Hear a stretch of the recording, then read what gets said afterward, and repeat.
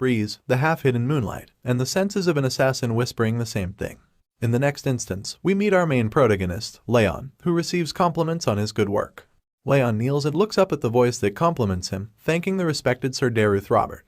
Derus glares at our hero as he narrates that he has been told he will be killed by the man standing in front of him tonight. He comments on the fitting performance of the protagonist as the Shadow Chief and commends that it is because of him that the family has been growing in power faster. Raon humbly expresses that he has just been doing what he should have, but in a slight change of tone, Derus asks him if he thinks the Shadow needs freedom. And following this question, our hero answers that they, Shadows, are not capable of questioning anything that has been commanded to them and are to only follow the orders given to them by their masters. But just then, our hero is startled when Derus questions why he had acted on his own when he knew of this rule in fact. Raon is taken aback by the extreme pressure and tense situation as Derus asks why he had undone the brainwashing. He glares at Raon as he kneels before him, wondering how Derus has come to know of this. We are then enlightened about what brainwashing actually is. It is the method that the Robert family uses to control their assassination organization, Shadow.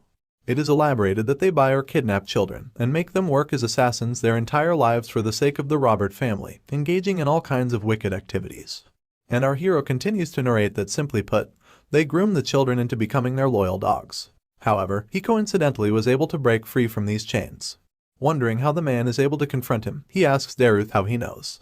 Derus then explains that he and the other assassins have two collars, one is for brainwashing, and he snaps his fingers to reveal the second collar. And just then, our hero feels a sudden intense pain in his chest. He bleeds from his mouth and continues to wail in agony and excruciating pain. He grabs hold of his chest firmly and wonders what kind of pain this is, expressing it to be as if his heart is being sawed in half. A dark red aura surrounds Raon as he glares upon the torturer in front of him, and Derus explains it to be the rage worm. He explains that there is an insect in his body that eats away at his heart upon his command, and this is the worst kind of enchantment that there is, allowing them to look into the emotions of the slave. Raon is startled and dazed in anger as he calls out at the sickening act, and he yells at Derus, questioning if brainwashing them wasn't enough that they had to feed them rage worms too. Derus, however, contradicts the fair and righteous comment as he tells himself to be thorough, and he elaborates that there is a saying that every person wears a mask. He continues to tell that his mask just happens to be thicker than others. This is when we get to know about the backstory of our hero. Raon says that he was kidnapped at an age he does not remember, and he was raised as the Robert family's hunting dog. He solemnly expresses that he was the head of the Shadow, and lived his life without any emotions or a mind of his own. He continues that coincidentally, he was able to learn a breathing technique called the Fire's Ring, and to prove that this was the divine skill of the best swordsman, he broke free from the brainwashing. But he expresses that he thought he would be met with freedom, yet he wonders why he has had to meet with death instead. He dwells into deep despair as he questions his life, and wonders what kind of sins he has committed to die such a meaningless death. However, just then, something flares up his spirit and he picks himself up, gritting his teeth and determined that this cannot end like this. He stands up, startling and surprising Derus, who asks how he can even stand up in such a state. Raon's eyes glow and he glares at his opponent, preparing himself to attack. He is determined to take his arm or even just inflict a small injury. Our hero bravely leaps forward and approaches his torturer, screaming in full spirit and fury, expressing he won't just die so pathetically. Derus sees the wrath of the slave approaching him, and he immediately raises his arm to counter. He slashes through our hero's body in just an instant. In the blink of an eye, we see our hero's body cut through with a sharp cutting slash, blood sputtering out, and his head rolling over on the ground as his eyes fill with emptiness. Derus stands before the corpse of the dead slave as he contemplates that he thought he had prevented everything. But he is surprised that the slave has undone the brainwashing, and even attacked him through the pain of the rage worm. He then makes his leave and notices a small cut on his hand, wondering when was the last time he was injured. He's annoyed at being bitten by his own disposable hunting dog. Other assassins and caretakers make their way instantly to the scene as Derus calls them to take care of the mess. Just then, we see that our hero has not yet given up, his eyes still glaring at the torturer stepping away in disgust. He contemplates the fact that Derus is the strongest, and there was no way he would have won against him. Our hero dwells in despair and hopelessness as he slowly lets go, thinking that there is nothing that he could have done. But just before he gives up, the realization dawns upon him, and he contemplates his regrets, expressing that he is upset about living a life without a reason, being humiliated and manipulated all his life, and that he cannot complete the Fire's Ring.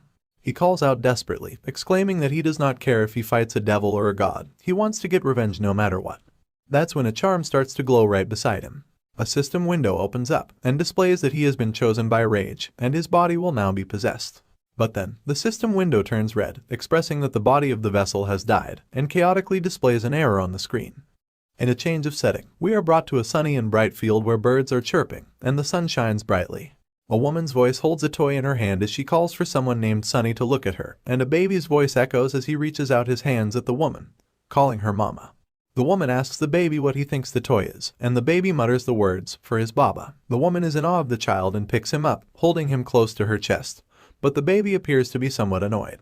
The baby expresses that he still cannot get used to this, and the voice of our hero once again narrates, telling us that the woman cuddling him is Sylvia. He continues to tell us that it is still hard to believe, while Sylvia holds him up in the air and playfully asks him to try and say mom. Raon states that it is still hard to believe that he has been reincarnated as a woman's child. With all the memories of his past life as an assassin, he first thought that he had been dreaming and sleeping for the past 100 days, and he did not wake up from a dream no matter how much he slept, so he accepted the fact that he has been reborn. Sylvia holds Raon in her arms as she mentions that the weather is good today, and she wishes for the patriarch to be back home soon so he can give him a handsome name.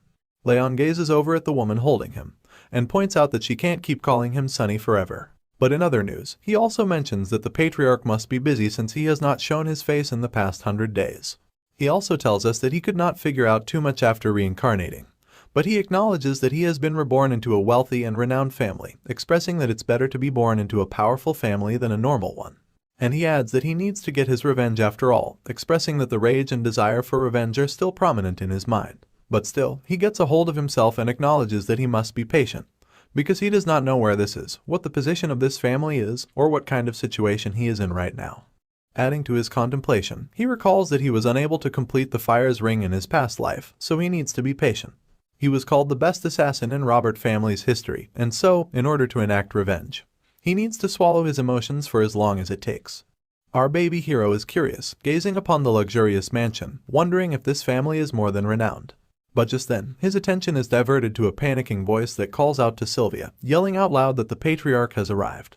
When Sylvia is dazed upon hearing that her father is coming, Raon speculates that the patriarch is his grandfather. She exclaims that she needs to prepare for his arrival, but the maid tells her that it is too late, and he is already here.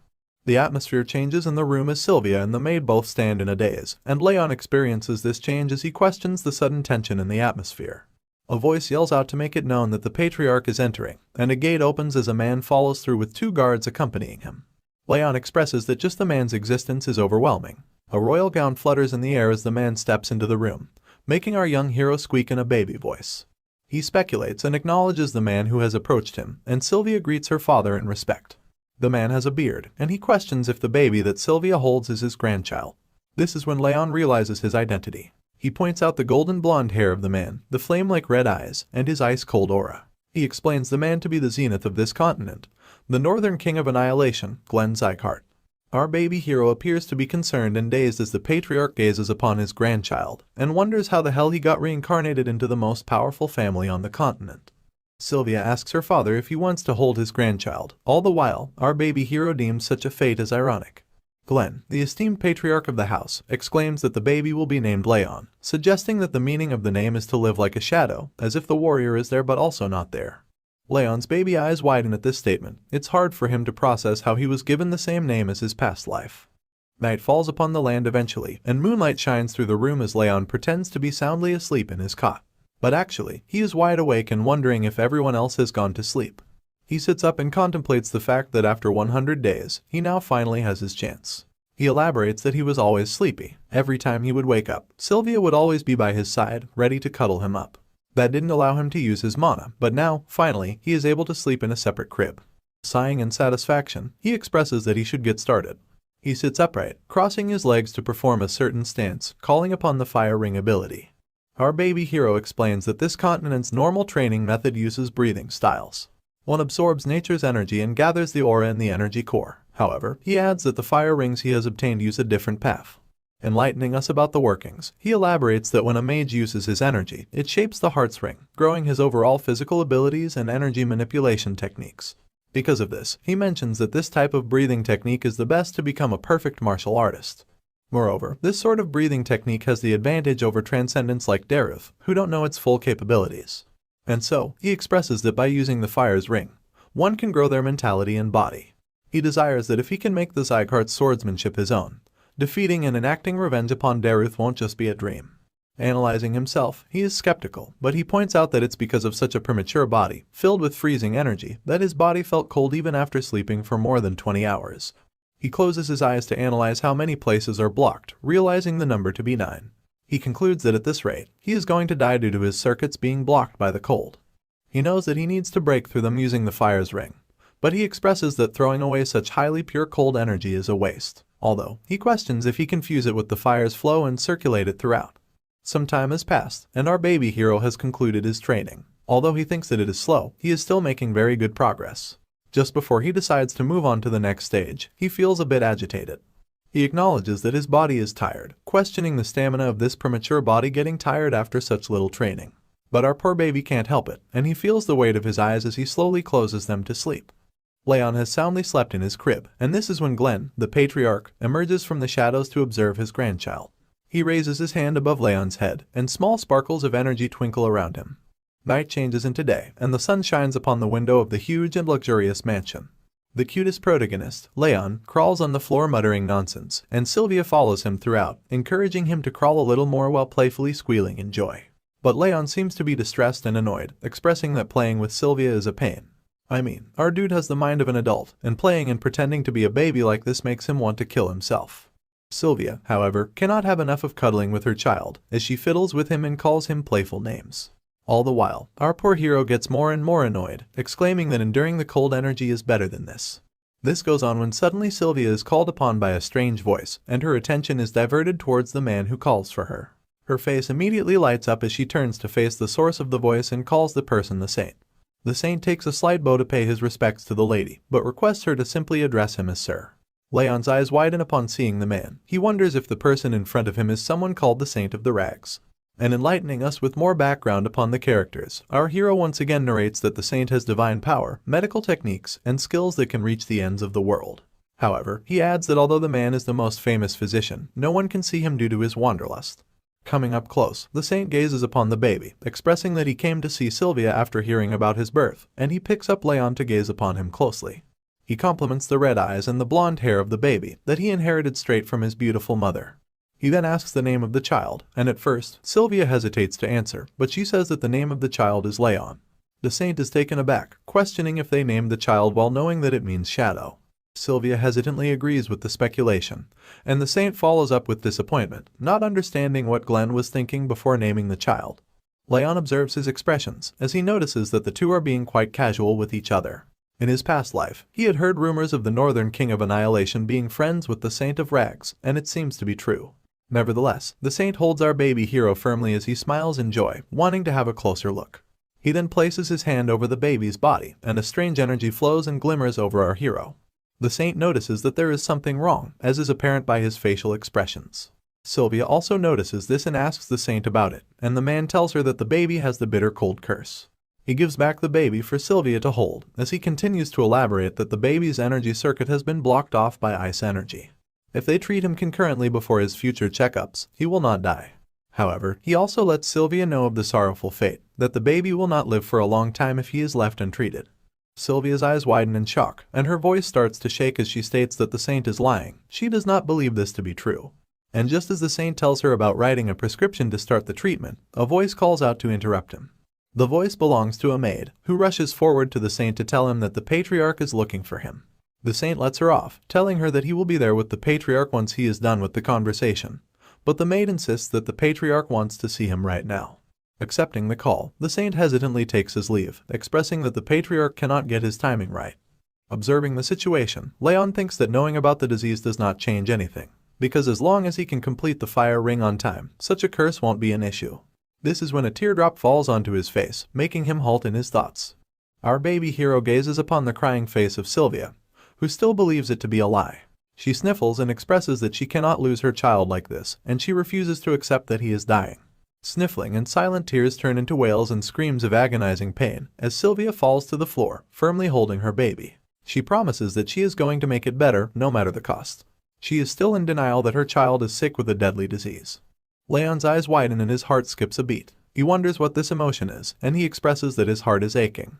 He sees himself observing the poor woman, telling himself that he does not wish to see this.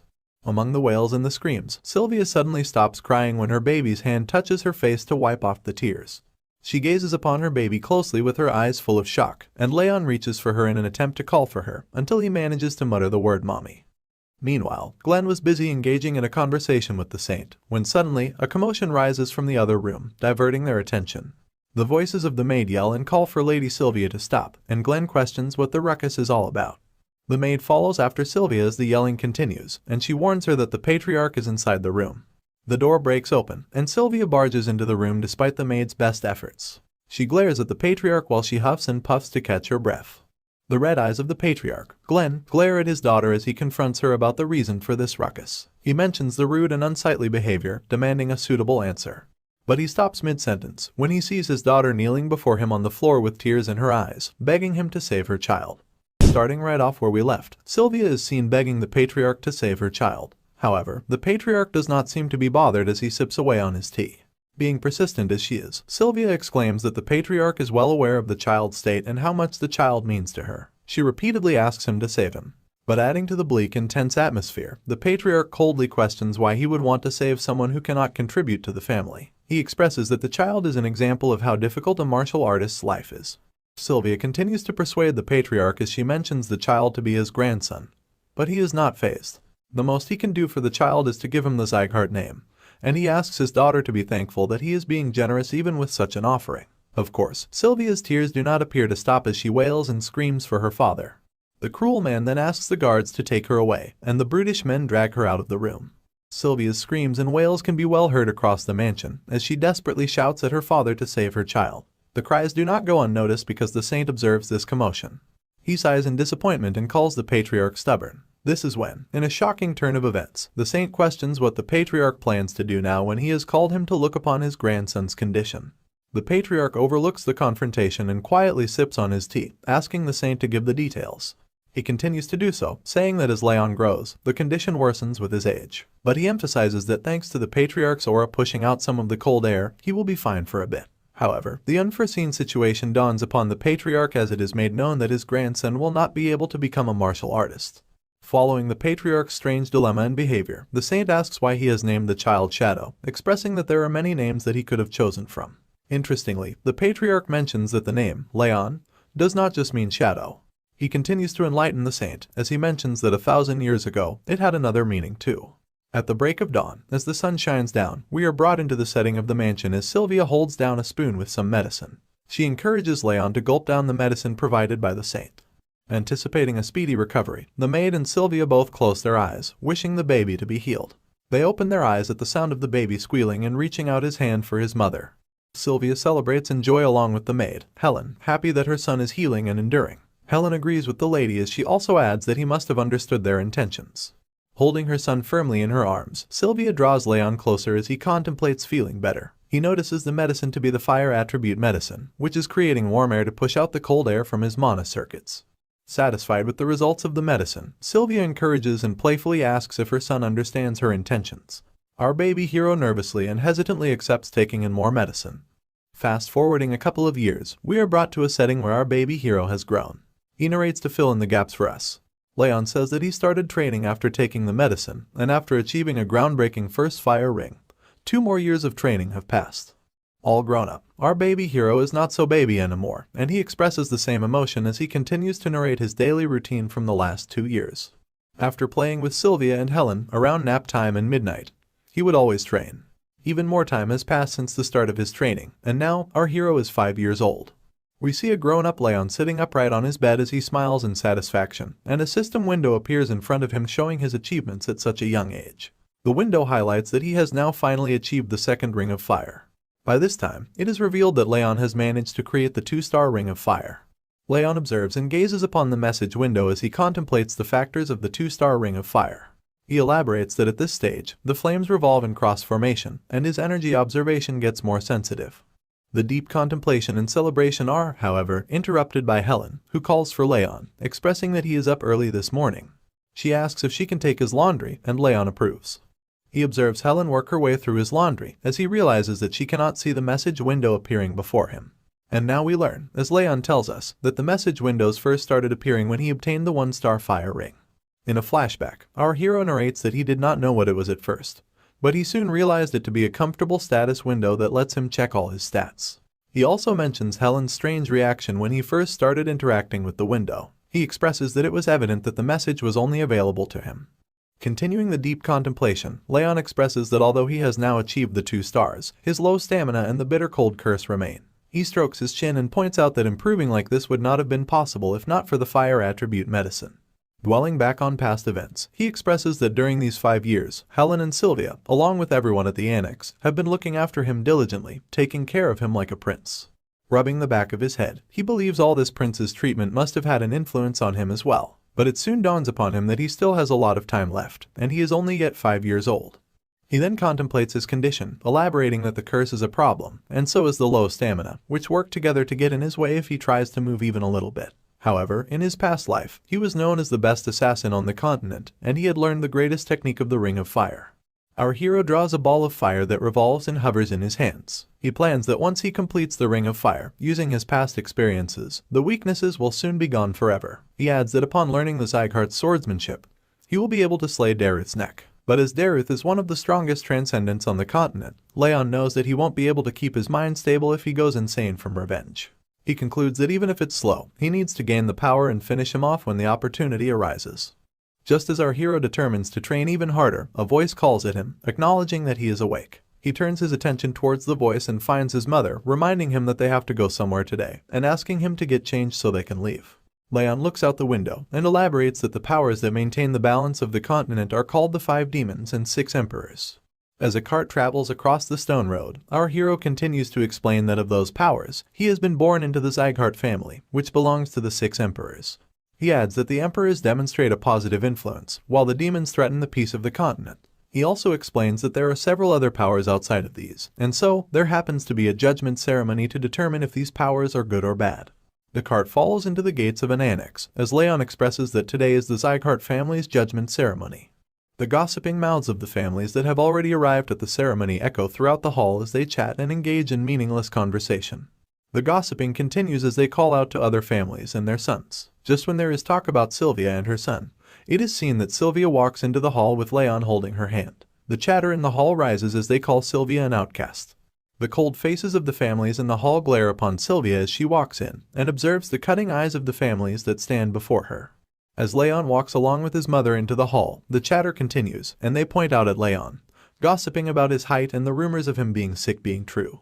There is refusal and denial in the words that cut through Sylvia's skin. She hears people questioning why the outcast's son is participating in the judgment ceremony. The people express their hatred as they exclaim that they did not want to see the two, for it drops the ceremony's standards. Raon notices the harsh words of the families from the direct line. He questions if there are some kinds of circumstances behind the words, but he immediately gets a hold of himself. He expresses that he does not care if they are talking ill of him. However, he is startled to hear the words of people calling his mother, Sylvia, shameless.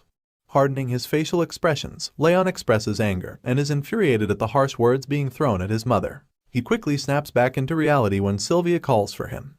She tells him that it's okay and asks him to just look at his mom. Our hero bravely accepts and moves forward with his mother, and just then, a voice yells out to make it known that the patriarch is entering. He contemplates the long time since he has seen his grandfather, as our hero gazes upon the shiny attire that the patriarch holds as he walks up to his throne. The powerful presence of the patriarch is known, as he sits on the throne and the announcer yells out his name. Glenn acknowledges that everyone has arrived at the ceremony, and Raon glares upon what is to happen next. The patriarch's hand swishes, and a giant sword appears before the people in the hall. Raon is taken aback in nervousness as he questions if it is the sword of judgment. And then, the heavy voice of the patriarch calls out for the judgment ceremony to begin. Glenn Sieghart has made the judgment sword appear in front of the audience for the judgment ceremony, which our hero explains that upon placing one's hand on the stone sword, the sword determines the mana ability that they possess. Glenn glances upon the audience when the announcer calls for the name of Reincarnated Sieghart to begin the ceremony. Raon sits up enthusiastically at his call to be acknowledged. Raon observes Raon approach the stone sword, and he explains that from the age of 4, the skull of the child begins to close up, and from then on, the child's mana ability remains stagnant. Loud and shining energy flares up around the hall atmosphere as Raon holds his hand upon the stone sword. Raon adds that this place is where the judgment ceremony takes place to determine the kid's mana ability. Green energy illuminates the hall, and applause follows as the audience discusses and judges the light that is being emitted. They conclude it to be the wind ability of great quality and applaud the boy. The patriarch also commends the great ability, commenting it to be an attribute well suited for a swordsman and encouraging the child to channel the wind forth. Next up, a boy from the vassal family of Raon is announced to come forward, and he sits up to acknowledge his call. Observing and judging the different patterns and interactions, Raon concludes and explains that how far the light travels indicates the mana's purity, while the mana's attribute is determined by the sword's tip. He elaborates that this is how the Sieghart family determines their talent. He also observes the cheering and enthusiasm among the families as they applaud Raon for his ability, commending his family name and comparing him with Burin. Raon notices that these people value their talent just as much as they value their life. And so, he guesses that he won't be able to display good results. Although the Ring of Fire is on the 2-star levels, his mana circuits still have a lot of cold on them. But truth be told, such things don't really matter to our boy. Just in time, the announcer lastly calls for our hero, and he feels the intense glares and sights of disgust that the families portray at him. The patriarch joins this sentiment, and Raon is called forward. Sylvia smiles and calls for her son to proceed, and Raon obeys. He knows that he does not anticipate extraordinary results, he just needs to find a mana attribute that best suits this body. Sylvia guides Raon as she tells him to do the same as the other kids, and Raon listens. He steps forward and sighs nervously, before placing his palm on the stone sword. Surprisingly, a loud golden light is emitted through the stone sword, and our hero's eyes widen at this sight. He wonders what this light represents. The light blinds his vision, and he instead sees a sight of a man standing in front of him with demonic creatures observing from the side. He questions what all of this means. Demonic creatures glare viciously over the man standing in front of them, and Raon sits behind for cover as he witnesses this strange phenomenon. He wonders who the man is that stands in front of him, and before he could muster another thought, the man holds up a shiny sword that glows brightly illuminates the sky. The man swings the sword with full force as he grips the handle firmly, and the sword strikes through the demonic creatures that approach him while wailing in agony. A loud blast follows right after, and Raon snaps back into reality to acknowledge the task at hand, the stone sword. Just as he glances over at the sword, he is taken aback to find out that the light that emitted has not even made it to the halfway mark. Laughter and hysteria follow right after as the families taunt Raon for his light reaching such a low point, not to mention that it doesn't even have a color. The patriarch remains silent, observing the unfortunate outcome of his grandson's ability. Sylvia approaches Raon to comfort her son, and reassure him that he has done his best. But the harsh words of the families cut like blades as they walk through the shame. They question if Raon is truly a descendant of the Sieghart family and taunt him, suggesting that he might have only inherited the red eyes and blonde hair. The patriarch observes the humiliating commotion and calls out for the laughter and hysteria to stop. Naturally, the people immediately quiet down in fear of the patriarch's heavy voice. He calls off the ceremony and asks the families to return. One by one, all the families leave with their capable children, feeling proud. And shortly after, everyone leaves as the doors close shut behind them. Glenn sits on his throne in disappointment beside the stone sword, towering high in the hall. He calls for his warrant, mentioning that it can't be helped for his grandson. He dwells in regret over the incident, when suddenly, the golden light shines and illuminates the hall once again. His eyes widen at the unforeseen sight. The golden light flares and blazes through the hall, forcing the patriarch out of his throne to acknowledge the might of the light emitted from the stone sword. He recognizes this golden light. It's the signature aura of the Sieghart family's first patriarch, which displayed transcendental fire power that could melt even the flames of the demonic realm. Gazing upon the book to find enlightenment, Glenn, the patriarch, elaborates on the golden mana and golden flames, mentioning it to be a one-time occurrence throughout the history of the Sieghart. He reads of the mana of dense golden light, which is blindingly beautiful and radiantly shiny. This is when the realization dawns upon him, and he notices the golden flame-like light emitting from the stone sword to be the golden flame aura. His eyes widen at the shocking sight. At this point, all he could do was stand there in a daze, nothing more and nothing less. Abruptly switching settings, we see our hero grow twofold since the last time we saw him, once again gazing upon the message window to take a glance at his stats. He reaches out his finger at the screen, wondering if it is time for him to reach the 3-star Ring of Fire already. Narrating over the scene, he tells us that 7 years have already passed since the judgment ceremony, and he has now turned 12 years old. He explains that with consistent training, he is now at the doorstep of reaching the 3 fire rings. His tolerance for water attributes has also risen to being 2 stars, so the coldness in his body has disappeared, improving since it first started, but still rendering our hero unable to move.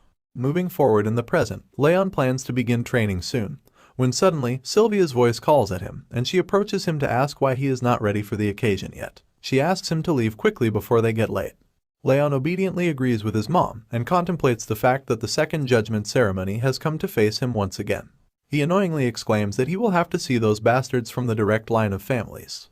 The concept of time in this universe really is twisted, because we are once again brought back to the judgment ceremony hall. The voice of the announcer commends the last family competitor and calls for the judgment ceremony's end. Raon wonders if it is because it's the judgment ceremony of the indirect bloodlines today that the ceremony has ended earlier than expected. This is also when the patriarch calls for his name. And acknowledging the patriarch, Raon addresses his call. Glenn confronts Raon for not responding to the basic training orders that he has been receiving for the last month, but our hero is confused and dazed at the sudden confrontation. He does not know what the patriarch is talking about. Just then, Sylvia walks in to address the concern, pleading that Raon still has a lot of cold energy left in his body for him to endure training. She exclaims that he is different from other children. Raon, on the other hand, is taken aback at the fact that his mother knew of this, but not him. Despite Sylvia's desperate attempts, the patriarch coldly denies to entertain any such thoughts, emphasizing that this is the Sieghart's land, and there are no exceptions for the one named in the Sieghart family. He expresses that if one cannot walk, they must crawl in order to train. Sylvia continues her desperate attempt, and her voice shatters down as she pleads the patriarch for a bit more time. But once again, the patriarch does not like to play around. He confronts and questions her if she will leave the family once again with the child. She is startled and forced to stand in a daze as the patriarch enforces that this is the Sieghart land, and she must live according to their ways. He warns her that if she does not wish to comply, she is free to leave right this moment. Falling into deep despair and regret, she recalls all of her past mistakes. All the while, she hears the harsh words of the people, taunting her and calling her names, claiming that she will run away again. But this time, she won't have any more energy cores to destroy. The words cut through her skin, and she is shattered when the people shame her for being from the direct bloodline. Observing his mother's expressions, Raon understands why she gets treated so harshly. It is because she had abandoned the family once before. He explains that Sylvia has had traces of learning martial arts, but no mana energy. He tells us that after breaking her own mana circuits and energy core, she had left to marry his father, who had died while she was still pregnant, leaving her no choice but to return to her family. Raon understands that a member of the direct lineage, that had left on her own and came back crawling, would be treated poorly. However, he steps up in front of the patriarch, making his emotions of anger clear. Now, he is her son, and he cannot watch her mother get treated so harshly. Looks like a confrontation is imminent, but will our hero's grandfather actually show him mercy for standing up to his mother? In spirit and determination to protect and shield his guardian, Raon walks up the hall to confront the patriarch, while Sylvia desperately calls for him to stop this madness. She yells that she will fix everything once again. Denying his mother's wish, Raon walks up in front of the patriarch and sheds light on the matter. He expresses that, as the patriarch has ordered, he will begin his training next month. Seeing the bravery and determination of our hero, the current martial hall master asks if he was not made aware of this training lease. He expresses that even if he wasn't, he should not pursue the training with his current condition as he is still sick. He presses that Raon should give it up. The show of bravery does not end here, as Raon is persistent and tells the martial hall master that it is okay, and he wants to live up to the Sieghart name. Upon hearing this news, Glenn, the patriarch, viciously glares at Raon for claiming such a difficult feat, and he questions if Raon understands the weight those words carry. The intense pressure of the patriarch's aura courses through Raon's body, and he feels the immense force of the patriarch's ability. He is taken aback and startled, as is apparent by a small spatter of blood that drops on the floor.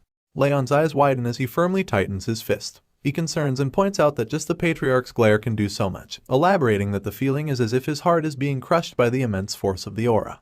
He concludes that the patriarch is much stronger than Robert, and he asks himself if this is the true power of the King of Annihilation. Helen and Sylvia rush to his aid, and they comfort the distressed hero as the martial hall master joins them. He encourages the patriarch to calm down, exclaiming that Raon is just a child. But this does not stop the patriarch's deathly glare and aura. Instead, it intensifies, and both Sylvia and the martial hall master stand down immediately in nervousness. Sylvia cannot see her son being pressed on like this, and she immediately hugs him to protect him while screaming for her father to stop, pleading that Raon is not in the condition to train so intensely with his current state. Observing and witnessing this intense situation, our hero deepens into thought as he narrates that he was an assassin in his past, someone who lived in the shadows. And reminiscing about his past life, he continues to tell that he was always closer to death than life, and he never stepped out of darkness. Feeling a push from behind, Raon exclaims and addresses his new self. He will no longer do the same. He will no longer hide in the darkness. Our young hero meets the eye of his former self in his past, pushing and encouraging him to move forward. Young Raon gazes upon his past self, exclaiming that he will no longer live as the assassin. He grits his teeth and flares up in anger. And moving forward at the patriarch, he continues to make a point that he will now live as Raon Sieghart, and will bring back Sylvia her original position in the family. Yelling at the patriarch, Raon confronts him as he tells him that he was raised in a separate building of the residence, and he does not know how high in the societal ranks the Sieghart family is, so he suggests that he would like to learn that through training. Sweat trickles down his face, but his intentions are pure and strong. He recalls the joyful times and happy instances he experienced with Sylvia and Helen, determined that he will protect her and make sure to regain the smiles and joy of all the people that are precious to him. Glenn questions if the young boy wishes to judge the Sieghart family's standards through training, and gathering up all the strength he has left, Raon stutters and shakingly tells that he does not have any other choice. Breathing heavily and attempting to catch his breath, Raon stands before the patriarch as he tells him that he will need to have the instructor prepare accordingly, as not to disappoint him. Just hearing these words, Raon calmly lets go and slowly falls to the ground with Sylvia and Helen rushing to his aid. Fallen on the ground, as our hero slowly loses consciousness, he contemplates that in his past life he was an assassin, but now he is someone that has learned a legend of the continent, the Fire's Ring. And so he concludes that by utilizing both these abilities, becoming a prominent member of this family is not impossible for him. Before finally letting go and submitting to the weight of fatigue catching up to him, he tightens his fist and exclaims that he'll show them all how strong he'll become. A change of setting now takes us to the training grounds where swords clank with each other as the children train and spar with each other while an instructor observes their moves. We are then introduced to the intermediate martial hall master, Karan Sieghart, who questions the claim that the boy was too weak to even properly move. A nervous messenger reports to the martial hall master as he elaborates that many maids have overheard the conversations between the saint and the patriarch, and it is definite that the boy is suffering from a serious illness. Karan deepens in thought as he recalls that the boy's body was definitely in a bad condition when he saw him earlier today in the judgment ceremony, and all the other times he's seen him, but he wonders how the child was able to withstand his father's aura. Concluding his contemplation, he recalls that Sylvia was known to be more talented than anyone else. Following his deep thinking, he calls the messenger to place a maid in their building and to do so as quickly as possible. The man obeys and agrees to do so. Our hero is seen sprinting over grassy fields as Sylvia chases him down, pleading that he does not push himself. He is determined as he runs faster and faster, while Karan's voice still echoes, and he exclaims, asking the messenger to have the planted maid report everything that happens there. Chanting the name of the respected patriarch, the secretariat guards salute and make way for him as he walks down his path into the annex. A mysterious man with long red hair and pointy ears lies comfortably on a couch, his face hidden by a hat. The patriarch approaches the man and addresses him as Lemmer, asking him to stop pretending to be asleep and to get up. Lemmer sits up immediately at this call and commends that the patriarch really is amazing. This is when we are introduced to the brilliant sword, Lemmer Dias. He elaborates that the patriarch is the only one his sleeping techniques don't work on. Glenn expresses concern that Lemmer, as the head instructor, is wasting his time on such nonsense while all the other instructors are working hard. Lemmer answers this concern by playfully telling him that they are only following his orders and are working with their bodies, while he works with his head. Annoyed, the patriarch exclaims that Lemmer has not matured even after 50 years, but Lemmer laughs it off, stating that people don't really change, and besides, he is an elf anyway. Observing the patriarch's concerned look, he asks if he is here to talk about his grandson too, and he adds that Sylvia had come too. This surprises the patriarch, and he explains that she asked him to make sure that Raon does not get hurt. Lemmer stands up to face the patriarch as he elaborates that if he is here to ask him the same, he is wasting his time. He elaborates that Glenn himself had expressed that he won't interfere in the 5th training hall. Following this rant, Lemmer presses with a heavy tone that he won't make any exceptions for his grandson either, and the patriarch surprisingly agrees to this, which shakes up Lemmer, who expected a different response. Glenn stands firm as he asks Lemmer not to lessen the intensity of the training, stating that he does not want any weaklings. Taken aback, Lemmer gasps and covers his mouth to express the sheer shock that the patriarch has put him through just as the realization dawns upon him. He bursts out in awe and flutters, stating that the patriarch must love his grandson very much and is projecting that love onto him, which he could not give to Sylvia. This angers and infuriates Glenn, and he exclaims that if he was not his veteran friend, his head would be rolling off the floor. Adding on, Glenn asks Lemmer not to go easy and to fail all those who are unworthy so that only the worthy ones can receive his training. Lemmer agrees with this claim and expresses that he will do as he wishes. Concluding their conversation, the patriarch asks for his leave and steps away as Lemmer enthusiastically sees him off. After the patriarch has left, Lemmer dwells and wonders what Raon is like as he stands across his table and thinks of different training regimes. The message window appears once again to showcase our hero's now updated abilities and stats, highlighting that he has now achieved the 3rd ring of fire. Our hero is a sight for sore eyes, and we see him once again as he interacts with the message window. He smiles to contemplate his achievement and expresses that the 3-star rings really do feel different. He explains that his sensitivity has increased, and his mind feels a lot clearer. Recalling where we left off, he sees Sylvia helping him up as she scolds him for pushing too hard on the first day. Narrating over this memory, Raon elaborates that thanks to Sylvia stopping him at the right moment, his body is now becoming more flexible. He gazes upon the message window to tell that this magical status window is also quickening the growth. But this is not the right milestone for him, and he expresses that the Sieghart's training is infamous for its difficulty. He exclaims that just being a 3-star fire ring is not enough, and adds that he needs to have a good foundation to be able to build tall buildings and survive. He imagines himself as a commandant in the Sieghart family, as he continues to state that he will excel more than anyone else, so that all the guys who have mocked him will shut up. And then, he empathizes with the heavenly swordsman, Derus Robert, determining that he will not rest easily until he has slain him. However, just then, our hero is snapped back into reality when a voice calls to him. He looks over to find Sylvia, his mom, calling to him and asking why he is still up. She sits across from him on his bed, and upon questioning by Raon about what she is doing up so late, she mentions that since he is going to the training hall tomorrow for training, she wanted to talk to him before he leaves. She gazes upon her child and questions, must he really go? She comes clean and reveals that she does not want him to go. She elaborates that Raon does not express when he is hurting, adding in concern that he might get injured or hurt badly. Persistent as she is, she exclaims that she actually wants him to go, but she cannot help the concern as she voices it and asks him to postpone his enrollment to next year. But Sylvia is taken aback when Raon blatantly refuses and denies this request made by his mom. And recalling all the bad and humiliating moments, he elaborates that he cannot stand it when everyone from the direct or indirect bloodlines, or even when the workers from their annex see her, their eyes fill up with disgust. He exclaims that he can't stand it at all. Sylvia is speechless at this digression, but Raon continues to comfort his mother as he elaborates that he believes that she will be treated better if he does well in training. Nevertheless, she smiles, and she fidgets and plays with her fingers before she nervously states that she is sure Raon had thought it was strange why they live separately, and why people talk badly about them. She recalls her memory to explain that she fell in love with his father coincidentally when she was on a mission, but it was difficult for her to be with him since he was just a knight. Then she narrates that she shut down her monocores and left the family. She also tells Raon that he actually has a sister named Sia, who is 10 years older than him. She recalls and tells that they were living peacefully when Eden's executive ambushed them, and amidst the battle, she expresses that Raon's father was not that powerful, and unfortunately, she was pregnant with him at the time. And somberly expressing, she tells that there was nothing they could do against them. However, she adds that his father had hired guards without her knowledge, but she regretfully informs that they arrived at the scene too late because by then, his father and sister were already dead. She concludes the story, elaborating that this is why she came back to the family, not knowing what to do and why the family treats them like sinners. Adding on, she tells him that she really could not say anything against it. Raon thinks about this whole situation and deems his mother selfish. Elaborating, he tells that she threw away her responsibilities in the name of love and came back crawling to be saved. He expresses that he now understands why the family treats her so coldly. However, emotions take over our hero, and he states that she is the one who gave him a new life and showed him affection for the first time. And he makes a point that even if everyone else calls her selfish, to him, she is the only mother he has had in both lives. Raon then asks Sylvia if she regrets it, if she wants to go back to the time before she left the family, but she denies.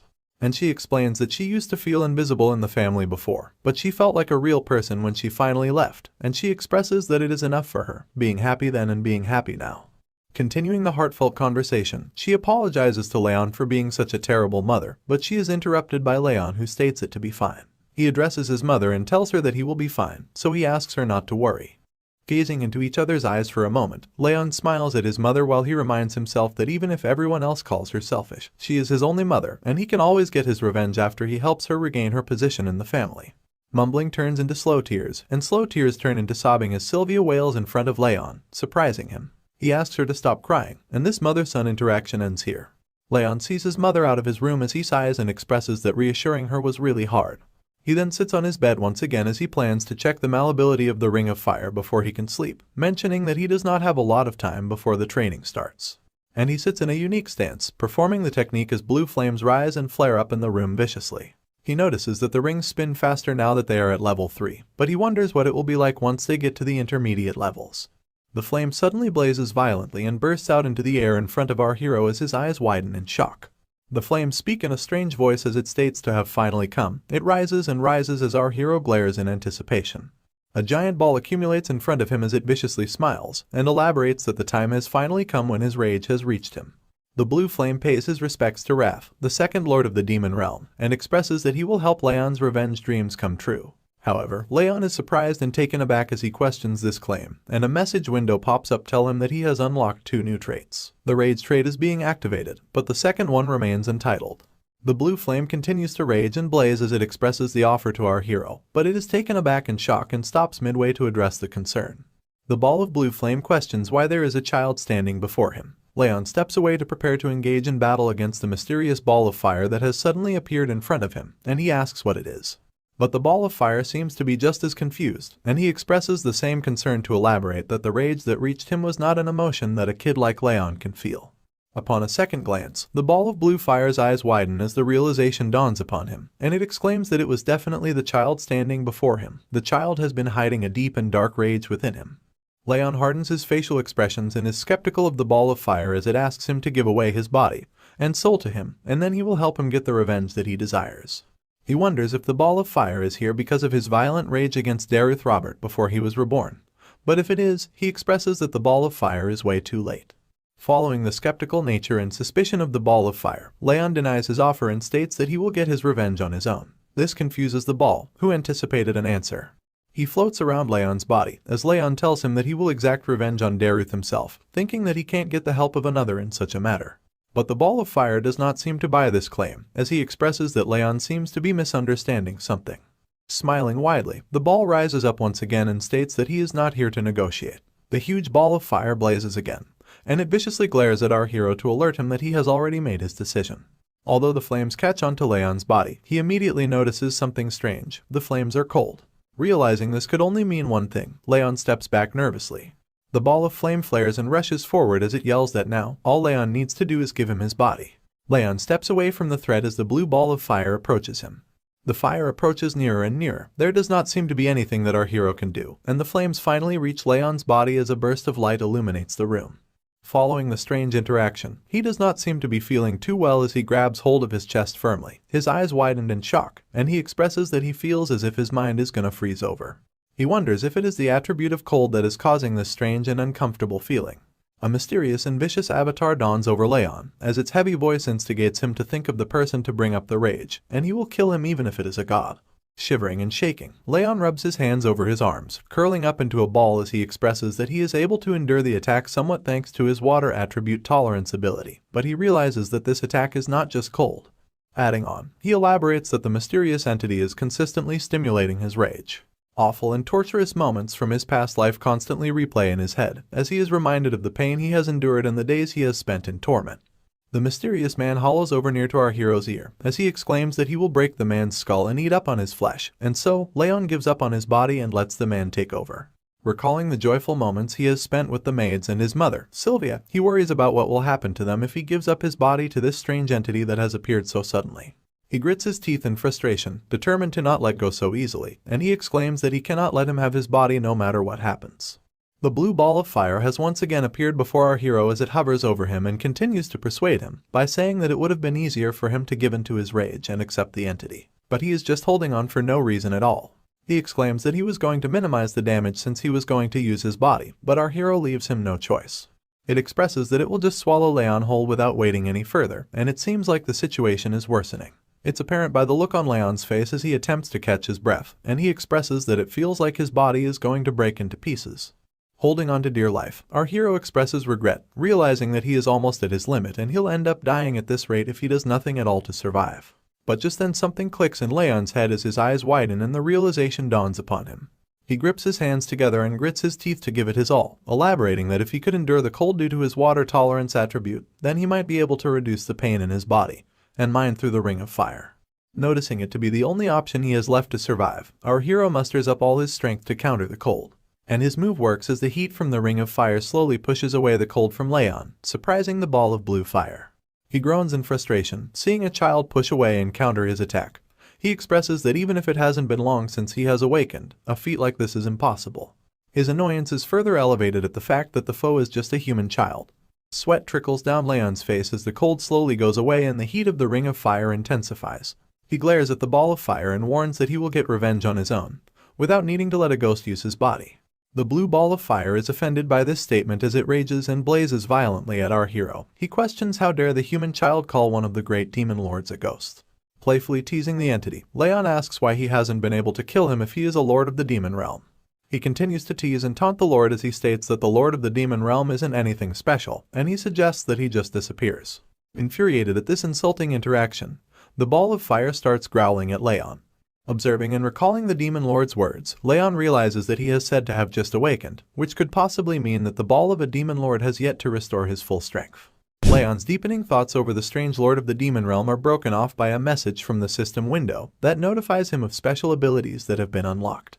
Gazing upon the message window in curiosity, he finds his stats to be shown in a number format. At this realization, the lord of the demon realm freaks out, yelling that it is his authority, and he questions why the little boy has it. Our hero asks if the blue ball of fire has anything to do with the sudden change in the format of the message window, and although the ball frowns at first, it affirms that he has made the system, and he annoyingly questions why it is with him. Feeding into his curiosity, Raon once again asks what kind of system it is, but the demon lord has no interest in revealing anything to him. But he finds himself immediately taken aback and dazed when Raon answers his own question to express that it might be for quicker progress. The blue ball of fire blazes in rage and confusion as he wonders how the little boy knows. Raon, on the other hand, blatantly glares at the spirit in front of him, concluding that he can't even hide his emotions at all. Contemplating over the mysterious workings of the system, our hero mentions that he too had thought it to be strange that his Ring of Fire ability was more effective than in his past life, but now he realizes that it was because of the system. Filled with rage and frustration, the spirit of the demon lord flares violently as he demands that the little boy gives up his authority and body to him. But just as he continues to press on our hero, he sees a powerful energy blow coming towards him, and he immediately dodges as the attack flows right through its hollow spiritual form. Enraged even more, he asks what the little boy is doing, and Raon gleefully expresses that he has hit him with mana just in case. Observing the outcome of the attack, he notices that the spirit of the demon lord does not have a physical body, which would mean that aura won't work on him either. And considering the fact that no one else has come rushing in after the ruckus they have caused, it's apparent that he's probably the only one who can see or hear this spirit. Having enough of the little boy taunting and playing with him, the blue ball of fire is fed up and yells at Raon before flowing directly at his wrist. Raon's eyes widen as he flinches at the sudden hostile movement, but he is taken aback again when the blue ball of fire has now turned into a bracelet with ice crystals for beads.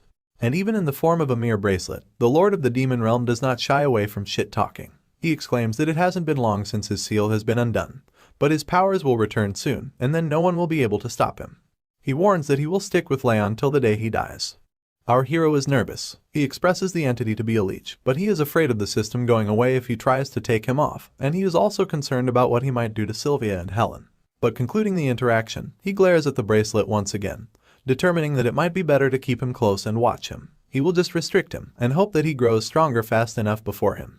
Bothered by the look of the bracelet, Raon asks why the spirit had to take the form of a floral bracelet, exclaiming that it does not look good on him. The spirit frowns and yells at Raon to respect his taste. And what can Raon even do at this point, which is why he just sighs. The sun brightly shines over the morning ground, and Helen and Sylvia are seen waiting in the grand hall of the annex. Sylvia is worried for her son, while Helen consoles and comforts her, assuring her that the young master will do well. That's when Raon finally comes down from his room. He calls out that he is ready, and Sylvia and Helen immediately glance over at our young hero walking down the stairs. He smiles and expresses that he will now be going to the training hall. Our hero leaves the annex for his big day at the training hall, and Helen can't help herself but worry for her young master as she asks him not to push himself too much. Raon affirms her concerns and takes his leave. Pointing out Sylvia's sad and gleeful face, Helen asks her if she is going to see off the young master with such a face and make him sad. She listens to her words as she crouches down to hold her son, and tells him that she believes in him. Raon smiles at this beautiful gesture from his mother and shares the same sentiment as he affirms that he won't push himself too hard and won't give up if it gets too difficult. Saying this, our hero takes off to achieve his dreams as he waves to say goodbye. Sylvia still can't help herself as she glares at her son leaving her side. She asks Helen if she thinks he will be alright, and she comforts her, telling her that he has gotten much better, so much so that he might even pass the training.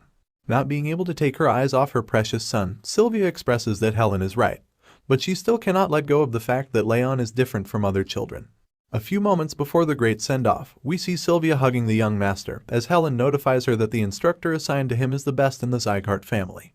She comforts her once again, saying that Raon has been trying really hard recently, so she is sure that he will be able to make it.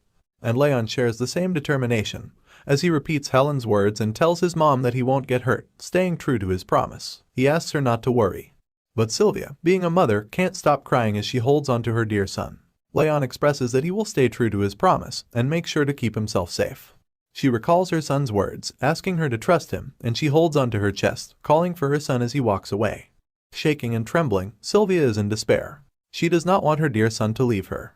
Exclaiming, she asks him to come back safely, while Helen comforts her to get a grip. The training grounds have been set for training as of now, and we are finally brought to the 5th training hall of the Siegharts. Numerous young participants walk up the walkway into the training hall as they converse to ask where they are from. A group of 2 siblings, in particular, are seen walking as they smile and mention that their father and mother told them to get into the top 10. Walking among the huge crowd of aspiring martial artists is our hero, Raon, and he is also a bit surprised to see the number of people present. He elaborates that it's not just people from the Sieghart family's direct and indirect bloodlines, but also recommended students from the vassal families and outside. Having a look around, he recalls that according to Helen, there are a lot of people this year, so the 6th training hall is also helping out. This is when he overhears students chuckling and whispering about, calling and pointing fingers at him. He looks over his shoulder to find students laughing and whispering as they make fun of him, expressing that he looks weak and fragile.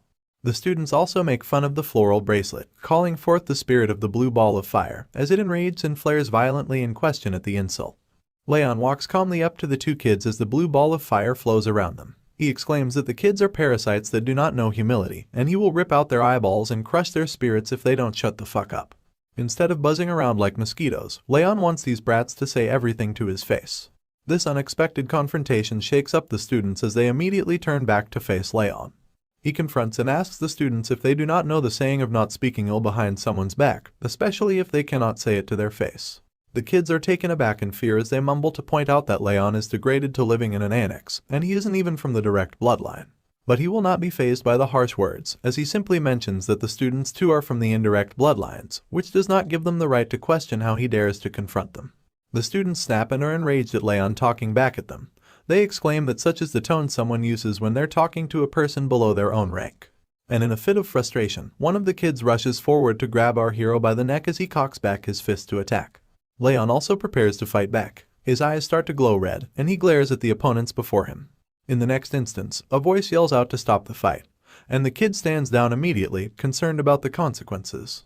Another kid walks up to them, saying that the training is starting soon, and points out that this place has outsiders visiting too. He questions if the students plan on shaming the Sieghart name. He is introduced to be from the direct bloodline, Baron Sieghart. Baron faces off against our hero in an intense stare-down, as the 2 students stand beside him in shame and apologize to the boy of the direct lineage. The arrogant boy crosses his arms to mention that our hero is still not aware of his place. He exclaims that Raon is nothing more than dust, telling him to stay low if he doesn't want to get kicked out of the annex. Following the confrontation, Baron recalls the time at the judgment ceremony, pissed that Raon getting the patriarch's attention was just pure luck, and he just used the situation to his advantage. Baron scoffs and frowns, concluding that a loser like Raon will definitely fail the training. Our hero observes as Baron walks away, asking him to leave if he is not going to behave, also mentioning that he is not going to pass the training anyway. But before Baron can leave, Raon points out that he has heard enough of his nonsense. This startles him, as his eyes widen in question at the unexpected statement. Baron immediately turns his head at the disrespectful child, and our hero continues. He insults Baron for his arrogance, claiming that the only thing going for him is the fact that he's from the direct bloodline. Aside from that, Raon warns him that he has no right or authority to talk down to him when he's not even a trainee. He then taunts him even further by saying that he might actually be able to do something if he goes and complains to his father like a brat. This enrages Baron as he grits his teeth in frustration, and his eyes sharpen at the bastard who has spewed such nonsense. But before he can do anything, a door bursts open beside the 2 growling beasts ready to kill each other. Out comes the red-haired elf, who stares in amazement at the 2 kids already fighting even before the training has begun. Raon immediately recognizes the man to be the Sieghart family's brilliant sword, Lemmer. He recalls that Lemmer had retired because his energy core had been destroyed. He glances upon the sudden appearance of the man, expressing that he did not expect him to be here. Meanwhile, Lemmer joyfully asks the kids to hold off the fight until at least the entrance ceremony ends. And obeying the brilliant sword, Baron walks away quietly as he scoffs. Moving forward, the entrance ceremony has started as all the students stand in line in front of a stage, where Lemmer welcomes them all and joyfully introduces himself to be the head instructor, who will be in charge of their training. Pointing out the number of candidates to be 160, he expresses that it's way too many. And so, he says that he will cut down the numbers with a series of tests. In fact, he clarifies that the number will be cut down to a quarter. This sparks confusion and astonishment among the crowd of students as they question this absurd claim. But Lemmer elaborates that he prefers to only keep a small number of elites and not bother with the riffraff. Spiking in anger, the Lord of the Demon Realm yells out to call the brilliant sword an arrogant bastard, threatening to cut down the elf seers if he dares to look down on him. Raon desperately tries to shut him up as he strikes down on his bracelet. Lemmer casually sits and rocks on his chair upon the stage as he expresses that his word is considered law on the training grounds. If anyone has a problem with what he has to say, they can take it up with the Patriarch. Following this warning, he asks to begin the tests right away. He points out at the students, telling them to immediately start running. This confuses the students as they at first question this absurd test, but later they rush away as they compete against each other diligently. Lemmer cheers them on as he shouts that the basics of martial arts are physical strength and mental power, encouraging them to run as fast as they can. Sprinting before the other students, the spirit of the blue ball of fire appears in front of Raon to express his concern. It wonders why Raon is all the way in the back, when he should be aiming for the front. But Raon elaborates that it's not a competition, and he does not need to get past the other guys. Raon knows that Lemmer is observing, expressing that he looks into others' potential and temperament, and he won't be judging based on just what the eye can see. Sweat trickles down his face. He huffs desperately, attempting to catch his breath, and he assesses that the winner in this test is the one who endures till the end.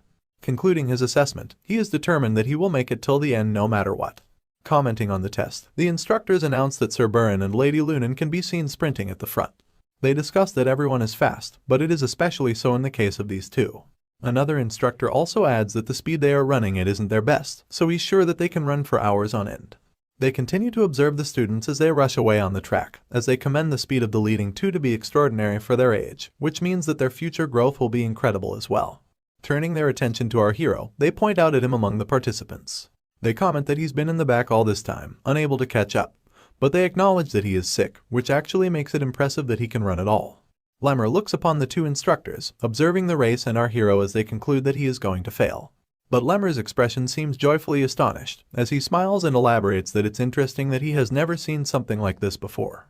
Following into deep contemplation, Lemmer expresses that the humans whose talents he could not calculate were just the strongest people on the continent, which made it difficult to see the depths of their power. But as far as other people go, he can easily see their potential. For example, he can tell what sort of power Burin and Lunan will hold in their future. However, while pointing out at our boy Raon, he expresses that he cannot see anything at all.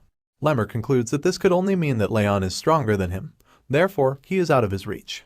He strokes his chin in curiousness and smiles as he remarks it to be interesting.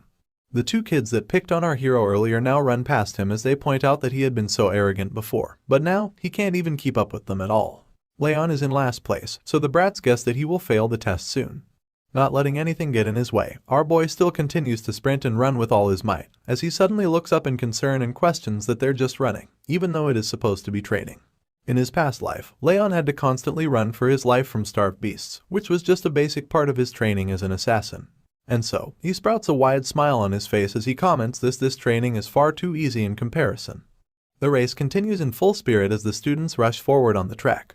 Observing the students is Lemmer, the brilliant sword. He singles out Raon, questioning how he is still running. He elaborates that Raon had exhausted his stamina long ago and is way past the boundary of determination. Lemmer concludes that Raon shouldn't have any stamina left in him to squeeze out. He can tell that our boy has the same kind of mentality as those who have been trained to survive until the brink of death, which is quite fascinating for a young child.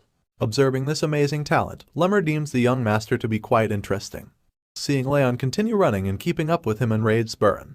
He scoffs and questions just how Raon is still able to keep running, when he was told that the boy was too weak to train. He recalls the information provided by his messenger that the Saint of Rags assessed Raon with the curse of the bitter cold.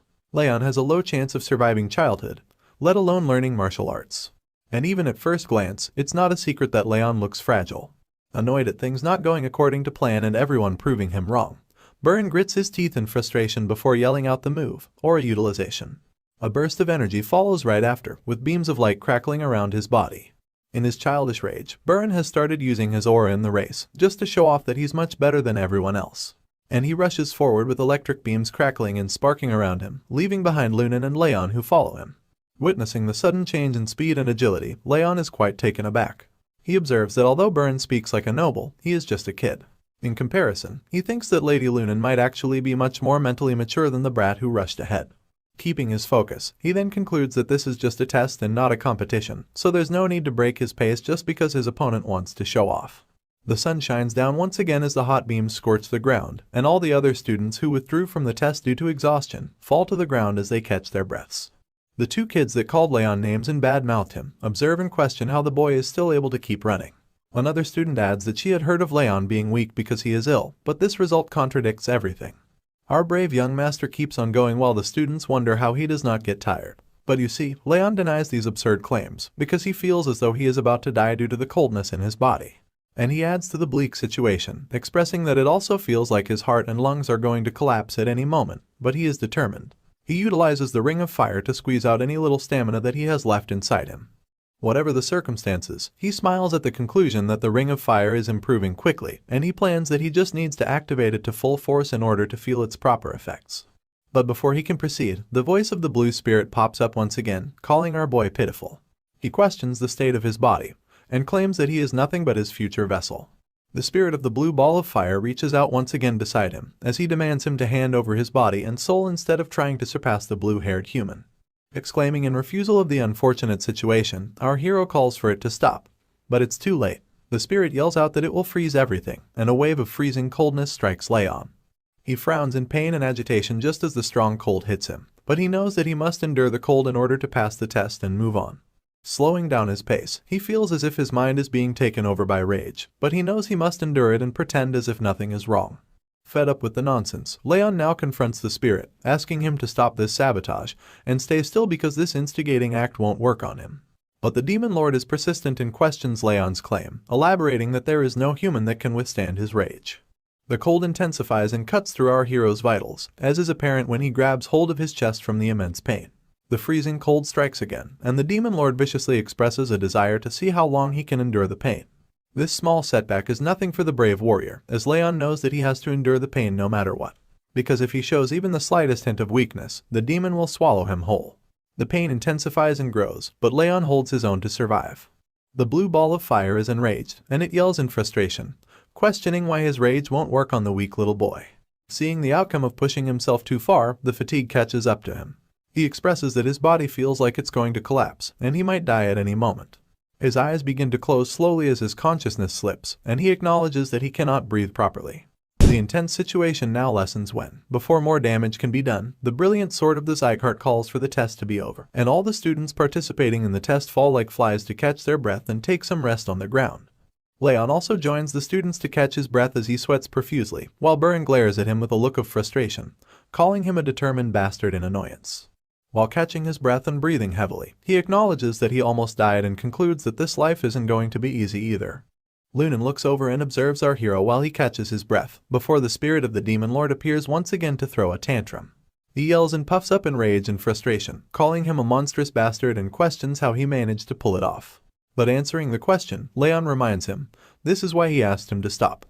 Acknowledging the outcome of the limit testing training, he notices that the ring of fire has also grown, and thanks to the status window, his physical capacity has improved too. He aspires that if he continues to train like this, he can achieve greater feats. Just then, his attention is diverted, and he looks up to find a huge status window in front of him that notifies him of fulfilling the conditions, resulting in increased experience points and physical capabilities. Raon glares in astonishment at the status window with his mouth open, while the spirit of the demon lord exclaims and questions why he is getting extra experience points for putting up with his rage. He yells out and states it to be absurd. The students once again stand before the stage as Lemmer the brilliant sword commends everyone for doing their best, and he moves on to what he said before the test started. And hearing this, the looks on the students' faces show despair and nervousness as they await their inevitable failure of passing. But to their surprise, Lemmer playfully exclaims that he was just lying about cutting down the numbers to a quarter. This results in a loud and collective gasp from the students, which then transitions into yelling as the students enrage and express that they ran like hell because he said that. But Lemmer elaborates that he cannot fail so many people on the first day. He would not have anyone to teach. However, he also adds that he did not specify to fail them today. And transitioning back to horror, Lemmer fiercely warns the students that if they show the same results as today, most of them are doomed to fail. This alerts the students once again as they now become determined to train hard. He paces across the stage as he addresses the students, and he reminds them of running with all they had. He points out that none out of all the 160 of them kept it up till the very end, except for one. He also mentions students who gave up and started using aura. This alerts Buren, who is guilty of doing so, and he fears suspension over this act. But as he crouches down in front of Raon, he adds that he does not care how they do it, as they are the ones taking the test after all. And he makes an okay sign up front of Raon as he continues to tell them that if the students do as he says, they won't fail the test. But he also mentions that it won't be easy either. Moving on, he now faces the students once again and addresses them to tell that they are now provisional trainees, but will become official trainees once they pass the tests they will take in the next 6 months. He joyfully mentions that he is going to pick the top trainees, although he won't be the one to rank them. Calling off the trainees, Lemmer lets them go and guides them to the top quality dormitories provided by the Sieghart family, mentioning that there is a training center next to it too. Tree leaves flutter and the sun shines through the forest. We are now brought to the forest near the training hall, as Lemmer walks up to a mysterious figure in royal attire that awaits his arrival. Lemmer the Brilliant Sword winks and addresses the person in front of him as he states that someone has taken up his napping spot, and he reveals the person to be the Patriarch. Glenn, the Patriarch, acknowledges Lemmer's arrival and immediately asks him what had happened.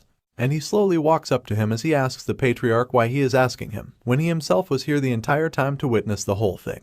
But continuing with his statement, Lemmer explains that the Patriarch knows he has great eyes and can see the future and children. Elaborating, he tells that Burin and Lunan are greatly talented, as they already knew, and the other children also have a lot of potential to become great pillars of the family. But he adds that he cannot see anything in Raon. The Patriarch proceeds to acknowledge this information, while Lemmer adds that he was sure Raon was out of stamina, which he questions and asks how he was able to keep on running. He also tells the Patriarch that it is the first time after him that he has not been able to see anything in someone. And he expresses in joy that his life has been very boring ever since his energy core had been ruined. But this is going to be interesting. Hearing what he came to hear, the Patriarch leaps off of the stone that he stands on as he tells the Brilliant Sword, Lemmer, that being a trainee instructor is what he had wanted, and as he walks away, he asks him to focus on his duties and not get distracted. Lemmer obeys the Patriarch, but he also mentions that he believes there is going to be someone this year to whom he can leave his future, but the Patriarch disagrees and states it to be just a coincidence. He exclaims that the child cannot become a martial artist. Seeing the Patriarch off, Lemmer acknowledges this statement and smiles, before he exclaims that the Patriarch knows very well that it's not just a coincidence. Sighing and finally having the rest he needed, our hero sets off to the training center now that the test is all over with. 2 students glare and observe him as he steps away, and the blue ball of fire is amazed that Raon does not seem to stop training. The group of students that stand behind Raon as he walks away glare viciously at him with murderous intent, and as the sun sets over the training grounds, they exclaim it to be impossible. 2 students rally on about how there's no way Raon held on for that long, when they had heard that he was sick. They go on while the yellow-haired man from the indirect lineage, Raon Sieghart, gleefully assesses the situation. Raon addresses the situation and adds that he had heard Raon had some kind of miracle medicine, elaborating that the Saint of Rags gave him one long ago. This follows up with a shocking response from the 2 trainees who question the Saint giving him this kind of boost. They scream out to conclude that this means Raon had been dependent on the medicine to run that long, and he had the gall to show off. Concluding their assessment, Raon suggests that they go and teach the arrogant bastard a lesson for using cheats against them in the training. Transitioning right into the act of words, our hero is seen being slammed into a tree as he groans in pain. He slides down to the ground under the pale moonlight and asks why the group of students is doing this to him, but Raon scoffs and questions this statement from Raon. The other 2 students yell out and point at Raon as they elaborate that he got his direct lineage title taken away, but he is all arrogant because of some miracle medicine. They claim that if he did not have the miracle medicine given to him by the Saint of Rags, he could not have run that much today at the training. They go on to question how dare he use such dirty tricks, but Raon assesses the rage and anger the students are feeling, as he concludes that they are mad over something stupid. Proceeding with the confrontation, they start to prepare and stretch to launch an attack, as they ask the young assassin not to be scared because they are just here to talk. Raon leads the group as they stand before Raon and threaten him. He asks him to rest assured as this kind of thing happens often, before he rushes forward at the young assassin, exclaiming that the instructor asked them to talk more to each other. Raon slowly stands up, while the spirit of the Lord of the Demon Realm questions if he is just going to stand there, listening to them talk to him like that. He also mentions that he is supposed to be his vessel, but he expresses that it's not that big of a deal. However, in a shocking turn of events, Raon is struck away with a punch to the face as the vicious glare now transfers over to the brave warrior, Raon. A loud gasp follows right after as the 2 students are shaken up from the unexpected outcome, and this expression is also shared by the spirit of the Demon Lord, who had once closed his eyes to not see the unfortunate circumstance that might befall on his vessel. Raon is blown away and falls to the ground before the 2 students who turn their heads in shock, and they take a glance at their fallen leader who got defeated with just one punch, while Raon expresses the same threatening tone. He questions their claim to talk, and he viciously glares once again to ask them to talk if they wanted to, so badly. The two students rush forward, giving it their best and attempt to hurt the talented trainee, but their attempts are futile because they are no match for the once best assassin in the world. Seeing the group fall to their knees, another student calls upon them to question what they are doing. He then takes up the mantle to take on the bastard as he rushes forward to strike a punch, while questioning the other's ability to defeat Raon. But before he can finish his sentence, his face meets with the fist of our hero as he falls to the ground as well. Raon continues to effortlessly defeat all the opponents that come charging at him, while the spirit of the demon lord watches in awe and remarks that his vessel is doing exceptionally well, calling the scene to be magnificent. The beaten-up students now beg for mercy as they fall to the ground and give up their hostile behavior to the one they called a bastard. In a threatening act of violence, Raon steps on Crane's hand as his wails echo throughout the forest trees, and he states to ask one more thing of him before he lets him go. Of course, Crane obediently wills to answer, falling under the agonizing pain as his voice stutters when he speaks. Raon questions who was the person that made them do this, and he immediately mentions if it was Buran. Crane snaps and is alerted upon hearing his name, but he mumbles that they did this without the young master knowing, and he is not related to this at all. Our hero seems to be confused and he expresses that such an answer is unexpected when he thought Buran hated him, but he concludes that maybe the guy is not too far gone. And following the confrontation, he questions Crane if he is safe to assume that he would not go on telling others about their conversation. Once again, Crane immediately mutters to agree to the terms. However, just then, the bully is grabbed by his hair and brought closer to Raon, where he glares viciously into his eyes to tell him that he better avoid him if he does not want to have another conversation with him.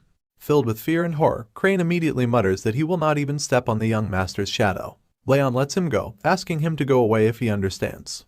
The group rushes off, away from the threatening young master, but there is a mysterious man hiding among the shadows that watches over the situation.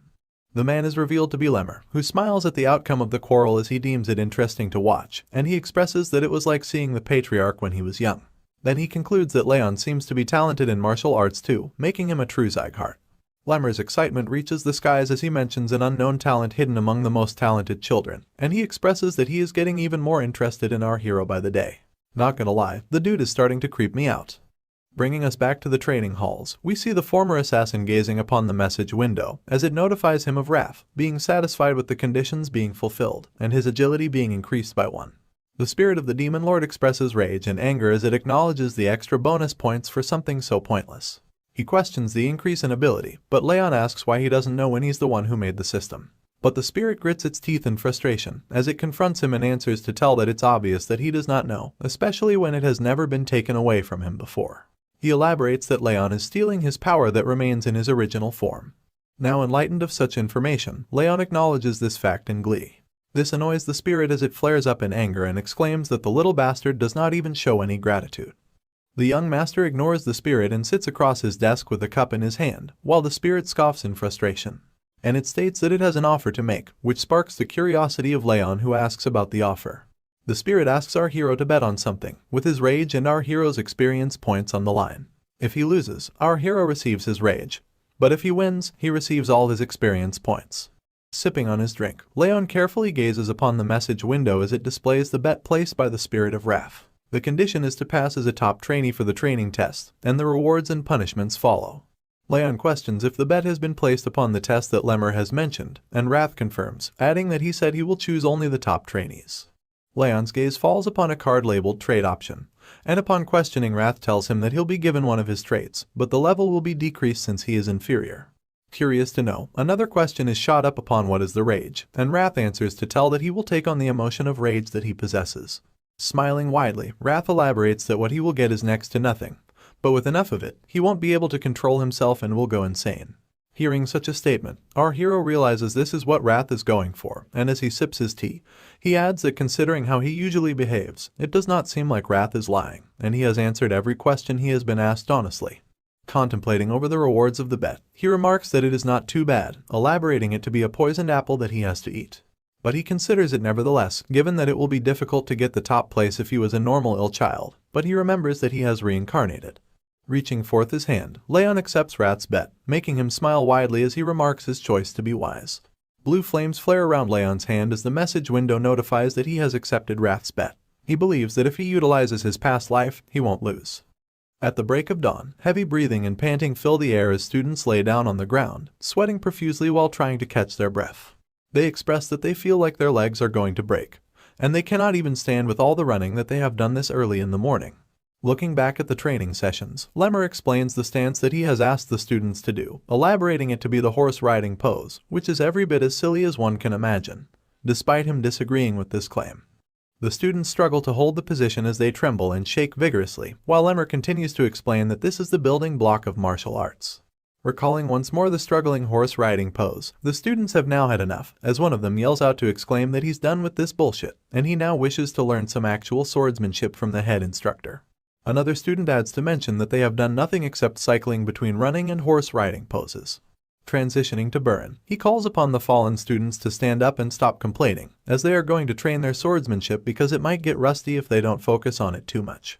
Wrath pops up beside Raon once again as they observe the group walking away to practice swordsmanship, and he asks if Raon is not going to go after them.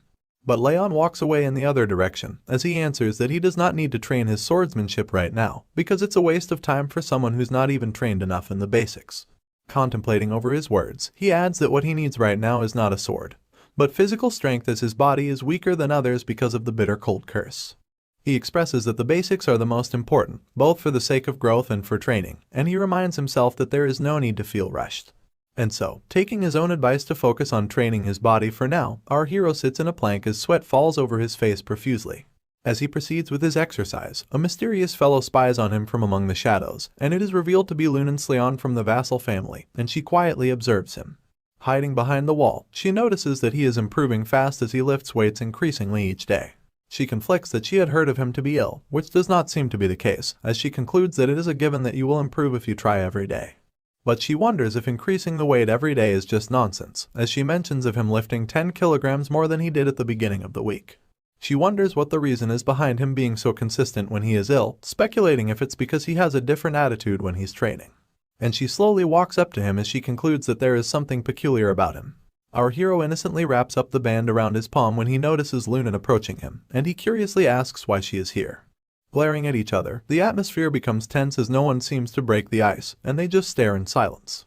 Raon wonders what is making House Sieghart grow so rapidly. Suddenly, she feels a cold breeze rush at her, and her eyes widen as she stands still in a daze.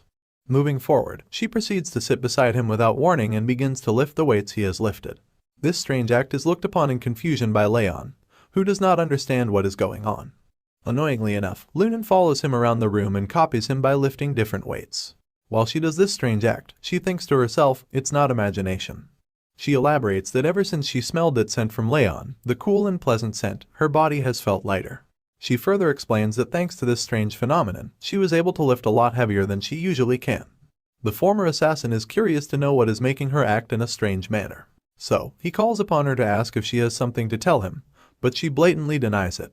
Not thinking much of it, he walks away silently while Raon continues to walk after him, concluding that she might have to follow him around a bit more. Raon enters the room with the other students as they observe Raon following around Raon. There is no expression whatsoever on his face, while the other students scoff and question why such a girl is following around a guy like him. He then grabs hold of a wooden stick as he claims that the bastard is just wasting his time, and that kind of repetitive training has no point. He elaborates that Raon is weak, so he needs that kind of basic training. But Baron believes that even by doing something like that, he cannot reach the same level as them. Adding on to his assessment, he says that he does not know what the test will entail, but he expresses that in order to prepare, it's better to train in swordsmanship, at least for the sake of their own individual martial prowess. Calling upon his friends, he walks away as he asks them to ignore the bastard from the indirect lineage, and the results of the test will speak for themselves. While Raon is training, an unknown student walks up to him and calls his name. He introduces himself as Dorian and asks if he can train next to him and Raon. The outsider contestant, Dorian, expresses that he wants to learn the correct procedure, but Raon tells him that he really does not care. Shuffling around his bag, Dorian thanks Raon for letting him train next to him. As a token of appreciation, he hands him a cookie to try. But refusing to have the cookie, he proceeds to offer it to Raon, who sits beside him. However, he is taken aback in nervousness when he sees her eyes sparkle in awe at the mysterious food item that lays before her. Handing over the cookie to Raon, he confusingly expresses her to be another unique one in the party. Leaves flutter away into the sky, signifying the time that passes by in the blink of an eye, and our hero trains diligently, running on tracks, lifting weights, and making sure he does everything to be in the best shape possible. Others are also shown to be working hard and doing their best to prepare for the test that might eventually decide their future. Raon now once again runs on the tracks as he pants and huffs for air. He narrates that it's been 6 months since they began training, adding that he ran every day until he was ready to die, and the backs of those that he saw in front of him while running are no longer there. However, he elaborates that when he breathed out a shaky breath and looked up, there were only 2 people left in front of him. Moving on, he tells us that after all that, finally, the morning of the test day has come, and families of the participants are seen walking into the arena as they anticipate their children's success. An announcer greets everyone gathered in the arena as his voice echoes through the large area, and he elaborates that the guardians are all here to watch the event unfold. He also alerts them to follow his instructions carefully, and as Leon stands idly, Wrath appears before him to remind him of the bet that he had made all those months ago. And with a wide smile, he expresses that Leon was not able to surpass the 2 that are ahead of him. He warns him to be ready to take in his rage. But the young warrior is not fazed by the threatening words, and he shoos away the spirit of the demon lord as he expresses that this test is different, and they don't know for sure yet. Diverted towards Dorian, he then notices him laying down on the ground, and he asks what he is doing. Dorian has a look of despair on his face as he explains that he is nervous because of the test that is today and he had not slept all night. Seeing him fall into despair and agitation, our hero steps forward to address the situation and comfort him when Lunan approaches him and offers him a cookie to try, which he refuses. Just then, he exchanges looks with Burn who passes by him, and he annoyingly acknowledges the odd people that surround him. Among the crowd, Sylvia excitedly calls for Helen to look at her young master as she exclaims in awe at the strong and confident warrior.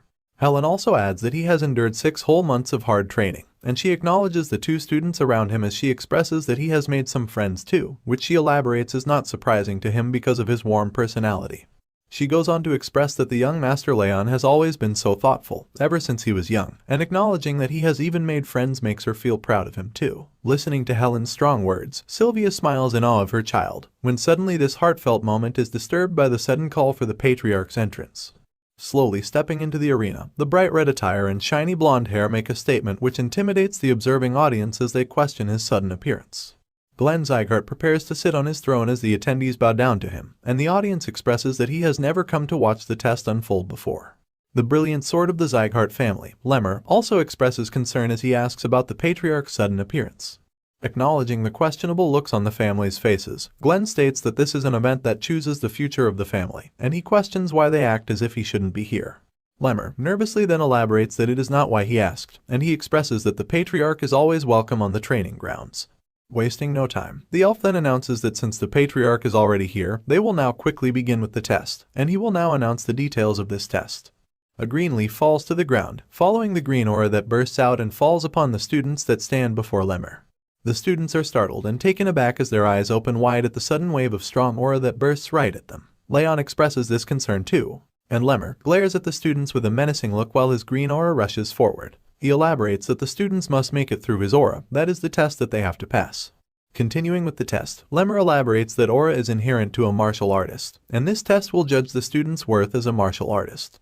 But before the students can begin the test, a commotion sparks up among the crowd of families, and a man stands up to question why this is a test when the students have just started learning aura. The small commotion turns into a situation when the man yells out that this is unfair because some of the students are yet to even learn aura. He exclaims that the head instructor had also been spotted sleeping during training too. Lemmer sighs at the unfortunate situation and explains it to the concerned families. The test is not just a manifestation of aura, but the real aura burst is the level of the soul that a martial artist achieves. He adds that this proves that a martial artist can manifest energy without aura, but the man that sparked the conversation does not seem to buy his explanation and raises concern once again. Suddenly, the patriarch's voice remarks that the brilliant sword is not wrong. The man then acknowledges the patriarch's glare as Glenn Sieghart explains that even if one individual has not learned aura, they possess their own aura burst based on the lives they have led. Lemmer gives a look of approval as the patriarch further elaborates that depending on the intensity of the training, even someone without an aura can have a strong aura burst. Adhering to all the concerns, Lemmer now asks if all questions have been answered before exclaiming for the test to begin. He then calls forth Lunance Leon, who slowly steps forward among the students, to the head instructor. And now that she stands before him, he explains that the aura burst that he will test her with is of a level that she can endure if she has trained her hardest, and she will pass if she gets through his barrier to touch him. Once all the details have been made clear, the test now begins, and Lemmer smiles before a strong green aura rushes forth at Lunan, who blocks the wave of energy with her arms. The brilliant sword of the Sieghart family mentions that it will count as a fail if she uses her own aura and calls her to awaken the mental power she has trained. But the aura is strong, and the wave of energy does not seem to stop. Lunan struggles, and slowly but surely, she manages to take a step forward with her hand reaching out at the head instructor that stands before her. And before we know it, Lunen's hand grabs hold of Lemmer's hand, marking the end of the test. He grabs Lunen close to him as she slumps over him with exhaustion, and remarks her passing the test is easy. Lunen huffs and breathes heavily, trying to catch her breath while her head instructor commends her hard work, asking her to continue training like she has. Moving on with the next participant, Lemmer calls forth Dorian, and hearing his name from the instructor's mouth, he is perplexed and shaken up with fear. He questions what is the deciding order as his body trembles, and Lemmer remarks that he decides whoever he wants to step forth. Nevertheless, he nervously steps forward, passing by the exhausted Lunen who slumps over, still trying to catch her breath. Leaning over the slouched trainee, Lemmer asks him to do just exactly as Lunen has done, get through his aura burst using the mentality he has trained. But Dorian is skeptical, his voice mumbles, and he asks if that will work because he is best known for being weak-minded. Nothing stops the brilliant sword from testing the trainees to their absolute limit, and without a warning, his aura bursts out and flares violently, while he remarks that if Dorian cannot endure, he will fail. Trying his best, he attempts to endure and plow through the strong burst of energy, but he struggles heavily and falls to the ground. This test is being observed by our hero, who notices that the head instructor's aura burst intensity differs from child to child. He elaborates that the instructor is controlling his intensity based on the child's level and training progress, which makes him now firmly believe that the brilliant sword of the Sieghart family really has been observing each and every student. As Raon assesses Lemmer's teaching skills, his attention now averts to him congratulating the fearful Dorian who trembles but has finally grabbed hold of him while he is on the ground. Lemmer remarks that he has too little confidence in comparison to his skill level and so, he needs to believe in himself a bit more. Following the words of motivation, Dorian belches and pukes all over, contrary to the amazing show of strength he has portrayed by passing the test. Time flows like a river downstream, and one by one the students are called upon by the head instructor for their test. Now comes Baron Sieghart's turn, who exclaims at his call and enthusiastically steps forth to face the test. Lemmer then walks up to the student and mentions that he will begin right away. A huge wave of green energy follows this elaboration as Lemmer hardens his facial expressions and glares down at the capable student that stands before him. Feeling the immense pressure and force of the aura burst, he is startled and agitated, questioning if this is what the others have been going through. He remarks that this is different from observing from the sidelines. He wonders how Lunen and the other students have endured such a difficult test, and he falls to the ground as he kneels to hold his own, exclaiming that he can't even move his feet. Seeing the student fall to his knees, Lemmer now begins to state that his talent is special, more so than anyone, and there are only a few that are comparable to him. But he comments that he and the other children that followed him around have wasted their time training swordsmanship when they don't even know their true will. He also adds that they should have trained their mentality and physical strength instead of training the sword, and mentioning that Baron had used aura every time he was struggling. If he uses it again this time, Lemmer warns him that he will fail the test. Struggling to get through the energy wave, he grits his teeth in frustration. He cannot afford to fail this test here. Falling back into a flashback, we are told how his father looked at his brother on the day he kicked him out. He remembers the cold and cruel look in his father's eyes. He exclaims in fear he will also be abandoned if he does not get through this. This boost of adrenaline, backed up by fear and anxiety, pushes the student to rush forward in desperation. And finally, he grabs hold of Lemmer's leg, being called upon to pass the test. Baron, now exhausted, huffs and catches his breath, while Lemmer remarks that he is only 12 and he should not pretend to be an adult, training only what he should train. Finishing his remarks on the test, Lemmer metaphorically elaborates that he is bound to trip on a stick if he continues to walk while looking up. Moving forward with the test, he now lastly calls upon our hero, Raon Sieghart, to step forward, and he obediently comes forth from among the students. Now standing before the head instructor, Raon dramatically makes his way to the final test to become a martial artist, and as the suspense builds up, Lemmer asks if the young trainee is ready, which is responded by a confident nod. And following the exchange of words, Lemmer remarks that he will begin. A roaring wave of energy now rushes forward through the battle arena at Raon, who stands readily in the face of the strongest aura burst that Lemmer has let out in the whole day. The strangely violent and roaring burst of aura surprises not only Sylvia, who jumps up in concern for her beloved son, but the patriarch too, whose eyes widen as he questions the odd display of power that the student is now to face. Nervous to face the strongest aura burst, Raon asks the head instructor if this really is his test, and Lemmer responds by elaborating that the talent he had foresaw in the capable student was far above what he saw in Baron and Lunen, and so, he exclaims for the student to try and endure the aura burst. Blocking the roaring wave of energy, our hero falls into contemplation. He remarks that his potential does not lie in his body, but inside his soul that once suffered a terrible end as an assassin. And while he acknowledges this fact, the wave of energy starts to cut through our hero's feet as he takes a step forward. The atmosphere starts to change, and the head instructor's eyes widen at the student enduring the most powerful aura burst. The patriarch's glare locks onto his grandson too, as the brilliant sword startles at the sight of Leon's unbelievable talent, who continues to step closer and closer to his body. And before you know it, Raon Sieghart has pressed his palm against the head instructor's chest, who exclaims in denial that this really has happened. This amazing talent has the crowd of families in shock too, as their gasps sound and echo throughout the arena. Lemmer and the patriarch widen their eyes in shock, and they are taken by surprise, but the brave young warrior smiles without a hint of exhaustion as he questions if the test is now over.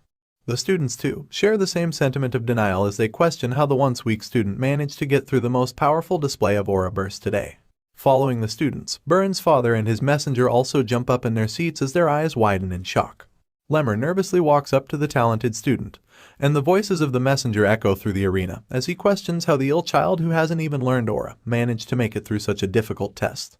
Lemmer blatantly stands before the student and now asks what he really is. Our hero, Raon Sieghart, introduces himself once again, mentioning that the head has been observing him for the last 6 months. But Lemmer is still taken by surprise as he elaborates that he is asking because he has surpassed what he had thought of him. The head instructor also adds that the aura outburst was over the student's level, and he never thought that he would be able to make it through. He was just pranking him. Lemmer is in over his head as he continues to glare down at the young warrior who now stands confidently before the head instructor. Lemmer's contemplation is suddenly broken down when he realizes his position and nervously announces to apologize for being a little distracted, marking the end of the test.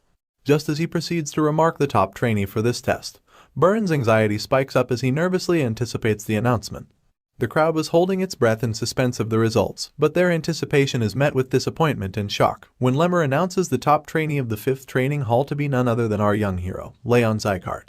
The announcement sparks joy, and tears fall down Sylvia's eyes as she exclaims and jumps up in her seat. Helen shares the same sentiment as she adds in the excitement, pointing out that the young master has done it again. A commotion rises from among the crowd, since family representatives do not seem to be happy with the decision. They question Leon's position as the top trainee. Burren is not having it either, and he points his finger at Leon to elaborate that they are the martial artists of the Sieghart family, and that they should duel to choose the top trainee, rather than test for one. Lemmer assesses Burren's consistent emphasis on the unfair selection, and he comments that the boy is desperate to stand at the top. That startles the young master, who takes a step back to deny the claim. However, stating that the test is already over, he asks the patriarch for help. And after taking a brief moment to think, Glenn Sieghart responds by calling out for his grandson. He remarks that the people do not seem to accept him as the top trainee despite the results, and so he asks if the current top trainee is willing to have a duel with the young master for the top spot. The response from Leon is met with a collectively loud and soundly gasp of shock as he openly denies the offer. He elaborates that the test is already over with the results that speak for themselves, and he is not interested in fighting in a duel when there is no reward at the end. Our hero moves his gaze at the young master who always talked about honor and direct lineage, telling him that he's being a sore loser by standing in denial over the results of a fair test. Burren is startled, and he scoffs with frustration at Leon. Finding no other way to prove the new talent's capabilities, the patriarch then suggests that he fights in a duel over the position of the top trainee, and if he wins, he will be rewarded with a bronze plaque. Leon is immediately alerted upon hearing of that condition, and reminds himself the bronze, silver, and gold plaque rewards are given to those who have accomplished something special in the family. He explains that these plaques can be used to claim certain valuable rewards in the future. He adds that even though the plaque he will be receiving is bronze, he is sure that he will be able to get pretty decent rewards with its help. So naturally, he accepts the offer, while remarking that maybe Burren really wants the top spot. The patriarch approves this decision and states that they will begin right away. Leon now stands before his opponent who has a look of desperation on his face, as the patriarch adds that this duel will be the real decider of who is deserving of the top trainee title. He explains the details. There will be only one round, and the opponents are only allowed to use their bodies. The head instructor now affirms the duel and swings his hand, marking the beginning of the fight. Burren immediately rushes forward at his opponent, his arm reaching back to muster up a powerful punch. The fist flies next to Leon's face as his eyes widen at the sudden attack. This is followed up by an immediate kick to the face that is blocked by Leon as he hardens his facial expressions in light of the heated battle that unfolds in the arena. Burren now charges up his fist as blue energy spirals around his body. He calls it the righteous tiger fist that his father has taught him personally. Since this move is a martial arts fist technique, the boy exclaims that he's not cheating in any capacity. The charged fist meets Leon's chest, and he attempts to block the attack. The fight unfolds as the two students fight to prove themselves, and the other students cheer upon Burren's talented capabilities, remarking that Leon can't do anything against the young master. Amidst the fight, Burren gives it his all. He needs this victory more than anything. He glares down at the opponent he has always considered inferior, and his pride won't let him stand above him at any cost. He recalls his dark past, looking at the cruel treatment his father gave his brother as he asked him not to concern himself over such a weakling, one who has no place in their family. Afraid to disappoint his father like his brother, the boy feels incredibly desperate. Knowing that his father is watching over him, the scared Burin enrages, pushing himself even further in order to prove his worth. A barrage of punches faces our hero, as Burin tells himself that he cannot, at any cost, let someone like Raon keep him from falling behind and disappointing his father. Just as the punches flow through him and he attempts to dodge, the attacks appear to become slower and slower, almost as if they were being launched in slow motion. Raon now expresses that he can clearly see his opponent, his fists, his flow of attack, and where they are aimed. Burin notices his opponent lagging behind in thought, and makes his move as he yells and rushes forward, questioning if the weakling has finally decided to give up.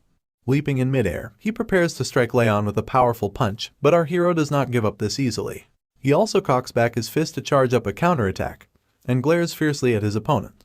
The fist charges forward with a dramatic eruption, and Raon leaps forward to attack. His fist meets his opponent's, and a sparkle of energy is let out. Our hero wins this clash as his fist slips away, aiming directly for Burin's chest. Burin is taken aback when his attack is pushed back by Raon's strong punch. His eyes widen, and he scoffs with frustration. He questions how this is possible, looking back at the fist he charged up, continuing to rush forward to attack. Golden lightning sparks around Raon's body as he moves forward with a vicious gaze, and charges up another powerful punch before striking Burin in the gut. Finally, the boy is blasted away upon impact as he groans in pain. The crowd lets out yet another resounding gasp, unable to believe that young Master Burin was defeated once again. Burin's father jumps up from his seat and grits his teeth in agitation, as a man yells out that this is impossible. The patriarch, too, is taken by surprise when his supposedly incompetent grandson defeats the talented young master. The voice of the man from earlier exclaims that the move performed by Raon is in fact the righteous tiger's fist. Continuing the man's sentence, Burin questions our hero. His voice shakes, and he trembles while attempting to get up from the ground, asking him how he was able to use his martial arts skill.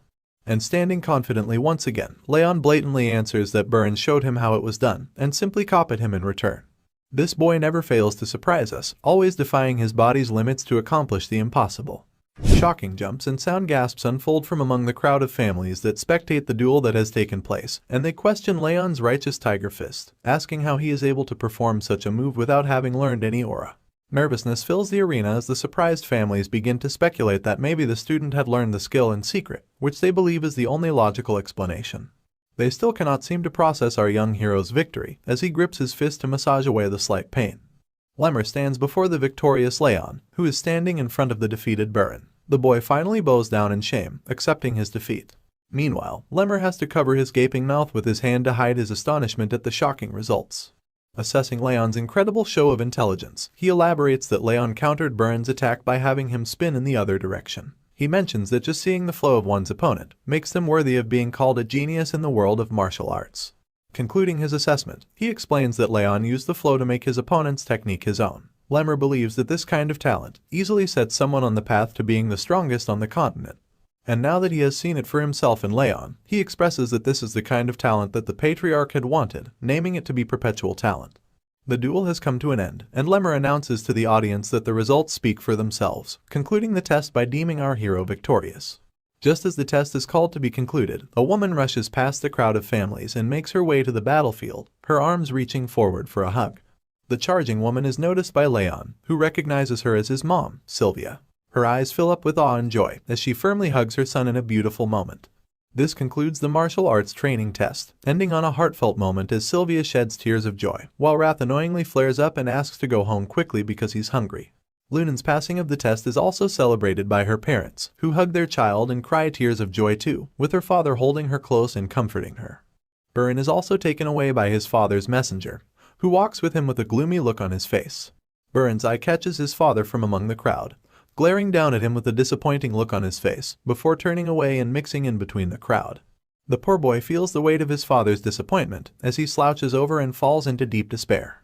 This concludes the day, and night falls upon the continent soon after. An annex reveals Burin standing in front of his father's desk, who has his face turned away from his son. Silence fills the room as Burin continues to fall into a state of despair, but he is taken aback when House Sieghart, the boy's father, suddenly calls his name with a heavy voice. It shakes the young warrior up, and he stutters as he responds to his call. Karan questions if the incompetent warrior remembers what he had been asked, and Burn states that his father had asked him to become the top trainee, and not to lose to anyone. His voice shakes as he struggles to mutter the simplest of words in front of his intimidating father. The pressing father expresses that he had not asked much of his incompetent son, elaborating that he simply needed him to defeat the Slayon family's Lunan and get the position of the top trainee. He then slowly turns his chair to face his son, and immediately yells out in a furious rage, exclaiming that he lost to the son of an insect who has already lost all of her status. He questions if Burn had intended to shame his father from the beginning. He continues to confront his son, asking if he wants to end up like his brother as well. This alerts Burn, who is shaken up at the sudden mention of the same treatment as his brother. Concluding the confrontation, House Sieghart expresses that his son has already lost his first chance, but there is still room for him to redeem himself. So, he asks him to become the top trainee once again by the time of their graduation. Done with what he had to say, the father commands his disappointing son to leave his sights immediately, and of course, Burn obeys in shame and despair. Walking out of the annex under the pale moonlight, he wipes away the sadness and holds his head in his hand, expressing that he must not miss this last chance if he wants to live like someone of the direct lineage from the Sieghart family. Concluding the declaration of confidence, he then smacks his fist against the wall in frustration, making it crack upon impact. I guess my dude is angry, but if you ask me, his father is just a bitch. Burn continues to curse our innocent hero, Raon Sieghart, exclaiming that it's all because of that damn bastard. He blames him for putting him in such a dire situation with his father. Sadly walking with shame and regret, he wonders why he has been put in such a position when he had worked hard enough not to lose or fall behind anyone else. Walking mindlessly brings the young warrior in front of a mysterious building as he continues to hold his head in his hands, and he gazes upon the location he has brought himself, wondering why he is here. The realization then dawns upon him. He has come here out of habit, and he steps into the building as he looks around his surroundings. But then, he questions his intent in coming to this place, wondering if he has come here because the test had just ended today. However, that does not seem plausible, because there is no one else in the building except him. Wandering about the training hall, he picks up weights and begins to train, when suddenly, his eyes fall upon the locker boxes beside him, and he slowly walks up to them. His eyes set on one particular box, and that is today's top trainee, Raon Sieghart's. He stands before the box marked with his name, and he stops to look around for someone suspicious. He believes that just a peek won't hurt, elaborating that he is not stealing anything, which is enough for him to justify his suspicious behavior to himself. However, he is soon taken by surprise. His eyes open wide when he opens the drawer to find a bunch of used shoes. He is confused and wonders what all of this means. Elaborating that there are at least 10 pairs of shoes, he questions the fact that Raon has used up all of them in just 6 months, when he himself had to change his shoes only twice. Picturing his opponent's training regime, he suddenly turns around to see an image of Raon training diligently as he lifts his weights non-stop. Looking over at this image, the realization finally dawns upon Burn. He recalls that Raon was always seen training. He then expresses remorse as he elaborates on Raon's consistent hard work, even when he pretended to be cool by swinging the sword and neglecting basic training, simply wasting his time by resting in the dormitories. He remarks that Raon's training discipline is the real Sieghart way. He now finally realizes that he has always done the opposite of what he thought was the right way to represent his family. And as he glares down at our hero's worn-out shoes, the boy couldn't help but loathe himself. Suddenly, his weird actions click in his head, and he cautiously looks over at the training bench once again, only to find no one is sitting there. Accepting his mistakes, he puts Raon's shoes back in their place and makes his way out of the training hall. He is now changed and motivated, determined to change himself and make his family proud. Still holding a grudge against Raon's unexpected victory in the martial arts training test, Wrath expresses his frustration. He states that he has lived hundreds of lives, but he has never seen anyone like our young hero. He then confronts Raon and asks what exactly he is, but Raon stays uninterested in this interrogation, claiming that he does not know, and Wrath is free to imagine all he wants. Moving on, a message window appears in front of the young warrior, who now asks the spirit to tell him what the skill displayed on the window is. Wrath replies by acknowledging the skill is legendary senses, claiming that such a skill is unfit for someone like Raon. He then expresses that the skill expands the range of one's senses, although it is at a 1-star level, resulting in just a 10% increase. Wrath boasts that using this skill, he was able to tenfold his normal senses, and Raon seems amused by this statement. Moving on, Raon steps away from his bed as the spirit of the demon lord follows him around. Raon asks why the skill has this particular name, and Wrath explains that it's just a name he made up, believing that it sounds cool. Of course, Raon does not agree, and expresses that Wrath has awful taste in naming things. This sparks a furious chant from the spirit of the demon lord, who yells out that the young warrior does not even have an artistic sense, and he would not recognize uniqueness. Continuing with the story, some time has passed. As the sun shines upon the annex, our hero and Sylvia are taken by surprise when a voice notifies them that the patriarch has summoned the young master. Sylvia is immediately filled with anxiety and persuasively questions if her son has done something wrong. However, the butler who delivered the message chuckles and asks her to calm herself because there is absolutely nothing to worry about. The butler then elaborates that the patriarch just wants to give the bronze plaque reward to the young master himself. Following the summoning, Raon now bows before the patriarch to greet him, who is sitting boldly upon his throne. While Raon continues to bow down, the patriarch expresses that although he is not willing, he must keep his promise. He signals the butler to bring out the item, which is exactly what he does. The bronze plaque is now presented before our hero. As promised, Sieghart announces that he bestows this bronze plaque upon his grandson, Raon Sieghart. He explains that if he is to return the plaque later on, he is to receive an item of the same value. Glaring down and thinking for a brief moment, Raon contemplates his options and says that he would like to ask for a reward right now. He mentions his mother, alerting the patriarch, who did not expect her name to be mentioned in this sitting. Raon continues and asks his grandfather what he has to do in order for her to regain her position in the family. The patriarch is immediately taken off guard, and the butler sighs in anticipation. Glenn wonders if his grandson wants to restore his mother's direct lineage title, and Raon affirms while he squints his eyes, expressing that the patriarch's energy now feels a lot softer. Glenn then mentions that such a feat is possible if one manages to gain enough accomplishments for the family, but he emphasizes that it is not that simple. Explaining the matter, he adds that gaining others' acknowledgement in this matter is like picking the moon from the night sky. He expresses it to be a difficult task, especially for a kid like him. Raon carefully listens to his grandfather's words as he glares down at his bronze plaque. And after listening carefully to what his grandfather had to say, Raon smiles and states that at least it's possible. He places the bronze plaque back into the butler's tray, and thanks the patriarch for his response. Our hero now makes his leave as he steps away, but he is immediately stopped by a call from the patriarch. Just as he responds to the call, the patriarch states that the young warrior has only asked a question, which he would have answered even without the bronze plaque. This surprises the young warrior, who is taken aback by the patriarch's sudden change in tone. He remarks that he had never anticipated the Northern King of Annihilation to behave so softly. The King of Annihilation then proceeds to ask the young warrior about his proper reward, and firmly tightening his fists, Raon contemplates that there is indeed one thing that he desires the most right now. He reveals his wish and asks the patriarch for a special training technique, which the king blatantly answers by saying that the instructors will teach him that during his basic training. However, Raon elaborates that he needs better aura training than what they teach at the training halls, so he asks the patriarch to teach him a training technique equivalent in value to the bronze plaque. Back in our hero's mind, he expresses that the shadow technique he used in his past life is not enough. To restore his mother's former title and to confront his worst enemy, Derus, he will need a much stronger and better aura. Hearing his grandson's wish, the patriarch mentions a training technique. An immediate flick of the finger reveals a door that opens into the hall as a bright light shines through. Unable to do anything but stand there in a daze, our young hero gazes upon the countless bookshelves that appear out of nowhere, surrounding him from all sides. Suddenly, he now stands next to tall bookshelves filled with countless books. He begins to speak, but the patriarch sneaks through one of the bookshelves as he finishes his sentence. He tells the young warrior that these are a collection of a few books of the Sieghart family, and explains that if the young warrior places his hand in the middle, the book he wants the most will appear before him in the blink of an eye. Acknowledging and understanding the instructions now, Raon reaches forth his hand in nervousness. He expresses that he needs something better than the shadow training technique, hoping that something good will come out. While our hero reaches out his hand, the magic of the veil dramatically slides a book out of a bookshelf, and it suddenly appears before him, falling right into his hand. As the book falls into our hero's hands, he notices the worn-out panels and cover, making him question its origins. But seeing this particular book fall into the young warrior's hand, the patriarch, along with the butler, are both taken by surprise. It seems as if the presence of this book has alerted them. The patriarch immediately sits up from his throne in agitation, and yells out to question why that particular book falls into his hands.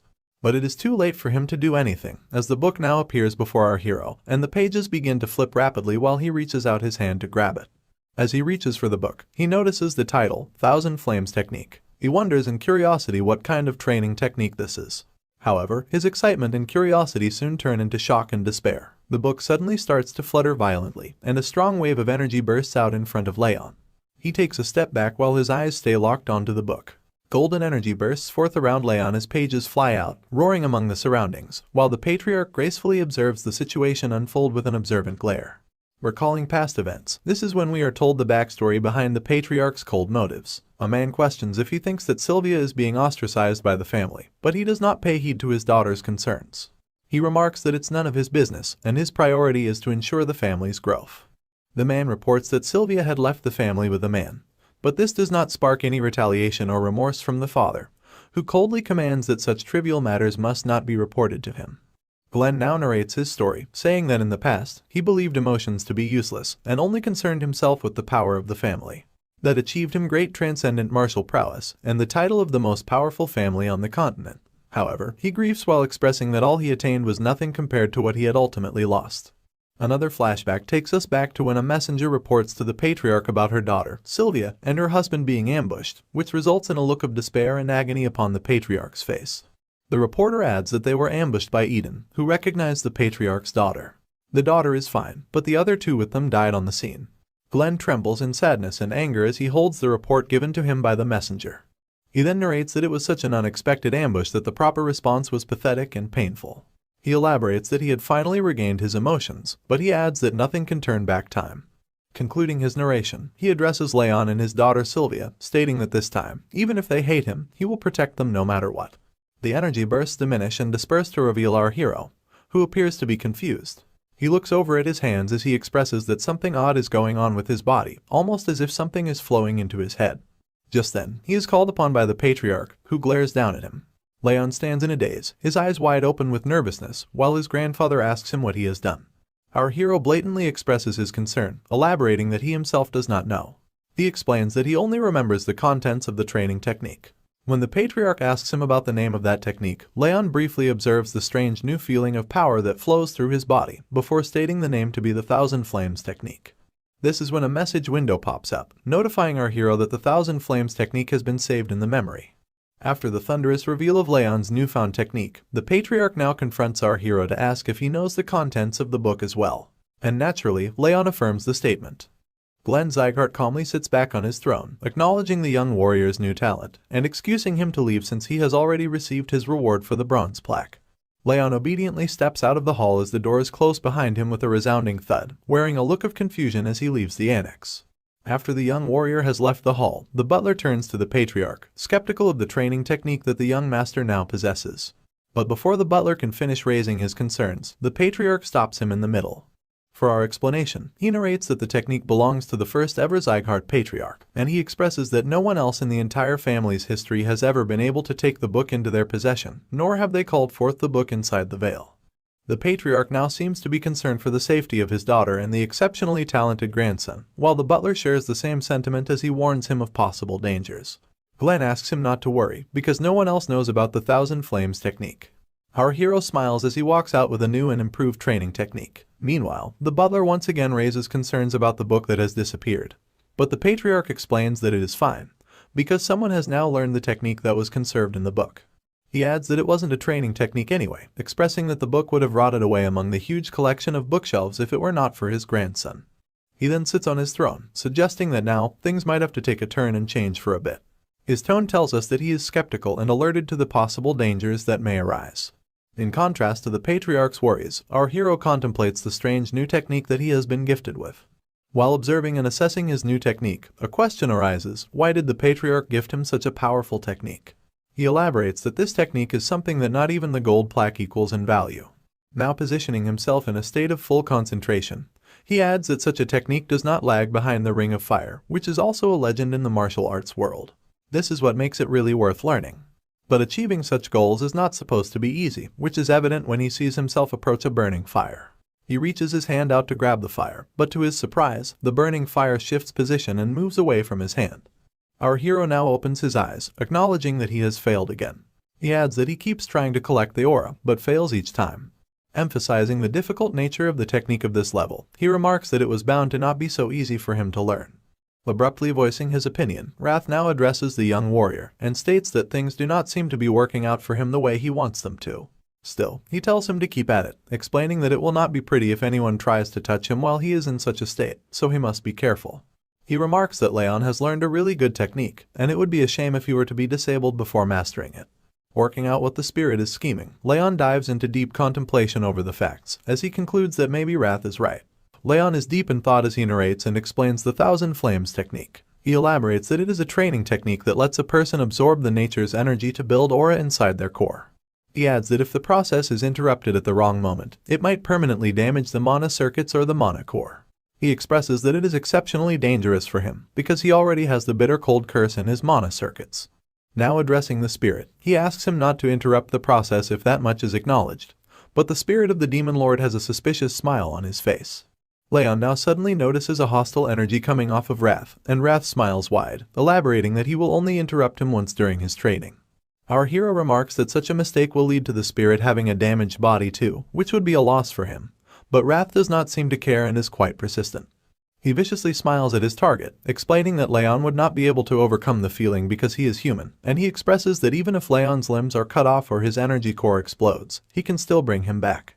Wrath now reveals his evil scheme as he moves closer to the young warrior, and expresses that when the target will have become unable to use his energy core and give everything up, that would be the best chance for him to strike. Shockingly, Raon is not bothered by the vile schemes of Wrath, and instead, he agrees with Wrath to allow him to do it just once, to see what it is that he can do. Wrath has now become cocky and confident that his plan will work, and he flies around the room with his blazing fire following him. He scoffs at Raon as he expresses that the young warrior should be living in fear, because the Lord of the Demon Realm will strike him at any time. Assessing the scheming spirit, Raon now acknowledges Wrath as his enemy, and concludes that the Demon Lord will take over his body the first chance he gets when the time comes. Thinking that the incarnation of rage, Wrath, would have stopped scheming because he did not try anything recently, Raon expresses that he was relieved. But now, he has no choice left but to be alert again. This is followed by an exhausted sigh, as he states that Wrath is someone to worry about later, and he now has to focus on more important things. Raon then walks up to the window of his room, and Wrath questions if he intends to do it now. Our hero confirms, stating that it's not a coincidence, since the woman visits there every night. He now stares out his window. Wrath follows him around as well, and as they both peer out the window, they find a certain maid slouching by the riverside. Raon says that he will go and take care of the matter. The maid is revealed to be someone called Judiel, and she profusely writes on a piece of paper as she states that she usually has nothing to report other than muttering.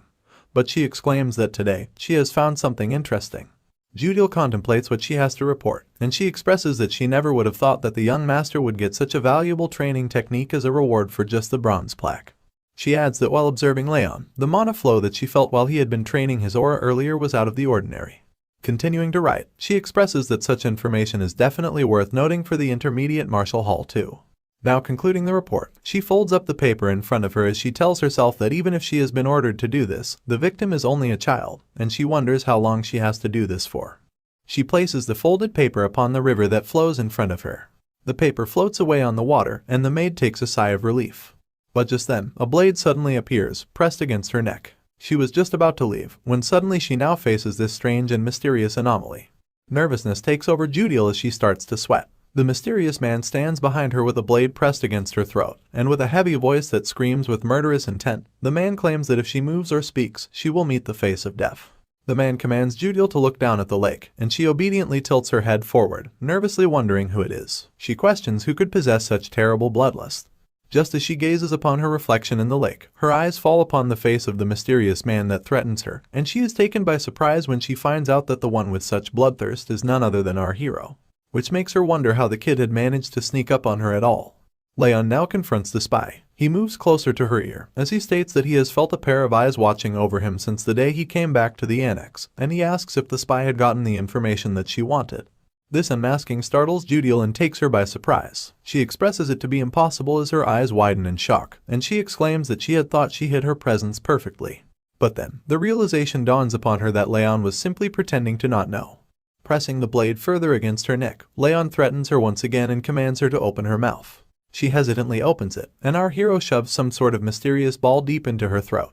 Judiel gags and belches as she swallows the strange thing, and bends down to get a hold of herself when Raon lets go of her and steps away into the lake. He picks up the letter she had been writing, and opens it up to find nothing written on it. He realizes that he is not able to see the contents of the letter, and speculates that he may need some special method to make the words visible again. Raon now exclaims that the correct answer is moonlight, and upon hearing that, there is a look of despair and desperation on Judiel's face as she glares at her vicious young master. Judiel's voice shakes, and she trembles in confusion. She asks how Raon was able to know, but without answering her question, Raon now narrates the names of people from the Sieghart family: Alice, Daniel, and Karin. Just narrating a few of the family members' names, our hero concludes the perpetrator to be Karin Sieghart. He claims that this is Karin Sieghart's doing, which makes Judiel lose the color on her face. Her eyes widen, and she grits her teeth in agitation. She deems it impossible for Raon to be able to know all this so easily, when she is sure her face did not change when he recited the names. She adds that she has been trained to be a good spy, so there's no way he could have read the answer from just her face. But just then, the truth clicks in her mind. In a daze, she acknowledges the pain that burns through her body, and Raon's unexpected ability to read her thoughts so easily. This compels her to believe that what she had swallowed earlier was none other than a rage worm, the very thought of which sends waves of horror in her body. Traveling back in time, a flashback takes us back to when Karan commanded Judiel to infiltrate the annex and report every single detail about Sylvia and Raon. Karan offers her a reward. If she does well in this mission, he promises to make her wish come true, whatever it may be. Now returning to the present, she confronts our hero and blatantly asks if he has fed her a rage worm. Raon is taken aback to see that the maid knows about it, because that's not what he had expected. Judiel, however, has nothing she can do to reverse the effects now, but still, she immediately belches and gags in an attempt to spit out the rage worm from her system. Tears fill up her eyes as she squeals and pants heavily. She expresses it to be the worst curse, one that lets others know about the emotions of the person that ate it. But the horror doesn't end there, since the life of the cursed individual can be taken away by the owner simply by wishing it. She also acknowledges Raon's reaction, and concludes that he has definitely fed her a rage worm. Raon then states that sending a letter like this to House Sieghart must mean that she is a spy of the Intermediate Martial Hall. He raises his assumption that the plan must have begun around 7 months ago, probably at the time of the judgment ceremony. He then reads out the contents of the letter as he remarks it to be quite detailed, elaborating that Judiel has not only written information about him, but also about Sylvia, Helen, and all the other maids in the annex. Judiel is now cursing her past self for taking on this mission, and thinking that it would have been easy since Sylvia had broken energy core and mana circuits. She actually believed that she could have gotten this done easily. But as she assesses Raon's behavior and vicious intent, she concludes that the child that stands before her is not a child, but a monster instead. Judiel is now desperate for redemption, and will do anything she can to get out of this mess. She yells out in desperation, claiming that she will change the contents of the letter and put something false inside it. But our hero is not buying this, and he states that there is no need since his information will be leaked to Karan eventually. He adds that such an act will just prove her to be unskilled, nothing else. He now crouches down to face the spy maid, and glares into her eyes with a murderous intent. At the fierce and intimidating aura of the child, Judiel can do nothing but tremble. Raon tells her that from now on, she is to become a double spy. He elaborates that she can give information to others that they will eventually find out anyway, but will be careful to leave out the important information. He then demands that she also bring him information that he wants, and Judiel hesitantly agrees as her voice shakes with fear. Concluding this confrontation, the young warrior now passes a warm smile and makes his leave, telling the spy maid that he hopes she has some useful information the next time he sees her. As our hero passes through the forest and makes his way back home, Wrath appears to ask the young warrior when he managed to summon a rage worm. But, as expected of our hero, he elaborates that he would never do something so cruel. Instead, he had just fed her something that would cause extreme pain for a bit. This surprises Wrath, who is amazed that the boy managed to gather all that information without the use of the rage worm. Raon explains that there are all kinds of methods to gain information, and even if others might not know of them, things are different for him. Wrath is also taken aback by this claim from the young master, and he recalls the spy maid calling him a monster. At this moment, the demon lord can't help but wonder if she was right. Moving forward with the story, Raon now narrates to tell us that he started focusing on training his aura, and soon enough, it was time for him to leave the annex for the training hall once again. He leaves the annex, while Judiel nervously stands beside Sylvia, accompanying the young master's mother. He says that even after having put so much effort into his aura, he was still unable to make it on the day of departure. Appearing at the training hall, Raon now observes the small number of trainees standing before him on the battleground, and notices that only about 42 people have passed the test to make it here. He recalls Lemmer's words, who had said that only a quarter of the trainees will be left behind. He also remarks that Lemmer is really precise about these kinds of things, when suddenly, a voice calls out his name. He turns his head to find Lunan trying to approach him. The girl steps forward to turn and face Raon, while he nervously stands in front of her. This is when some context is dropped. A few days earlier, at the Sleon family residence, a voice calls Lunan to question her if Master Raon had helped with her training. She agrees to answer the question while she munches down on her favorite snack, cookies. Her mother sits across from her on the table and asks her if she had thanked him for it. Lunan answers that she did when she received a cookie from him, but this is not what her mother is asking. She repeats the question and once again asks if Lunan had thanked Raon for helping her with her training. The girl then answers and says that she didn't. This confuses her mother as she questions why that is the case. Lunan exclaims and answers that her father had said to never talk to a guy first. Hearing this, Lunan's mother passes a wide smile as she now begins to confront her daughter. She explains that gender doesn't matter when someone expresses gratitude, and tells Lunan that when she receives help, she should always say thanks in return. As her mother's words echo through her mind, we are finally brought back to the present. Lunan now thanks Raon, which is responded to by a confused and nervous affirmation. The boy nervously steps away in confusion as wrath appears before him, questioning what is up with the girl. Raon responds that he does not know either. Watching Lunan leave, a voice suddenly calls upon him, and he turns his head to see who it is. Dorian breathes heavily and attempts to catch his breath, as if he has just come after running a marathon. After asking how the young master is doing, he exclaims that he thought he was going to die because he was a provisional trainee. Dorian goes over how hard it has been for him to qualify as an actual trainee, which even gave him nightmares and took away his sleep. But Raon is fed up with this long rant, as he spews out all the words from his other ear after listening from the first. Dorian expresses that he's glad that Raon is the top trainee, and he was about to say something mean about Burin, when suddenly, Burin walks up behind him, taking him by surprise. He glares down at Dorian with vicious intent, and Dorian immediately squeals in fear before falling to the ground. But Burin walks past Dorian and steps forward to face our hero, and there is a moment of brief silence between the two as they stare at each other. Until Burin suddenly bends down and bows in front of Raon. He apologizes and admits that he behaved pathetically a week ago at the training hall tests, and he also states that he acknowledges his defeat in the duel that they had. But that's not all he had to say. He remarks that he has not given up yet, and exclaims that he will keep on trying hard so that he can surpass him in the future. Saying this, Burin then takes off, leaving our hero standing there in a daze. Observing Burin's sudden change in behavior, he assesses that a 13-year-old child admitting his wrongs is unexpected. But then again, a renowned family isn't renowned for no reason. They usually tend to have the class to back it up. This sparks up rage and fury in Wrath, who flares up at the bastard who got beat up badly, but still does not know his place. He exclaims that he is going to go and poke out his eye, but Raon asks Wrath to calm down, because it was pretty impressive for a kid. Wrath does not seem to cool down though. He says that he does not care for it to be impressive. That's when Lemmer calls out to the students, apologizing for his late arrival. He explains that he had a lot to drink last night, so he had to sleep in. Rather enthusiastically, he asks if all the students had a nice break. Now continuing with the training, Lemmer once again stands on stage in front of the students, congratulating them on becoming official trainees. But then, he alerts the students that the real training begins from today. He adds that the basic routine is to be the same, but quite a few regimes would be added to it as well. Raon carefully listens over the directions of the head instructor, when suddenly, a loud bang diverts the attention of the students, who turn their heads around to witness the commotion. A voice calls out and announces that the first part of training is aura training. A girl is revealed to be standing before the gate to the training hall, as she curses and remarks that the door gave her a hard time.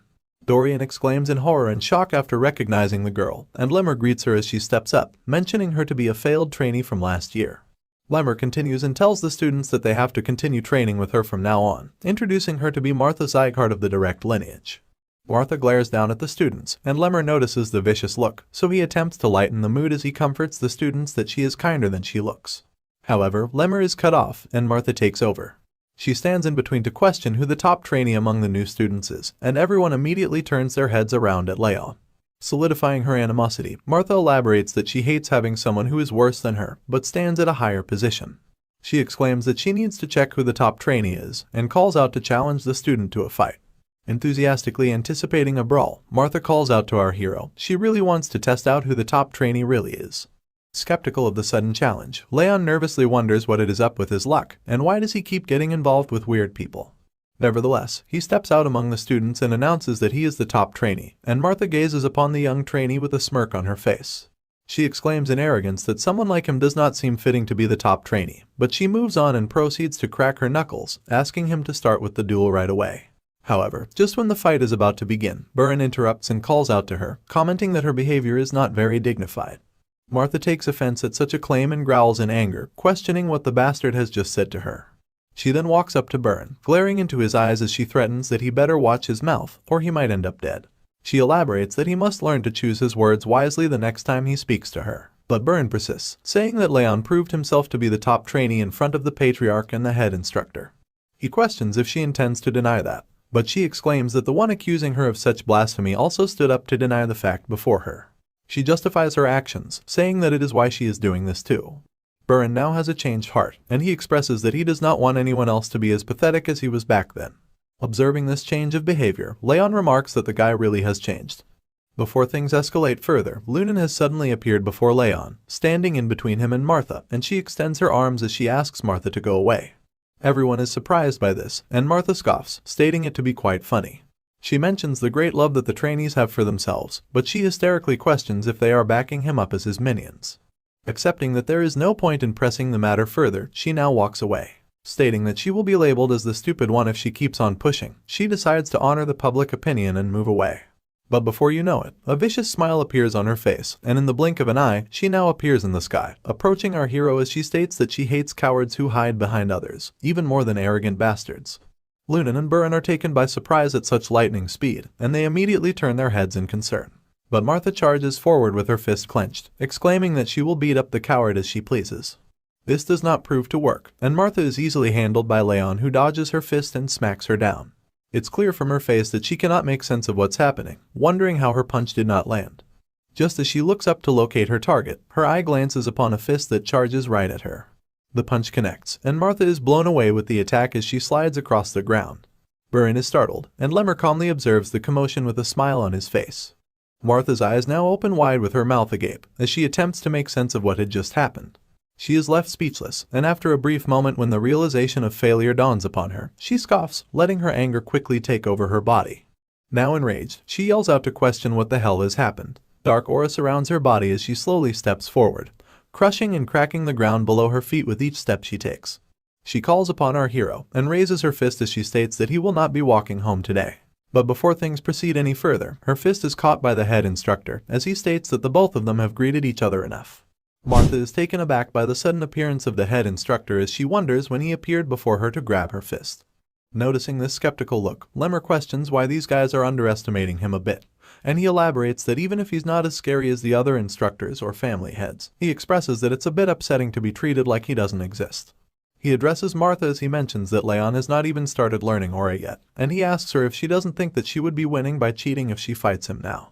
Annoyed by Lemmer's remarks and ongoing rant, she smacks away his hand to release herself from his grip, and Lemmer states that she can fight the young warrior once he has learned aura. She adds that she was going to stop anyway. The head instructor then commands the young trainee to head over to his spot, too, and he obeys. Martha also walks away with a frustrated look on her face. Wrath does not seem to be too happy with this conclusion to the brawl as he flares up in rage and he questions Raon's actions. He asks if he is not going to punish the woman who tried to punch him, exclaiming that he wouldn't be satisfied even if he were to rip off her limbs and lock her up in a glacier. Geez, that's a bit harsh. Our hero expresses that he did manage to land a punch, though, but this is still not enough for the spirit of the Demon Lord, as he claims that her skull must be crushed. But with a calm mind, Raon states that now is not the time. He walks as he plans and speculates that it's much better to bet over the top trainee spot when he has something better he can take from her. Wrath observes him and he wonders what the young warrior is planning. Following the other students, they walk into the training hall after Lemmer, and he asks Wrath to wait, because he will get his revenge later. The sun falls as time passes by, and upon the scene of the setting sun, the students stand in lines as they perform multiple stances, and that is when Lemmer announces a 10-minute break. The focus now shifts over to Buran, who takes a sip of his water to rehydrate and recover. He then looks over at his hands to contemplate his success, and he elaborates that it's not easy. He adds that it was not hard for him up until the second level, but he raises concern for the third level because of the advanced principles that are mixed in the training regime. Now turning his head, he looks over at our hero as he observes him and concludes that even though he started from scratch, he was able to learn the training regime in just a month. Comparing himself to our hero, he elaborates that it took him a month just to learn the 7-form fists, and he worries that at this rate, Raon will be able to move on to swordsmanship training at the same time as him. His attention is diverted by the constant clattering of wooden swords upon the targets, and he turns his head and observes that it's not only him who feels rushed. He notices it to be House Sieghart, who trains diligently without taking the break while everyone else rests. Now breathing heavily and catching her breath, Martha takes a brief moment to reflect upon her progress as she compares it with Raon's. She mentions that this must be his first time learning fist techniques, which confuses her as she questions how he can improve so quickly. She adds that it's not like he knows the fist techniques already like Buran and Lunan. Still, she expresses that even with the bitter cold curse, his body is not in a normal state, which raises the question, how is he able to train all day? Worrisome and frustrated, she grits her teeth and expresses agitation as she exclaims that she cannot fall behind.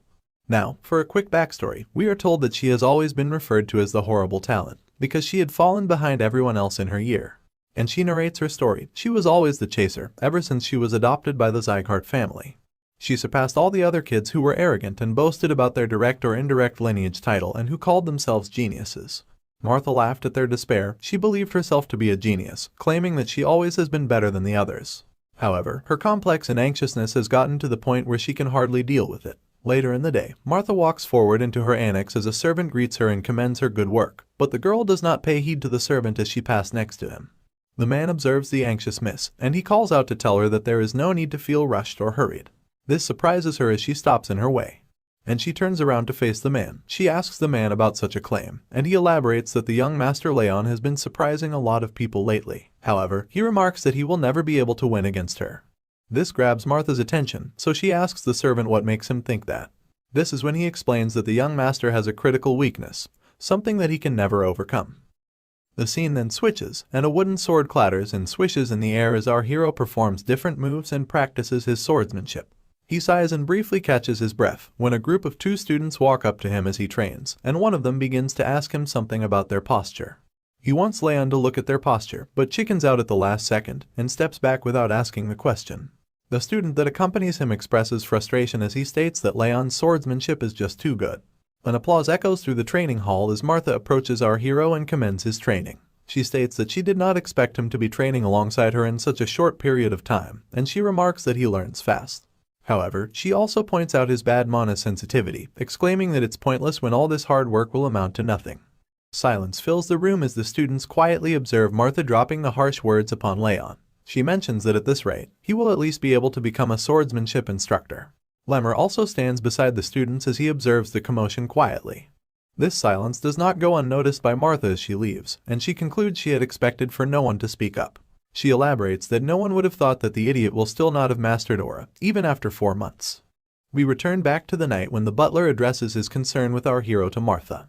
He adds that the young master has 0 talent when it comes to aura, elaborating that since this was before she was adopted, she wouldn't have known. Then, he goes on to tell that upon the judgment ceremony, the young master, Raon's mana sensitivity, was the lowest it could ever be. He exclaims that the only person yet to learn aura in the 5th training hall is the young master Raon. Further elaborating, he states that the bronze plaque that he received will only get him a training technique that's intermediate, or something just a bit above average. The man continues to state that considering that the young master has not yet mastered a training technique, he presses that he's sure that Raon's judgment ceremony results are correct. He concludes that though the young master may be the best in swordsmanship and combat, he cannot handle aura very well.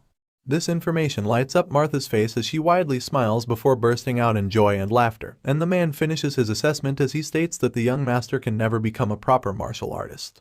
Back in the present, Martha arrogantly plays with her hair as she expresses that she's still mad that she lost to that halfling, but she adds that he wasn't someone that she needed to concern herself with in the first place. Just as she dwells in her own thoughts, her attention is diverted and she is alerted when she notices Lunan standing beside her. Confused and curious, she asks if Lunan has something to say to her. Lunan blatantly speaks and asks Martha to go. This surprises her as she scoffs and questions if this was all she had to say, but Lunan presses further and asks her to leave. To save some face, Martha plays it off by signaling to go away, but before she leaves, she boasts that she just needs to attend an advanced lesson meant just for direct bloodlines. Lunan observes her quietly as the brash girl takes her leave. Night falls, and inside the training hall, our hero sits across the training sets as he refreshes and concludes his training for today. He looks over at his hands and expresses that it's fun. Before he recalls on his past life and states that on the battlefield, he learned not martial arts, but survival tactics and how to kill. The only thing that improved were his assassination skills. He expresses that at the time, he could not even imagine trying to learn something new. However, now he exclaims that he enjoys learning martial arts and expresses that he did not know how fun it would be, adding that he loves to learn the art to improve himself. Wrath then suddenly appears before him, and flares up violently as he yells out and asks our hero if he finally gets it, elaborating and questioning why he didn't do anything when he was being insulted. But Raon is just confused at this weird barrage of belittlement. The spirit of the Lord of the Demon Realms then elaborates that the black-haired girl kept on muttering things about him. Raon is surprised to know of such information, and explains that he did not hear her say anything because he was too focused. Wrath then comments that Raon needs to care more, exclaiming that he would have frozen her on the spot if she were to say those kinds of things about him. But Raon states that as he has told before, there is no benefit to fighting her now. He steps up to leave as he adds that even without the Thousand Flames technique, he can beat someone like her easily. Raon slides the door in front of him to leave just as he says this, when suddenly, he finds Lunan standing before him as the door opens. This comes as a surprise and he asks why she is here. She holds a box in her hands and before she speaks anything, she reaches in and takes out a cookie. The girl offers the cookie to our hero as she asks him to eat, and he observes the cookie to conclude that it is strangely cool. Luna notices his skeptical nature and presses that he eats the cookie. Raon feels taken aback by her insistence and proceeds to put the treat in his mouth. He expresses that as an assassin, he has learned not to eat whatever someone gives them, but he remarks that he trusts Luna to not give him something bad. Just as he swallows the cookie down his throat, his eyes widen in shock and wrath appears before him, exclaiming that he has never tasted something so sweet in his demon realm, and he adds that the coldness makes it even better. He is curious to know what it's made of. Wrath swirls around Raon in joy, asking for more of this good stuff. Meanwhile, Luna asks him how he feels about the cookie, and Raon nervously states that it's good. Before leaving our boy startled, the girl cutely states that it was made out of marbled ice. Raon jumps up to stop her from leaving, as Wrath presses and desperately asks her to give him more. All their attempts are futile, and Luna leaves without turning back. Raon stands there in a daze, observing her figure from behind. Wrath remarks her to be an odd human, while our hero wonders if she was worried for him. He then contemplates her character, stating that she has a sweet tooth like a child, and recalls that there would have been 4 in the box that she held, which means she specifically saved 1 for him. She didn't really have to, but the girl gave away something to him which she really liked. Now leaving for his home, he walks towards the annex while stating that he should repay her in some way, and Wrath immediately pops up to ask him if the girl can give him more of that marbled ice cream. Announcing that he's back, our hero makes it to his home, and Sylvia immediately yells out at him in worry. She asks what took him so long, and if he has had something to eat, but our hero simply responds that everything is fine. He now holds a letter in his hands, as Judiel expresses that this is the letter that she will deliver to the Intermediate Martial Hall. Raon questions what they had to say, and she nervously answers that it was nothing much, before stating that they ordered her to look into things more deeply because he had mastered his combat and swordsmanship so fast. But she expresses that they have lost interest in him because he has not been able to learn the use of aura. Continuing with the conversation, he asks her what she has to say about his mother, and Judiel explains that people seem to have lost their interest in Sylvia as well. Judiel adds that at this rate, they will pull her back from her spy duties, which Raon doesn't like. After all, there's a lot more information he'd like to gain from her. Voicing her concern, Judiel nervously mutters and asks Raon if it may be on purpose that he has not learned aura yet.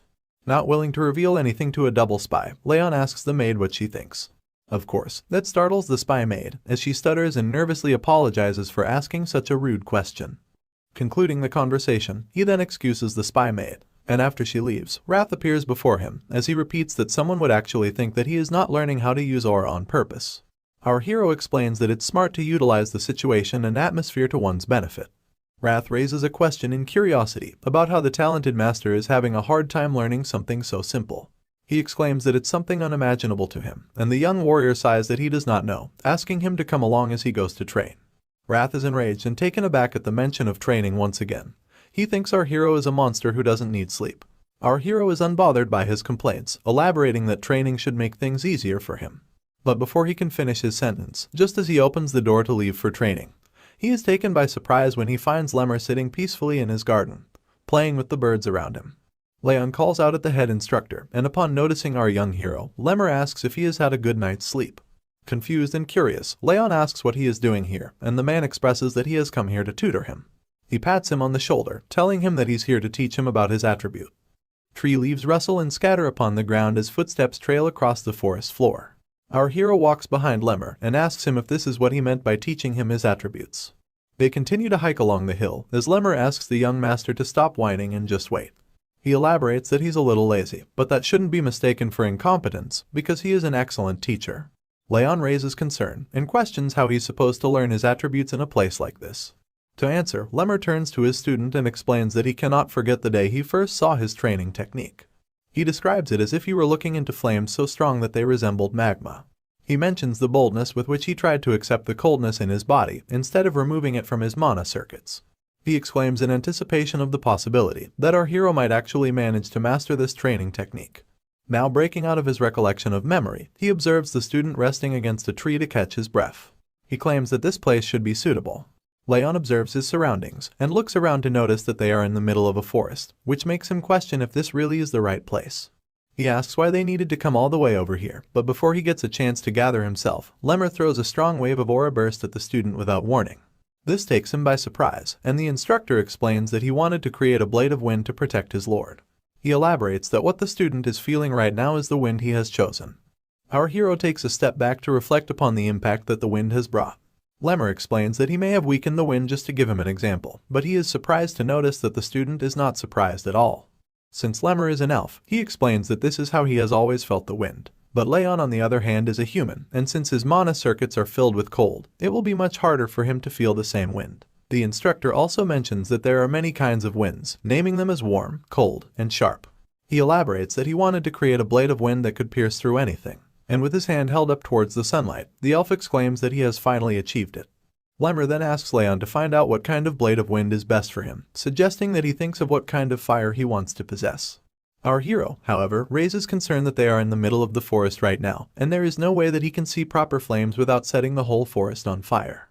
The instructor also agrees, exclaiming that they will have their heads chopped off if they do.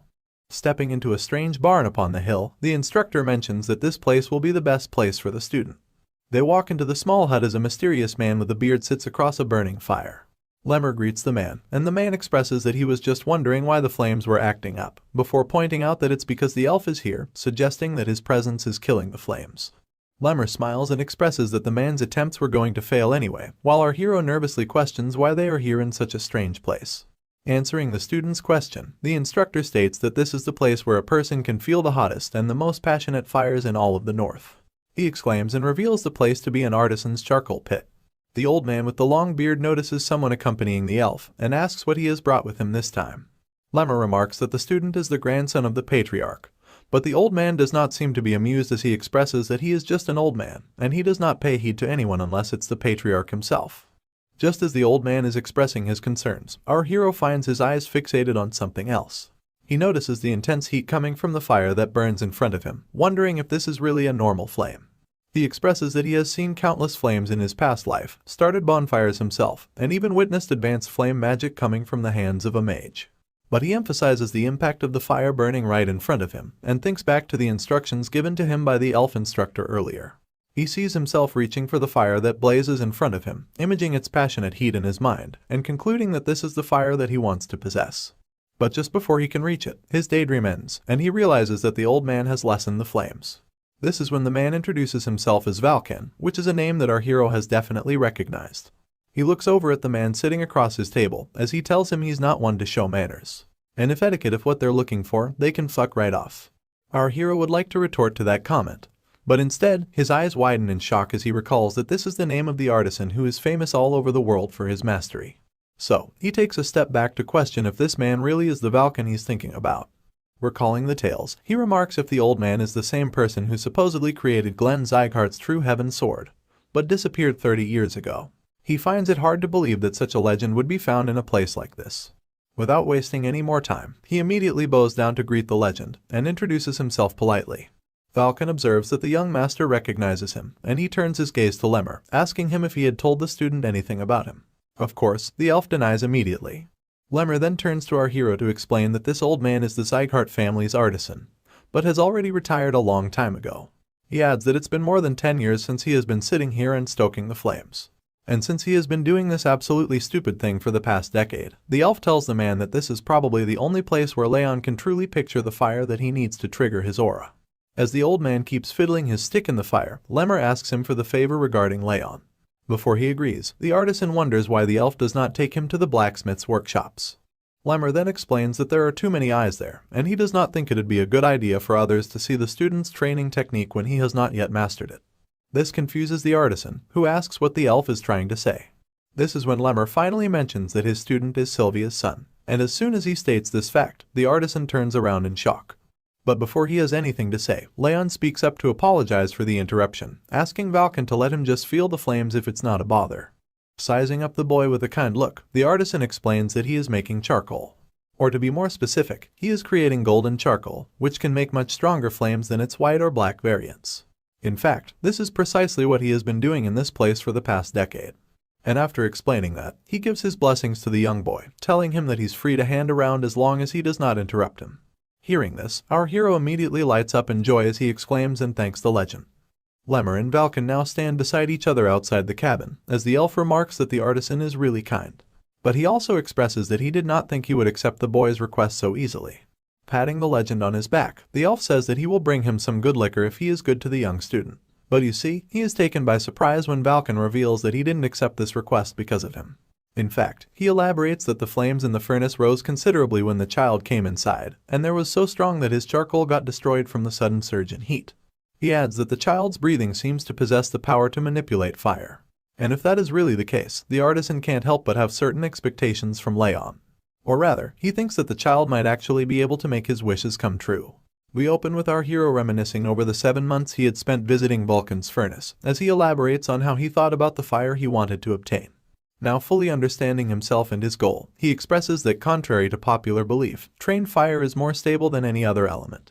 Acknowledging the 1,000 flames technique that is also in the process of awakening, he recalls Lemmer asking the young warrior to emphasize the fire he wants to obtain. Deep in thought, Raon reflects upon his ambitions and goals. He wants to slay Derus, save Sylvia, and make sure she keeps her direct lineage title. With all these ambitions and goals in mind, and with unwavering determination, he expresses all the attributes he wants his fire to have. Now, sitting across from the furnace fire, he contemplates and expresses the powerful effect that the seeping heat from the furnace brings.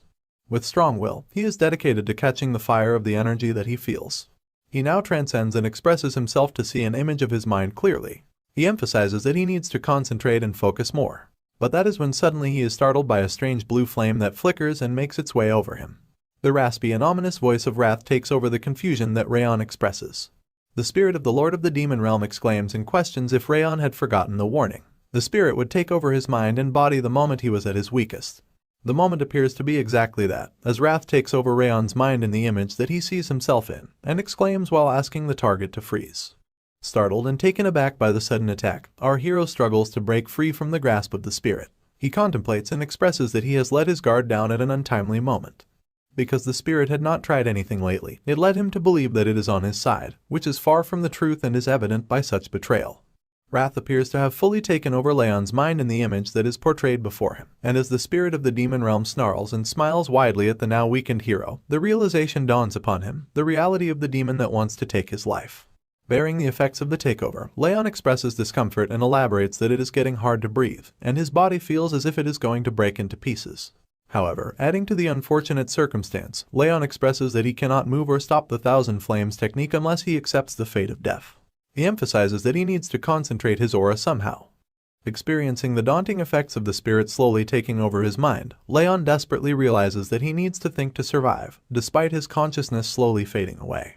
The chilling cold crystallizes and crisps up over the body of our hero as he struggles to make it through. This attempt to break free is observed by the spirit of the demon. Wrath addresses the target with a vicious smile as he speaks, stating that such a sight of desperation is pitiful. He questions if Raon really thinks he can endure the mighty power of the Lord of the Demon Realm like before. He believes this attempt is pointless as he exclaims that our hero's body and soul are now in his grasp. The freezing cold and numbness finally catch up with Raon as he sees himself slowly drift away while his eyes begin to close. Sinking into despair, he hears the voice of the spirit echo through the atmosphere as he claims that his efforts are pointless, comparing him to the man working in the furnace. Wrath continues to boast about his inevitable victory as he expresses that he will aid the young warrior in his quest for revenge. Suddenly, Raon's eyes widen as he recalls the word furnace. He thanks the spirit for the hint as he attempts one last desperate struggle, believing that it's all for nothing and he will die if he does not try anything now. Explaining the realization that dawns upon him, he elaborates that instead of absorbing nature's mana, he must now absorb the mana from the furnace directly. Further emphasizing the much stronger and hotter fire, he makes his final move to take it all in. The fire rages violently as Wrath exclaims in confusion, asking what the bastard is doing. Bravely enough, Raon has succeeded in absorbing the mana directly from the furnace. He answers Wrath's question, elaborating that he is struggling. Vulcan calmly sits across from the furnace as he absorbs nature's mana, when suddenly, the flames rise up violently, and he is forced to back down. He questions what this is, as he expresses that he has never seen the flames be this strong. This leads him to believe that something is happening at the other furnace, scratching his curiosity as he turns his head. Observing that Raon sits across the other furnace, he wonders why it is so cold on his side when the furnace rages up so violently. He walks up to him as he questions if the young man is okay. Vulcan wonders why he is shivering vigorously, but before he can begin to approach the young man to offer his help, he is stopped by Lemmer, who steps in between and raises his arms, signaling him to stop. Acknowledging his confusion, Lemmer remarks that Vulcan cannot be near him or touch him, and he must be left alone. Upon justified confusion, Vulcan exclaims that the young warrior might die if he is left alone like this. But Lemmer is adamant and explains that our hero is in a spiritual state of complete selflessness, and there is nothing they can do to help him. The elf also warns that the hero may cough up blood and die if he is interrupted. Holding their ground, Vulcan now wonders if this is the same coldness that Lemmer had previously talked about. Vulcan worries for the young master as he questions if there is nothing they can do to help him, and Lemmer blatantly denies as he exclaims that it is too dangerous. He expresses doubt and worry as he nervously addresses the young student and asks him not to die.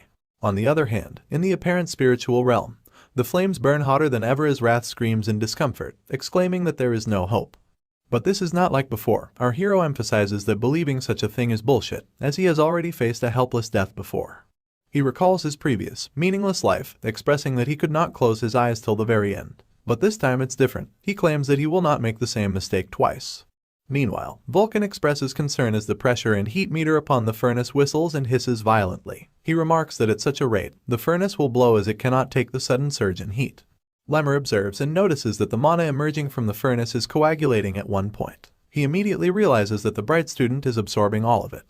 The intense clash comes to a conclusion as Raon yells out in fury and determination, while Wrath screams in discomfort and denial. Our hero's hand reaches out desperately and firmly grasps onto the flame that appears before him. Following this brave act, a blast ensues, and the tavern is blown up as a large smoke cloud fills the sky. The loud bang shatters the roof of the structure as the flames seep out roaringly. From among the smoke, Lemmer and Vulcan emerge fearfully as they yell out for our hero, asking if he is okay. Upon not getting a response, Lemmer yells out, demanding the young warrior to answer. Before noticing our hero, in a strange stance as glowing sparks surround him. Lemmer steps forward to have a closer look, and his eyes widen as he realizes the golden sparks emerge from the golden flames that roar around our hero. The system window appears before Raon, delivering that he has finally learned the Thousand Flames technique. A lily flower falls into his palms as the sparks diminish, and the system window pops up once again, expressing that the bitter cold aura has reached 2 stars due to the strong cold rage. The lily flower also fades away into steam as our hero smiles and acknowledges the unexpected turn of events. He expresses that he will be able to bloom right away. Just as he contemplates the doubt he had been feeling over putting himself through so much, his eyes catch the attention of another system window that pops up before him. He turns to the window as it delivers the fortunate news of our hero's stats being increased, as a reward for enduring the hardships put forth by rage in a situation of urgency.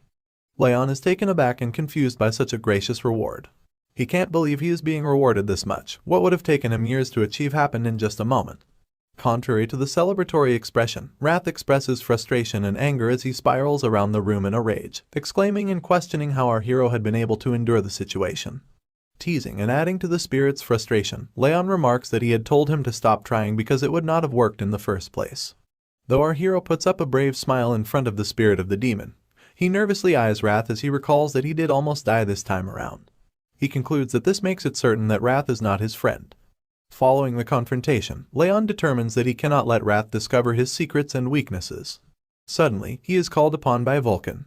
Turning his head toward the voice, Raon acknowledges Vulcan's worrisome look and remarks that he is, in fact, okay.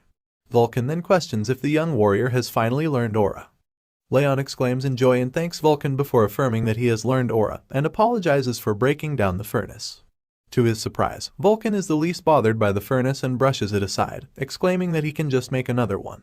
However, before Vulcan can finish his sentence, his attention is diverted to a sparkling object that catches his eye, and he turns to the furnace in curiosity.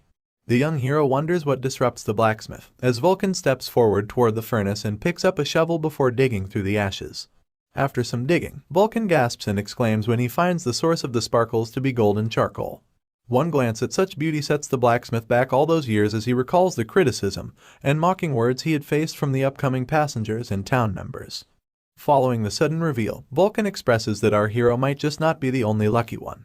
He moves the shovel filled with golden charcoal forward at Raon, startling the young man, before he proceeds to explain that such charcoal is stronger than white charcoal and lasts longer than black charcoal. He thanks our hero, exclaiming that he has now obtained what he had been trying to make for decades. Our hero is visibly startled and confused when the blacksmith strangely thanks him for seemingly nothing he had done intentionally. But Vulcan elaborates and expresses that each time the young master trained here, the flames grew wilder and became enlivened, and the heat from that spread all over the place. Further explaining such a phenomenon, Vulcan states that he is just a dunce who has done nothing but beat his hammer all his life, before exclaiming that he can tell such a feat is only possible because of the young warrior.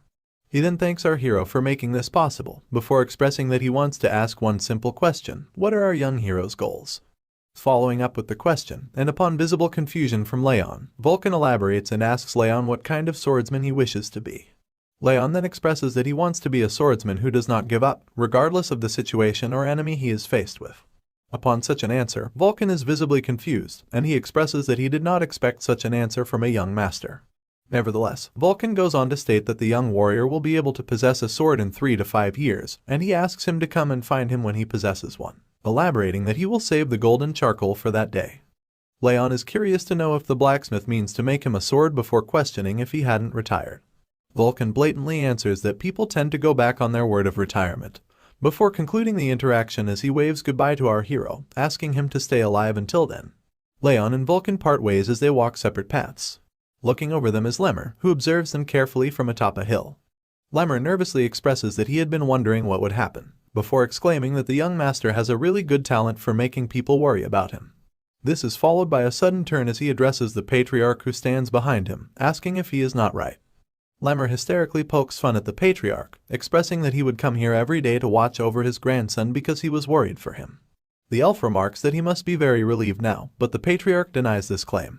Following the expression, Lemmer begins to uncover that the young warrior's aura's quantity and purity are beyond insane. He is skeptical if such is because of the furnace's heat, and he remarks that the child is surely talented. Lemmer's observation is cut off by the patriarch, who steps in to express that such is not the case, and upon visible confusion on Lemmer's face, he elaborates that the young master has managed to turn his hardships into advantages.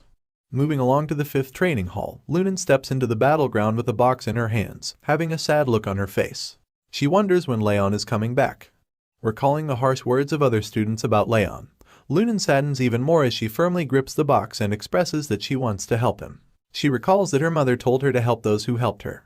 Her sadness turns into joy, as her eyes widen in shock upon taking a glance at the mysterious figure that walks through the training hall door. Our hero steps into the training hall, arguing with wrath as the spirit springs up in frustration. He expresses that there is no need, and he can try his best. Wrath is visibly angered and frustrated as he asks the competent rival to stop being too arrogant.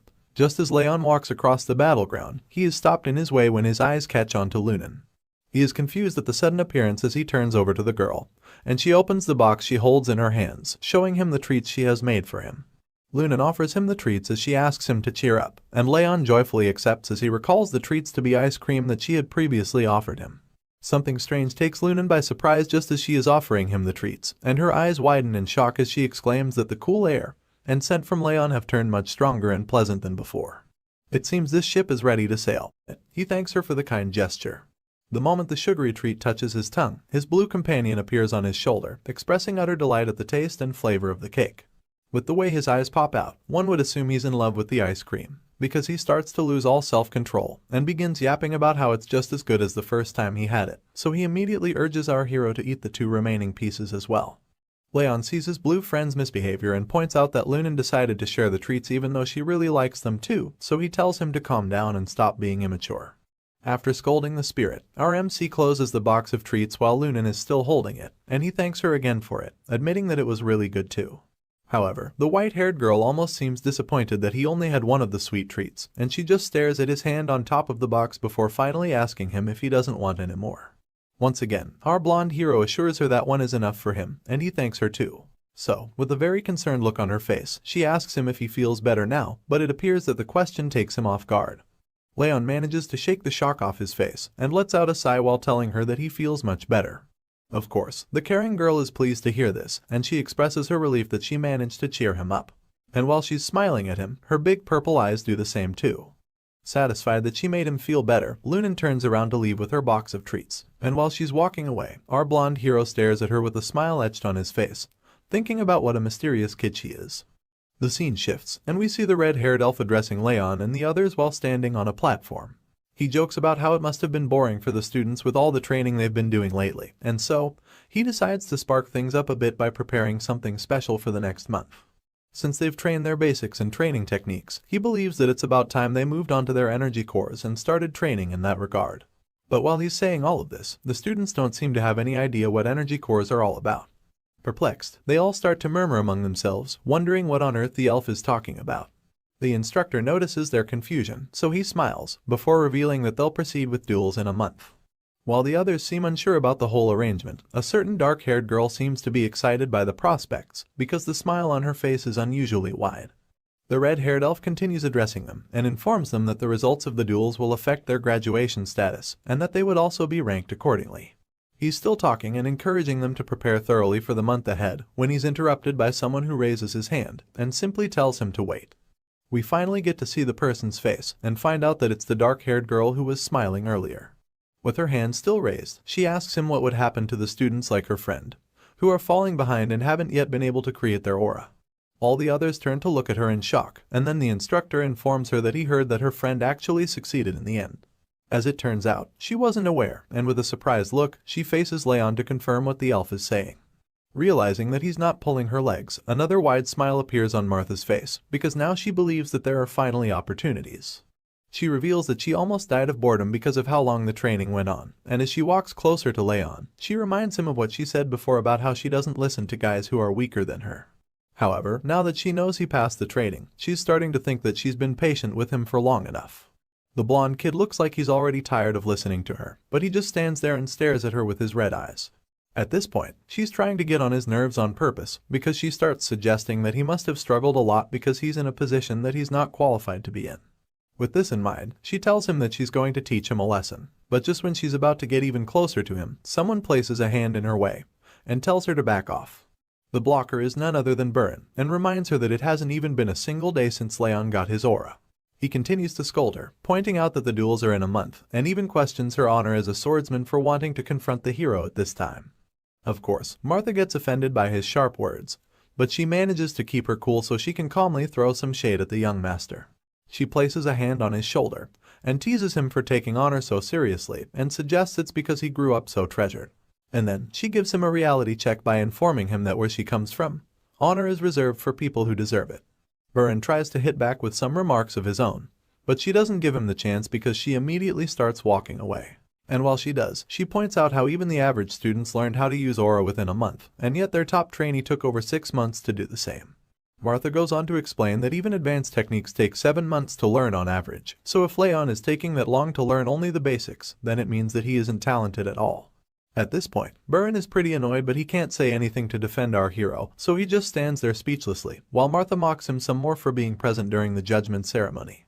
It turns out that the reason for the humiliation is the fact that a swordsman who has not learned aura can never become famous, because there's no point in being talented if you can't master the basics. After lambasting our hero and Burin, Martha turns to the instructor to suggest that the reason he came up with the whole idea of duels is because he wants to change the top student at the moment. But upon receiving the mild accusation, the guilty-looking elf just feigns ignorance, claiming that he doesn't know. When the red-haired elf denies the allegation, Martha immediately turns to face Raon again, and bluntly tells him that he's been the top student for too long, even though he doesn't deserve it. So, with this idea in her head, she tells him that it's time he stepped down from the position. Our hero doesn't say anything in response, so once again, she challenges him to a duel, where the winner would become the new top student. But before she can finish talking, Raon cuts her off with a very loud and clear no. His response takes her by surprise, and she finds it hard to hide the look of disbelief on her face. Finally, our quiet hero decides to respond to the annoying girl, and he starts by asking her if she thinks she can gamble without having any money. And then, he makes it clear to her that she has to offer something of equal value if she wants to bet on his position as top student. Even though she didn't expect him to defend his title, she taunts him some more to get on his nerves, reminding him that in his current situation, nobody around is on his side. Martha attempts to use her words to trick him into accepting her sham deal, but our boy cuts her off once more. And this time, it really gets to her because he suddenly asks her if she's scared to put something of value on the line as well. You know when someone is so mad that they just smile at first, instead of flipping out. Well, that's what happens to Martha when she hears Raon ask her that question. With a creepy smile on her face, she asks him if he seriously just said that to her. And then, in an instant, she starts laughing hysterically, claiming that she finds the conversation very amusing. She eventually stops laughing like a maniac, and after catching her breath, she arrogantly tells our boy that she'll tolerate his question because she understands that he doesn't want to bet on nothing. Desperate to get him to accept her challenge, Martha reluctantly presents the Calamity Orb, which turns out to be the miracle medicine that her father gave her. This white ball in a box helps strengthen her body and aura, so clearly it has a lot of value to her. As the challenger, she waves the box in front of Raon's face, vowing to give it to him if he wins the duel. She asks him what he thinks about the offer, suggesting that it's not a bad prize to win. And in that brief moment when our boy is considering it, his blue companion, Wrath, pops out again to also have a look at the Calamity Orb. Our boy reminds the spirit about how he planned to wait for the perfect time to screw Martha over, but Wrath doesn't seem to know what he's talking about. So of course, Raon explains that there's something he wants to get from the mean girl, and with a knowing smirk on his face, he claims that this is their chance to do it because now is the perfect time. Unfortunately, we don't get to see what our genius hero planned right away, because the scene shifts to a month later. And in this scene, we see the anxious challenger looking at her calendar, because it's already been a month since she convinced our hero to accept her challenge. Martha is very excited about the duel, feeling that she finally has her chance to get payback on him. You see, Martha had never been hit in a fight by someone her age before coming to the training grounds, but Raon ended her streak with ease. And so, after 8 months, she finally wants to pay him back for the shame he caused her back then. She continues to think deeply about how the fight could go, and she recalls that it's only been a month since he learned how to use aura, which makes her feel very confident that she'll win.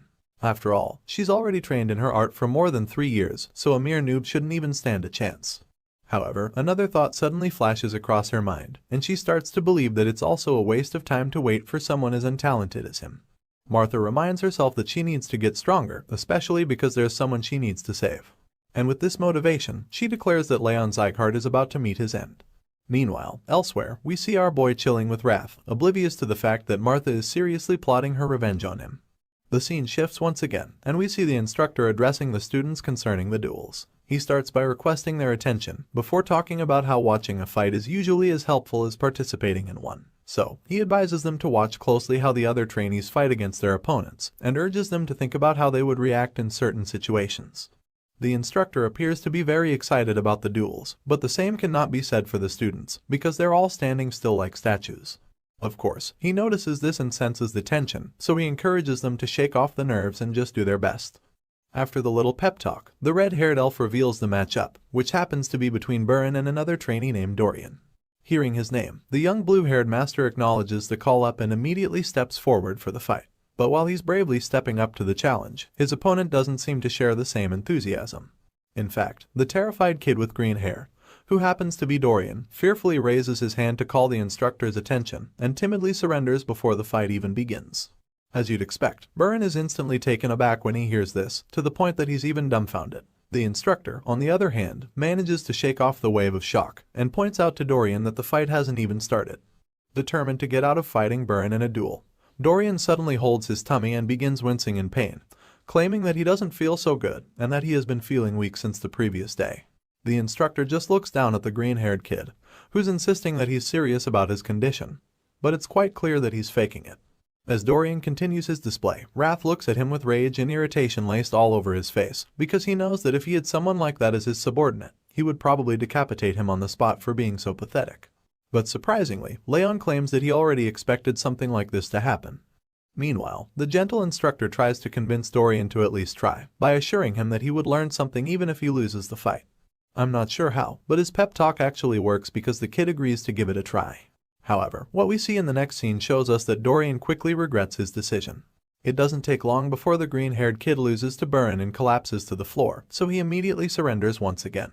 After the fight, the concerned instructor tells Burin that he's still failing to control his emotions, and points out that he could have defeated Dorian with only 5 moves if he had his feelings in check.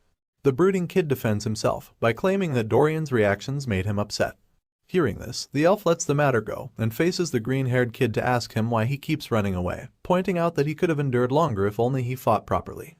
Unfortunately, all of the encouragement goes to waste because the kid just ignores him and keeps lying there like a loser while admitting that he's just too scared. After that display, the elf becomes excited again because he's about to announce the fighters for the next match. So, with a wide smile on his face, he calls out Lunan and Crane to come forward. Unlike the previous matchup, these two trainees are in it to win it, and just by looking at Crane's stern expression when they take the stage, you can tell just how serious he is. Lunan doesn't look so desperate to win though. In fact, she looks like she's bored. The two fighters take their battle stance, so the instructor starts the duel without any further delay. As soon as the fight starts, Crane charges at Lunan, attempting to quickly land a lethal hit. But even with how aggressive his attack is, the white-haired girl sees it coming, and just effortlessly deflects it with her sword. Sure enough, Crane is shocked to see this, and as his weapon gets knocked out of his hand and lodged into the ground, the instructor stops the duel. He then tells Crane that he's way too nervous, and explains that he needs to be more relaxed when wielding a sword. On the other hand, he tells Lunan that she didn't use aura enough, even though he admits that her counterattack was very good. After hearing what the instructor has to say, the two fighters acknowledge his advice and take note of it, so he proceeds to call out the next two trainees. The battles go on for a while, and among the sounds of the freshly clashing swords, the trainees start to comment that Martha must be getting really impatient for having to wait until the last turn.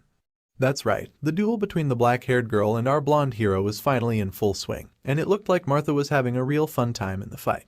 We see the look of pure confidence on her face as usual, and she's very excited as she clashes swords with our hero, who looks quite serious as well. I mean, this is a high-stakes match after all, so it's no surprise that both of them are dialed in. As the fight continues, Martha attempts to land devastating blows, but each time, our boy deflects them, showing incredible agility and skill. And it doesn't take long before he turns defense into offense, with a brilliant counterattack move that leaves the girl shocked. However, she manages to dodge the hit, and then goes back to reassess the situation before her. Even though she's starting to get worried, she covers it up with her usual taunting facade. She tells Raon that she didn't think he could deflect her sword, and finally admits that he's actually talented after all. Regardless, she believes that his talent is only in his swordsmanship, so she calls him a halfling whose aura isn't strong enough, and as such, she claims that he doesn't have a future. As usual, her words are just a distraction to allow her to land an attack, so while she's saying these mean things, she also prepares to go in for another attack. This time, it's much more powerful than the previous ones, because she leaps into the air and generates an insane amount of momentum in a single swing, hoping to finish our hero off with the hit. However, to her surprise, Raon blocks the attack and continues to stand his ground, even as she tries to force him down. Despite her surprise that our hero managed to block it, the girl taunts him, suggesting that he can't hold it much longer, because aura depends a lot more on the talent of the user than their swordsmanship. Determined to throw him off his game, Martha tells him that someone like him who just barely managed to create aura can never be her match in a million years. She even threatens to crush his bones if he doesn't surrender, but before she can complete her threats, our boy deflects her attack and forces her back a few feet. At this point, the mean girl is stunned, and Raon finally decides to use his words to fight back, so he points out how she keeps talking about talent, and how the people in their family really love this word. Martha responds, suggesting it must be annoying for him to hear it all the time, because he's not talented, which is also the reason she wants him to realize his actual place. Hearing this, our hero hits back at her, revealing that he's going to show her something as well, and this thing in question happens to be something way more important than simple talent. The moment Raon says this, his sword is instantly covered in flames, and upon seeing this, fear and anxiety grip the boastful challenger. Scared and confused, she stares at our boy as he reveals the Thousand Flames technique, First Flames, which he's going to use to teach her a lesson. Martha is stunned to see this, and starts to wonder what the flames are and why they're on his sword. Even though she has no idea what made them, what she's sure of is the fact that those flames are by no means ordinary, and they are most certainly very dangerous. Despite her fear, she notices that there is a very strong intent behind Raon's flames, which makes it possible for them to feel so alive. Martha refuses to back down even if she's at a disadvantage, so she musters all the courage she can and grips her sword, preparing to go in for another round. In other words, she's going to reveal a powerful secret technique of her own as well. And while our hero's sword is covered in flames, Martha activates her technique called Meteor Form, Ultimate Point. That's right, this duel just got more intense, because Raon immediately realizes that Ultimate Point is a skill that allows her to collect all of her aura into a single point, and he's impressed that she can use such a skill at her age. Our boy also presumes that she's going to throw everything into her next attack, but he still remains calm and waits to see what exactly she's going to do. The two opponents face off once again, and Martha admits that our hero is strong, but she assures him that he won't be able to block the next attack she throws at him. Just like she did earlier, she lifts into the air and generates a lot of force, which she concentrates into her aura-infused sword attack. Raon watches closely with his eyes fixed on the girl while she's in the air, and so when she finally lands her most powerful attack yet, history repeats itself and our hero blocks it just like he did the first time. You can tell just how power-packed this clash is, just by looking at the air around the two fighters. It's filled with their aura, which is probably a result of the insanely powerful techniques they are using. The other trainees watching are probably scared at this point, because the force from Martha's attack cracked the ground, while also causing a huge dust cloud to emerge. They find it hard to see what's happening because of this, but when the dust clears, we see that the challenger's sword was broken in the clash. And on top of that, she's been knocked out cold, lying on the cracked floor. Upon seeing this, the other students can't believe their eyes, because they never expected that Raon would defeat her, and they certainly didn't expect Martha to lose the fight she's been training so hard for. Either way, they notice something strange about our hero's aura as well, and murmur about what it could be. Raon hears all of their comments, but like the quiet guy he is, he ultimately decides to ignore them without clearing anything up. He stands over his opponent's body while rubbing his wrist and just looks down at the girl, not sure of what to say at this point. Suddenly, he notices that even in Martha's unconscious state, her fist is still tightly wrapped around her sword. And seeing such resolve, Raon admits that in the end, the black-haired girl also has something far better than some flimsy talent or skill. This special quality that he believes she possesses is mental strength, and he seems to be very impressed by it. This story never disappoints with its progression, and I can't wait to see the look on Martha's face when she wakes up.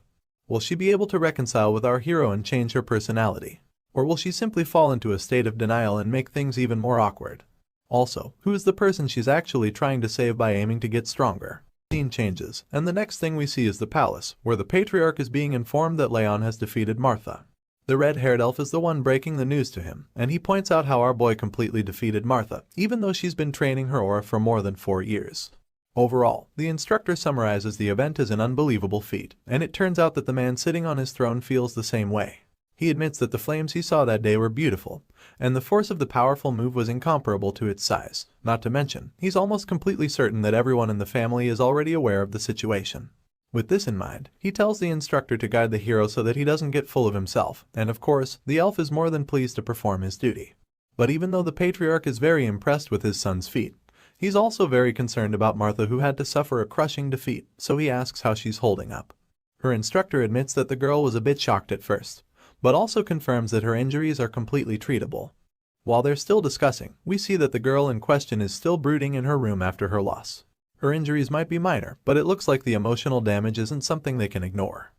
Outside, we see our blonde hero trying out something with a beautiful flower in the garden.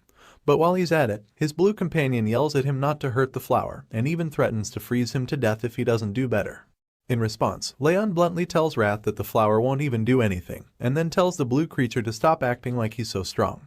However, Wrath insists that their plan isn't working because of the kid's stupid elemental resistance, so Raon smugly hits back, saying that he's glad the blue creature is aware that this isn't worth trying. The scene suddenly shifts to the night after Martha's defeat, and we see that our boy receives the miracle medicine he won from the bet. It turns out that the substance greatly increased his stats. His 4th ring of fire was formed as well, which greatly increases his strength, stamina, and agility. On top of that, his decreased athleticism and mana sensitivity vanished. His legendary senses also increased and became 2-star proficiency. Overall, Raon feels that all of the efforts until now just took effect because of the miracle medicine. A lot of things were improved, but the most significant thing was his water resistance, which was increased to 4 stars. Because of this new upgrade, most of Wrath's outbursts had become more like jokes to him. Either way, we learn that he came to the garden since it's his last day of rest, and while he's tending to the flower we saw earlier, Wrath continues to rant and yell at him, while insisting that he knows the best way for Raon to do it. However, just like our boy said earlier, all of the blue creature's outbursts have become more like jokes to him, so he just ignores him and wonders why he even has to deal with his annoying lectures while gardening. Of course, Wrath doesn't stop trying to control him, so while he's demanding that Raon use his hands to work, the blonde hero starts to actually wonder how the magical creature knows so much about gardening anyway. His thoughts are interrupted when Wrath suddenly answers him, by revealing that he used to fill the gardens with ice flowers when he was in the demon realm. The blue guy goes on to praise himself, claiming that the demons even used to revere him for his skills, but while he's still bragging, Raon gets distracted. The cause of the distraction turns out to be Martha, who just entered the garden with a scowl etched on her face. Our hero gets a bit uncomfortable when he sees her, and it gets even more tense when she just stares at him without saying a word. Seeing this, Raon breaks the silence by asking her why she's come, since he knows she didn't come to fight him. However, she stays mute, and it makes him wonder if she's not as mature as he thought. He thinks to himself about how childish she's being, but he tries to shake off the thought so he doesn't upset her even more. That's about the same time she finally reveals that the reason she's come is to challenge him to another fight, and in response, our boy simply admits that it's a pity she still hasn't accepted her loss. But the girl quickly counters him, insisting that she has acknowledged her loss. However, she claims that she doesn't understand how she lost in the first place, so she's come back to him to find out. When she's done making her point, Raon asks her what he would get in return if he fights her, which takes the challenger off guard. Seeing her shock, he informs her that it's customary for the loser to at least bring a gift when coming to challenge the winner. But while he's still trying to educate her, she cuts him off, stating that it's nonsense because it's not like he needs payment to fight her. Unfortunately for Martha, our boy is ready to go very low in this conversation, so he informs her that he requires payment. At this point, she starts to panic because she fears that Raon doesn't even want to fight. Desperate to get him riled up, she decides that stepping on the flowers would do the trick.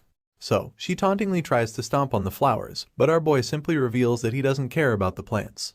Bro claims that he doesn't even like flowers anyway, and says that he doesn't understand why most people adore them either. Martha is stunned when she hears him say this, and Leon concludes his little confession by revealing that he's only gardening for his mom's sake. Seeing his nonchalance about the whole situation, the challenger gets pissed off. She hisses in annoyance, and decides to spare the innocent flowers since she knows that destroying them would do her no good. Afterward, she sighs angrily and tells him that she's leaving before storming out of the garden. Just when Martha leaves the scene, Leon's mother appears, calling out to him and informing that she's been looking all over for him. The worried mother was wondering where he was, and our boy was kind of surprised to see her. However, that's not the main issue on ground at the moment, because it turns out that she saw Martha with him and has now become very curious about her son's friend. She's really excited to see Leon finally hanging out with people his age, so she almost instantly concludes that Martha is a friend he made while training. Meanwhile, the girl in question, who hasn't completely left the garden, hears the voice and turns around to look at the person. She sees Leon's mother and wonders if she's Sylvia Sieghart, the person who left the family to chase after a man, and then came back to save her own child. Martha sees her as someone who acted out of courage for the sake of her own child, and while she's still thinking, the blonde woman in question approaches her. She notices the black hair of the girl she had seen earlier and expresses her happiness at finally getting to meet her. Leon, on the other hand, isn't so excited about the introduction, so he murmurs something about how nobody likes Martha and how they aren't really friends. Our boy tries to make his mom go inside, but she's just excited to meet her son's friend. She engages Martha in conversation, asking her if she got hurt during the duel. As you'd expect, the girl is taken aback by the mother's concern, but she manages to tell her that she's okay. Sylvia reveals that she was really worried and starts to smother the girl with affection, telling her that she didn't know Daniel brought up such a talented and beautiful child. And because of this, Martha starts to blush uncontrollably, not knowing how to react to the kindness. Either way, the woman finally asks her what brings her around, so the black-haired girl shyly reveals that she just had something to tell our hero. A very flustered Martha tries to cut the conversation short by claiming that she's done and wants to get going. But Leon's mother suddenly insists that she stay over and have a meal with them. This offer shocks the girl to her bones, and while she's still in a daze, Sylvia takes her hand and insists that she can't let her son's friend leave on an empty stomach. Of course, Martha tries to protest, but all of efforts prove futile because the next thing we see is the two kids sitting at a table while Sylvia serves the food. Leon is utterly confused by his mother's politeness and a bit embarrassed by the way she talks about the food he likes. When Sylvia sits at the table, she tries to make small talk with Martha. She confirms that the girl is a year older than Leon and then asks her if she had faced any troubles during training. The girl claims that she's fine in that department, so the lady goes on to talk about how the meat might be a bit tougher than she's used to. As a result, she asks Martha to chew well so she doesn't get indigestion, and the moment the girl hears this, she literally sees her mother and Sylvia for a brief moment. The flashback of Martha's childhood with her mother is brief, but it hits really hard.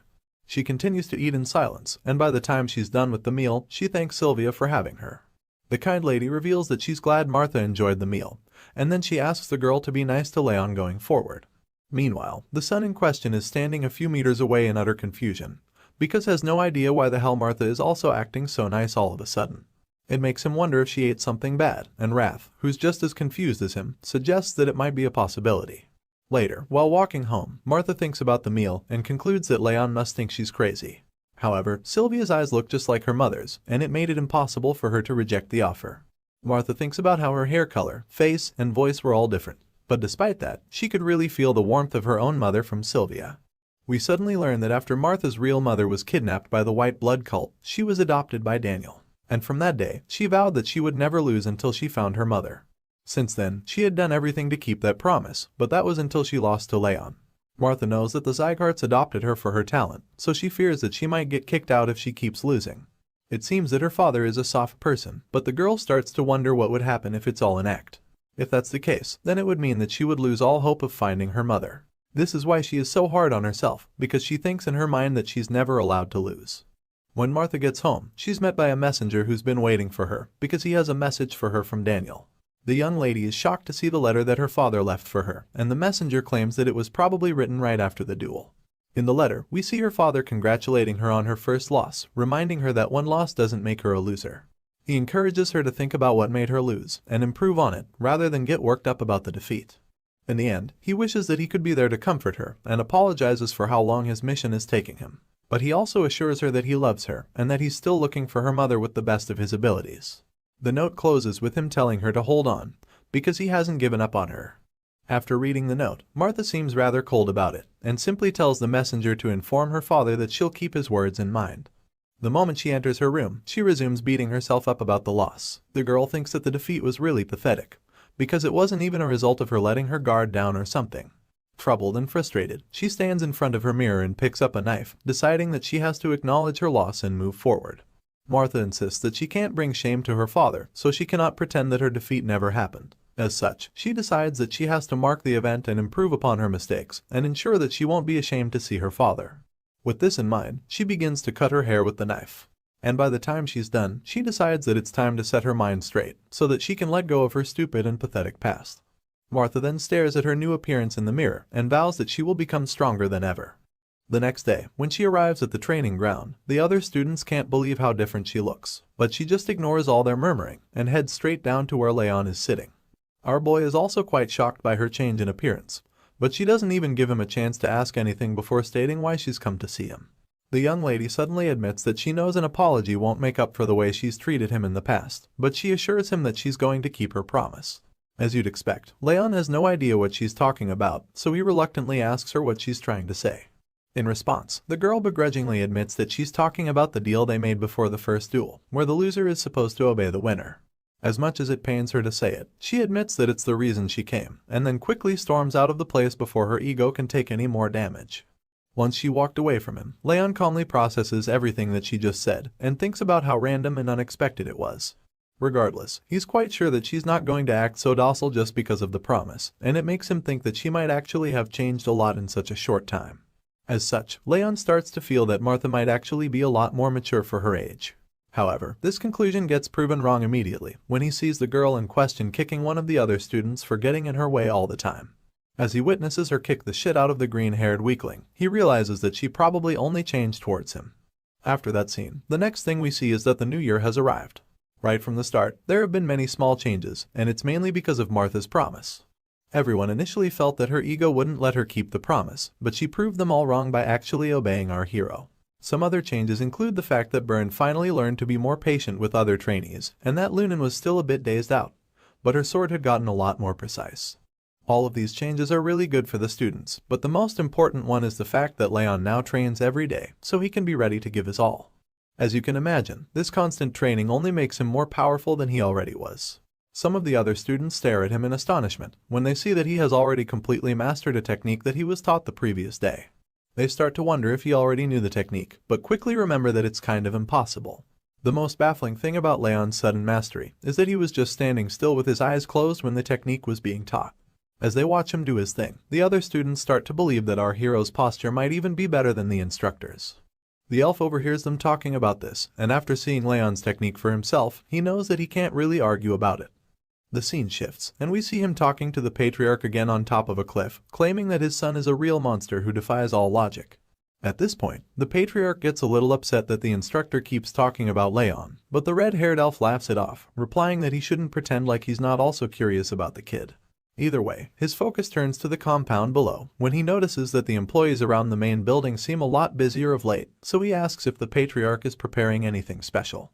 That's when he finds out that there are people visiting soon, and when he asks who they are, he learns that envoys from the Orwen Patriarchdom are set to arrive in a few days. The Orwen happens to be one of the 6 Emperor's 5 demons, and they are also one of the few forces that are close to the Siegharts. These guys are basically a patriarchdom of knights who prioritize the importance of swords and martial arts over everything else. Hearing this, the instructor asks who the envoy representative is going to be, and the patriarch claims that they said it would be the 3rd prince. However, he has a strong feeling it would actually be Duke Tartan. A frown appears on his face to show that he doesn't like this Tartan dude very much, and even the elf admits that he's shocked to hear that the psycho really became a duke. He also comments that the 3rd prince must be the same age as Raon or Byrne, but the patriarch just plainly states that he doesn't know. He tells the instructor to ensure that the trainees are behaving, and the latter is shocked that their training halls will also be visited. That's when he's informed that the 3rd prince is coming with the patriarchdom's trainee knights, and as such, they'll want to watch the swordsman in training. So, the patriarch summarizes everything by telling the elf that they can't afford to embarrass themselves. But while he's saying all of this, the instructor is distracted by the thought of Orwen's 3rd prince being the same age as Raon and the other students. The patriarch sees the elf getting amused, and accuses him of scheming again, which the instructor doesn't even deny. Later, he rejoins his students and informs them of the new development, so they're equally shocked to hear that Orwen Knights will be coming at their training grounds. The instructor reminds them that the envoy is already on the way, and then informs them that the third prince would like to spar with them. As you can imagine, the trainees get nervous because of the sudden news, but the elf insists that he's always reminded them that a swordsman should be prepared at all times, even in their sleep. The nervous students recall that the visitors were supposed to go to the 6th training hall, so they wonder why they want to visit them now. In a flashback scene, we see that the elf was actually the one who went to invite the Orwen people to come see the 5th training hall. In the present, he pretends not to know what caused the sudden change, and encourages them to look at each other before inviting the visitors inside. As the blonde prince and his knights enter the training hall, the instructor welcomes them and introduces them as the Orwen Patriarchdom's prized knights in training. The blue-eyed prince greets the teacher and introduces himself as Grier de Orwen. Meanwhile, Raon observes the prince carefully and admits that he's certainly strong for his age, because even at first glance, he can tell that he's the strongest among the other knights in training. Just then, like every forward and overconfident teacher, the instructor calls out to Raon and asks him if he's also scared to duel with the prince. Of course, our boy thinks carefully about his answer so he doesn't end up embarrassing himself. In his mind, he admits that it would be nice to practice the footstep technique he just learned, as well as connect his sword skills, so after thinking deeply, he replies that he would like to train with the visitors. The elf immediately concludes that Raon spoke for the whole class, so he decides that both sides have agreed, and proceeds to tell his students that they need to pick 20 from their side. He asks each of his trainees to lock who they would like to duel against, and as if the pressure wasn't already enough, he informs them that he's bet his entire month's salary on them winning against the visitors. The students are horrified to hear this, especially since he tells them that he'll put them through hell if they lose. A while later, we see that Raon has helped the students to pick out the best 20 among themselves, and tells them to look closely at the opponent's hands. That's when the students realize that the Orwen Knights are shaking too. Our boy tells his team that even though the visitors have handsome armor and confident posture, they're still trainees like the rest of them, who can't help but get nervous about a duel. Raon continues his pep talk, assuring the students that the intensity of their training is in no way less than that of the 6 emperors or 5 demons. He pumps them up, reminding them that the blood and sweat they've shed training until this day has been worth it, and encouraging them to do their best and not get nervous. With high spirits and a lot more confidence, they acknowledge his words, so Raon decides that he'll be picking the order in which they go in. This blonde-haired mini-commander knows that the first fighter is an important factor in increasing the spirit of others, so he decides that it must be someone strong. With this in mind, he calls Martha and asks her if she can do it. But before he finishes talking, the girl starts walking to the arena, confidently assuring him that she'll end it quickly. Martha asks everyone to gather around the center to watch, and as she takes the stage, the other students are horrified to see the huge opponent she'll be going up against. They start to wonder if these knight trainees are even the same age as them, and fear that even Martha might not be able to win. The Orwen knight in training introduces himself as Tars, and compliments her body for being so well trained, even though it's not fully matured. He then admits that he's looking forward to their duel. But while the other students worry about how the fight would go, Martha is so confident in her victory that she tells Tars to stop acting polite and just start the fight. Our girl is as feisty as ever, and it looks like she'll finally have a chance to redeem her character in this story. I've enjoyed her character development so far, and I'm now looking forward to seeing what the Orwen's third prince is going to be like. Will he end up being a stuck-up and prideful character, or will he actually have a positive attitude towards our hero? As the duel begins, the prince is shocked to see that Martha is overpowering Tars, who's actually the bigger and seemingly stronger knight in training. He watches the black-haired girl in awe as she attacks the Orwen knight with a confident smile. Overall, the swordsmen of the 2nd training hall proved that they were definitely stronger. And they lived up to the Sieghart name, because they were clearly on par with the kingdom's knights in terms of skill. On the other hand, the trainees from the 6th training hall turned out to be rather disappointing with their skills. Even though they were well trained, they were still inferior in skill compared to the Robert family's knights in training. However, the prince couldn't help but admit that the 6th training hall is still where the most talented trainees were, especially after seeing Martha's brave and epic display of incredible swordsmanship. From a distance, we see the Orwen Kingdom's duke speaking with the red-haired instructor. He asks Lemmer if this is the reason he came out of nowhere to suggest a visit to the 5th training hall. In response, the elf claims that it's a rare opportunity to be able to duel against one of the 6 emperor's knights in training, and then reveals that he suggested the matchup because he thought it would teach his students a lesson. The visitor is surprised to hear this statement, and admits that he can't believe those words just came from the person who used to be called the Brilliant Sword. Hearing this, Lemmer just teases him, asking if he should act the way he used to back in the old days. He even suggests that they make a bet, at which the Duke confirms that the elf's betting tendencies are still very much a part of him. Interested in the offer, he asks the elf what the terms of the bet are, so he responds, saying that they should have 20 duels in total, and then reward the winner. Lemmer believes that it would be a lot more fun if they wagered on the duels instead of just watching the matches, but the guard captain finds his suggestions overly confident. He reminds the Duke that his knights were given training in Orwyn, so he asks him if he's really sure that his trainees in the training hall can beat them. This question just causes Lemmer to burst into laughter, before telling the visitor that he has way too much faith in his trainees. The elf admits that he too has great faith in his students, implying that he's very sure they can defeat the visitors. The scene shifts back to the fight, where we catch up with Martha, who's still giving Tars a horrible time in their matchup. She lands a powerful sword slash which he manages to block, but the impact is so great that it pushes his feet into the wooden floor. Immediately in the next second, the force of her attack shatters his sword, and as a wave of horror washes over his face, he starts to ask himself how the girl could be so strong. The guy is sweating at this point, because of how terrified he is, but Martha doesn't even care that he's now defenseless. She just follows up with another powerful hit to the gut, which should ordinarily be enough for Tars to start coughing out blood. Even though he's wearing metal armor, the hit is still so strong that it forces him to his knees. As such, Martha is announced as the winner of the honestly one-sided duel. Our boy watches the whole thing feeling dazed, and admits that he thought she would be softer in her swordsmanship after fighting against him.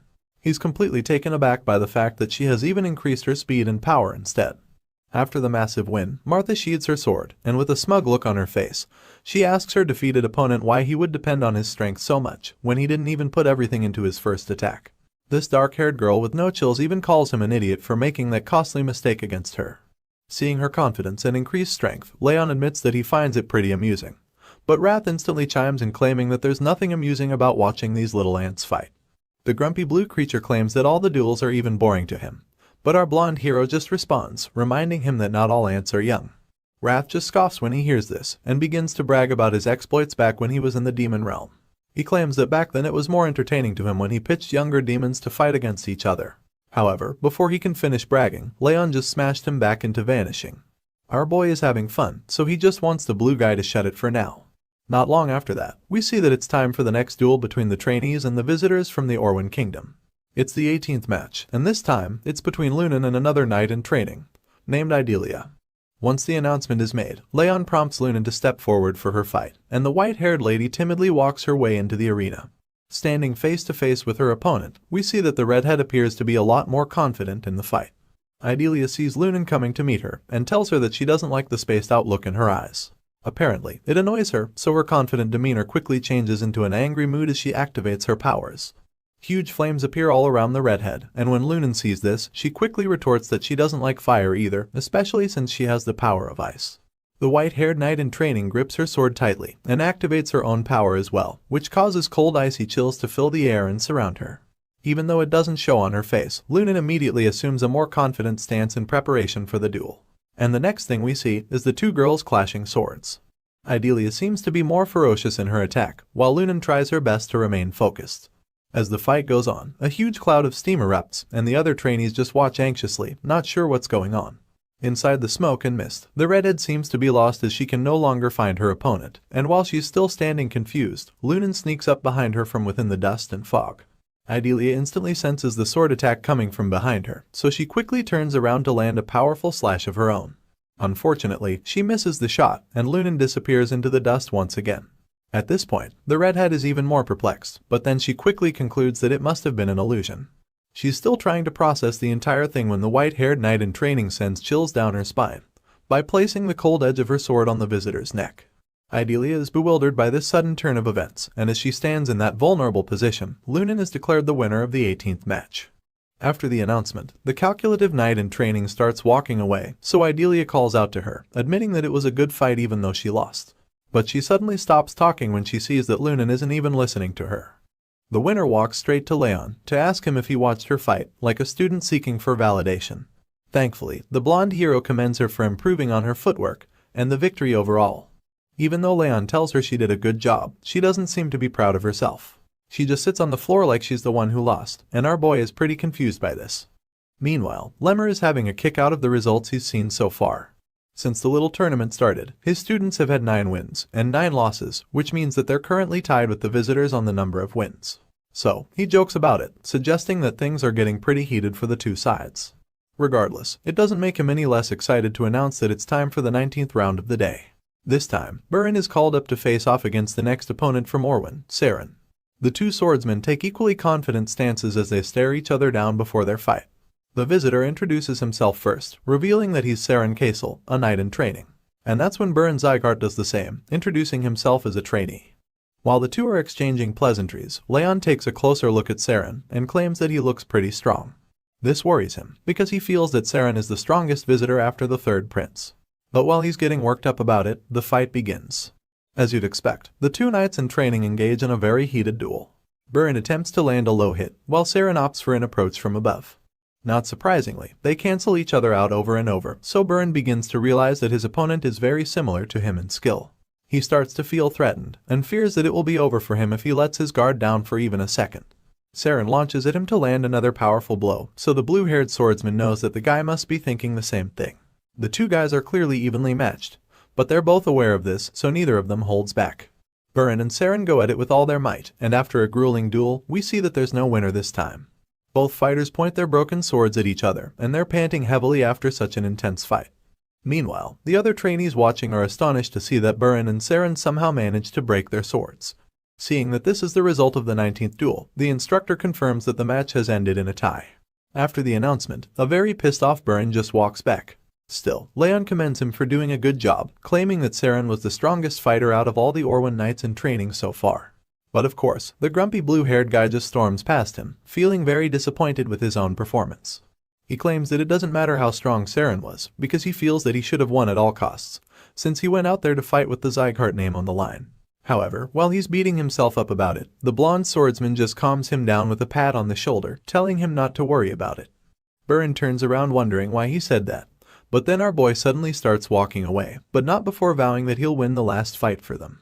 Raon is very certain that he'll defeat the strongest Orwin knight in training, who is none other than the third prince, Grier de Orwin.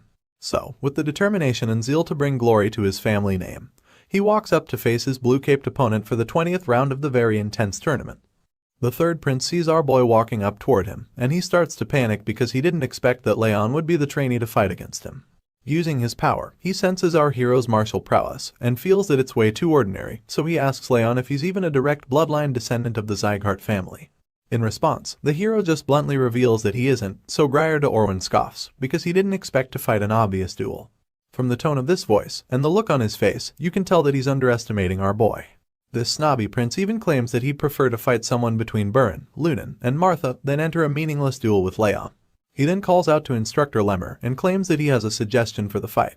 The red-haired elf asks Grier what he has in mind, so he points to Lunan and Martha, claiming that he doesn't think they're even tired after their own duels. So, he asks the elf if he can fight them after beating Raon. I swear, this guy is overconfident for no reason. After hearing this very bold idea, Lemmer gleefully accepts the proposal, reminding the prince that it's only going to happen if he defeats his current opponent. With the instructor's approval, Grier asks that the girls start getting ready for him right away, because he thinks his fight will be over too quickly. This dude is so confident that he's going to win, that he even decides he won't use his aura against Raon, feeling that he wants to save his power for the girls. After making this decision, he unsheathes his sword, probably thinking that he's just going to casually defeat our boy in a few seconds. Raon hears everything the third prince says, but he doesn't even respond to his insults. Instead, he chooses to do the talking with his sword, so he unsheathes his blade as well. Just as the fight is about to begin, Duke Tartan arrives at the scene, and is horrified when he sees Raon. He asks the instructor who the blonde monster is, and comments that he didn't even notice him before because of his inconspicuous presence. However, now that he sees him, he feels very disturbed by him. Lemmer just responds by saying that the Duke isn't so blind after all, and asks him why he didn't warn the third prince if he knew about Raon's strength. Tartan realizes that Grier thinks the blonde swordsman isn't skilled, and even though he would one day grow up to be the future of the Orwin kingdom, this blue-eyed prince still doesn't know the meaning of defeat. The Duke confesses that he felt it would be a good idea for the prince to learn what it feels like to lose in a safe environment. Regardless, he still feels that Grier is insanely strong, and he's confident that even the genius swordsman won't win against him. Lemmer hears this and finds it amusing, so he just smiles once again, telling Tartan that he doesn't agree. Seeing that they're not on the same page about who would win this insanely hyped duel, the elf suggests that they make another bet. The Duke is taken aback by this and asks Lemmer if he loves to gamble that much. However, the red-haired instructor assures him that it would be a simple bet on a few drinks, so Tartan agrees with him and asks what they're betting on. In response, Lemmer just raises his hand, showing 5 fingers before making a very bold statement, claiming that Raon will end the third prince in just 5 attacks. At this point, it appears that the instructor is even more confident than Grier, who thinks he'll take our boy out very quickly. The fight starts strong, and the red-eyed swordsman charges at the prince with a powerful sword attack.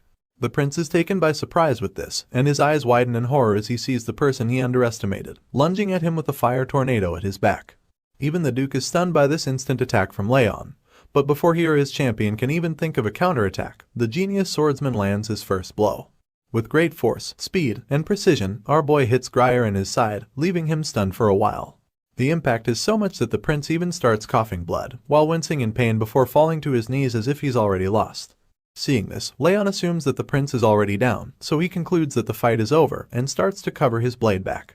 While he's doing that, Lemmer starts laughing again, feeling that he overestimated the prince by thinking 5 attacks would be needed to knock him down. On the other hand, Duke Tartan just watches the whole thing with shock laced all over his face. The guy can't believe his eyes, and while he remains stunned, the prince starts to reflect on his earlier thinking. He admits that he judged incorrectly, and finally starts to realize that Raon was the last fighter for a reason. Well, of course, it's because he's the real deal, and Grier finally understands this as well. Meanwhile, the Duke tries to start an argument. Tartan finds it hard to believe that Raon is just a trainee, because, in his eyes, the blonde kid already has the footwork and swordsmanship of a trained knight. But Lemmer doesn't give him any room to continue, explaining that it's the exact reason he said that Raon would win. With the way things are looking, the instructor feels that his student has brought home the win already, so he tells the Duke that he'll make reservations at a nice and fancy place where they can have some drinks. But before he can finish talking, Grier interrupts him. The injured prince tells Raon to stop when he tries to walk away. It turns out that he's not done fighting yet, and even when others try to explain that the fight is already over, he insists that he hasn't even shown his real skills. The third prince claims that the fight would have been very different if he had used his real powers at the start of the fight. And while he's being a sore loser, Martha cuts him off, insinuating that he's just a barking dog. She mocks Grier for refusing to admit his defeat, and being so whiny when he's supposed to be a prince. She also uses the opportunity to take a jab at Byrne, who's still brooding on the sidelines after his tie against Saren. The prince is shocked to hear her talk to him like that, and he's evidently ashamed of himself. But before he can say another word, Martha just continues talking, and informs him that she's actually trying her best to be nice to him at the moment. And after claiming that she's being polite, she yells at him to get the hell out of their training hall, reminding him that he already lost. After her not-so-subtle goodbye message, Idelia gets offended, and yells at her to watch her mouth when she's talking to the prince. As you'd expect, Martha can't be less threatened by the redhead, so she just informs her that even though Grier is from the royal family, she's also a direct descendant of Sieghart. As such, she feels that she doesn't have any reason to be polite to the crybaby prince. Seeing that the atmosphere is getting quite heated, Lemmer decides to intervene.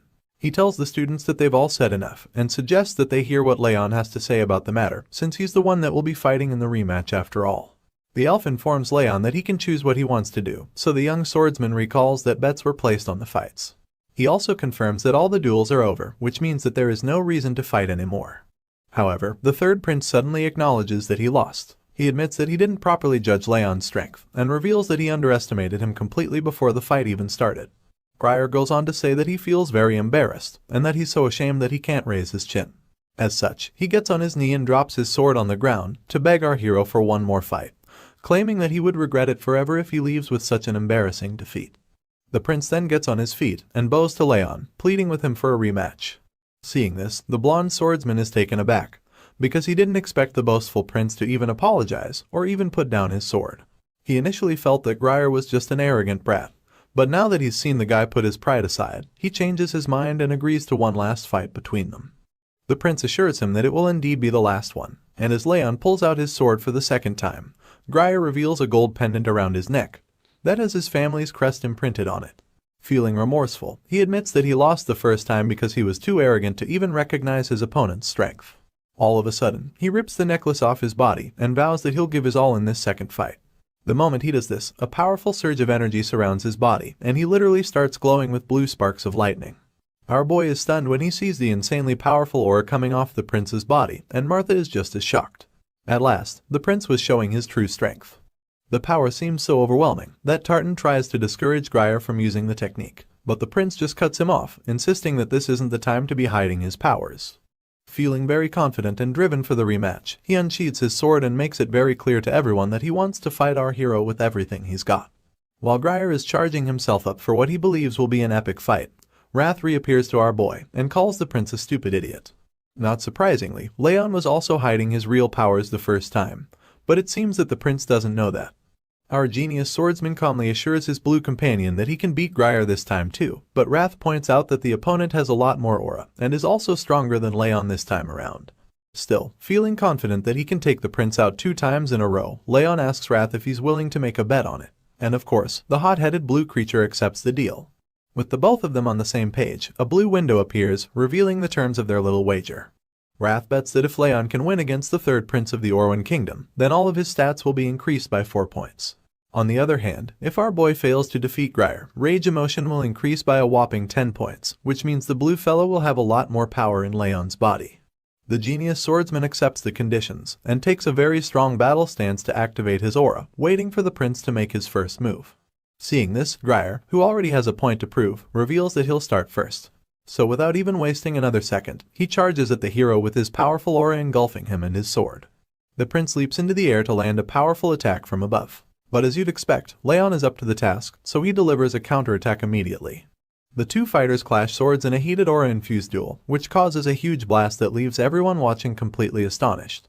Inside the fight, Grier starts to panic, because even though he's giving everything he's got, Raon doesn't even seem to be affected by it. This makes him wonder if the red-eyed swordsman should even be called a genius, because he feels he's more like a monster. Desperate to win this rematch, the third prince decides to finally use all of the power he's been keeping aside. His sword starts to glow even brighter this time, and when Raon sees this, he concludes that Grier must be using the Pier's sword technique, which is only passed down to the successors of the Orwan Kingdom. Looking at the opponent's energy, it's easy to guess that he's planning to end the duel in a single strike. So of course, our hero braces himself and tells Grier to come at him with everything he's got, while also taking a stance to counter the attack. The prince sees that Raon knows what he's planning to do, so he reveals that he's putting everything on the line with his next move, and then tells the genius swordsman that he should get ready for impact. Looks like an epic clash is about to go down. The prince's aura surged, and Raon's eyes widened as he identified the unmistakable signature of the parry sword technique, a legendary art unique to the most elite warriors of the Orwan Kingdom. With this, it became evident that the prince was preparing to unleash a decisive, all-out assault. Raon's hand closed around the hilt of his sword, his mind racing with the intricate patterns and deadly precision of the third prince's signature techniques, etched indelibly in his memory. With that, Raon unleashed the Thousand Flames technique, first flames surrounded by his splendidly blazing aura. Raon's overwhelming power surprised the prince. Witnessing the emergence of golden flame aura from a mere trainee, the prince realized Raon's strength far exceeded his youthful appearance. Nevertheless resolute, the prince reaffirmed his resolve, employing his own technique, unleashing a battle cry as he swung his sword towards Raon. Equally determined, Raon's and the prince's swords clashed, illuminating the surroundings with Raon's golden aura opposing the prince's blue aura. Their swords clashed once more, seemingly establishing an equal footing, until Raon's leg gave way, catching the prince off guard. As he gained an upper hand with a resolute determination to prevail, Raon unleashed his powers, shattering the prince's sword into multiple pieces. The prince was astounded, utterly surprised that his aura had been repelled. In a swift motion, Raon struck, leaving the prince on his knees with the duel victoriously claimed by House Sieghart. Observing his damaged sword, the prince remarked on his advantage in speed and strength, then smiled, pondering whether Raon had countered with adept footwork in response to his aura. "The world truly is vast," mused the prince, extending his hand for a handshake. He expressed gratitude to Raon, acknowledging the valuable lessons learned from the duel, conceding his defeat. Raon reciprocated the handshake, offering a smile and admitting his own gained insights. As they shook hands, the prince apologized for underestimating Raon earlier, attributing it to lack of insight. Curious, the prince inquired about Raon's age, to which Raon replied that he had turned 14 that year. The prince sighed, feeling defeated by a swordsman younger in both skill and character. The prince graciously handed Raon an item, requesting him to keep it. Curious, Raon inquired about its significance. The prince explained it was a token, a sign that Orwan's third prince Grier de Orwan was willing to extend any favor Raon might require. Astonished, Raon questioned why such a valuable gift was offered. The prince, defeated in their duel, admitted Raon's influence had cleared his mind. Offering a sense of enlightenment, He considered his loss fortunate, believing Raon to be the ideal victor. As he departed, he expressed certainty in their future reunion, hoping Raon would still surpass him by then, finding the challenge of catching up enjoyable. The prince then conversed with Lemur, acknowledging their loss in the bet. Lemur simply replied, "Yep, all right." Addressing Duke Tartan, the prince proposed a return, to which the duke promptly responded, "Ah yes, your highness." Suddenly recalling an urgent task, the prince swiftly departed. Reflecting, Raon pondered over his past life, where fulfilling missions without payment was the norm, finding the concept of compensation in this life peculiar. Examining the golden pendant from the prince, he marveled at life's surprising twists and turns. Meanwhile, at the patriarch mentions place. The patriarch listened attentively as the prince recounted the lessons learned from the duel with Raon. Admitting his initial belief in superiority, the prince credited Raon for prompting reflection and learning, describing him as a remarkable mature swordsman. Despite his youth, astounded, the patriarch acknowledged the prince's revelation. The prince expressed his intent to return promptly, eager to physically train and match the mental growth experience through Raon. "Bro is glazing hard right now." The patriarch then nodded in agreement and requested him to convey gratitude to the king for the letter. The prince replied, "Certainly, thank you." As the sun dipped below the horizon, painting the sky with stunning hues, the prince and his companion rode their horses homeward, bound for their kingdom. "Your highness, the duke hesitated. Meeting the prince's gaze, he inquired if there was something on his mind. The duke expressed his concern about the prince revealing his hidden powers and employing the Perez sword technique in the duel with Raon, deeming it a tad excessive. Stressing the importance of concealing his abilities, the prince chuckled in agreement, acknowledging that he might have gone a bit too far. He defended presenting Raon with the plaque, highlighting Raon Sieghart's goodwill despite being underestimated, which warranted an appropriate response. Additionally, Raon shared a technique that could be a secret. The prince argued, "That's true," but the duke began, only to be interrupted by the prince, who asserted that the plaque was an investment. Perplexed, the duke sought clarification. The prince elucidated, foreseeing Raon's exceptional skills and mental prowess at his young age, foreseeing a promising future despite his indirect lineage. He questioned the duke if he didn't believe it would be advantageous to establish a connection with someone like Raon. Impressed, the duke commended the prince for his farsightedness, to which the prince jokingly remarked that such farsight was expected, having grown up in the royal family, otherwise he might as well perish. The prince's expression remained calm, but his mind was racing. "I wonder," he thought to himself, "just how much stronger Raon will become by the time we meet again." Returning to the patriarch, his butler remarks on the patriarch's potential pleasure at his grandson's acknowledgement by a prince from another kingdom. The patriarch, bewildered, inquires about the butler's reference. Noticing the absence of warmth in the patriarch's demeanor, the butler remarks on the rare sight of his radiant smile. The patriarch, puzzled, touches his own face, questioning the notion of a smile. The butler, insistent, claims the patriarch has been beaming ever since the prince mentioned Raon's name. The patriarch dismisses the assertion, attributing it to the butler's possible lapse in judgment due to age. Prompted by the butler's concern regarding Duke Tartan's words, the patriarch remains silent, contemplating his response. In a fleeting flashback, Duke Tartan's words echo, revealing a conversation beyond the prince's letter. The duke conveys a message from the king of Orwin and Lekros Albertan D. Orwin 11, detailing the resurgence of the five darknesses. Attentively, the patriarch listens as the duke informs him about the unsettling movement of these forces once more. The following day, Lima commends the trainees for their performance against the Orwin Kingdom's trainees, stating they seem adequately prepared. He announces plans for upcoming specialized training the following week. Confused, the trainees inquire about this special training. Nervously, Green Boy questions Lima about the nature of this special session. Lima hints that it might not quite fit the term training. Rather, it's gearing up for an actual battle, warning them to brace for witnessing real bloodshed. Lima divulges details about a group of mountain bandits, the Snow Tiger Claw, residing a bit south of the Sieghart territory. These bandits, partially affiliated with the North and South Alliance, previously earned their livelihood by charging passage fees along a mountain road. However, their recent activities have taken a darker turn, involving theft from merchants and even fatalities. The trainees speculate if their mission involves eliminating these bandits. Lima admits it was the initial plan. When asked why he used past tense, a trainee hints that circumstances might have changed and entertains the idea of ambushing the bandits instead. "We can't," Lima replied somberly. He revealed a harrowing incident where the mountain bandits had ambushed a village to the south of the mountains, mercilessly slaughtering all the villagers and setting the place ablaze before fleeing. The trainees were visibly shaken by this revelation. Lima clarified that this was precisely why their mission now involved tracking down and eradicating these bandits. Despite being mountain bandits, they were all aura users with a notorious history, urging the trainees not to underestimate them and to remain vigilant. In a somber tone, Lima informs them of their departure scheduled for the following day. The scene transitions to Runan, meticulously slicing a leaf in half during her training. Despite her dedication, a tinge of disappointment colors her expression as she inwardly acknowledges her desire to refine her posture before their imminent departure, recognizing her struggles to meet her own expectations. Reflecting on Raon's adeptness in the art of stabbing, she admits to herself her own frustration at not comprehending her own impediment. Gazing towards the training edifice, she speculates about Raon's current training session and briefly contemplates seeking his guidance.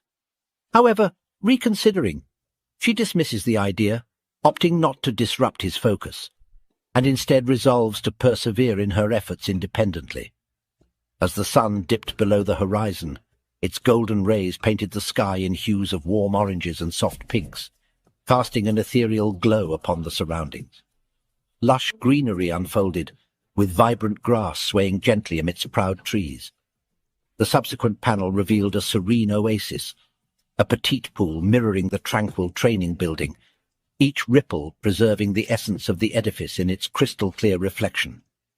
The harmony between nature's splendor and human craftsmanship was captured in this picturesque moment. Sorry about that. Runan reclined on a boulder, musing silently that her posture had weakened since earlier. Yet her movements had notably gained fluidity. She reckoned that today's efforts had sufficed. Rising and casting a glance towards the training facility, she speculated that Raon might still be there, contemplating bidding him farewell before heading home. Then a recollection struck her, her mother's request to return early this weekend for a promised treat of ice cream. With this memory, she resolved to depart promptly and seek Raon's guidance on the following day, intending to treat him to ice cream then. As she traversed the street solo, a figure trailed behind her, eventually calling out her name. Startled, she pivoted and inquired about the identity of the individual. Her countenance abruptly shifted to one of terror as she laid eyes upon the person. The man possessed hair as white as hers and greeted her, remarking on the passage of time. Syria Slyon, the white-haired man with striking purple eyes, bearing a resemblance to Runan, is introduced as a member of the vassal family Slyon. His smile faltered upon seeing her dismay, questioning why she appeared so distressed at the sight of her own brother. Expressing his discomfort at her reaction, he reminded her of his prior advice against wearing such an expression. Runan, upon hearing his words, began trembling visibly, a palpable fear taking hold of her. Syria then knelt down, acknowledging the effectiveness of Lima's training, noting with surprise that she had grown significantly stronger than he had anticipated. He rose, expressing his pride in her. Yet his countenance swiftly shifted, assuming a menacing demeanor as he addressed her. "But you wouldn't dare engage in warfare or partake in duels, risking your own life, would you?" Following her brother's words, Runan cried out and distanced herself from him. He then questioned whether she had forgotten all he had taught her in that brief period, reaching into his pocket, suggesting he might need to remind her again. Inquiring about the name of her former squirrel, he speculated if it might be Ruby. Syria, cradling a slumbering squirrel, witnessed as he continued with a smile, expressing certainty that she would now recollect how Ruby had met her end, and what would transpire if she disobeyed him. Despite Runan's cries to halt and wait, her brother proceeded, squeezing the squirrel in his grasp until it met a gruesome fate, blood splattering in all directions. Runan's eyes widened in astonishment. She was transported back to a haunting memory of discovering two lifeless squirrels on the ground and attempting to bury them, only to have her brother intervene and crush them. The recollection of that trauma caused Runan to collapse to her knees, unleashing a scream of terror. Her brother, wearing a smile, drew close, whispering, "Runan, you belong to me," emphasizing that until a certain appointed time, she must refrain from engaging in anything arduous or hazardous. He instructed her to merely stay alive and await his further directions. Abruptly, an assault targeted Syria, resulting in a massive explosion narrowly evaded by him. Shaking with fear, Runan found herself facing Raon, who had appeared before her and her brother. With a serious and intimidating demeanor, Raon demanded, "Who are you?" Raon stood his ground, demanding the man to reveal his identity. Syria grinned and retorted that proper introductions should come before seeking someone's name, especially after his sudden intrusion. Raon pointed out that Syria was the one blocking the path in such a narrow alley, and asked with a threatening tone if he was a thief or a robber. Syria acknowledged how Raon might interpret the situation, but clarified he wasn't a robber. In fact, he was Runan's older brother. Glancing quickly at Runan, Raon noticed her trembling in terror, wide-eyed and holding her head. Turning back to Syria, Raon questioned if he truly was her older brother, because she looked terrified. Syria, lifting his hand, admitted he might have taken the prank too far, expressing joy at seeing Runan after a long time. Raon questioned if Syria considered squeezing a squirrel to death in front of Runan a prank. Syria giggled and remarked, "So you caught that," explaining that it was not a real squirrel but just a toy. He displayed his empty hand to Raon as proof that there was nothing there, asserting that there is no way he would have killed a real squirrel. Internally, Raon noted the intensity of this man's aura, which he used to disintegrate the flesh and blood of the squirrel. Syria then placed a box on the ground, mentioning he had come solely to give his younger sister some snacks, before embarking on a long-term mission. He complimented Runan on her great friend, encouraging them to maintain their strong bond. Apologizing for taking the prank too far, he waved it off, wished Raon good health, and took his leave. Raon quietly recognized the man. He's the exceptional swordsman of House Sieghart, one of the 12 formidable figures destined to shape the continent's future. Known as the Azure Sword, Syria Sieghart was merely a name Raon had heard of before his reincarnation. This encounter marked their first meeting. He shared that Syria was a deceitful figure, a man who posed as a merciful hero yet carried the same repugnant aura as Derus. Raon extended his hand to escort Runan, suggesting they depart together. After a stroll they paused near a carriage.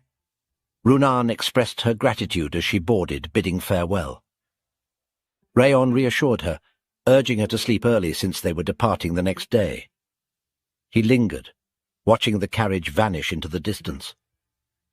Inside the carriage, Runan remained silent until reaching her room, where the ice cream awaited beside her bed. Internally, she noted her brother's return, unchanged from previous encounters. In a fleeting flashback, Runan brushed off a squirrel scratch on her hand, attributing it to her pregnancy and reassuring her older brother Ruby that it was insignificant and caused by the squirrel being overly sensitive. Yet the subsequent scene showed Ruby lying lifeless on the floor. With a chilling demeanor, Syria asserted ownership over her, emphasizing that she must remain unharmed indefinitely, her only role being to breathe. He warned her that disclosing the incident to their parents would result in their demise. He also mentioned he doesn't need the house, threatening to wreck everything if she spills the beans, even going so far as to harm everyone except her.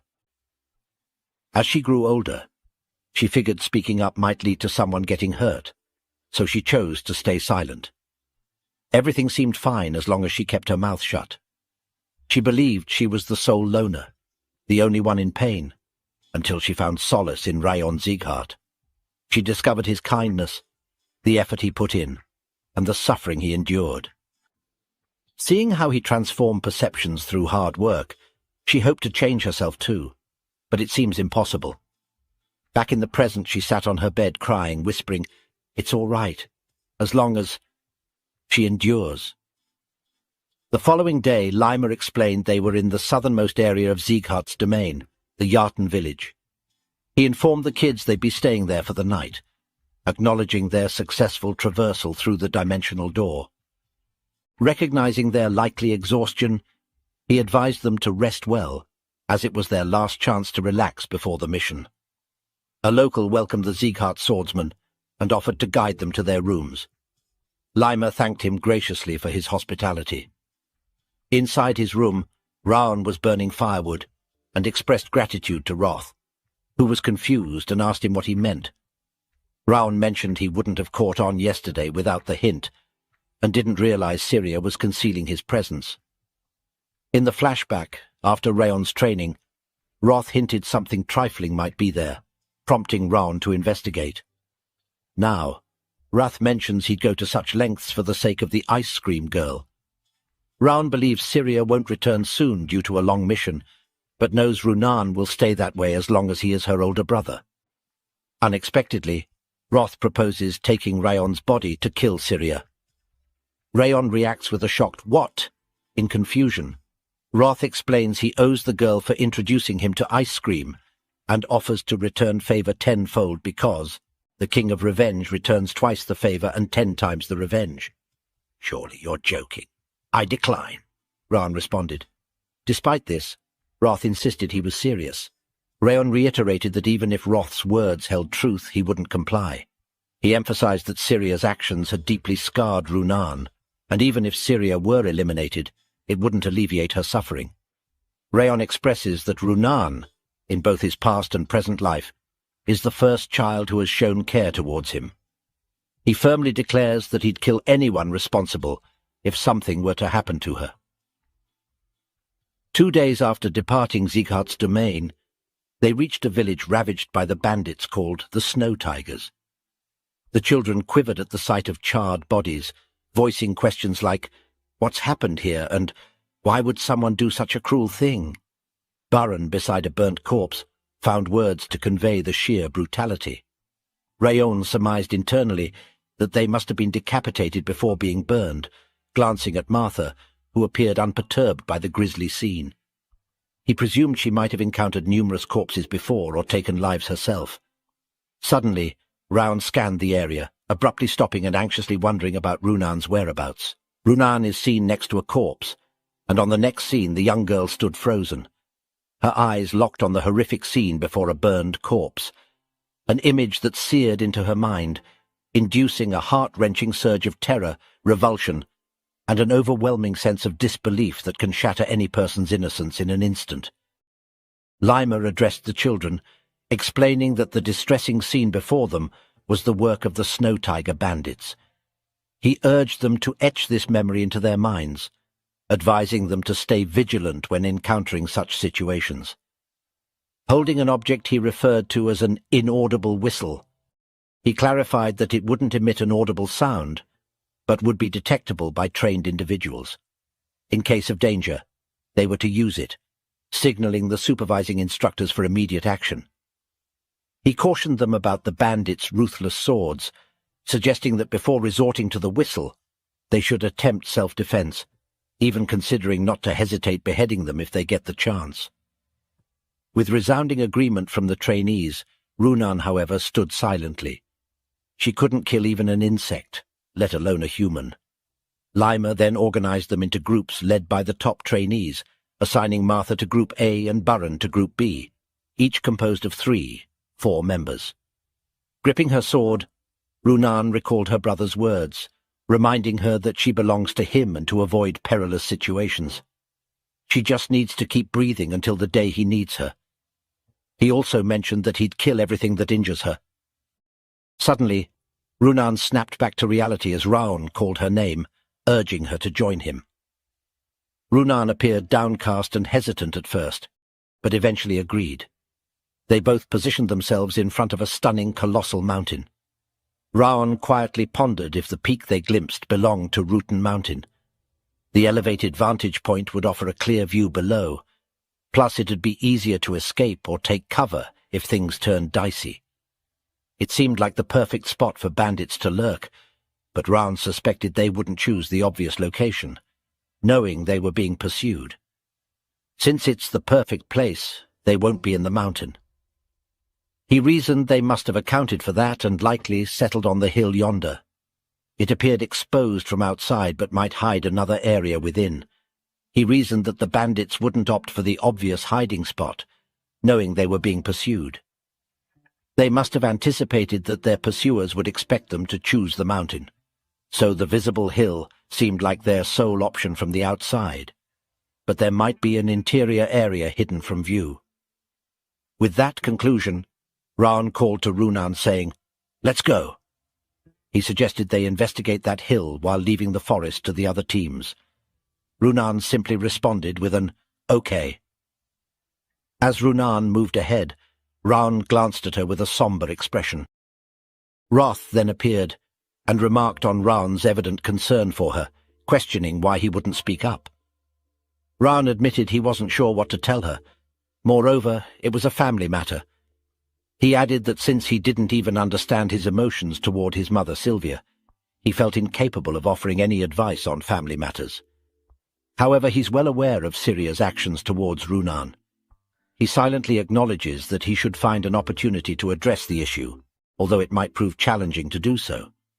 While heading toward their destination, Raon notes internally that, as per his expectations, there exists a concealed forest within the hill, unseen from the outside. It's notably deep and appears to mask human tracks, making them difficult to locate. Yet such concealment tactics may work against inexperienced individuals, but they won't hinder Raon. He reflects that becoming the best assassin doesn't solely involve eliminating targets. It encompasses observation, analysis, and information gathering. While these strategies might fool an average pursuer, they're futile against Raon, because he was the best assassin in his previous life. Proceeding, Raon informs Runan that he suspects the Snow Tiger's hideout is nearby. He instructs her to follow silently, even regulating her breath. She complies, and they cautiously explore, seeking potential clues. Suddenly Raon spots traps on the ground, which he expected to be the only notable defenses aside from the entrance. Evidently the bandits assumed no one would venture this far, given the numerous traces left behind. Hiding behind a tree and observing the bandits, he remarks that they've underestimated their potential intruders. Among them, he notices a tied-up child, pondering if the boy is a hostage. Despite the robust bodies of the guards, Raon senses no aura from them, recognizing them as low-ranking warriors. Raon assessed the robust man near the hostage, presuming his proficiency with a sword, and speculated that the bulk of the bandits must be gathered inside, as they wouldn't likely leave their only hostage at a basic outpost. He gauged the potential numbers of bandits to be possibly dozens, contemplating whether to signal a retreat and regroup with the main force before attacking. However, seeing the dire condition of the hostage, at risk of freezing to death, he doubted the boy's survival until reinforcements arrived. Since they hadn't been detected yet, the optimal move was to rescue the hostage discreetly and deal with the bandits silently. As Raon prepared to act, he noticed Runan looking frightened and tense. He swiftly called her attention, reassuring her that they could save the boy together, soliciting her assistance. He instructed her to block the sound upon his signal, assuring her he'd handle the rest. "Can you do that?" he asked, to which she hesitantly replied she would try. One of the guards, feeling drowsy, mentioned his sleepiness to the man beside him, questioning how much longer they had to remain stationed there. Abruptly halting mid-sentence, their attention shifted as they spotted Runan approaching. Inquiring about her identity, they received no response. Instead, Runan unleashed her aura to block the sound waves.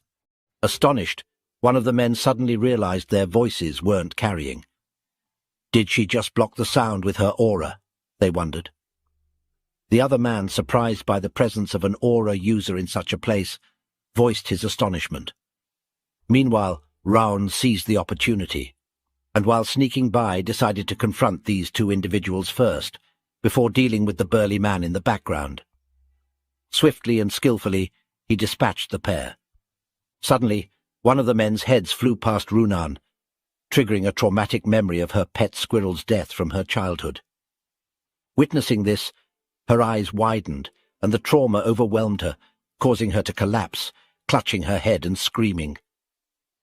Although Raon found no pleasure in this situation, he noted that the mana barrier was broken, wondering if her trauma resurfaced due to these events. Terrified with heavy breathing, Runan's distress escalated, leading Raon to realize that the bandits might discover them if this continued. As Runan faced imminent danger from the bandit's sword, Raon, with a look of fear on his face, took swift action. He managed to overpower the bandits, saving Runan just in the nick of time. Pointing his sword at the bandit's neck, Raon warned him to stay quiet or face immediate consequences. Raon laid out the rules: answer questions or lose a bone each time he refused. Glancing back, Raon noticed Runan still trembling, but acknowledged her quick thinking in putting up a mana barrier, which saved them. Raon began the interrogation, asking if the man was part of the Snow Tiger Claw, to which he reluctantly admitted. Further questioning revealed there were 39 of them in the forest, and one more hostage. Raon, realizing the significance, pressed on about the hostages, and the man confirmed one more was inside. A kid who had been a previous hostage disclosed that the captive was his younger sister, pleading with Raon to save her. Runan reassured the worried kid that they would save his sister, encouraging him not to worry. However, Raon, ever pragmatic, advised Runan against making promises. Undeterred, Runan affirmed, "But we're going to." Raon, recognizing the determination, reminded her that while they could handle the bandits, securing support was crucial for a safe hostage rescue. He figured out there were 36 bandits, plus the leader of the Snow Tiger Claw, making it potentially risky. Runan then asked if she should blow the whistle, and Raon agreed, thinking it was a good idea. So Runan blew on the whistle with all her might. Raon, standing right next to her, couldn't hear any noise from the whistle, realizing Lima must have had a reason for giving them that particular whistle. Suddenly, in an angry tone, someone in the bandit crowd mentioned a silent whistle being used, urging everyone to get up because someone was onto them. Runan and Raon were shocked. Raon, in particular, was confused and taken aback that someone had sharp enough senses to detect the whistle, which even he couldn't hear. Hiding behind a tree, Runan and the kid, Raon, positioned himself with a sword at the bandit's neck as the rest of the bandits faced them. The leader, an elderly man with white hair and an X-scar on his cheek, casually remarked about a young kid like him causing scene by coming all the way here. With a nonchalant expression, he inquired about who he had called with the whistle. Raon, keeping the sword at the man's neck, brushed off the question, stating it's none of his business and proposing a hostage trade. "Trade hostages?" the man asks. Raon responds, telling him that if he hands over the child, he'll release the man too. Suddenly the old man bursts into laughter, stating he doesn't care whether the hostage Raon holds lives or dies. Continuing, the old man emphasizes that the hostage holds no value to him, unlike the child. Pointing his sword at the child's neck, he warns Raon that if he doesn't want to see the child's head roll, he should put down his sword immediately. The little girl looks sad and starts crying upon hearing the man's words. With a piercing stare, Raon acknowledges, saying, "I see." He instructs Runan to turn around and wait for his signal. After Runan complies, Raon swiftly slashes the throat of the man he held hostage, blood splattering everywhere. The bandits witnessing the scene scorn Raon. In a sudden motion, Raon throws his sword towards a bandit, catching him off guard as the sword pierces his chest. In a loud tone, Raon instructed Runan to create a frost fog using aura, and she swiftly followed his command. The frost fog enveloped the surroundings, leaving the bandits unable to see anything. Exploiting the confusion, Raon dashed past them, rescuing the unconscious little girl who had been the hostage. The bandits, realizing Raon had escaped with the child, cursed and vowed to find and kill him. Hiding somewhere safe, Raon observed the unconscious kids and mentioned to Runan that they might have passed out due to the cold. Unable to run away with them in that state and uncertain about the bandits' plans for the village, Raon decided they needed to eliminate the threat. Despite sustaining an injury to his hand, Raon insisted that Runan stay and protect the kids while he dealt with the bandits. With a concerned look, Runan informed Raon about his bleeding arm. Raon reassured her, insisting he's okay and expressing his intent to swiftly deal with the bandits before returning. As Raon prepared to depart, Runan grasped his sleeve, urging him not to go due to the danger of fighting while injured. She pointed out that the instructors would arrive soon, suggesting they wait for assistance. Raon met Runan's gaze, kneeling to her eye level, and empathetically acknowledged the frightening nature of the battlefield, understanding the shared experience between trainees like them and seasoned swordsmen. He inquired if she knew what was even more frightening, promptly responding, being paralyzed by fear and unable to take action. He states that the bandits have committed egregious and unforgivable acts. He's confident that among the deceased, there are individuals who attempted to shield their village and others, who fought valiantly until the very end to safeguard their loved ones. Emphasizing their allegiance as Sieghart swordsmen, he asserts that they cannot overlook these deaths. Raon continued, emphasizing the importance of completing their mission to honor the sacrifices made and safeguard those who survived.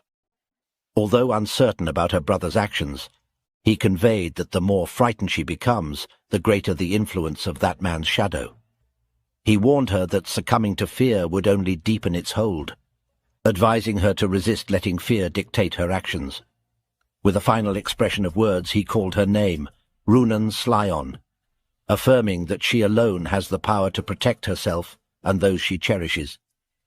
From his pocket he took something and handed it to her, stating that the choices they make from this point forward are hers to decide. As he rose and headed towards the bandits' lair, he reassured her that she no longer needed to linger in the shadows. Runan remained silent, reflecting on his words and recalling his brother. Internally, she expressed a desire for change, wanting to break free from the constraints of the past. Determined to protect what mattered to her, she resolved to step out of the dark shadows and into the bright light. The scene revealed that Raon had given her a figurine of a squirrel, reminding her of her old pet squirrel Ruby, a gesture that meant a lot to her. Raon re-entered the bandits' lair, displaying ruthless efficiency by dispatching 3 of them with a single slash each. Amidst the chaos, the bandits, infuriated, cursed, urging each other to end the young threat. Despite their attempts, anyone who approached Raon met a swift demise. As Raon skillfully eliminated foes, the old man, baffled by their inability to stop a mere child, shouted in frustration. In a dramatic turn, someone leapt behind Raon, ready to strike. Alert and quick, Raon turned just in time to dodge the impending attack. The old man, now facing Raon, declared, "You're dead, you little brat," and lunged again. A cloud of dust enveloped the scene as the old man attacked, but to his astonishment, Raon had vanished from his original position. Bewildered, he muttered, What? Where did he just vanish to?" Unbeknownst to the old man, Raon had positioned himself behind, questioning the man's cowardly waiting tactics. Without hesitation, Raon effortlessly decapitated him, the old man's head soaring as blood scattered. The bandits, witnessing Raon's prowess, nervously dubbed him a monster, grappling with the mystery of how such strength could exist in someone so young, questioning if Raon was truly just a trainee. Raon instructed them to surrender after their leader's demise, but his attention quickly shifted as he skillfully intercepted an incoming attack. Suddenly a voice chimed in expressing disbelief, emanating from a brown-haired man. Curious, the brown boy questioned the logic of dying to a mere child, warning that it would only bring shame on themselves if they enter the North and South Alliance like this.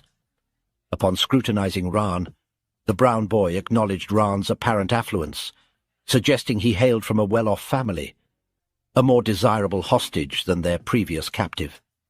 Without hesitation, the man lunged at Raon, remarking that he had feared their offerings might fall short, expressing gratitude to the heavens for not abandoning him, Vukan. With a formidable strike, Vukan slashed at Raon, declaring his intention to take Raon, his friend, and the other children as hostages. Despite Raon successfully blocking the attack, he recognized the strength of the Snow Tiger Claw Chief. Initially considering him a novice with the sword, Raon revised his assessment, identifying him as a proficient sword user. Raon grappled with the chief, employing both hands to parry the chief's slashes. Meanwhile, a voice from the sidelines exclaimed the discovery of Runan and the hostages. Observing Runan in a tense struggle with an opponent, Raon torn between the two conflicts, inwardly worried at the unpreparedness of Runan for battle, feeling the need to rush to her aid.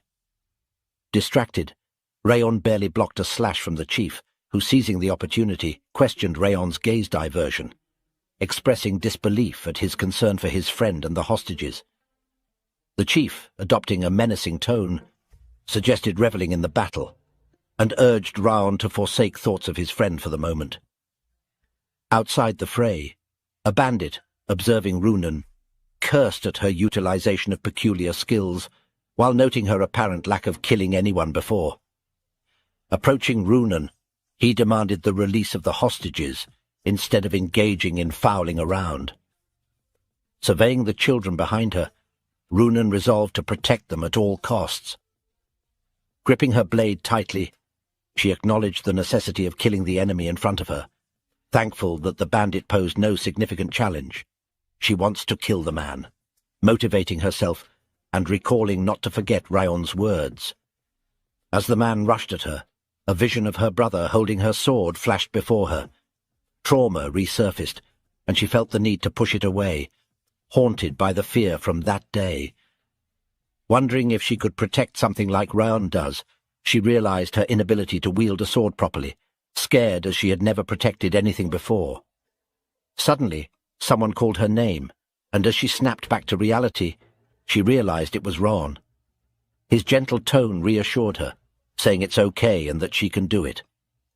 His words felt like a comforting message to her younger self, urging her not to worry and come along. Runan's eyes welled up.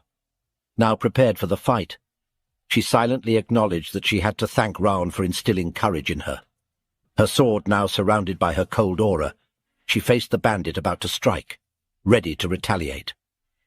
With a swift motion she slashed the man, inwardly expressing gratitude to Raon for helping her move forward and for believing in her. The chief, observing the situation, criticized everyone for losing to these kids, branding them as useless. However, Raon caught his attention, insisting they were not just little kids. Charging his fire aura, he declared to the chief that Runan is a child who overcame her dark past on her own and possessed a kinder and stronger heart than anyone he knew. Flames growing, Raon portrayed her as a swordsman who had overcome trials.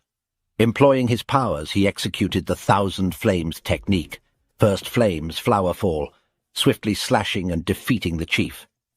Moments later, Raon checked a chest for remaining traps before the instructors arrived. There he discovered a two-tone flower, a rare miracle herb.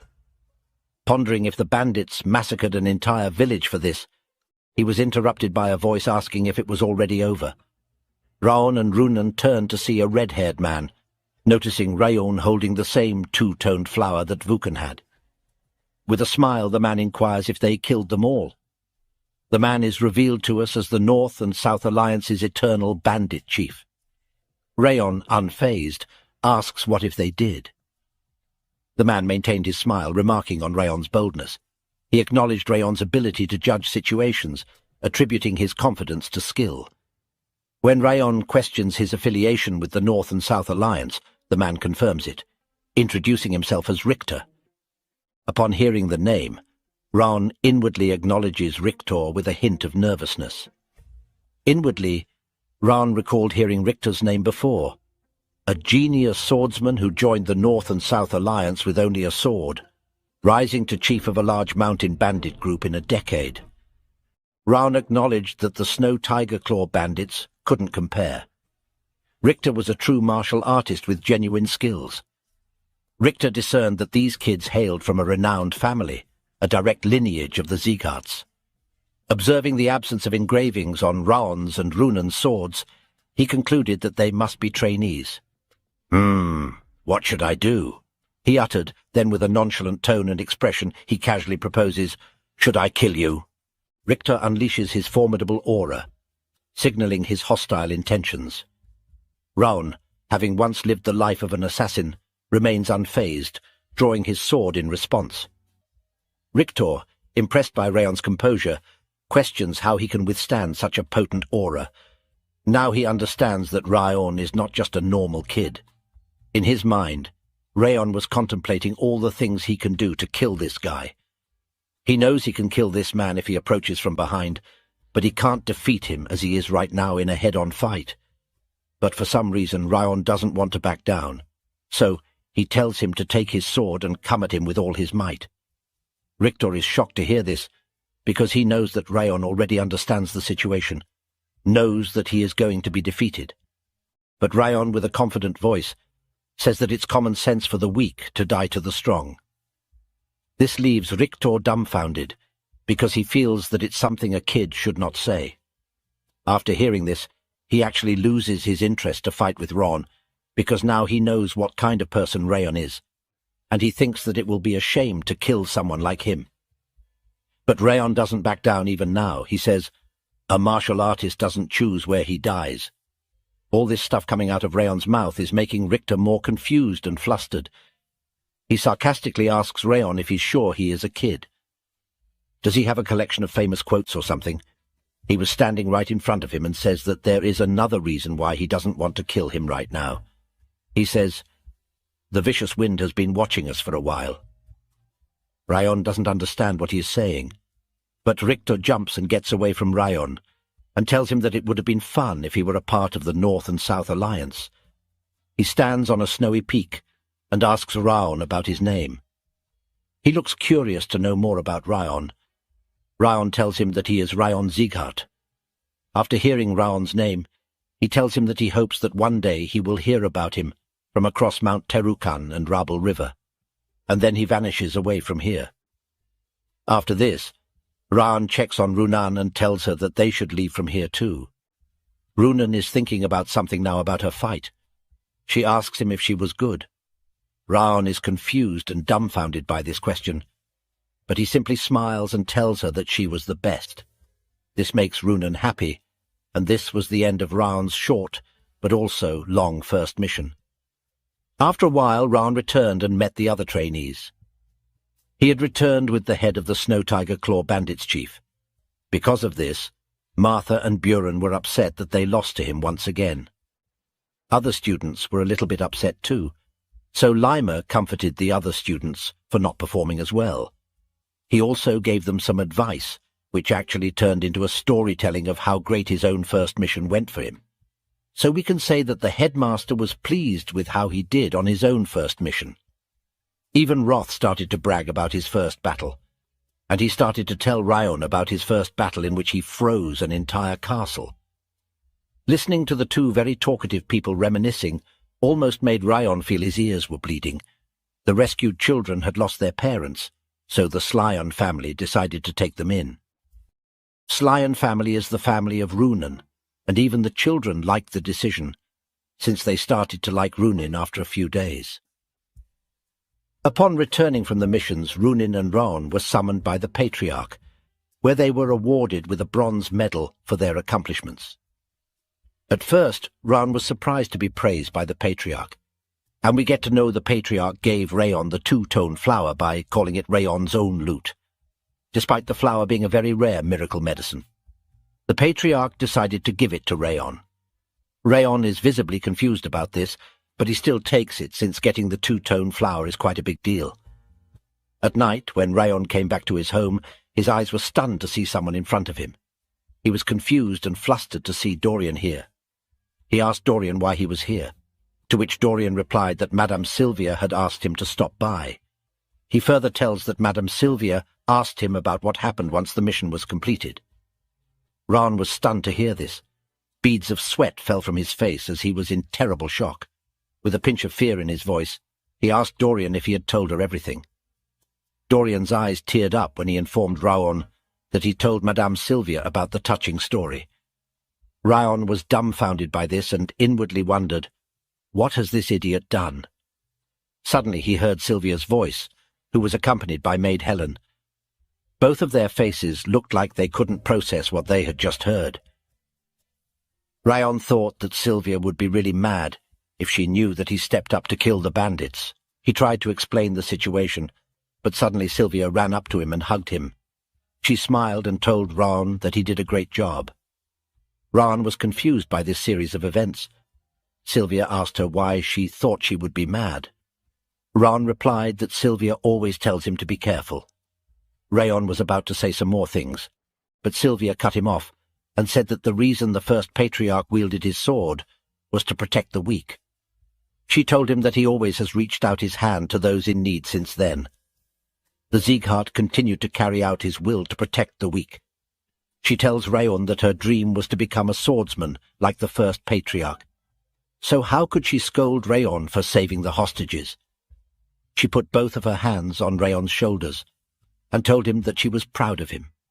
Maid Helen was also proud to hear the story, and she told the other maids that tomorrow she would go to the main residence and she would brag about Raon's successful first mission.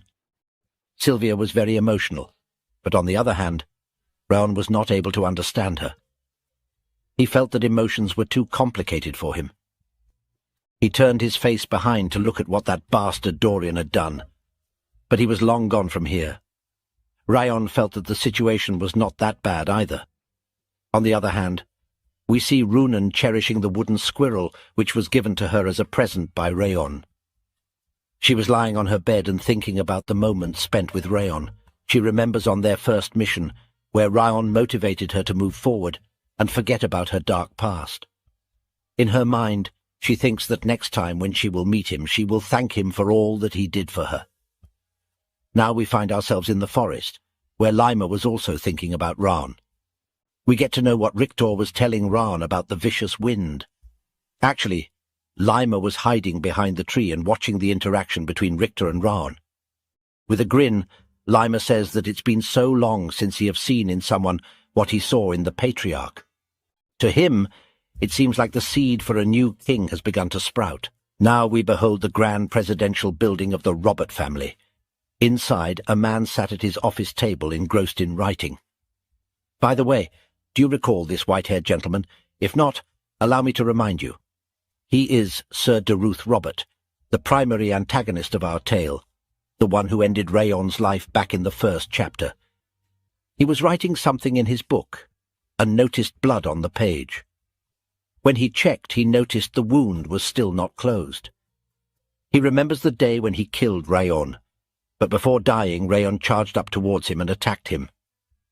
He remembered that it had been 17 years already since the day Raon had given him this wound. He continued to try out different high-quality miracle medicine since that day, but it didn't work. He also hired skilled physicians and renowned priests. However, no one has been able to erase this wound from his hand. He sees the wound on his hand, which neither heals nor gets worse.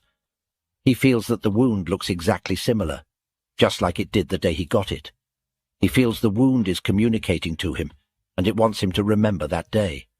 He sarcastically says, "So some dead spirit is asking me to remember him," and feels that Raon is standing in front of him, and he laughs at him. He says that the past doesn't matter, because he is not a person who will look back on his own past. Now we get to know that there is only little time left until Robert's lifelong wish will come true. I feel he is planning something cruel, but we don't know what that is. Now we see Raon, who has achieved many rewards on his status window. We can see the bitter cold curse has been weakened. He got the 3-star Thousand Flames technique, and he has also achieved 3-star bitter cold aura. He got 3-star legendary senses, 3-star flame attribute resistance, and now he has achieved entry to sword expert. His aura manipulation speed has also increased. All of his stats have greatly increased. His sword proficiency has increased. His footwork technique proficiency has also increased. His PP has also increased. He is happy to see all these appraisals in his skills. He finally reached the expert realm, and he is satisfied with his performance. Although it is still entry level, but we all know that Raon has worked really hard to reach this point.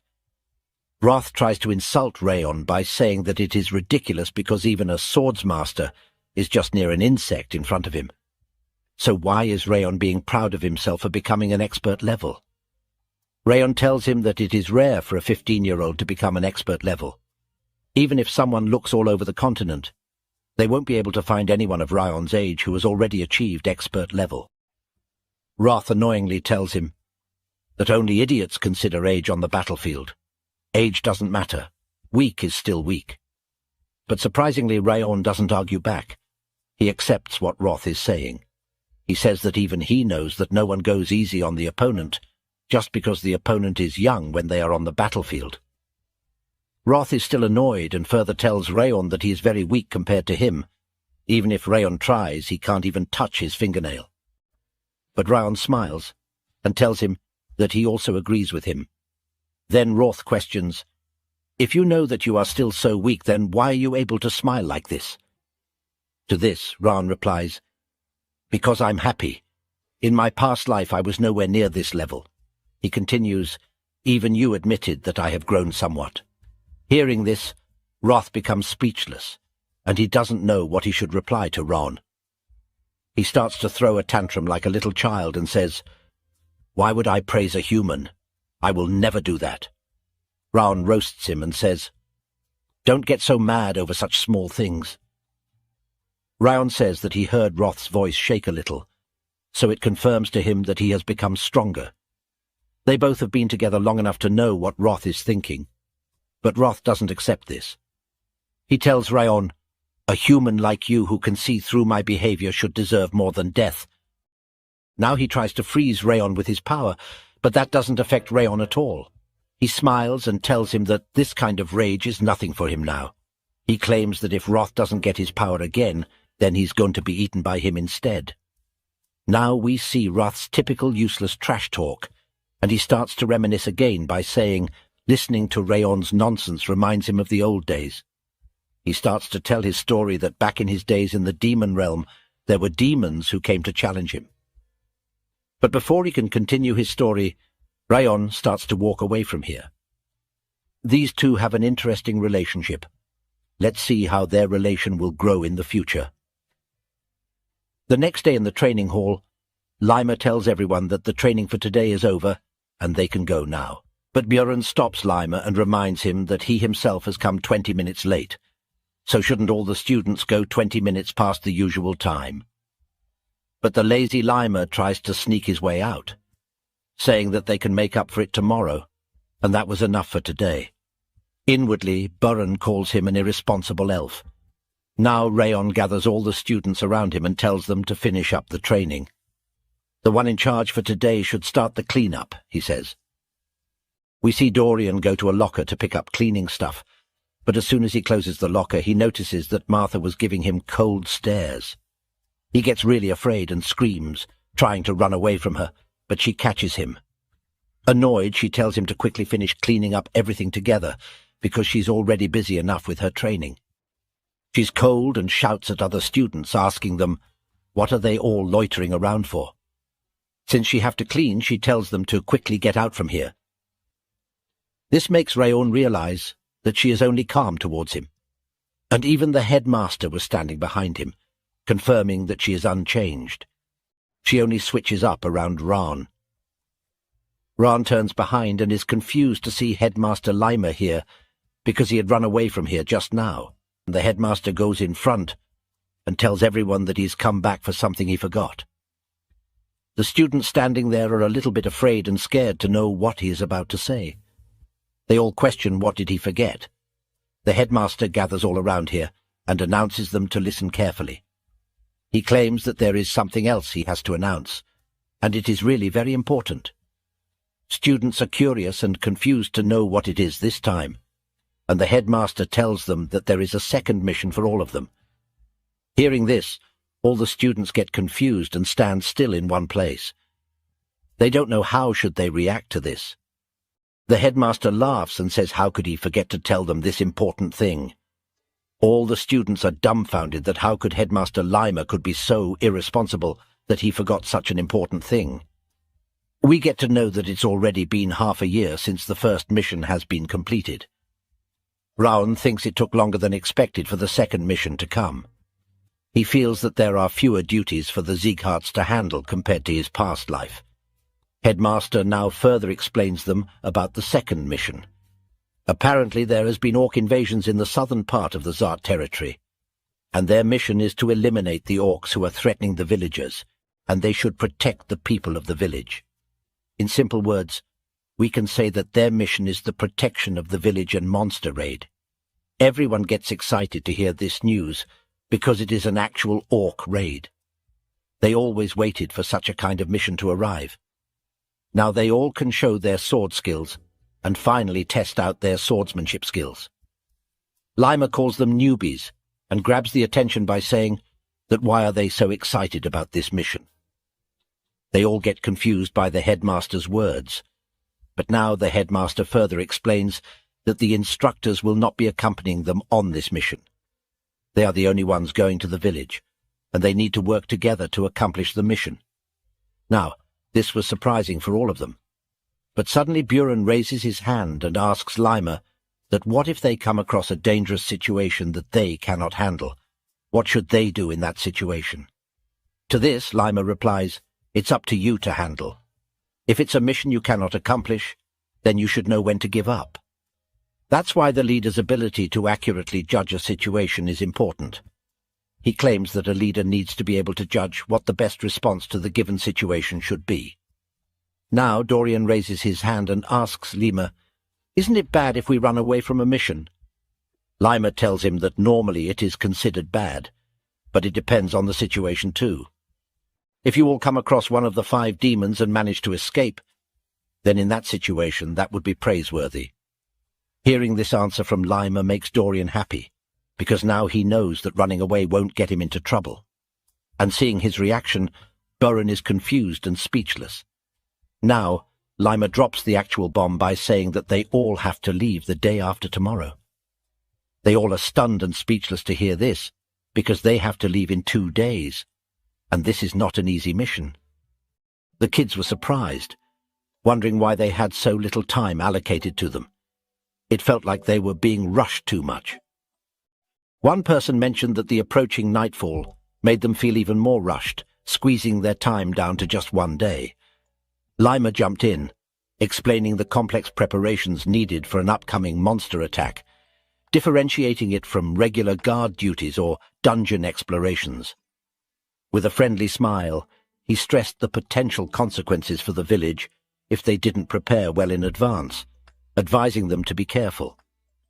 On the other hand, Buren suggested they could have prepared better if they had been warned earlier. Suddenly, Raon spoke up, ending the growing argument with a firm statement. All eyes turned to him as he reinforced Lima's consistent advice about the unpredictable nature of their missions, urging them to focus on readiness rather than panic. He pointed out that the more they worried about their situation, the less time they would have to prepare. Encouraged by Raon's words, one student admitted he was right, while another agreed that waiting for the perfect moment might not guarantee success. So they decided to take action together. Lima then explained how tough orcs were, highlighting their aggression and superior strength, emphasizing the difference between past skirmishes and the upcoming battle, due to the large size and numbers of the orc enemies. Realizing a direct fight wasn't practical, he suggested a strategy of evasion rather than defense. Advising them to travel light, he set the meeting time for dawn in 2 days, wrapping up the briefing by assuring them they had all the necessary information for now. Later that day, Raon was back at his house and was about to enter his room, but he suddenly noticed a bag next to his door. He felt that the backpack had a lightweight spell on it. He knew that this was sent by Lima, and with the spell on it, Lima was making it obvious that he wouldn't help them with this mission. Raon figured that Lima was trying to say that it's all up to them. But that was okay by Raon. Suddenly Roth called him an arrogant bastard. Asking if he thought that everything would go as he imagined, he continued by saying that anything unexpected could happen at any point. Raon agreed, mentioning how it's just like how Roth had given him all of his stat points. Those words made Roth want to shut Raon's mouth for good, but Raon assured him that wouldn't happen. Suddenly both of their attention turned to the door. As Raon opened it, he wondered who could be visiting him at this hour. He was shocked to see his mum standing there looking mad. With a serious tone, she told him that he should at least let her know if he gets a mission. Nervously, Raon asked her how she knew, wondering if Dorian had told her again. However, she replied that Lima was the one who told her. Inwardly, Raon cursed, thinking, "That darn elf!" He then apologized to her. She stood in silence and looked at him, then held his hand. She told him that being a head student meant a lot more than just being the representative. He needed to lead the other trainees into a better path. So, he shouldn't carry out missions alone. He needed to put his fellow trainees in the right positions to minimize damage and lead everyone to success in the mission. His friends' lives depended on the choices he made. Inwardly, Raon anticipated a lecture, but instead she offered advice. Placing her hand on his chest, she explained that monster raids might appear simple, but they're actually quite challenging. She urged him to ensure the safety of the villagers by eliminating every single threat. Emphasizing that during missions he transitions from a trainee to a Sieghart swordsman, she hoped he would embody the old ideals of their family. Raon admitted he had expected her to yell at him, prompting her to express that she is mad, worried, and frustrated too. However, she quickly hugged him, acknowledging it wasn't the time for scolding. She warned him to brace himself for a proper scolding once he get back, but expressed relief that he had gotten brighter after beginning his training.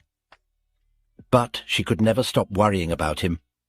Those words resonated deeply with Raon, reminding him of a past where no one had shown concern for his well-being. Being embraced by someone who genuinely cared felt comforting. The following day, the students stood respectfully as Lima concluded his speech. Stressing the unpredictability of their journey, he urged them to exercise utmost caution and advised retreat if needed. Responding with a unified, "Yes, sir," the students acknowledged his directive.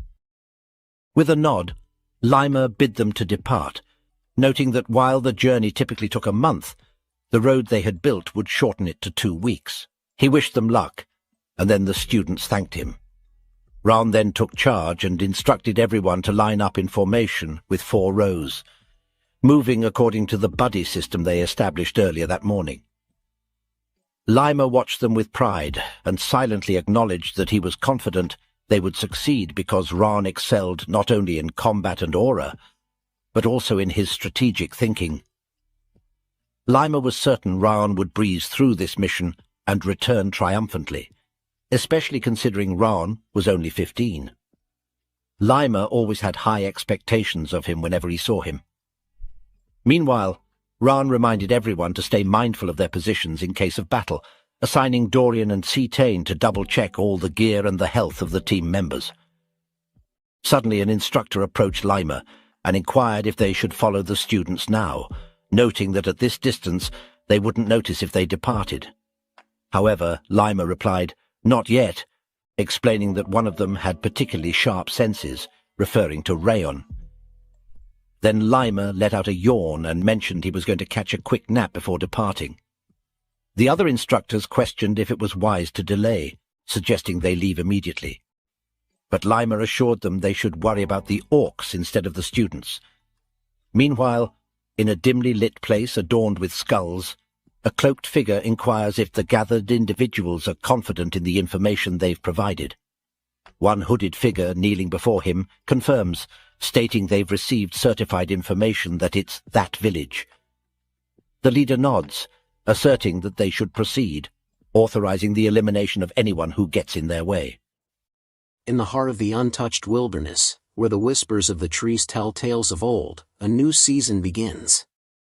The village, nestled at the edge of the forest, holds secrets yet to be uncovered. Then the scene shifts to Raon, who is bewildered to see someone. Then it's shown the person Raon was staring. It was Sieghart's direct lineage 6th Training Hall's top trainee Cain Sieghart. Both groups were surprised to see each other in the same place. Raon spoke up, his voice tinged with surprise. Why is the team from the 6th training ground here? Kane, the leader of the opposing team, echoed Raon's question. I have the same question.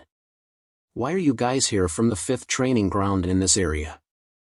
Raon's gaze locked onto Kane, and a name echoed in his mind. Despite being from the 6th training ground, Kane seemed to be in surprisingly good shape. Raon thought to himself, he's in much better condition than I remember. He also seemed to be a pretty advanced sword user now. Kane replied to Raon, we're heading out on our orc raid mission. But what about you, Raon Sieghart? What brings you to this place? Raon replied, we're also on our orc raid mission.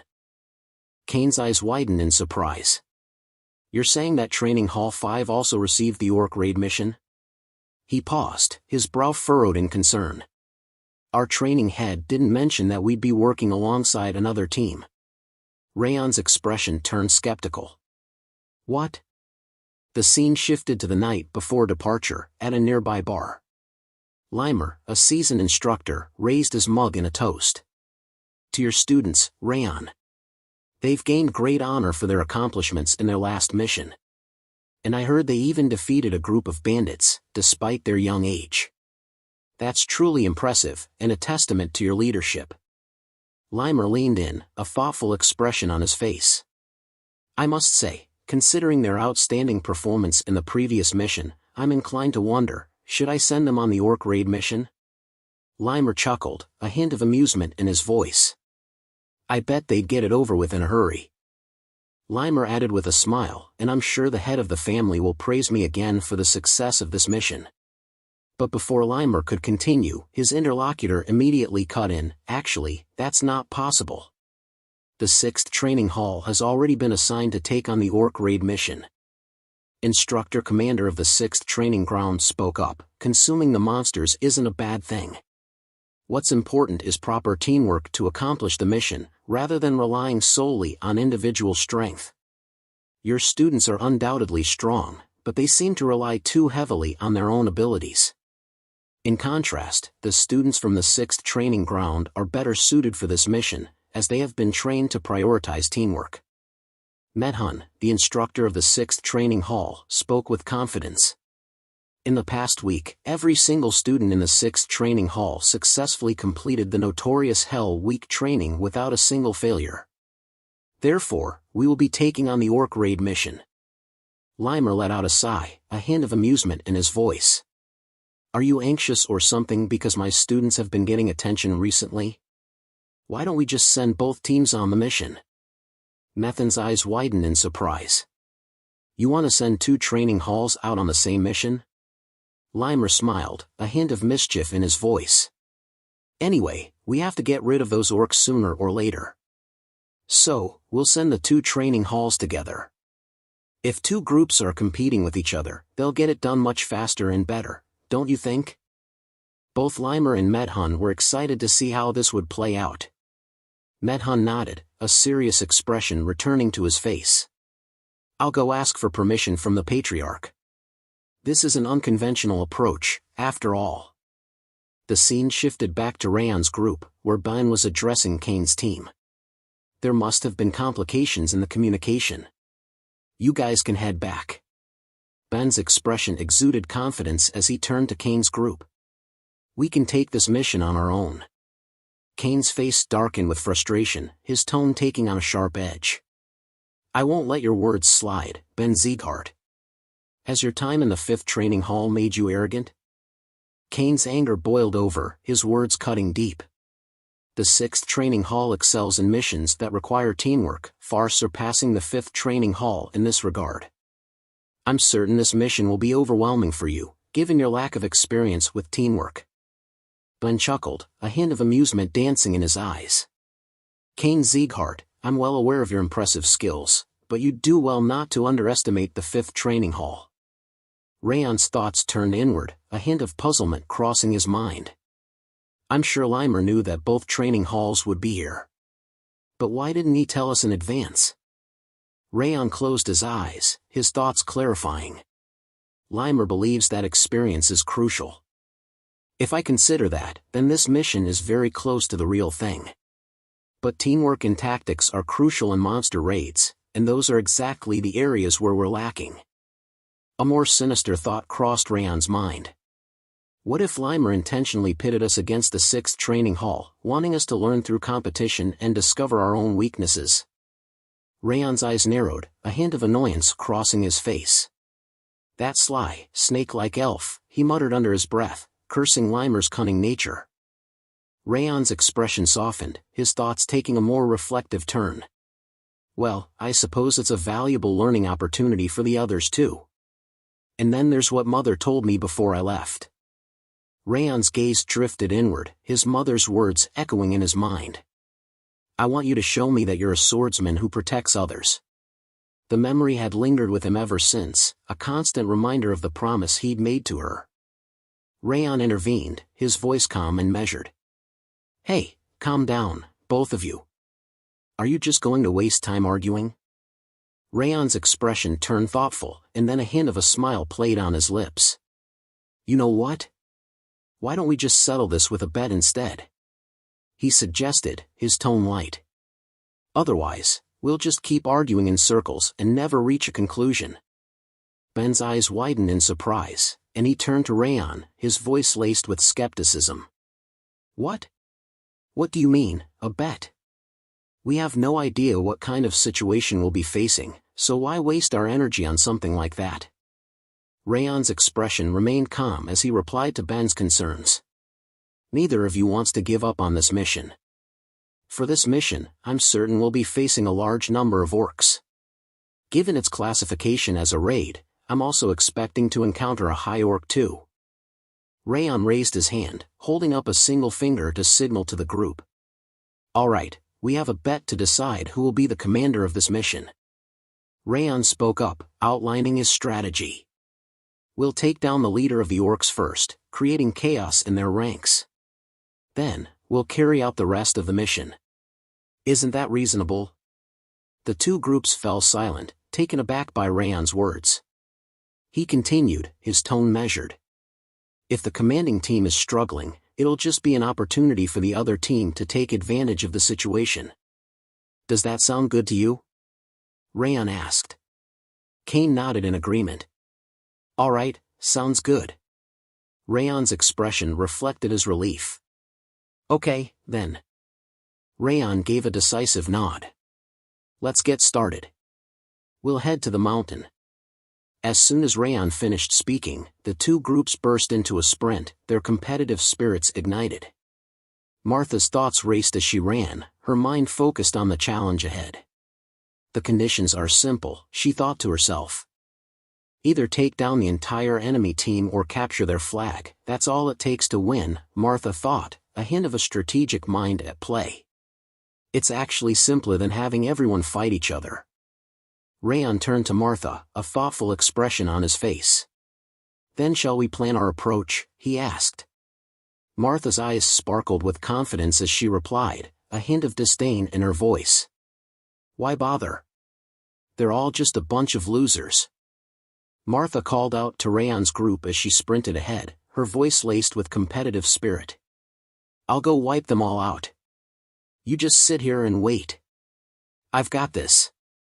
Martha's voice dripped with disdain. There's no need to use tactics against those losers. As Martha clashed with the enemy, her anger erupted in a fierce roar. Unleashing her legendary sense skill, she tapped into her heightened awareness.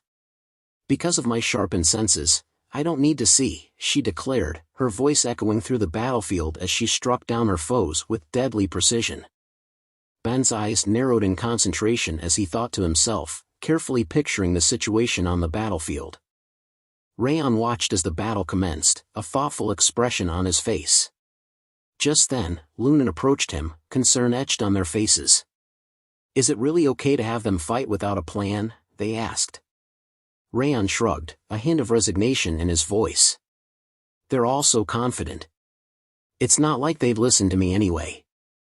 Lunan turned to Raon, a hint of concern in his voice. Is it possible to win against them? Raon's expression was grim. No, I'm sure we'll lose. Martha's frustration boiled over, and she couldn't help but think of herself as pathetic. The feeling only intensified her anger. Ben, too, seethed with frustration, his emotions simmering just below the surface. Martha's thoughts swirled with growing frustration. Why can't I get through them? She seethed inwardly. They're all weaklings, but their defense is infuriatingly strong. Martha's thoughts were sharply interrupted by a young man from the opposing team. You guys aren't the center of the universe, he exclaimed, his eyes blazing with determination. Don't look down on us. Martha's eyes widened in surprise, and for a moment, she was left speechless. The sounds of clashing steel and pounding footsteps echoed through the forest, a cacophony of chaos as the battle raged on. As the dust settled, Ben and Martha stood amidst the aftermath of their battle, their faces etched with shame and disappointment. Their eyes cast downward, they couldn't help but feel humbled by their defeat. Raon asked with a smile, so, was it as easy as you imagined? It looks like you guys were the ones to fall back, though. Raon's expression turned stern, his voice taking on a serious tone. You guys are mistaken, he said, his eyes scanning the group. The world doesn't stay still while you're improving. Did you look down on them because they were ignored by the Orwan Kingdom? He paused, his gaze piercing. I'm sure we'll win since we did better than them recently. Isn't that what you guys thought? Raon's voice cut through the air, his words sharp with criticism.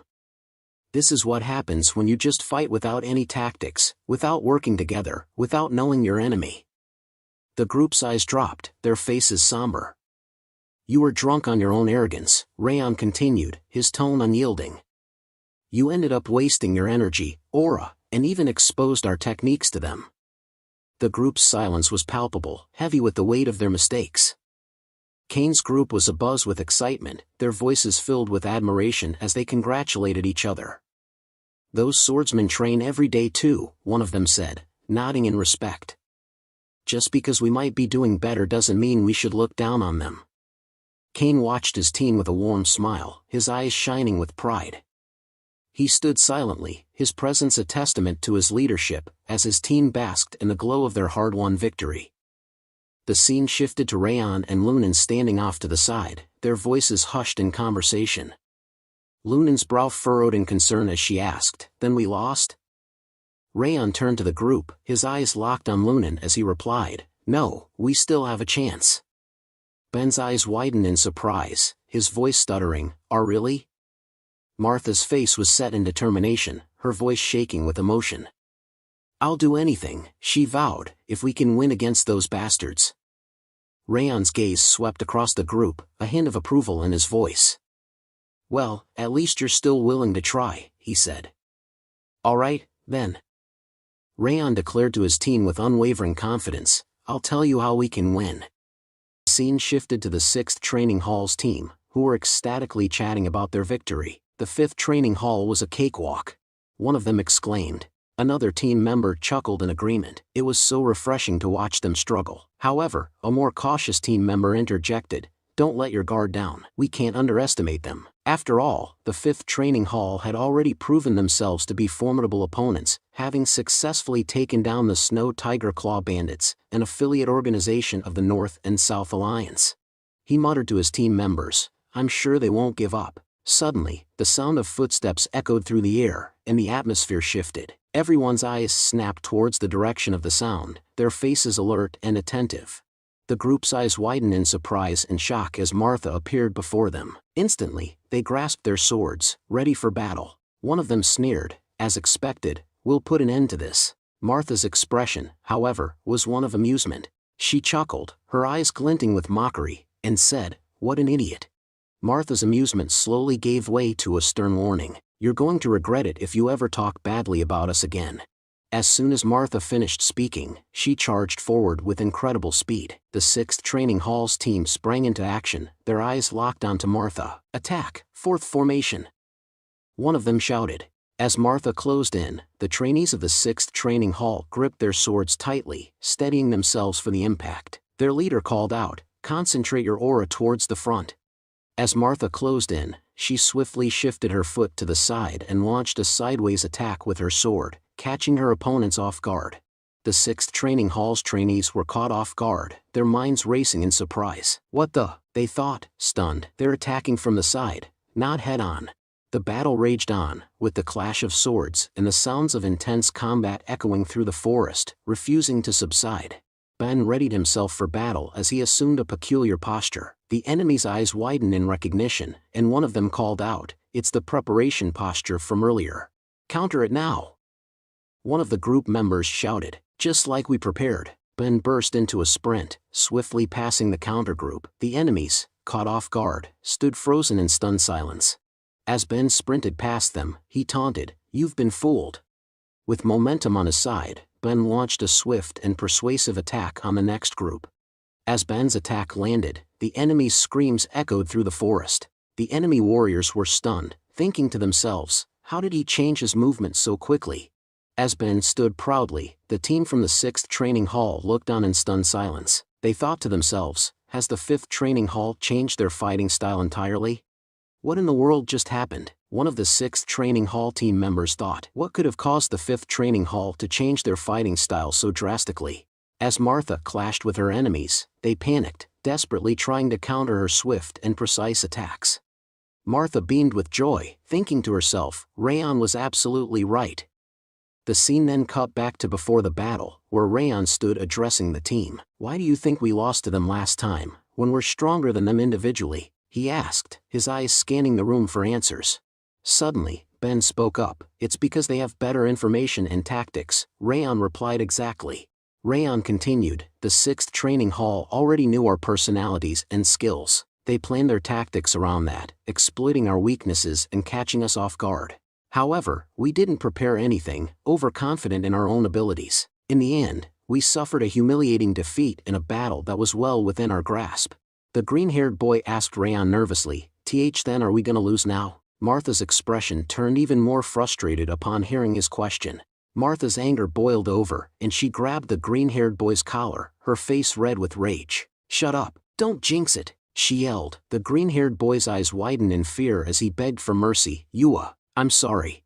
Raon spoke up, his voice calm and measured. "Well, even if we can't consider it a full loss, we did lose a significant amount of stamina and aura. It's true, we are now at a disadvantage. But they're not the only ones with information and tactics," Raon continued. Ben listened attentively, while Martha still held the green-haired boy's collar, his eyes brimming with tears as he pleaded with her to let him go. Ben's eyes sparkled with curiosity as he asked Raon, "Do you have a plan, then?" Raon replied, "House Sieghart, the top trainee of the 6th Training Hall, possesses an exceptionally sharp sense of sight and intuition." Raon continued, "Thanks to that, he was able to anticipate your approach from a distance and strategically deploy trainees who could counter your strengths." Martha's eyes widened in surprise, and she muttered, "Damn it, House Sieghart." Raon analyzed their opponent's strategy, explaining, "Martha, your strengths lie in your power and endurance, but your attacks are relatively simple. Kane sent swordsmen who could withstand your blows, aiming to drain your aura." He turned to Ben, "And you, Ben, are incredibly fast, but your skills are somewhat predictable." Kane countered by sending swordsmen who are more agile and quick-witted, able to adapt to your movements. Raon shared his idea with the group. "So, how can we turn this around and win?" "The simplest approach would be to change our strategy and send in different team members," Raon continued. "But I don't assume that's what you guys want." Martha spoke up firmly, "Yeah, I don't want that. I have to win." Ben chimed in, his voice filled with determination. "Sorry, but I feel the same way." Raon declared, "Then you both need to fight differently." Martha and Ben exchanged surprised glances. Martha's curiosity got the better of her, and she asked, "Differently? How do you mean?" Raon outlined his strategy, starting with Martha. "The guys you fought are definitely sturdy, but since they're not adept at moving around with their aura, there must be more openings. Look for one and strike there. Target their weak points and take them down efficiently." Raon turned to Ben. "You tend to struggle against opponents who rely heavily on their instincts to fight. However, those types of fighters often have a weakness. They can be vulnerable to deceitful tactics. For now, you need to abandon your usual fighting style and try to deceive them instead." Martha and Ben spoke in unison, their voices laced with curiosity. Martha asked, "That sounds good, but haven't you been here all this time?" Ben chimed in, his tone slightly accusatory, "You make it sound like you've just been watching us fight." Raon's expression turned confident as he replied, It's true that Kane has sharp senses, sharper than most trainees. In fact, he paused for a moment before adding, but mine are better. The scene shifted to the heat of battle, where Runan fiercely exchanged blows with her opponent. Meanwhile, Raon scrutinized the situation with his razor-sharp senses. A thought crossed his mind: everyone's performing well. Runan's also gaining the upper hand. It doesn't look like she's going to lose. The scene shifted again, and Raon was seen sitting calmly on a rock, his eyes fixed on an unwelcome visitor who had arrived without permission. Raon's voice was firm as he spoke. Now, then. Raon's gaze intensified as he spoke to the person standing behind him. Shall we begin? The figure stepped forward, revealing a familiar face. It was House Sieghart. As Raon sat on the rock, lost in thought, he mused to himself. Given the drastic turn of events, Kane's options were limited. He had no choice but to come searching for the flag. Kane's expression turned serious as he spoke up. I was wondering why we were suddenly losing. So, you ordered them to change their tactics, huh? His eyes narrowed slightly. The rumors that you're not recognized by the other trainees were false. Then, Raon's eyes widened in surprise, his face a picture of bewilderment as he stood there, frozen. The wind whispered through the air as Raon and Kane stood frozen, their eyes locked in a piercing stare. Then, Kane's voice cut through the silence, his tone low and deadly serious. But this fight ends here. Kane's hand tightened around the hilt of his sword as he called out to Raon, his voice firm and commanding. Raon, I've heard that your aura is a fire type. Kane's eyes flashed with intensity as he unleashed his aura, its full power bursting forth in a majestic display. Raon's eyes widened in astonishment as he gazed at Kane's aura. His mind reeled in shock, and he thought to himself, is Kane's aura also a fire type? As Raon gazed at Kane, Kane's expression turned confident, and he declared, unfortunately for you, I possess the highest tier of fire-type aura. Moreover, my aura reserves surpass those of most official swordsmen. Theoretically, you don't stand a chance against me. Raon's voice took on a grim tone, his words laced with a hint of annoyance. Why does everyone in this household talk so much before a fight? Raon's eyes blazed with intensity as he unleashed his aura, its full fury bursting forth in a spectacular display of flame-like energy. Raon and Kane stood facing each other, their auras blazing with fierce intensity. The atmosphere crackled with anticipation as their auras clashed, swirling together in a mesmerizing dance of fire and flame. Raon's voice cut through the tension, his words a challenge to Kane. Let's begin. Raon's eyes flashed with determination as he declared, I'll show you that my fire can overpower yours. His voice was like a spark, igniting the air with an intense, fiery passion. As Raon darted forward in a flash of speed, Kane's eyes widened in surprise. His mind racing, he thought to himself, he's fast, and those flames, they're enormous. Kane's thoughts continued to whirl as he processed Raon's sudden display of speed and power. I'd heard rumors that he defeated not only Martha, but also Orwan's prince. His aura can't possibly rival mine in terms of sheer power, and yet, I sense that he's incredibly strong. As Raon unleashed a swift and fiery attack, Kane sprang backward with incredible agility, narrowly avoiding the flames that licked at the air where he had just stood.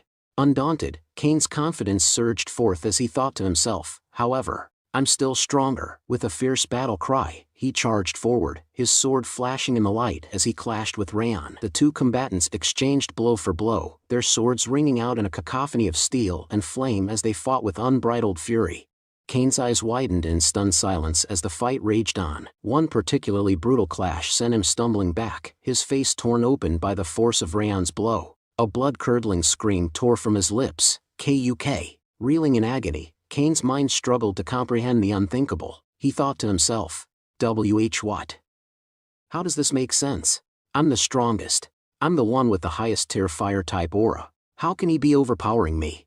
Raon seized the opportunity, launching a relentless assault on Kane. Though still reeling from the previous blow, Kane somehow managed to raise his sword and block Raon's attack. Stunned, Kane's mind struggled to process the impossible. His thoughts tumbled forth in disbelieving chaos. Though my flames are weaker. No, that can't be. I'm the one with the superior fire-type aura. As he stumbled backward, Kane's eyes locked onto Raon with a mix of shock, denial, and growing dread. He thought again. This can't be. Kane's face contorted in a fierce snarl as he unleashed a mighty roar, the sound waves shaking the air. With a burst of adrenaline-fueled fury, he summoned every last ounce of his strength and unleashed a devastating strike. The clash between Raon and Kane culminated in a cataclysmic explosion, as if the very fabric of the air had been torn asunder. The sound wave from the blast echoed through the forest, a deafening roar that sent birds fleeing in terror. The explosion sent a massive plume of smoke billowing into the air, casting a dark, impenetrable shroud over the surrounding area. The once clear forest was now a scene of utter chaos, the smoke swirling with maddening intensity as the two combatants struggled to regain their footing. As the smoke finally began to clear, a haunting sight came into view. Cain lay motionless on the ground, his body battered and bruised. Raon's sword, its blade still shimmering with a faint, fiery glow, hovered menacingly above Cain's head, its point poised mere inches from his head. The air was heavy with tension, the only sound the soft, ragged gasps of Cain's labored breathing. Raon stood over him, his chest heaving with exertion, his eyes blazing with a fierce, unyielding intensity. Raon stood tall, a confident smirk spreading across his face as he spoke. "Your fire is stronger." As Cain lay defeated on the ground, his battered body a testament to the brutal battle he had just endured. Raon stood over Cain, a triumphant smile on his face. "Your fire is stronger?" he asked, his voice dripping with confidence. He paused, then answered his own question with a smirk. "Yes, sure." Suddenly, Raon's group returns, and their jaws drop in shock. They can't believe their eyes. Cain is lying there, defeated. The green-haired boy stammers, that person. What's about to go down?" Cain slowly stands up, his movements deliberate and calculated. The group watches him with a mix of curiosity and caution. The green-haired boy's voice trembles with unease. What is Cain Sieghart doing here? The tension is palpable. What's Cain's next move? Ben steps forward, a sly grin spreading across his face. The easiest way to turn the tables when you're losing in battle is to take down the enemy's commander. He gazes at Raon with a smile. "You knew that this would happen?" Ben's grin widens. That's not all." Ben's eyes narrow slightly as he responds. "You were right. They were fooled easily." He pauses, acknowledging Raon's strategic mind. "It wasn't just me either. If it weren't for your orders today, we would have lost to the 6th training hall today." Martha's expression turns slightly sour as she speaks up. "I don't like that he's right, but it's true. If your advice didn't work, I was going to take back my promise to submit to you." She pauses, a hint of begrudging respect in her voice. But we did basically win thanks to you." Martha's expression remains serious as she continues. "We acknowledge that you're the head student of the 5th training hall, and will continue to follow your orders without complaint." Raon thinks to himself, a hint of a smile on his face. Looks like they matured a bit from this experience. That's nice to see. Raon's thoughts continue. "This is the 5th training hall that I know." Just then, Lunnon walks over to Raon and sits down beside him. Meanwhile, Ben and Martha exchange a weighted glance, their eyes locked in a silent understanding. Raon stands up, his presence commanding attention. He gathers all the trainees of the 5th training hall around him. "Good work, everyone," he says, his voice filled with pride. "But I'm sure you all learned something through this fight." Raon's expression turns serious as he continues. "It's dangerous to be drunk on your own confidence and arrogance. And we saw what happens when you rush into action without planning any tactics in advance." His voice takes on a stern tone, driving home the importance of the lesson. "If this wasn't a bet, but a real battle, we would have died. Do not forget what you learned today." Raon's expression softens into a warm smile, aiming to lift the group's spirits. "It's late now, so we'll camp in this forest. Get into groups, prepare to set up camp, and choose who'll stand watch." As the group scatters to begin their preparations, Cain's gaze lingers on Raon. His eyes cloud with thought, his mind consumed by the mysterious head student, Raon Sieghart. Cain's thoughts take an introspective turn. "He's much better than I had anticipated. He's obviously more accomplished in both mental fortitude and combat." A hint of self-awareness creeps into his mind. "I thought that the 5th training hall was just full of arrogant people, but I guess I was the arrogant one." Raon is engrossed in a conversation with his teammates when Cain suddenly interrupts, his voice tinged with a hint of sincerity. "I learned from this, Raon Sieghart." Cain's eyes lock onto Raon's, a hint of newfound respect evident in his tone. "You've taught me that I shouldn't let my guard down until the end, and that I need to prepare a backup plan for if the initial plan fails." Cain's expression turns introspective, a hint of humility in his voice. "I thought that we would win no matter what. We had known about you guys from the start, after all." His words trail off, implying a realization that his prior confidence was misplaced. Cain's voice takes on a tone of genuine humility, his words laced with sincerity. "But not only did we lose, I also lost a duel against you. I thought I was stronger, but I guess I was just arrogant." He pauses, reflecting on the lessons learned. I've learned a lot from this. Thank you. You're my savior. Kane's eyes lock onto Raon's, a deep appreciation evident in his gaze. Raon's eyes narrow slightly as he observes Kane, a thoughtful expression on his face. To himself, he thinks, Kane is much better than the others from the direct bloodline. Raon extends his hand, and Kane reciprocates, their palms meeting in a firm handshake. I learned from this too, Raon says with a nod. Kane smiles, his eyes gleaming with determination. We'll be supporting you in the mission, as promised. The scene shifts 2 weeks forward, the group now standing at the edge of a forest, near a towering cliff. Their destination lies just ahead, but the sheer scale of the cliff leaves both groups perplexed. Raon walks towards the cliff's edge, his eyes scanning the landscape below. He turns to face the group, a serious expression on his face. So, that's the village. His voice trails off, inviting the others to take in the breathtaking view. Raon's gaze sweeps over the village below, his thoughts turning inward. A small village, without any special regional products or tourist attractions. Just a simple place where a few people farm and live off the land. His eyes narrow slightly as he reflects on their mission. This isn't a special mission either. It's just a routine operation, carried out regularly because of the occasional monster appearances. Raon's expression turns thoughtful, a hint of weariness creeping into his eyes. However, why do I feel like someone has been watching me all this time? Raon's eyes narrow, his mind racing with growing unease. It doesn't feel like an instructor is here with us, he thinks to himself. It feels a lot more ominous. Like they're trying to figure out how to fight us. Raon's thoughts trail off, his expression grim. He remains speechless, his mind fixed on a single conclusion. The best we can do right now is to deceive that person and be wary of them. Raon turns to Ben, his voice low and serious. Ben, I have a favor to ask. Ben's eyes narrow slightly, his curiosity piqued. What? Raon's voice is firm and decisive. You take the leader position for this mission. Ben's eyes widen in surprise, his face a picture of stunned silence. Ben's expression is incredulous. What are you talking about, Raon? Raon's expression turns serious, his voice filled with conviction. Remember our first mission? It was just me and Runan fighting the Snow Tiger Claw bandits. So, it'll be better if you guys lead the mission this time. He pauses, his eyes locked intensely on Ben. Didn't you say on the first day of official training that you'd catch up to me? Raon's gaze remains steady, his challenge hanging in the air. You meant that, didn't you? So show me what you've learned until now. Ben's expression sets in determination. Alright, I'll show you that I've changed. Ben's voice rings out, filled with newfound confidence. I'll be the one to lead this mission, then. Raon turns to the group, his voice clear. You guys heard, right? We're following Ben's orders from now on.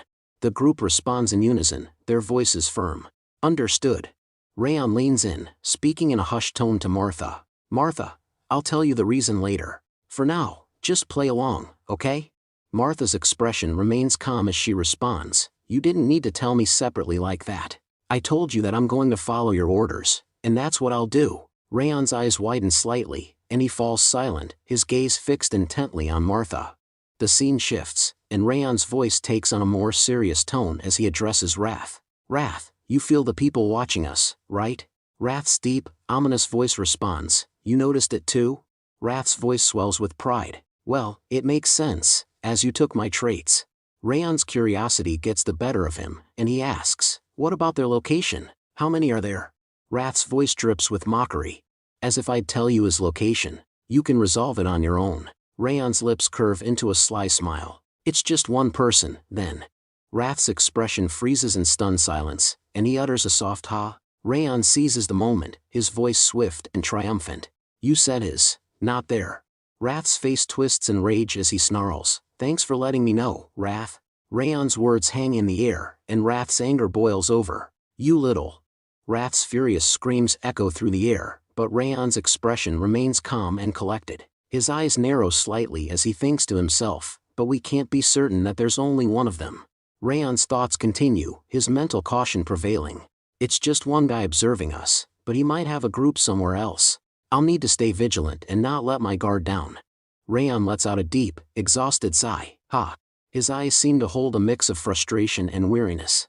Raon's voice is laced with concern as he says, I have a feeling that this mission won't be easy. The camera pans out, showing an aerial view of the dense forest below, the trees stretching out as far as the eye can see. The scene shifts to a man sitting on a rock, looking at someone with a mixture of curiosity and caution, and asks where did they come from. The scene reveals the group's true identity, the assassins of House Robert. One of the assassins, standing tall, speaks up. They're the Siegharts. The leader, seated on the rock, raises an eyebrow. One of the 6 emperors? They weren't that impressive, though. Assassins speak up with a smile. I think they were just trainees. I didn't see an instructor with them, so I believe it's their second mission. The leader's expression turns stern, his voice firm. You weren't noticed? Assassins speak up. Of course not. I'm sure they didn't even notice that I was nearby. Leader with a smile spoke. Well, I don't assume some mere trainees would see through your stealth techniques. Assassin suddenly changed the subject. Assassin in a low voice. But we took control of the orcs, so I don't understand why they sent in trainees. Leader with a smile. I'm sure the villagers were sensitive to change and requested for help, saying that there was an increase in the number of orcs. I thought that we would find the mana stone quickly, but it seems like we've been too complacent. The assassins asked the leader. We couldn't find the item anywhere. I think it must be in the village. Assassin in firm voice. Shall we attack right away? No, we'll stand by for now, the leader declares, his voice firm. But the assassin, ever the opportunist, counters. But this is a perfect chance to eliminate the trainees. But the leader, with a more strategic mind, counters. While it's easy to kill them, acting rashly could reveal the existence of the mana stone. That would be a far greater loss. The tension between the two is palpable, as they weigh the risks and rewards of their next move. Meanwhile, Raon's group is warmly welcomed by the villagers. As they settle in, the leader and assassin continue their clandestine conversation. The leader, with a cunning smile, suggests a compromise. Let them deal with a few monsters. Make them think that they've completed their mission. The leader stands up, a sinister glint in his eye. With a swift motion, he and his men begin to transform. The scene darkens as they don orcish costumes and armor, their faces twisting into grotesque masks. In a grim voice, the leader declares, "We'll strike the village once they've left. We'll ravage everything, leaving nothing but destruction in our wake." The air grows thick with tension as the men nod in unison, their eyes gleaming with a mix of excitement and brutality. The village, bathed in the warm glow of hospitality, remains blissfully unaware of the horrors that await it. Raon's group, still basking in the villagers' gratitude, has no idea that their departure will signal the start of a nightmare. As the night deepens, the scene shifts to a cozy house within the village. Raon's group is seated around a warm dinner table, laughing and chatting as they savor their meal. The soft glow of candles and the crackling of the fireplace create a peaceful ambience, a stark contrast to the darkness gathering outside. Raon takes a bite of his food, his eyes drifting into thought about Ben Sieghart. Raon, to himself. I was a bit worried about him at first, but he's doing much better than I anticipated. Noting that he didn't exploit his title for personal gain or to feed his ego. Instead, he prioritized the success of their mission and took the time to reassure the village chief and its people. Raon observes that Ben is genuinely making an effort to improve. Raon's thoughts continued, shifting his concern elsewhere.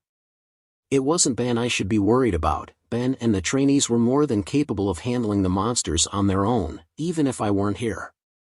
Raon's mind turned to a more pressing concern, the mysterious individual who had been monitoring their movements from the outskirts of the village. Though he couldn't be certain, Raon had sensed the person's presence vanish towards the mountains as soon as they entered the village. Raon's thoughts lingered on the unknown observer, sparking a nagging question. Was this a test orchestrated by the Sieghart household, or was it someone else entirely, lurking in the shadows? I guess we'll find out tomorrow. The scene shifted to the next morning, where Raon's group stumbled upon a disturbing discovery. The ground bore the unmistakable tracks of orcs' footprints. Ben knelt down to examine the footprint more closely, his expression grim. It's clear, he announced to the group, monsters are indeed lurking in the vicinity. The village head approached the group, a look of concern etched on his face. This time of year, monsters typically appear in our vicinity, he explained. However, this year is different. The number of monsters is triple what we normally face. I'm afraid our village isn't equipped to handle such a large-scale threat. To be precise, our scouts have counted over 100 monsters in the surrounding area, the village head elaborated, his voice laced with worry.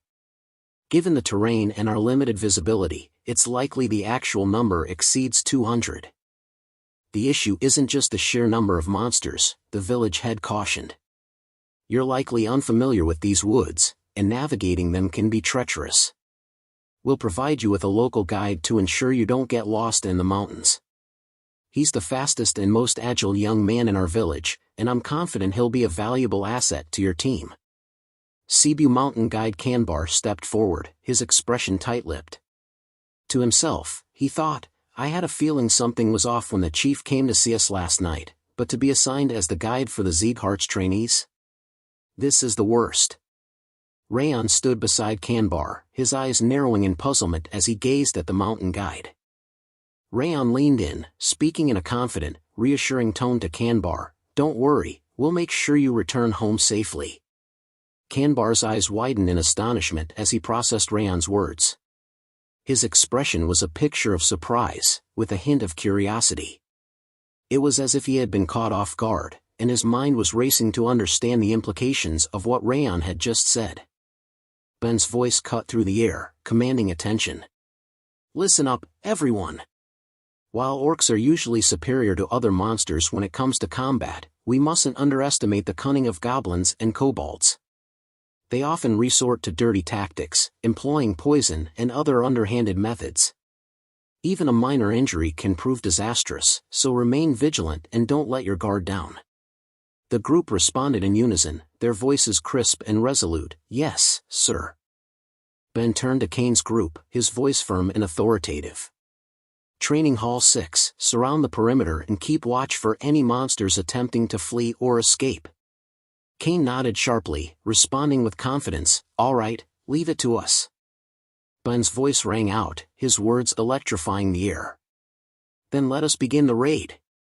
To the monsters that threatening this land. With a fierce battle cry, Ben charged forward, his sword at the ready. Show them the power of the Siegharts, he bellowed, his anger and determination palpable. The group surged forward in his wake, their swords flashing in the sunlight as they followed Ben into the fray. Let's go. Wrath's voice was laced with disdain as he turned to Raon. Those idiots. What a foolish thing to do. They've been preparing for an ambush all this time, and then they go and scream their lungs out, exposing our location. It completely defeats the purpose of a surprise attack. Raon offered a calm, rational perspective, they're just trying to overcome their nerves, Wrath. Shouting can be a way to release tension. It's an understandable mistake, especially since this is their first raid mission. Wrath's eyes narrowed slightly as he observed Raon, his mind racing with a silent assessment. This guy should be on edge, given it's his first monster raid mission. Yet, instead of being nervous, he's thinking several steps ahead. He carries himself like a seasoned veteran, not some green rookie. The forest echoed with the cacophony of clashing steel and the screams of the orcs as the group clashed with the marauding horde. The sound of swords slicing through the air, the crash of armor, and the cries of the wounded created a chaotic symphony that resonated throughout the forest. Martha's eyes sparkled with exhilaration as she exclaimed to Ben and Lunnan, I'll annihilate them all. Her voice was alive with joyful fervor, her enthusiasm for battle infectious. Ben shouted above the din of battle, priority target, goblins and kobolds. Take them down first, then we'll focus on the orcs. They've broken through our formation, one of the group members yelled in alarm. 2 orcs are flanking us, heading in the opposite direction. Kanbar's voice trembled with fear as he warned Raon, the orcs are heading straight for us. Meanwhile, Raon stood frozen for a moment, his mind racing with a panicked thought, Ugh, I shouldn't have come here. But he quickly snapped out of it, gripping his sword tightly as he steeled himself for the impending battle. With a fierce determination, he prepared to face the orcs charging towards him. In a swift, deadly motion, Raon sliced through the first orc, his sword cutting a precise, bloody arc. The orc's lifeless body crumpled to the ground, its blood spilling everywhere. Raon then turned to face the second orc, his eyes blazing with fury. The orc, taken aback by Raon's sudden display of skill, swung its sword in a wild, desperate arc. But before the battle could even begin, Raon had already ended it. The orc stood frozen in shock, its sword still raised, as Raon stood before it, his chest heaving with exertion. With a calm, deliberate motion, Raon slid his sword back into its sheath, the sound echoing through the sudden silence. Kanbar's eyes widened in stunned amazement as he slumped to the ground, his gaze fixed on the lifeless bodies of the orcs. He turned to Raon, his voice barely above a whisper. "Acha? When did they die?" The silence that followed was oppressive, punctuated only by the sound of Raon's heavy breathing and the rustling of leaves in the gentle breeze. The two orcs lay motionless on the ground, a grim testament to Raon's deadly efficiency. Raon approached Kanbar, his expression concerned. "Are you hurt anywhere, Mr. Kanbar?" Kanbar's eyes widened in surprise, as if he hadn't expected Raon's solicitude. "Ah, no. I'm fine." Raon nodded, a hint of relief in his voice. "I'm glad." Raon's curiosity got the better of him. "There's one thing I've always wondered. Are there any urban legends about this mountain?" Kanbar's expression turned thoughtful. "Urban legends?" Raon replies yes. "There are stories about great treasures hidden deep within the mountain, and tales of terrifying monsters that roam the peaks." Kanbar's eyes sparkled with recollection. "Ah, there is one. I remember hearing it from the villagers when I was a child." Kanbar's eyes took on a faraway look as he began to recount the legend. According to the story, hundreds of years ago, a fierce battle took place on this very mountain. The king of the goblins, a powerful and malevolent ruler from the western lands, marched his dark army against the knights who protected this realm. Raon listened intently, his interest piqued by the tale. Kanbar's voice took on a conspiratorial tone as he continued the tale. "It's said that the Goblin King's ring, a powerful artifact rumored to grant its wearer immense power and control over the dark forces, is still buried somewhere on this mountain." Raon's eyes widened in astonishment, his expression frozen in stunned silence. Raon's gaze drifted off into the distance, his mind racing with newfound understanding. He thought to himself, "I see. I get it now.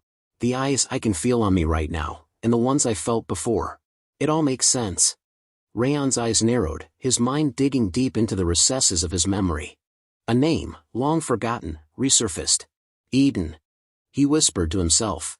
A shiver ran down his spine as he recalled the tales of old. They're one of the 5 demons. Raon's expression darkened as he recalled the lore surrounding Eden. They're infamous for their insanity, he thought to himself. Eden's purpose is restoration, a twisted desire to revert the world to a time when monsters ruled supreme. A chill ran down his spine as he contemplated the implications. They seek to resurrect an era where beasts and darkness reigned, and monsters were worshipped as gods. Raon's thoughts turned grave as he acknowledged the true extent of Eden's powers. If their twisted ambitions were all there was to them, they would have been eradicated long ago. But they possess a far more sinister ability, the power to tame and control monsters. He paused, his mind reeling at the implications. They can also wield the abilities of the monsters they command, despite being human themselves. It's a power that rivals that of the Siegharts, making them a force to be reckoned with. Raon's eyes seemed to gaze into the past as he spoke in a hushed tone. This strange power that Eden possesses, it's a secret that even the most esteemed households on the continent are unaware of. He paused, his expression hinting at a long-held confidence. "But I know that secret, thanks to Derus Robert." Raon's thoughts drifted back to the fateful events that had left an indelible mark on his life. The entirety of the Shadow Squad was slaughtered, leaving only me behind in that hell. His mind still grappled with the mysteries of that time. "I didn't realize it then, but it's definitely strange." Derus knew from the beginning that Eden used mana stones. A hint of skepticism crept into his thoughts. How would he know that, as one of the 6 emperors? And why didn't he reveal that to the world? The question swirled in his mind, fueling a growing sense of unease. Wrath's sudden question cut through the air, his voice low and discerning. "Raon, what are you thinking about right now?" "I can feel a deep, dark rage emanating from within you." Raon's eyes snapped back into focus, his gaze meeting Wrath's. He was taken aback, realizing that his emotions had become apparent. "Thinking of Derus is messing with my emotions," he thought to himself, a hint of self-awareness creeping into his mind. Raon took a deep breath, his eyes never leaving Wrath's face. "Let's calm down," he repeated, his voice measured. "What's important right now is Eden." Raon's eyes seemed to bore into the ground, his mind fixed on the possibility. I assume Eden's purpose is to find the Goblin King's Mana Stone, he thought, his voice low and measured. It's been hundreds of years since the Goblin King's defeat here. Raon's gaze swept across the landscape, his eyes burning with a mix of determination and trepidation. I'm sure a Mana Stone of incredible strength is buried somewhere, he thought to himself. Raon's eyes narrowed as the pieces fell into place.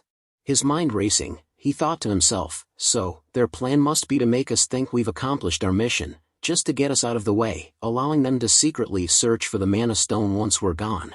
Ben's voice pierced the air, his eyes blazing with a fierce determination. That's the leader, he screamed to the group. I'll end this with one ultimate attack, and rush to attack. Just as Ben was about to unleash his ultimate attack, a massive explosion rocked the ground, sending shockwaves in all directions. Ben's eyes widened in surprise as he instinctively covered his head with his hands, stumbling backward from the force of the blast. Martha's voice rang out, filled with pride, as she declared, "It's mine." A triumphant smile spread across her face. Ben's expression, on the other hand, was a picture of disgruntlement. He muttered under his breath, his voice low and laced with embarrassment, "How undignified." Martha's smile only grew wider as she gazed at Ben, clearly delighted by his reaction. Ben's expression transformed, a wide grin spreading across his face as he turned to the group. "The leader's dead," he exclaimed, his voice ringing out across the battlefield. "Now we only have to take care of the rest." The group erupted into cheers, their voices screaming out in happiness as they celebrated their hard-won victory. The scene shifted back to Raon, asking Kanbar, Mr. Kanbar, about that Goblin King story. Has anyone ever found treasure or jewels in the mountains ever since? Kanbar's eyes seemed to gaze into the past as he continued, "Actually, when I was a kid, the chief went to the mountain and returned with a red jewel he found at the mountain summit." Raon's eyes widened with excitement. "Where's that jewel right now?" he asked, his voice filled with curiosity. Kanbar's voice dropped to a whisper, and he glanced around cautiously before revealing, "Most people aren't aware, but it was buried underneath the chief's house." Raon's eyes widened in shock, his mouth agape as he struggled to process the revelation. Raon's thoughts turned grim as he realized the gravity of the situation. "This is worse than I imagined," he thought to himself. "If Eden doesn't find the Mana Stone in the mountain, they'll burn down this village." Scene shift. The 5th Training Hall and 6th Training Hall groups combed through the area, searching for any remaining orcs. A member of the 5th Training Hall group spoke up, "We don't see any more orcs around." One of the group member from the 6th Training Hall replied in agreement, "Same here." After completing their mission, the group returned to the village, where they were greeted with warm smiles and open arms. The villagers welcomed them back with joy, relieved that the threat of the orcs had been eliminated. The village leader, beaming with gratitude, shook hands with Ben. "Thank you for doing all this for us," he said, his voice filled with sincerity. The village leader continued, "You're just as skilled as they say the Siegharts are." "Thank you again." Ben smiled humbly, replying, "Of course, I'm glad we were able to help." Raon watched the village head and the group, lost in thought, when suddenly Martha appeared beside him, sitting on a tree branch. "Did things go the way you wanted?" Martha asked, her eyes sparkling with curiosity. "Although I'm not too sure what it is that you wanted." Raon's eyes widened in surprise as he called out Martha's name. "Martha. I'm not sure either, but I'll tell you when the time comes." Martha jumped down from the tree, her movements agile and swift. "Don't worry, Raon," she said with a determined look. "No matter what happens, I'll follow your orders until the mission is over." With that, Martha walked away, leaving Raon to ponder the weight of her words. Runan's sudden appearance breaks the silence. "Raon, what are you doing here?" Runan asks, curiosity etched on her face. Raon turns to face Runan, a mixture of surprise and caution in his expression. Runan's concern is palpable as he asks, "Are you worried about something? You don't seem like you're in a good mood." Raon's response is calm and collected, a hint of a mask slipping into place. "It's okay, there's no problem. The chief said he's holding a banquet. Let's go." The tension is subtly deflected, but Runan's eyes linger on Raon's face, searching for any hidden truth. As Raon walks alongside Runan, his thoughts drift to the impending situation. "Eden will not step in until we leave," he thinks to himself. "What happens tomorrow is going to be important." A sense of foreboding settles in, and Raon's expression remains calm, but his mind is racing with anticipation and concern. The next day, the group walked along the outskirts of Cebu village, chatting and laughing together. Their conversation was filled with a sense of pride and accomplishment. "That was perfect," one of them exclaimed. "We took down all of the monsters in Sibi Mountain, and we ended up with very few injured." Another member nodded in agreement. "It was our first mission, but we were able to clear it perfectly." As Ben glanced at Raon, he thought to himself, "I assume that's why Raon isn't asking to take the lead again. There was no flaw in my leadership. I'm not sure why he gave me the authority, but I hope he'll realize that my leadership skills are comparable to him." With a sense of confidence and determination, Ben spoke up to the group, "Let's hurry out of here." His voice was firm and decisive, urging the group to move forward. As the group continued to move forward, Raon stood frozen, his eyes fixed on them. Suddenly, he shouted loudly, "Everyone, stop!" The group halted abruptly, turning to face Raon with a mix of confusion and concern. Some of the group members whispered among themselves, "What is it? Can't we keep going? It's too early to camp." Their voices were laced with confusion and a hint of frustration, unsure of why Raon had suddenly called for them to stop. They exchanged curious glances, waiting for Raon to explain himself. Raon's words hung in the air, "This is where our real mission begins." Kane's brow furrowed in confusion. "What do you mean, Raon?" Raon's expression remained enigmatic. "Just like I said, the mission is not yet over." Ben's face darkened, his voice rising in protest. "What are you talking about?" The group's confusion and unease grew, sensing that something was amiss. Ben's question hung in the air. "We killed the orcs and even cleaned up after them, so what are you talking about?" Raon's expression remained calm, his voice measured. "Our mission was to take down the monsters and to protect the village." Ben's curiosity got the better of him. "So what's the problem?" Raon's eyes scanned the surrounding area, his voice low and serious. "There was someone watching us until just a moment ago." Ben's eyes widened in surprise, his voice bursting out in alarm. "What?" The group's heads snapped towards Raon, shock and concern etched on their faces. Raon's expression turned grave, his voice laced with concern. "They were watching us until an hour ago and then disappeared. You could say that it might have been an instructor, but I felt hostility. Too hostile to think that it could have been an instructor." The group exchanged uneasy glances, the atmosphere growing thick with tension. Raon's eyes seemed to gaze into the distance, his voice low and serious. "I felt those eyes even before we arrived at the village, and I sensed them disappearing toward the village when we had gone far enough from the village."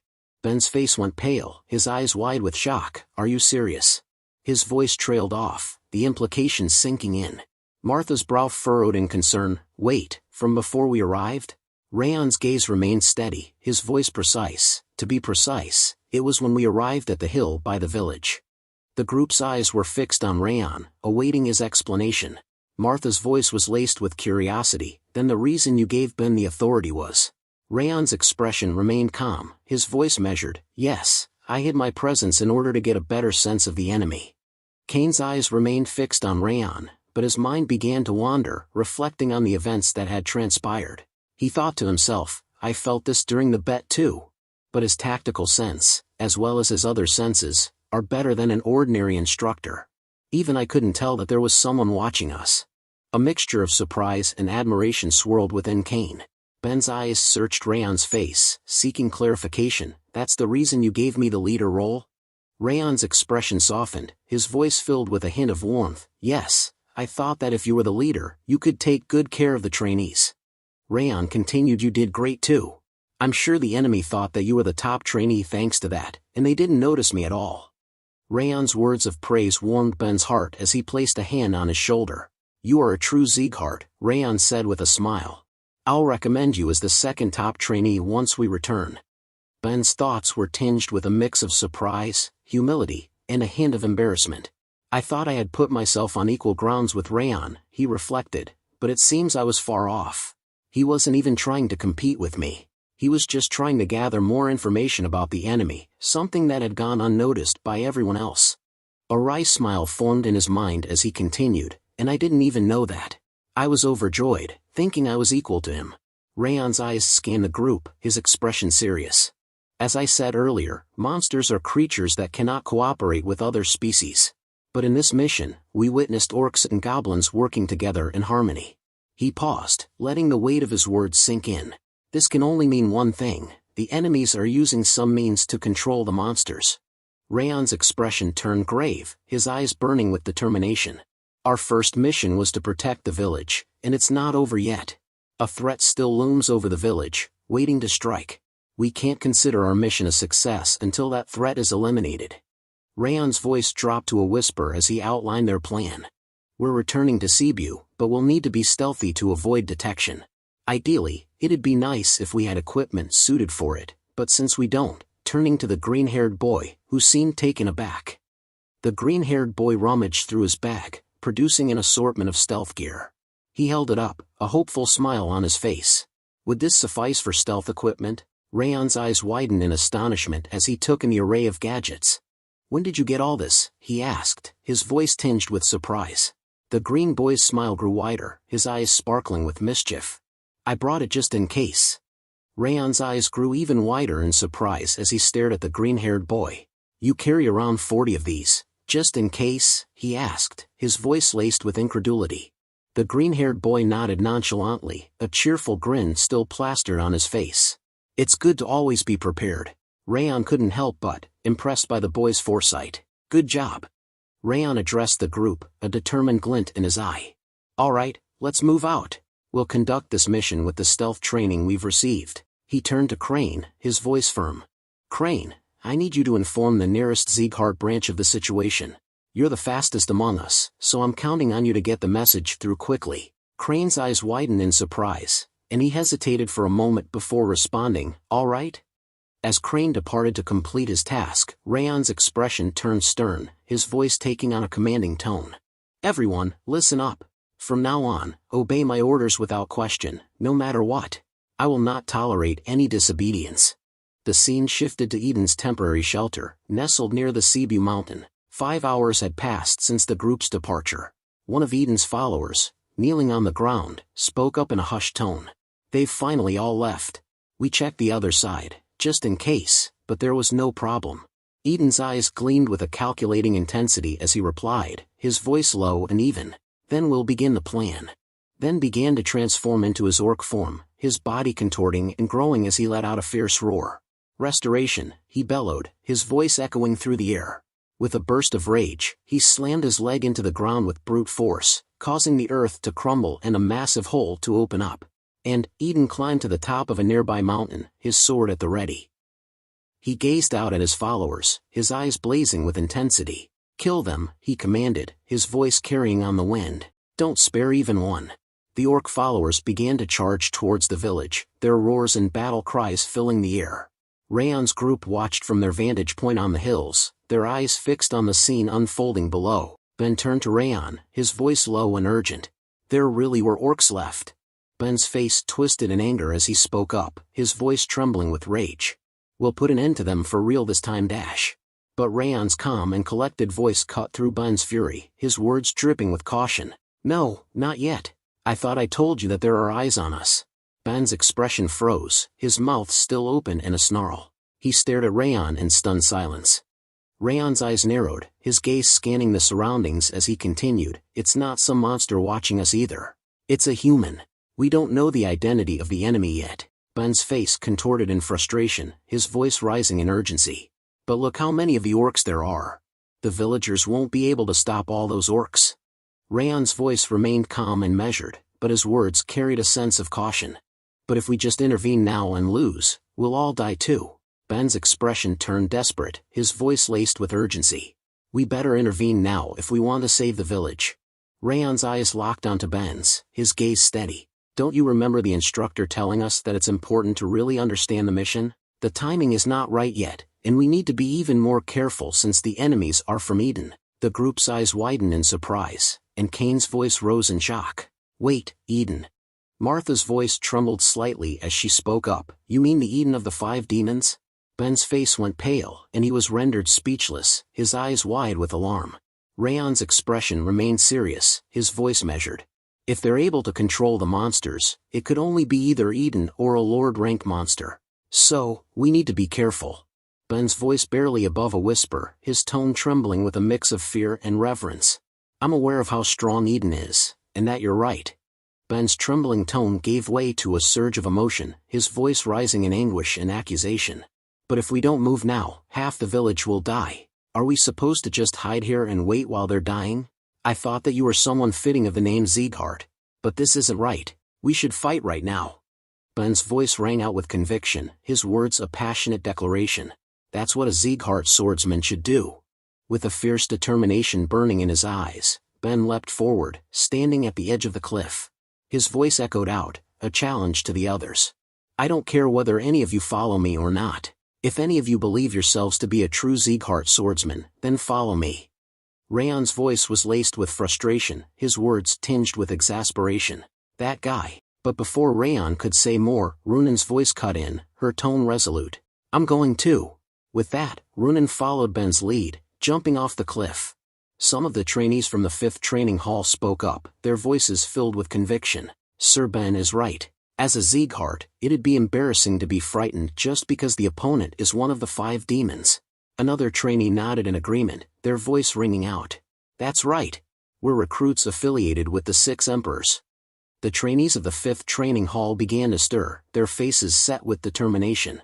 With a collective burst of energy, they started to run, following in Ben and Runan's footsteps. As they rushed past Raon, they called out to him, their voices filled with urgency. We're going too. We have to hurry and protect the village and its people. Kane's voice cut through the air, his eyes blazing with determination as he turned to his group from the 6th training hall. Is it straight ahead? We'll help the 5th training hall and attack the ghosts of Eden. The group responded in unison, their voices firm and resolute. Yes, sir. Raon stood still, watching as his group members rushed off to join the battle. A thoughtful expression crossed his face as he gazed after them. Everything was unfolding just as he had predicted. Given the personalities of Ben and the recruits, he had known they wouldn't be able to stand idly by in the face of injustice. Their strong sense of justice would compel them to rush forth and stop Eden and the monsters. Raon's thoughts continued, a hint of strategic calculation in his mind. That's why I sent Runan and Aura a message to follow after them beforehand. With Ben, Runan, and even Kane heading there, not even Eden will be capable of holding out. If there's anything unexpected, his thoughts trailed off, his eyes narrowing slightly as he considered the possibilities. Raon turned to Martha, a hint of curiosity in his voice. Martha, why didn't you go? I thought you'd be the first one to run off. Martha's eyes widened in surprise, her expression caught off guard by Raon's question. Martha's expression turned serious, her voice firm. I told you, I'm following your orders down to the wire. Raon's gaze met Martha's, a slow smile spreading across his face as he regarded her. Raon's smile faded, replaced by a serious expression. All right. In that case, we'll be heading towards the village like they are. But conceal your presence as much as possible as you move. There's no doubt Eden has reinforcements hidden away from the front lines. Raon's eyes narrowed, his mind racing with strategic thoughts. He could sense a strong killing intent emanating from the mountains, separate from the village. A hint of concern crossed his face as he thought about the 5th and 6th training halls engaging the enemy. The 5th and 6th training halls can take care of the rest of the enemies, he thought, but it'd be dangerous if they fight that guy head-on. A sly glint appeared in his eye as he considered an alternative approach. But that's only if you fight head-on, assassination is a different story. The scene shifted to Ben and his group, who were in the midst of a fierce battle against a horde of orcs. Ben's voice rang out, his words of guidance and encouragement cutting through the chaos. Don't take the orcs' attacks directly, step back and then counterattack, he shouted. If it's difficult for you to fight them alone, form teams. Remember, if we don't stop them here, the village will be in danger. As Ben clashed with the orcs, his thoughts flashed back to the previous day's battle. He noted a significant difference in the orcs' behavior, his eyes narrowing in concern. These orcs are far more ferocious than the ones I fought yesterday. He thought to himself, his mind racing with the implications. A hint of confidence crept into his thoughts as he continued to fight. If it's just this, then protecting the village wouldn't be a problem. Ben's thoughts took a darker turn as he considered the true nature of their enemy. His expression turned grim, his eyes clouding with concern. The problem is that as long as our enemy is Eden, then there's no way they'd stop at this, he thought, a sense of foreboding settling in. His mind flashed back to Raon's words, and he couldn't help but feel a sense of admiration for the other's insight. Raon was right, all along. Ben's voice rang out, his warning echoing through the forest. All forces, watch out for threats coming from above and camouflaged within the forest. One of the group members' eyes widened in alarm as they looked around, their voice trembling with concern. Huh? No way! Ben's eyes locked onto the camouflaged figures, his mind racing with recognition. It's Eden's Green Phantom Corps, he thought to himself, his grip on his weapon tightening. He took in the details of their attire, the goblin masks and distinctive headgear, leaving no doubt as to their identity. A hint of surprise crossed his face, his eyes narrowing in concern. I expected them to come, he thought, but I didn't think there'd be so many. Ben's gaze swept across the forest, his eyes quickly tallying up the number of Green Phantom Corps members. His expression turned grave, his mind racing with the implications. A cursory glance tells me there's easily more than 40 of them, he thought, his grip on his weapon tightening. We've got to play our cards right if we want to fight this many foes. Ben's voice rang out, his words clear and decisive as he issued orders to his comrades. Kane, you hold back the orcs with the others, make sure they don't reach the village. Ronan, use your cold air to freeze the orcs and Green Phantom's feet, immobilize them. He paused, his eyes scanning the battlefield before meeting the gazes of his teammates. I'll take charge. Runan's voice was firm and resolute as she acknowledged Ben's order. Understood. I'll freeze them all. With a swift motion, she raised her sword, and a brilliant, frost-icy aura burst forth from her sword. The air around her seemed to shimmer and chill, as if winter itself was being unleashed. Suddenly, towering ice pillars erupted from the ground, their crystalline structures glinting in the fading light. The pillars encased the orcs and Green Phantoms, freezing them in place, their feet and legs trapped in the unforgiving ice. With a fierce battle cry, Ben unleashed his continuous flow sword technique, his blade slicing through the air with deadly precision. He pushed off the ground with his leg, using the momentum to propel himself forward. As he charged, the autumn wind sword technique kicked in, imbuing his blade with the fierce energy of the autumn gusts. The sword sliced through the crowd of orcs, leaving a trail of destruction in its wake. Ben's movements were a blur, his sword dancing through the air with a rhythmic whoosh, cutting down any orc that dared to stand in his way. His technique was a perfect blend of speed, power, and agility, making him a formidable force on the battlefield. As Ben stood victorious, his chest heaving with exhaustion, a sudden movement caught his attention. A Green Phantom, camouflaged in the branches of a nearby tree, swiftly drew back their arm and launched a poison-tipped needle. The needle flew silently through the air, striking Ben's back shoulder with deadly precision.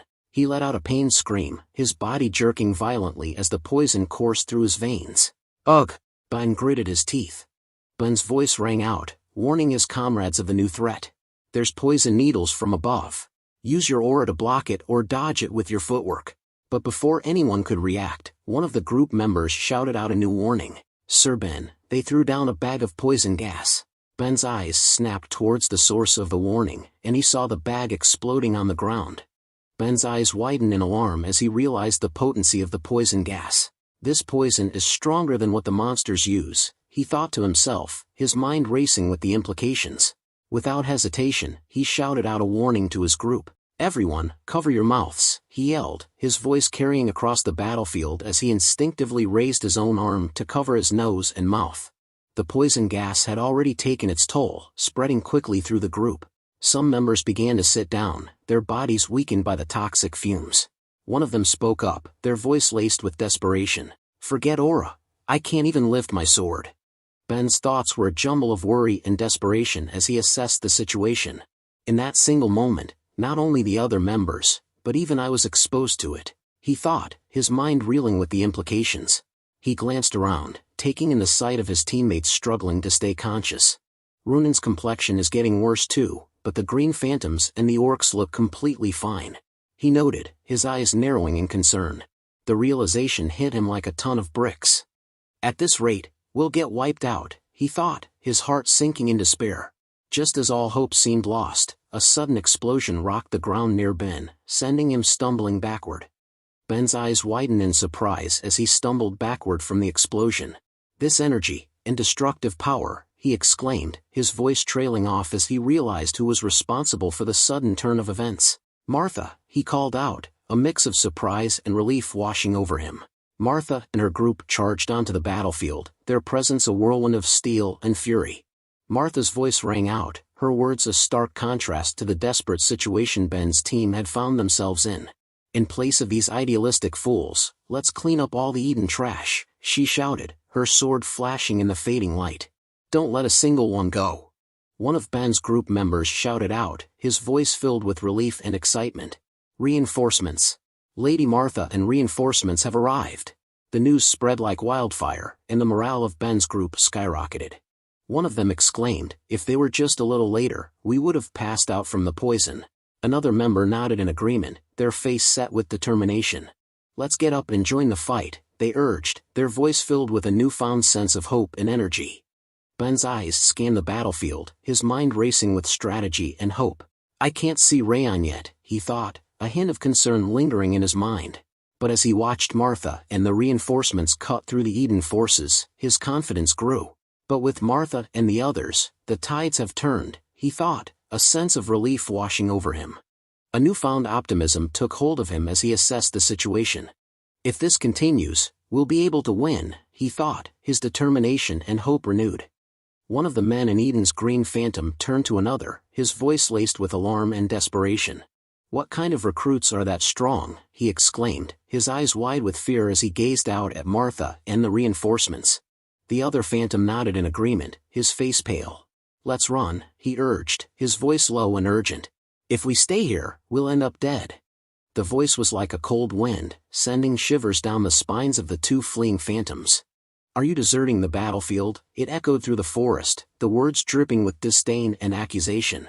Martha, Ronan, and Ben's eyes snapped towards the figure emerging from the shadows, their faces set with alarm. Ben's voice was the first to break the silence, his words tumbling out in shock. That can't be, he exclaimed, his eyes wide with incredulity. The three warriors exchanged uneasy glances, their minds racing with the implications of what they were seeing.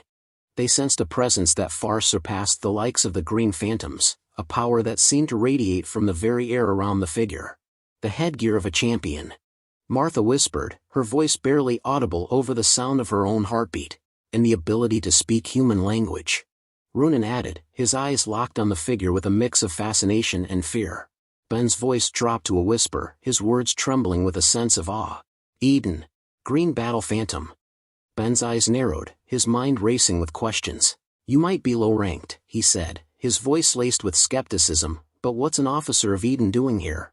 The green battle phantom, Eden, regarded Ben with an unreadable expression. Then, in a voice that sent shivers down Ben's spine, Eden replied, I'm sure I received a report of your return, but did you come back after realizing our intent to ambush? Eden's gaze swept over Martha, a hint of amusement dancing in his eyes. You're quite good for recruits, he said, his voice dripping with condescension. From what I've seen of your strength, black-haired broad, it seems you've realized. Martha's eyes flashed with anger, her hand tightening around the hilt of her sword as she took a step forward, her blade at the ready. Eden's smile grew wider, his eyes glinting with malice. While you barely kept your life intact, you should have just gone quietly, he continued, his voice dripping with disdain. The reason you lot will die today is because you didn't know your place, and attacked Ben. The aftermath of the intense battle lay before them, a testament to the brutal clash of strength and wills. Martha and Ronan sat on the ground, their chests heaving with exhaustion, their faces etched with pain and fatigue. Ben, however, lay motionless on the ground, his body twisted in an unnatural position. His face was contorted in a grimace of agony, his eyes squeezed shut as he struggled to cope with the intense pain that racked his body. Eden stood tall, his chest barely rising with each breath, a picture of calm and composure. One of Kane's group members exclaimed, their voice laced with shock and awe, with just one hit, the three of them were. Another member of the group turned to them, concern etched on their face. Where's Sir Kane? They asked, scanning the surrounding area. A third member pointed towards the wooden barricade, their voice urgent. Sir Kane is by the wooden barricade, facing the orcs. The first member's eyes widened in alarm as they thought of another critical factor. Then what about Raon? One of Kane's group members exclaimed, there's no way he'd come after seeing that. Meanwhile, Eden's voice cut through the air, his words dripping with disdain as he addressed Martha. Ho! You are able to stand? It seems you're the best out of the garbage here. Martha's eyes flashed with anger at Eden's insult, but she refused to back down. With a Herculean effort, she gripped her sword tightly and tried to stand up, her body trembling with pain and exhaustion. Eden's gaze lingered on Martha, a hint of curiosity in his eyes. Of course, that's only a given since you were able to sense our presence, he added, his voice dripping with condescension. Martha stood up, her grip on her sword tightening as she prepared to face Eden's attack. Eden's eyes gleamed with a fierce intensity as he spoke, his voice dripping with malice. All of you will die here, today. With a swift motion, Eden raised his sword, ready to strike down Martha. But before he could attack, a scream roared through the area, shattering the tense silence. No! The cry was followed by a burst of fiery aura as Raon appeared behind Eden, his eyes blazing with fury. You'll die, Raon declared, his voice low and menacing. Eden slowly turned his head, his eyes narrowing as he took in Raon's fierce expression. Raon stood tall, his sword at the ready, and with a swift motion, he unleashed his Thousand Flames technique. The first flames, Cyclorsion, erupted in a blaze of fire and steel, slicing through the air with deadly precision. Eden's eyes widened in shock as Raon's sword cut down his right hand, severing it from his wrist. Eden's smile grew wider as he gazed at Raon with an unblinking stare. That was a good ambush. However, it seems you didn't think I would step in to avoid a blow to my neck. Raon's face twisted in frustration, his eyes blazing with anger. You crazy dash, he growled, his voice trembling with rage. Giving up your arm because of that, that's why I wanted to end this with an assassination. Eden's expression changes to one of surprise, his voice tinged with admiration. Although it may have been a surprise attack, you're quite skilled to have taken my arm. What a promising Sieghart. However, his praise is short-lived, as he quickly follows up with a devastating assessment. But that's all it is. Seeing your current state, it's clear that you exhausted a majority of your stamina with that one attack. Raon stands before him, gripping his sword tightly, his body language screaming exhaustion. Raon's grip on his sword tightens, his mind racing with the consequences of his actions. He thinks to himself, just like he said, I overexerted myself because I planned on ending this with that surprise attack. His thoughts are laced with frustration and self-doubt. He realizes that his decision to put everything into that one attack has left him severely weakened. His body aches with fatigue, his movements restricted by his exhaustion. So now I can't move properly, he admits to himself, his eyes fixed on Eden with a mix of anger and desperation. Raon's eyes narrow, his voice firm as he asks Eden, are you the one in charge here? Eden's response is immediate, his mocking laugh echoing through the air. Ha, do you think my superiors would show themselves over a puny village? Raon's anger ignites, his face reddening with rage. You never know, he snarls, his words dripping with venom. You crazy bastards were never one to act predictably. Eden's expression twists in anger, his voice rising in a menacing tone. You're quite sharp-tongued despite your appearance. Let's see how long you can keep flapping those lips of yours. With a fierce battle cry, Eden charges towards Raon, his sword flashing in the light. Raon, still reeling from his exhaustion, prepares to defend himself against Eden's onslaught. As Eden's sword comes crashing down, Raon raises his own sword to block the attack. His mind racing, he thinks to himself, I'm not completely recovered yet, but that goes for him as well. With a surge of adrenaline, Raon summons the strength to block Eden's attack. The two swords clash, sparks flying as the blades meet. Raon's arm trembles with the force of the impact, but he manages to hold his ground. Eden's eyes widen in surprise, his voice laced with genuine admiration. You withstood that? You're much better than I expected. Raon responds with a confident smirk, if I can't withstand that much, I might as well give up on being a swordsman. Eden's eyes flash with excitement, and he raises his sword to attack once more. Raon, anticipating the strike, readies himself to block the blow. As their swords clash, Eden exclaims, that's a good mindset to have, you brat. His tone is a mix of admiration and mockery.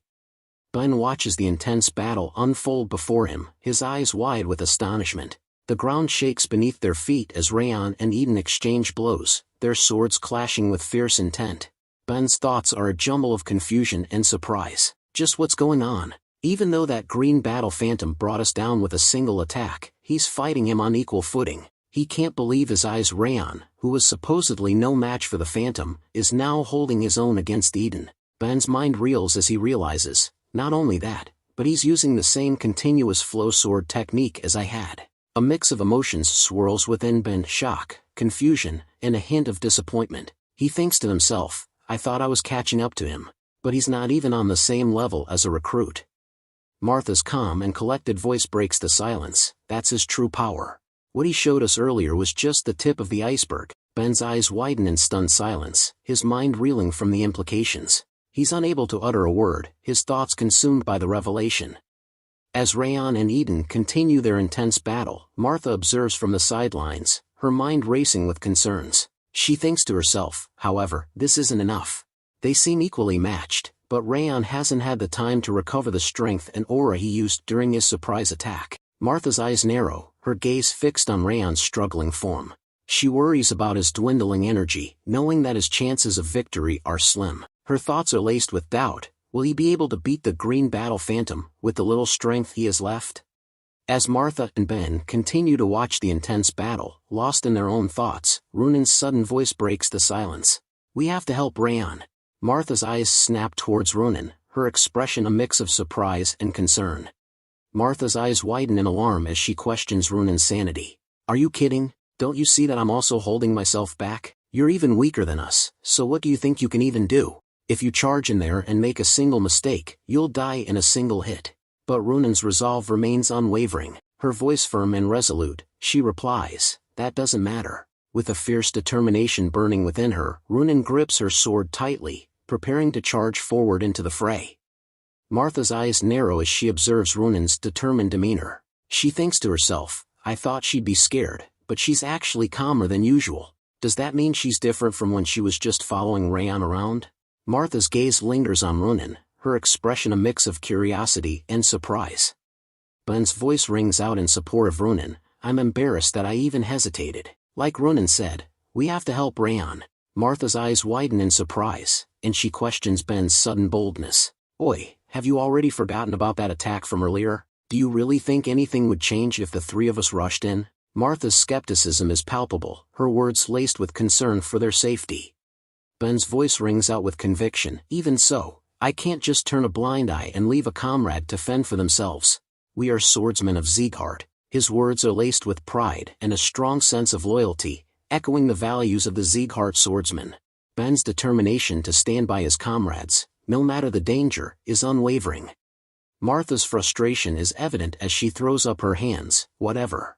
You guys better take responsibility if anything bad happens. But in a surprising turn, she leans in, her voice taking on a confidential tone. Let's put our lives on the line and fight. Her words are laced with a sense of determination and resolve.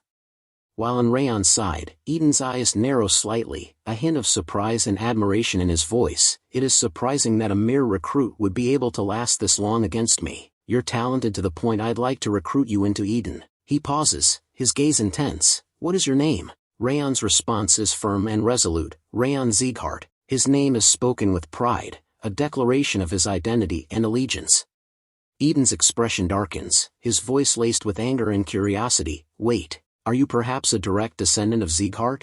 Seeing the color of your hair and eyes makes me wonder. His gaze intensifies, as if scrutinizing Raon's every feature. It seems the blood of the northern king of annihilation runs thick within you. Eden's words are tinged with a mix of fascination and hostility.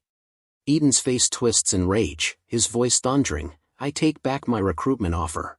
As things are now, I will use whatever means possible to kill you. His words are laced with venom, his anger boiling over.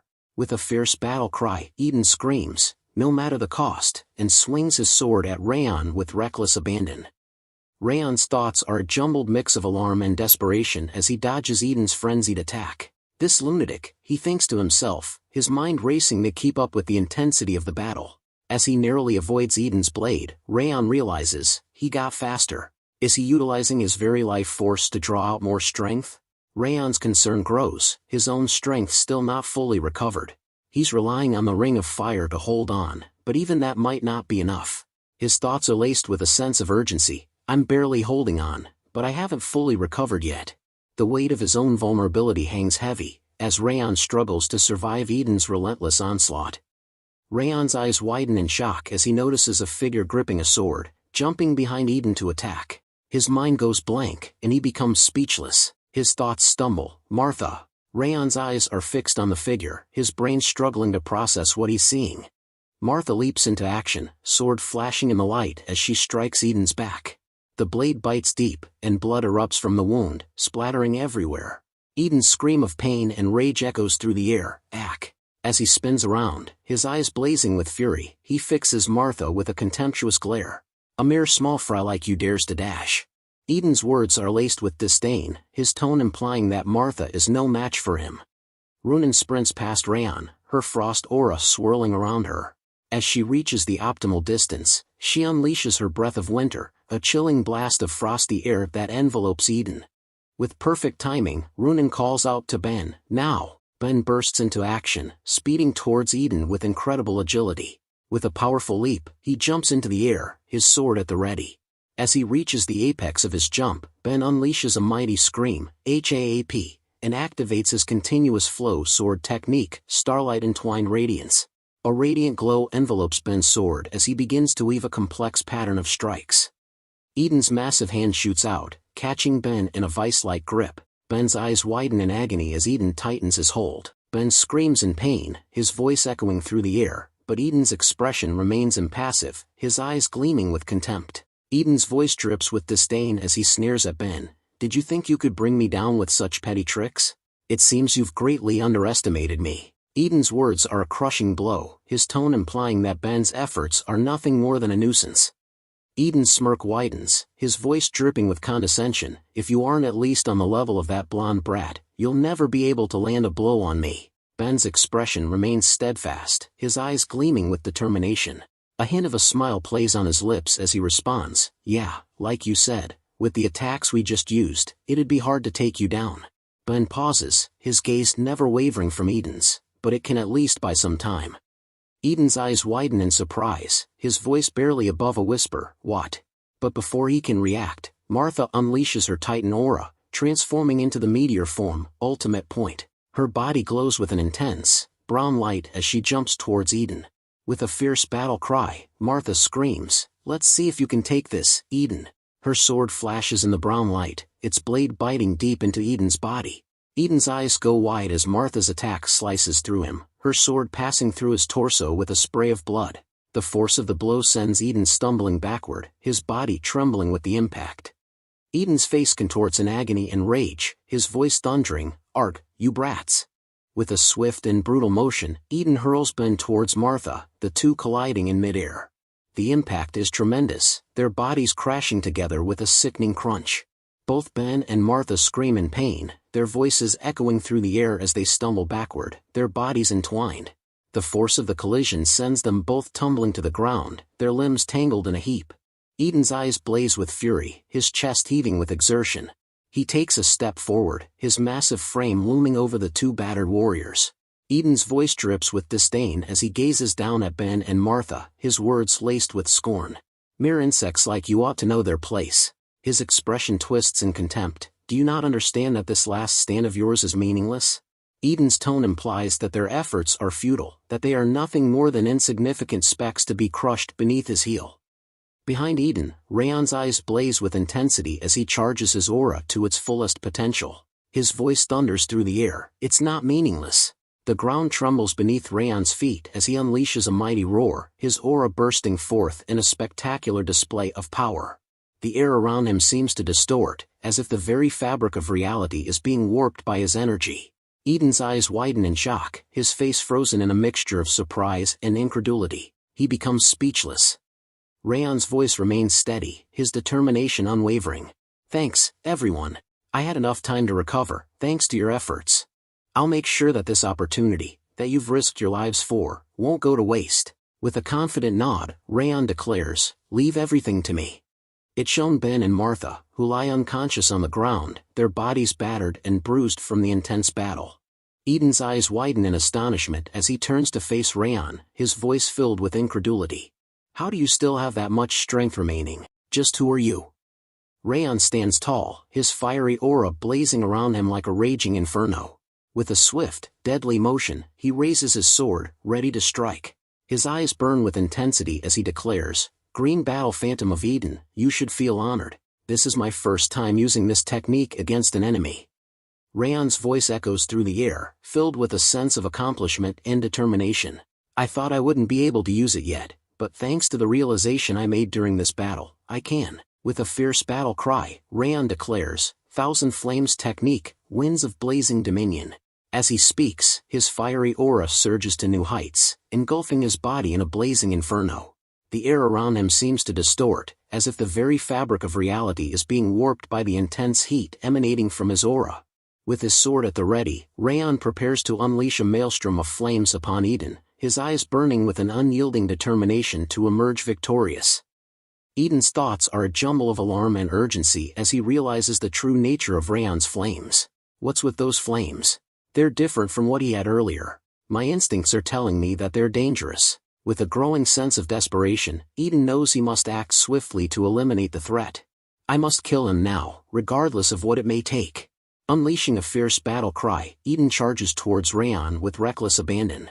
Raon, anticipating this move, flashes forward with his fiery aura, his sword gleaming with an intense, orange light. With every ounce of strength at his disposal, Raon slashes downward, unleashing a devastating blow that seems to embody the very essence of his being. The air shudders, the ground trembles, and the outcome hangs precariously in the balance as the two warriors clash in a spectacular display of power and fury. Raon's fiery aura engulfs Eden, consuming him whole. The force of Raon's slash splits Eden's head in two, sending half of it crashing to the ground. The scene is gruesome, with Eden's lifeless body lying in a pool of blood. Raon stands victorious, his confidence and strength radiating from his very being. His stance is triumphant, a testament to his overwhelming power. The outcome of the battle is clear. Raon has emerged victorious, while Eden lies defeated and lifeless. Raon stands panting, his chest heaving with exhaustion. The intensity of the battle has taken its toll, but the triumph in his eyes is undeniable. Runan, on the other hand, is left speechless. Her eyes widen in awe as she gazes at Raon, her mind struggling to process the incredible display of power she just witnessed. The air is thick with tension, the only sound Raon's heavy breathing. The weight of Raon's victory hangs heavy, leaving Runan and the surroundings in stunned silence. Martha's voice trails off in surprise, her eyes wide with incredulity. "Raon, you really," she exclaims, unable to finish her sentence. Ben's voice fills the gap, his tone filled with awe and admiration. "He really took down the green battle phantom," he declares, his words echoing through the stunned silence. The weight of Raon's achievement hangs in the air, leaving his comrades struggling to process the enormity of his victory. The green battle phantom, a formidable foe, has been defeated by Raon's unwavering determination and unrelenting power. With his sword held high, Raon's voice rings out, filled with determination and conviction. "Hey, it's not over yet. Eden's green phantoms are still here," he declares, his eyes blazing with a fierce inner light. The group's attention snaps back to the present, their faces set with renewed resolve. Raon's words ignite a fire within them, and they stand ready to face the remaining challenges. "For the fiefdom's peace and the village's prosperity, we'll take them all down." The group's response is immediate and unanimous, their voices rising in perfect sync. "We'll follow your orders," they declare, their words a testament to their unwavering loyalty and trust in Raon's leadership. The scene shifts to a jubilant atmosphere, hours after the battle. The group is in high spirits, cheering and reveling in their hard-won victory over Eden's green phantoms. With swords raised high in triumph, they bask in the glory of their achievement. The air is filled with laughter, shouts of joy, and the clanging of swords, as they celebrate their victory and the peace it brings to the fiefdom. Ben's voice cuts through the celebratory atmosphere, his tone filled with sincerity and respect. "Raon Sieghart," he calls out, his words drawing everyone's attention. "We were wrong," Ben admits, his voice laced with humility. "If it weren't for you and the reinforcements, we would have been annihilated after going into battle first. On top of that, the village people we were supposed to protect would have died too." Ben's words hang in the air, a heartfelt acknowledgement of Raon's crucial role in their victory. Ben's voice takes on a tone of genuine remorse as he continues, "Thank you for saving us, and I'm sorry for disobeying your orders." He pauses, his expression unwavering, before adding, "Just that, even then, I still would have gone to the village. Turning a blind eye to injustices because you're weak is not how I believe a Sieghart swordsman should act." As he speaks, Ben places his hand on his chest, his gesture a symbol of his conviction and commitment to his principles. Raon turns around, a warm smile spreading across his face. "Well done," he says, his voice filled with genuine appreciation. Ben's eyes widen in surprise. "Huh, what?" he stammers, clearly caught off guard by Raon's praise. Raon's expression turns serious, his eyes locked on Ben's. Because you all fought with all your might, I was able to take advantage of the Green Battle Phantom's opening, he explains. You all played a key role in this victory. If even a single one of you weren't here, then who knows how things could have turned out. Raon's words are a heartfelt acknowledgement of the team's collective effort, recognizing that their victory was a direct result of their combined strength and determination. Raon's voice takes on a tone of profound sincerity, his words spoken from the heart. As such, I'd like to thank all of you, he says, his gaze sweeping across the group. I'm being serious, without an ounce of insincerity, he emphasizes, his expression a testament to his genuine appreciation. Ben's face sets in a determined expression as he speaks up, his voice laced with a mix of emotions. I don't know what you're thinking, saying all that, he exclaims, his words a mask for the deeper feelings stirring within him. He pauses, his eyes flashing with a fierce resolve. Anyway, I'll grow stronger, so that this doesn't happen again. That way, I'll be able to play my part without depending on someone like you, Raon. With that, Ben turns around, his back straight, and begins to walk away, leaving Raon and the others to watch him go. Raon turns to Martha, a warm smile on his face. You did well too, Martha. I was able to recover thanks to you distracting the Green Battle Phantom at the end. Martha's eyes widen in surprise, clearly not expecting Raon's praise. A faint blush rises to her cheeks as she listens to his words.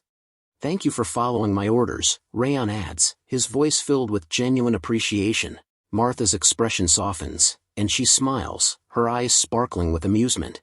If I can't even follow orders, I should just bite my tongue and die, she says, her voice laced with a hint of self-deprecation. With a nod, Martha turns to leave. I'll head to the village first and help with repairs, so take your time, she says, her voice fading into the distance as she walks away. Raon's eyes gaze off into the distance, his mind consumed by a sense of relief. I wonder if this mission is finally over now, he thinks to himself, his body beginning to succumb to the weight of exhaustion. As the adrenaline wears off, Raon's legs start to buckle, and he struggles to stay upright. He attempts to hold himself up, grasping his legs with his hands, but it's no use. His thoughts grow cloudy, and he curses his own vulnerability.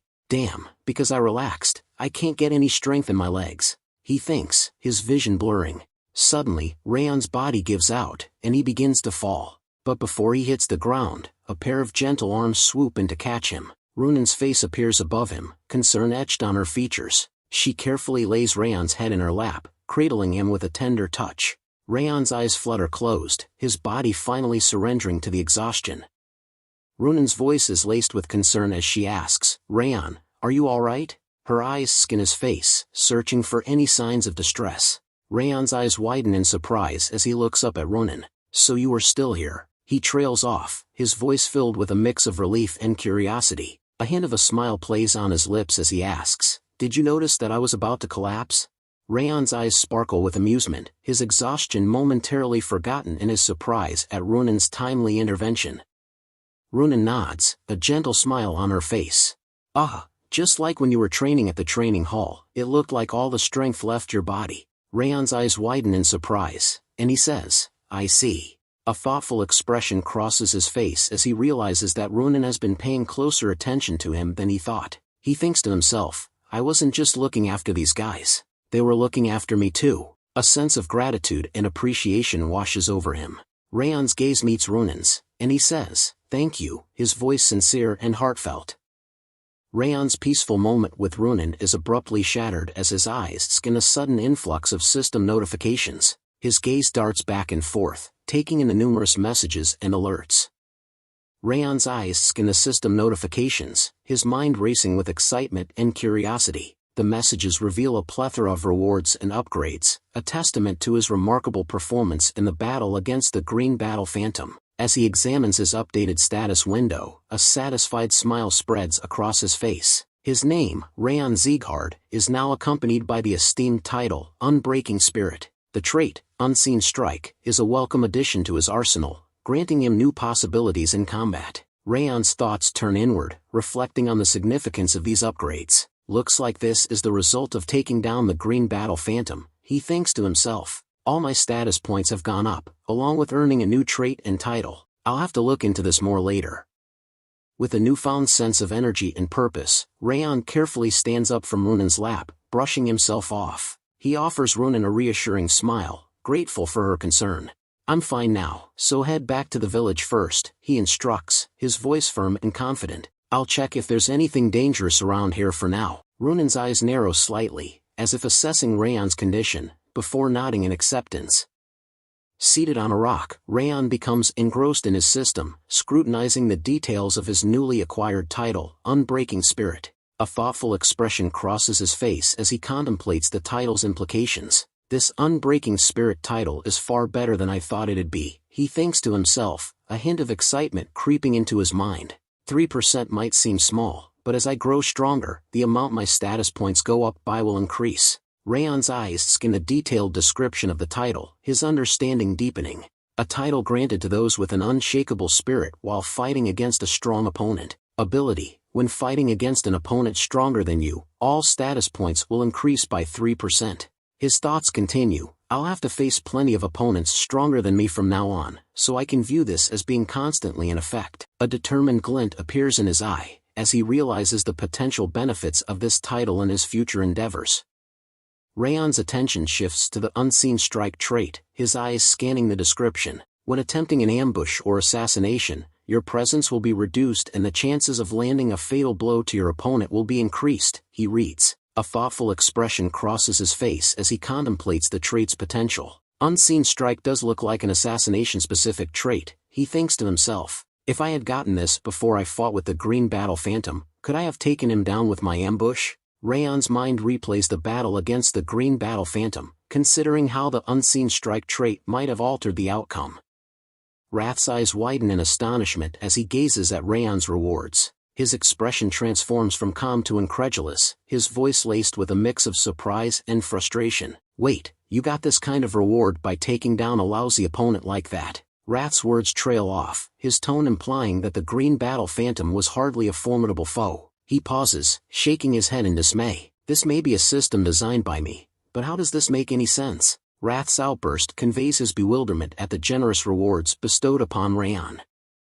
Because of you, I'm getting stronger with every passing day. Thanks, Wrath, Raon says, his voice sincere and calm. Wrath's face twists in rage, his voice dropping to a menacing growl. I'll make sure you don't get an easy death, he snarls, his words dripping with malice. I'll bite and tear your flesh apart endlessly and grant you eternal pain. The intensity of Wrath's fury is palpable, his words painting a gruesome picture of the agonizing fate he has in store for Raon. Raon turns his back on Wrath, his movements calm and deliberate. As he begins to walk away, he tosses a casual challenge over his shoulder. Try it if you can. Wrath's eyes widen in surprise, his face reddening with rage. He's taken aback by Raon's nonchalant response, clearly expecting a more fearful or submissive reaction. Wrath's surprise quickly gives way to frustration, and he lets out a mighty roar. The sound echoes through the air, a primal expression of his anger and helplessness. Undeterred by Raon's dismissal, Wrath gives chase, following him as he walks away. The scene shifts to the village, where the group is busily repairing the aftermath of the battle. The air is filled with the sounds of hammering, sawing, and shouted instructions. Someone calls out, "Bring some lumber over here," while another voice asks, "Where did you put the debris?" A third person shouts, "The wooden barricade is finished here." Villagers and group members work together, their faces set in determination as they labor to restore their home. Some villagers chat with each other, exchanging stories and concerns, while others lend a hand with the repairs. Raon slowly opens his eyes, blinking away the haze of sleep. He looks around, taking in the bustling scene of the village repairs. The sounds of hammering, sawing, and chatter fill the air, a stark contrast to the peaceful atmosphere he had been seeking. He talks to himself, a hint of amusement in his voice. "I just wanted a quick break, but I guess I fell asleep in that short time." Raon's words trail off, and he rubs his eyes, trying to shake off the remnants of sleep. As he sits up, he takes a deep breath, feeling a bit more refreshed. Raon pushes open the door and steps out of the house, blinking in the bright sunlight. He takes in the scene before him, noticing the progress made on the repairs. The wooden barricades, once damaged, now stand sturdy and strong. As he surveys the area, a familiar voice calls out to him. "Raon, are you awake?" It's Runan, her eyes sparkling with concern as she approaches him, a bucket of water in hand. "Are you feeling all right?" she asks, her voice gentle and caring. Raon offers a reassuring smile, feeling a bit more refreshed after his nap. I'm feeling better after getting some shut-eye, he replies, his voice calm and relaxed. Runan's expression softens, relief evident in her eyes. Runan's expression turns serious, and she speaks with a sense of urgency. Then you have somewhere to be. Everyone is waiting for you, so hurry. Raon's eyes narrow, confusion etched on his face. Huh, who's waiting for me? He asks, his voice tinged with puzzlement. Runan's response is accompanied by a flashback to the previous day's events, where the people of Cebu village are shown bowing in gratitude. The village chief steps forward, a warm smile on his face. All the people of Cebu village have come to greet our savior, the Sieghart swordsman, he announces, his voice filled with sincerity. The chief's eyes lock onto Raon, his gaze filled with admiration. Thank you for saving our village. You put your life on the line and fought for the sake of our village. If it weren't for you, swordsman, our village would have suffered greatly. The chief's voice takes on a tone of deep gratitude. Both your noble visage and what you've done today, we shall never forget either of them. The villagers nod in agreement, their faces filled with appreciation and respect for Raon. Raon stands frozen in surprise, his eyes widening as he takes in the village chief's words. Suddenly, he turns to his group, his thoughts shifting inward. I can feel it, he thinks to himself, a sense of awareness washing over him. My comrades' respect, aspirations, as well as the village people's gratitude, awe, and sincerity. Raon's mind is filled with the weight of their emotions, and he can't help but feel a sense of pride and responsibility. Raon's thoughts drift to his past life, and he can't help but compare it to his current existence. A hint of wonder crosses his mind as he realizes, it's my first time feeling this. Memories of his life as an assassin flood his thoughts, and he recalls the stark contrast between then and now. When I lived as an assassin in my past life, goodwill was something I'd never come into contact with. There was merely life and death. A tinge of bitterness creeps into his thoughts as he remembers his past allegiance. Everything of mine was for Derus Robert. However many people I killed for Derus, however many filthy things I did, all the recognition went to Derus. Raon's eyes seem to gaze into the past, his expression a mix of nostalgia and regret. Raon's thoughts take a profound turn as he reflects on his current situation.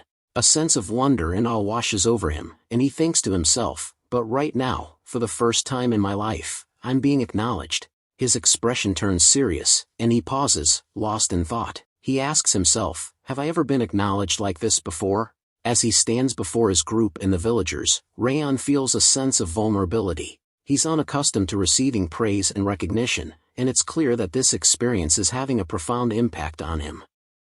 Raon's thoughts continue, exposing a growing desire within him. I can feel my greed growing. The desire to be acknowledged further. The desire to feel even more awestruck gazes. As he tightens his hand, his determination solidifies. From now on, I will live not as an assassin, but as a swordsman.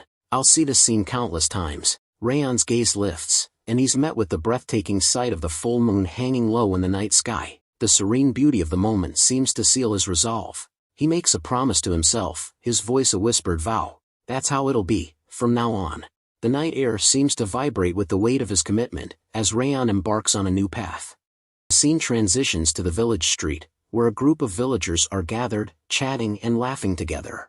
The atmosphere is lively and carefree, with a sense of community and camaraderie. Meanwhile, Raon's group is walking around the village, taking in the sights and sounds.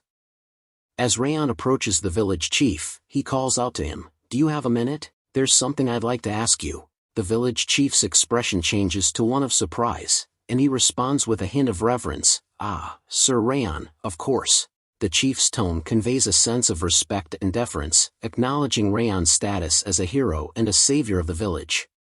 The village chief and Raon stand near a small hut, away from prying ears. The chief's expression turns serious as he asks, "So, what did you want to ask me?" Raon's voice drops to a calm, measured tone as he inquires, "Do you know who controlled the orcs to attack the village?" The village chief's eyes widen slightly, and he nods solemnly. "Ah, yes, the blue-haired swordsman told me. I heard they were one of the 5 demons of Eden." The chief's words trail off, leaving an air of foreboding and unease.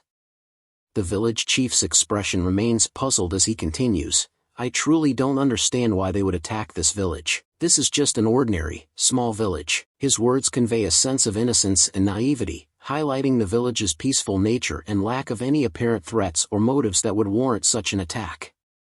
Raon's expression remains serious as he responds, I heard from Sir Kanbar during the battle that long ago, you retrieved a red gem from Cebu Mountain. The village chief's eyes widen in surprise, and he takes a step back, as if the revelation has left him breathless. Ah, yes, when I was young, I discovered it in the mountains and brought it back to the village. His voice trails off, and he shakes his head, as if trying to process the implications. It can't be, he exclaims, his tone a mix of shock, denial, and concern. Raon's expression remains solemn as he confirms the village chief's suspicions. That's correct, Eden was after that gem. The village chief's face contorts in concern, and he takes a step back, as if the weight of Raon's words is crushing him. Then, do you mean that all this happened because of it? He asks, his voice trembling. The chief's eyes widen in horror as the truth sinks in. I almost brought this village to its ruin, he exclaims, his voice cracking with emotion. The weight of his responsibility and the potential consequences of his actions threaten to overwhelm him. Raon's expression remains grave as he explains the situation to the village chief. This time, we managed to fend them off, but as long as that gem remains in this village, Eden will continue to attack. The village chief's face turns pale, and his eyes widen in terror. Can't be, he exclaims, his voice shaking with fear. The weight of Raon's words crushes him, and he looks like he's about to collapse. The village chief continues in a calm tone, of course, after it was planted in the ground, the land grew much richer, and the village got warmer. We have always worshipped it as our patron god. To think it would be a mana stone that would call Eden upon us. He pauses, considering the weight of the situation. Just what can we do? Should we dig it up and dispose of it? The chief's words convey a sense of desperation and uncertainty. Raon's response is unexpected, and he says, no, I will take it with me. The village chief's eyes widen in surprise, and he asks, what? You, our savior, will? The chief's tone is laced with incredulity, and he seems to be questioning Raon's willingness to take on such a burden.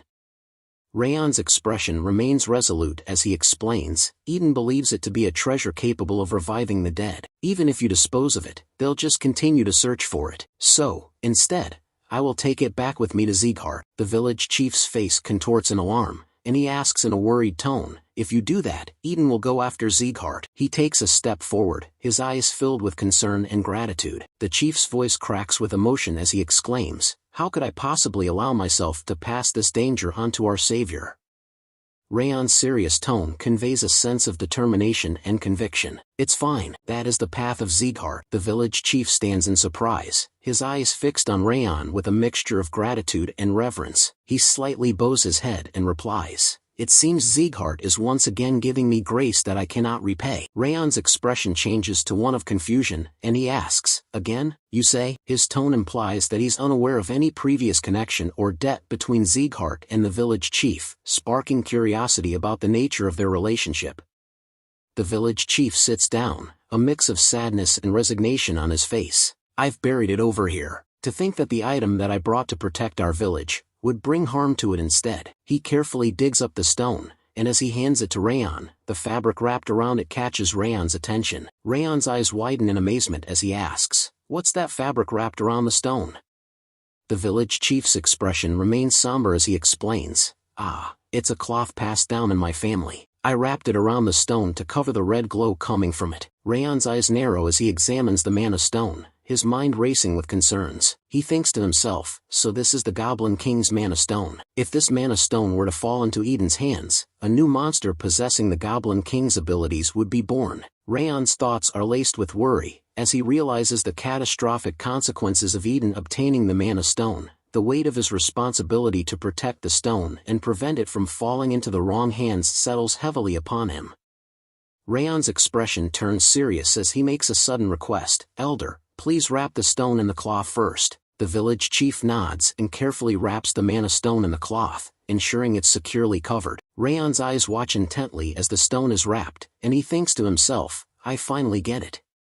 The village chief's eyes gaze into the distance, as if memories from decades ago are resurfacing. Decades ago, when I was barely older than you, there was a time when Glenn Sieghart, the current patriarch of Sieghart, had saved our village. Raon's eyes widen in surprise, and he asks, the patriarch did. His tone is laced with incredulity, as if he's struggling to connect the dots between the village chief's story and his own knowledge of the patriarch. The village chief nods, a warm smile spreading across his face. Yes, I can still recall it vividly. Just as you did, he saved the village from an onslaught of monsters, and he faced us with a smile and treated us kindly. The village chief's words paint a picture of a heroic Sieghart, one that contrasts with Raon's own perceptions of the patriarch.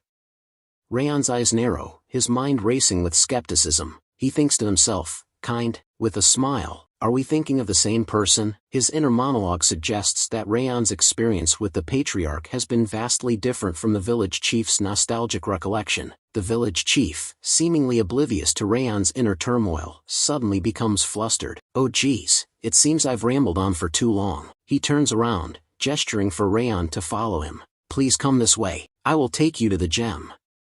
As Raon walks alongside the village chief, he suddenly catches sight of someone holding an ominous helmet. His eyes narrow, and he thinks to himself, that helmet resembles an ogre. His instincts scream warning, and he becomes alert, gripping his sword tightly. With a sense of urgency, Raon asks the person standing before him, are you mad blood demon? The air is thick with tension as Raon awaits the stranger's response. The narrator interrupts the scene, noting that the terms phantom will now be referred to as demon from this point forward. The mysterious figure, indeed a mad blood demon from Eden, responds with a hint of surprise and admiration. Oh, did you recognize this helmet? Even for a Sieghart recruit, you sure are quick-witted. The demon's words are laced with a mixture of curiosity and caution, acknowledging Raon's exceptional instincts and abilities. The mad blood demon's eyes narrow, his gaze intensifying as he scrutinizes Raon. Strength that I can't gauge accurately. He pauses, his voice dripping with intrigue. So, you're the one that killed the Green War demon. The demon's words are laced with a mix of curiosity and caution, as if he's sizing Raon up, trying to understand the extent of his abilities. The air is thick with tension. Raon's voice trembles with fear as he asks, are you the superior that he mentioned? I'm pretty sure he said you wouldn't come here. His eyes are wide with alarm, and he takes a step back, as if trying to create distance between himself and the demon. The mad blood demon's expression remains calm, but his words send a chill down Raon's spine. Because that cloth was hiding the mana stone's energy, I could never find it no matter how much I combed through these mountains. The demon's gaze falls upon the village chief, and he takes a step closer, his presence menacing. The village chief and Raon exchange a nervous glance, and Raon's eyes widen in shock. He's speechless.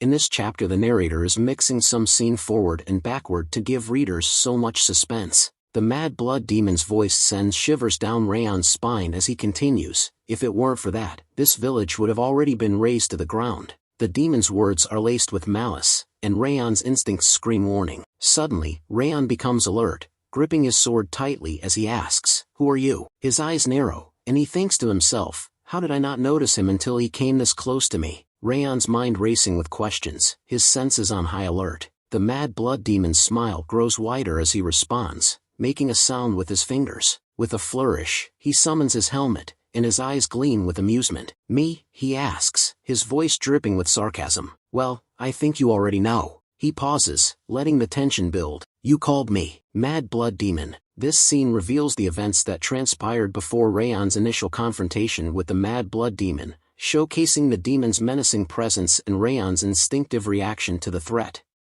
With his helmet securely in place, the mad blood demon's transformation into his orc form is complete. His voice is now a menacing growl as he says, that's because I dumped this mission onto him. If it weren't for you killing him, I wouldn't have come here. Thus, it's all your fault that I am here. As he speaks, the mad blood demon begins to release his dark aura, and the air around him seems to distort and ripple with malevolent energy. The village chief, sensing the impending battle, begins to move backward, his eyes fixed on the demon. With a steady hand, the Raon grips his sword, readying himself for the fight ahead. Raon's thoughts are laced with desperation as he acknowledges his own fear. My body's trembling from his presence. Forget me, even if all the recruits in Cebu village faced him, we'd lose. His mind racing with the impossibility of defeating the mad blood demon. Just as all hope seems lost, Wrath's voice echoes in Raon's mind, offering a grim ultimatum. Raon Sieghart, frankly, you cannot win against him. You have two choices available. Wrath's words are devoid of emotion, yet they carry a weight that makes Raon's heart sing. Wrath continues, his voice relentless. The first is to die to him while putting up a useless resistance. The mad blood demon takes a step closer, his presence causing the ground to crumble beneath his feet. As the demon looms over him, Wrath presents the second option, his tone dripping with an unsettling enthusiasm. The second is to grant me control of your body. The words hang in the air like a dark promise, leaving Raon to ponder the horrific choice before him. With the mad blood demon mere inches away, Wrath's voice echoes once more, driving home the desperation of Raon's situation. Those are the only two choices you have. As the scene shifts to Raon's group, we find them hard at work, rebuilding the village's fences. Ben turns to Martha and asks, "Why did you come here?" His tone is neutral, but Martha's response is laced with a hint of sarcasm. Martha inspects the fence, her eyes scanning the wooden barriers before she responds, "I heard you were repairing the wooden barriers, so I came to check if you were doing it properly. Nice work." Her words are dripping with condescension, and Ben's eyes narrow, sensing her mocking tone. Martha continues, her voice laced with amusement, "Don't you think you might be better suited for woodworking than sword fighting?" Ben's face darkens, his anger rising to the surface. In a sharp tone, Ben retorts, "If you're done checking, then shut your mouth and scram." Martha's expression remains calm, but her eyes sparkle with mischief as she responds in a mocking tone, "Hey, you ought to respect your elders. If you want something, you should politely request it." Martha's words are laced with sarcasm, and she concludes with a hint of arrogance, "There's only one person who can give me orders." The air is thick with tension, and Ben's anger is palpable, but Martha's calm demeanor suggests she's not intimidated by his outburst. Runan's arrival with a selection of fresh fruits catches Martha off guard, and she spins around, asking, "What are you doing here?" Her tone is laced with surprise, and Runan's calm demeanor provides a stark contrast. Runan holds out the fruits, explaining, "I picked some fruits." Martha's curiosity gets the better of her, and she presses for more information. "The villagers already put out some stuff, so why?" Runan's response is simple and straightforward, "They're for Raon. These are fresher, so I picked them." Her words are devoid of any ulterior motive, but Martha's teasing nature gets the better of her. In a mocking tone, Martha speaks up, "Wow, well, aren't you devoted? Anybody watching would mistake you for a married couple." Her words are laced with amusement, but Runan's expression remains calm. Unfazed by Martha's teasing, Runan begins to walk away, saying, "I'm leaving." Suddenly, the explosion catches everyone off guard, and for a moment, they're frozen in shock. Runan is the first to react, turning to look in the direction of the blast. Her thoughts immediately turn to Raon, and a sense of urgency takes hold. Without hesitation, Runan takes off in a sprint, racing towards the source of the explosion. As she passes Ben and Martha, she tosses aside the fruits in her hand and shouts out a warning. That's the direction that Raon and the village chief headed. Her voice is laced with concern, and she quickly adds, "Emergency, gather your weapons and call Kane and the training hall." As Martha and Ben follow Runan, they quickly arrive at the village chief's house. Martha's eyes widen in shock as she takes in the scene before her. That's the village chief's house. Just what happened here? Her voice is laced with concern and confusion. Ben's face is etched with worry as he calls out to his friend, "Raon, if you're okay, answer me." His voice echoes through the air, but there's only silence in response. The explosion catches Martha, Runan, and Ben off guard, sending them stumbling backward as they struggle to maintain their balance. As they look forward, they're met with a scene of utter chaos. Raon and the village chief are sent flying through the air, their bodies crashing into the wall mere feet away from Martha and Ben. Martha's eyes widen in shock as she tries to call out Raon's name, but her words are cut off mid-sentence. She's left speechless, her mouth agape, as she takes in the horrific scene before her. The mad blood demon's voice echoes through the air, "Raon Sieghart." The demon's words are laced with amusement, and Raon lies on the wall, holding the village chief in his hand. Raon's face is a mess of blood, and he's breathing heavily, his chest rising and falling with each labored breath. Raon, despite his injuries, summons the strength to push the village chief into Ben's hands, shouting, "Catch!" Ben, caught off guard, instinctively grabs the village chief, his eyes wide with surprise. "Village chief!" Ben exclaims, stunned, as he cradles the village chief's limp form in his arms. Raon's determination is palpable as he orders his friends to retreat. "Everyone, get away from here." Despite his obvious pain and injuries, he begins to stand up, his eyes fixed on the mad blood demon. As he reaches for his sword, Martha, Ben, and Runan exchange worried glances, their faces etched with concern. They watch in amazement as Raon prepares to face the mad blood demon alone. Suddenly Raon shouts, "Take the village chief somewhere safe and run." Raon's furious shout is met with Martha's incredulous response, "What are you saying?" But before she can react further, the mad blood demon's aura surges, unleashing an overwhelming pressure that strikes fear into the hearts of Martha, Ben, and Runen. The three friends are instantly incapacitated, their bodies forced to kneel on the ground as they struggle to cope with the crushing pressure. Ben, still clutching the village chief, gasps for air. "I can't breathe." Runen echoes his sentiment, "It's like, my lungs are collapsing." Martha's voice trembles with horror as she asks, "Just what is this presence?" The weight of the mad blood demon's aura is suffocating, leaving them all breathless and paralyzed with fear. As the demon begins to walk towards Ben, Martha, and Runen, his voice drips with sadistic amusement, "Quite the cute bunch we've got here." Ben, still struggling to breathe, manages to stammer out, "That appearance. Ogre armor." His eyes are fixed on the mad blood demon's intimidating form. Runen's voice trembles as she asks, "Is he an officer of Eden?" Her eyes widen in terror as she gazes up at the demon looming over them. The demon's voice is laced with disdain as he asks, "You can't even handle my mere presence? You're quite weak." Despite bearing the Sieghart name, his words are a harsh jab, exploiting their fears and insecurities. Ben, Martha, and Runen are consumed by terror, their bodies trembling uncontrollably. Runen's fear is palpable as she lets out a faint, terrified whimper, "Ah." Just as the mad blood demon's presence seems to be crushing their spirits, Raon's thunderous voice shatters the air, "Do you all want to die? Snap out of it." His words are a wake-up call, snapping his friends out of their terrified trance. Ben, Martha, and Runen are shocked to hear Raon's voice, their eyes widening in surprise. Raon's commanding tone brooks no argument, "He'll kill you all if you just stand there doing nothing. Focus your aura to withstand his spirit and then get out of here." Raon's words are a call to action, urging his friends to tap into their inner reserves of strength and courage.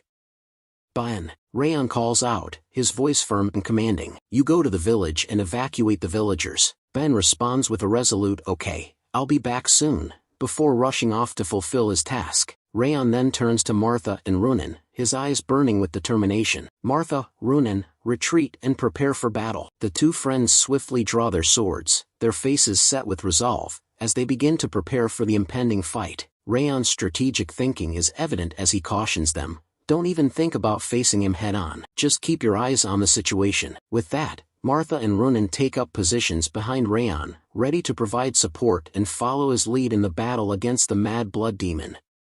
Raon's words are a powerful reminder, echoing the wise teachings of Instructor Limer. Instructor Limer said it a lot, right? That you have to surpass your limits. This is that time. Now is the time to surpass the limits of your mind and body. With these inspiring words, Raon, Martha, and Runen steel themselves for the battle ahead. They take a deep breath, focus their minds, and prepare their bodies for the ultimate test. The three friends stand united, ready to face the mad blood demon and push beyond their limits. The demon's laughter sends chills down the spines of Raon, Martha, and Runen. His amusement is palpable as he taunts them, "Hey, I like your spirit, but do you think surpassing your limits will be enough?" The demon's words are laced with condescension, implying that their efforts will be futile against his overwhelming power. Raon's thoughts are a jumble of determination and desperation. He knows that he must protect the recruits and the villagers of Cebu, and that turning back is not an option. He's resolute in his decision to find a way to defeat the mad blood demon, no matter the cost. However, as he gazes out at the demon, he's struck by the overwhelming sense of hopelessness. The task ahead seems insurmountable, like staring into an endless abyss. Even with his past life experiences, Raon doubts his ability to take down the mad blood demon. Just as Raon is consumed by these thoughts, the mad blood demon's voice cuts through the air, his tone laced with curiosity. You were acting like you'd attack me at any moment, but now you're saying you'll stand back and watch the situation?" The demon's words are a stark contrast to Raon's inner turmoil, and they serve as a harsh reminder that the demon is still waiting for him to make a move. Not that any of that matters. Mad blood demon exclaims with a fierce battle cry, The demon prepares to dash forward, his feet pounding the ground with incredible force. The earth beneath him crumbles, sending rocks and debris flying in all directions. As he charges towards Raon, the mad blood demon declares, "If you won't attack, then I will." He raises his hand, ready to strike, and Raon is caught off guard. Raon's eyes widen in shock as he takes in the mad blood demon's blistering speed. He's speechless, his mind racing to process the demon's sudden acceleration. His thoughts are a jumble of alarm and desperation as he realizes, he's faster than before. Raon unleashes his Thousand Flames technique, 10 flames revolving sky, that revolve around the mad blood demon in a dazzling display of fire and fury. The demon's eyes widen in surprise, and he lets out a grunt of astonishment.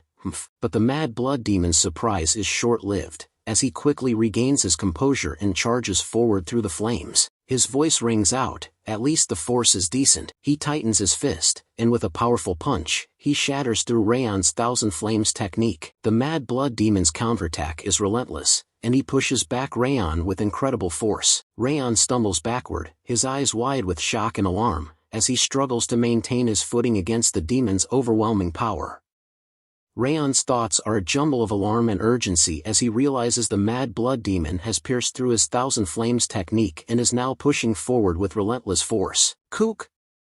I have to redirect his attack. With lightning-quick reflexes, Raon leaps away from the mad blood demon's fist, narrowly avoiding the blow. However, the demon's fist still crashes into the ground mere inches from Raon, shattering the earth and sending rocks flying in all directions. The impact is tremendous, and the ground trembles beneath Raon's feet. He struggles to maintain his balance, his eyes fixed intently on the mad blood demon as he prepares for the next attack.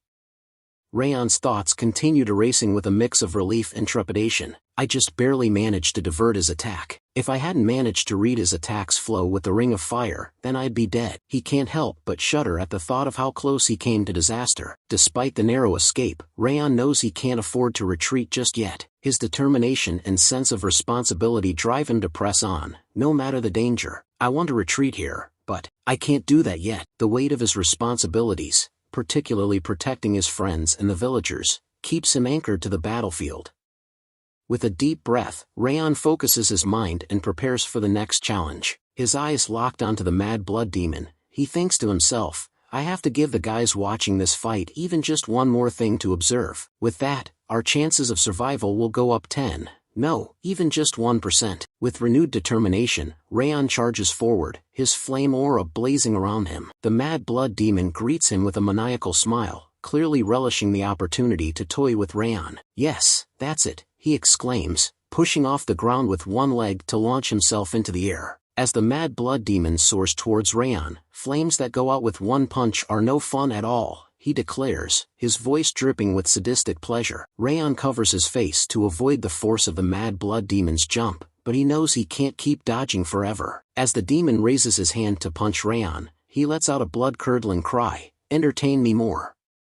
Raon's eyes widen in surprise as he gazes up at the mad blood demon, who is mere moments away from delivering a crushing blow. With lightning-quick reflexes, Raon springs into action, jumping away from the punch at the last possible instant. The mad blood demon's fist slams into the ground, mere inches from Raon's face, sending shockwaves through the earth. The force of the punch is so immense that it creates a massive hole in the ground, causing the surrounding soil to crumble and sending debris flying in all directions. The sound of the punch echoes through the forest, a deafening boom that sends birds fleeing in terror. The air is filled with dust and debris, reducing visibility to near zero. Raon, still reeling from his narrow escape, struggles to catch his breath and regain his footing.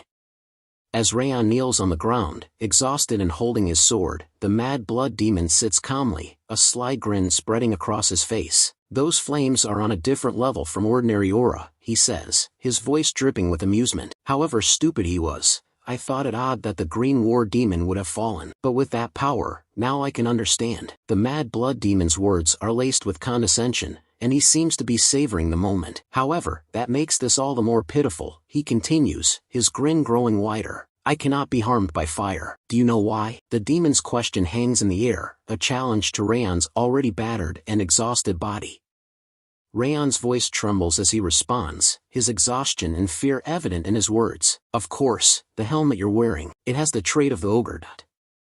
The narrator's voice takes over, explaining the legend of the ogre. Ogre, the king of the forest, they are not harmed by blazing forest fires, and fiercely protect their territory. These monsters are unfazed by torrents of fire arrows hitting them as they tear down castles. The narrator's words paint a vivid picture of the ogre's formidable reputation, highlighting their immunity to fire and their fearsome protective instincts. The image of an ogre tearing down castles, unfazed by flames, is a testament to their legendary strength. Raon, still kneeling on the ground, looks up at the mad blood demon with a mix of defiance and desperation. "You can use the ogre's trait for yourself," he says, his voice laced with a hint of challenge. The mad blood demon's voice drips with condescension as he speaks. "Then you must be well aware that however much aura you use, it will still be useless against me." "What a pity." Raon's eyes narrow, his jaw clenched in determination. Raon's voice rings out, filled with a newfound sense of determination. "If fire doesn't work, then I can just use something else." The mad blood demon's grin falters, his eyes widening in surprise. He takes a step back, his voice tinged with curiosity. "What?" he asks, his tone dripping with skepticism. As Raon releases his cold aura, the air around him seems to chill, and his sword shines with an icy glow. The mad blood demon's eyes widen in shock, his mind racing to comprehend the implications of Raon's abilities. "Wait, that cold is..." The mad blood demon trails off, his voice filled with incredulity. He takes a step back, his eyes fixed intently on Raon. "I was already surprised by your unreasonable fire-attributed aura, but you can actually use aura of multiple attributes at the same level?" The mad blood demon's words are laced with a mix of shock, curiosity, and even a hint of admiration. He seems to be re-evaluating Raon's abilities, his initial underestimation giving way to a deeper understanding of the young warrior's capabilities. "Your capacity for attributes and skill with the sword at that age. Just who are you?" the mad blood demon asks, his voice filled with a sense of wonder. Raon, meanwhile, stands calmly, his cold aura swirling around him. He gazes at the mad blood demon with a focused intensity, his sword at the ready. Raon's voice is firm and resolute as he responds, "Is there any need for you to know? You'll die soon at my hand either way." His words are laced with a quiet confidence, a sense of determination that he will emerge victorious. The mad blood demon's laughter echoes through the air, a deep, menacing sound. "Hee, how arrogant," he says, his eyes glinting with amusement. With a fierce battle cry, Raon leaps off the ground, his sword flashing in the dim light as he channels the cold aura. The air around him seems to shimmer with icy energy, and his sword shines with a frosty glow. The mad blood demon, undaunted by Raon's sudden attack, raises his massive fist, dark aura swirling around it like a vortex. His eyes blaze with malevolent intent as he speaks, his voice dripping with malice. "Let's see how long you can keep that attitude." The scene shifted to Ben and his group. As they run, the sounds of intense battle grow louder, and the air is filled with the acrid smell of dust and smoke. Ben's voice rings out, concern etched on his face. "Hey, are you guys alright?" But before he can finish his sentence, he's left speechless. His eyes widen in astonishment as he takes in the scene before him. Raon and the mad blood demon are locked in a fierce battle, their auras clashing in a spectacular display of energy. What leaves Ben speechless, however, is the fact that Raon is holding his own against the mad blood demon. The two combatants are evenly matched, their movements a blur as they exchange blows. Ben's eyes dart back and forth, struggling to keep up with the intensity of the battle.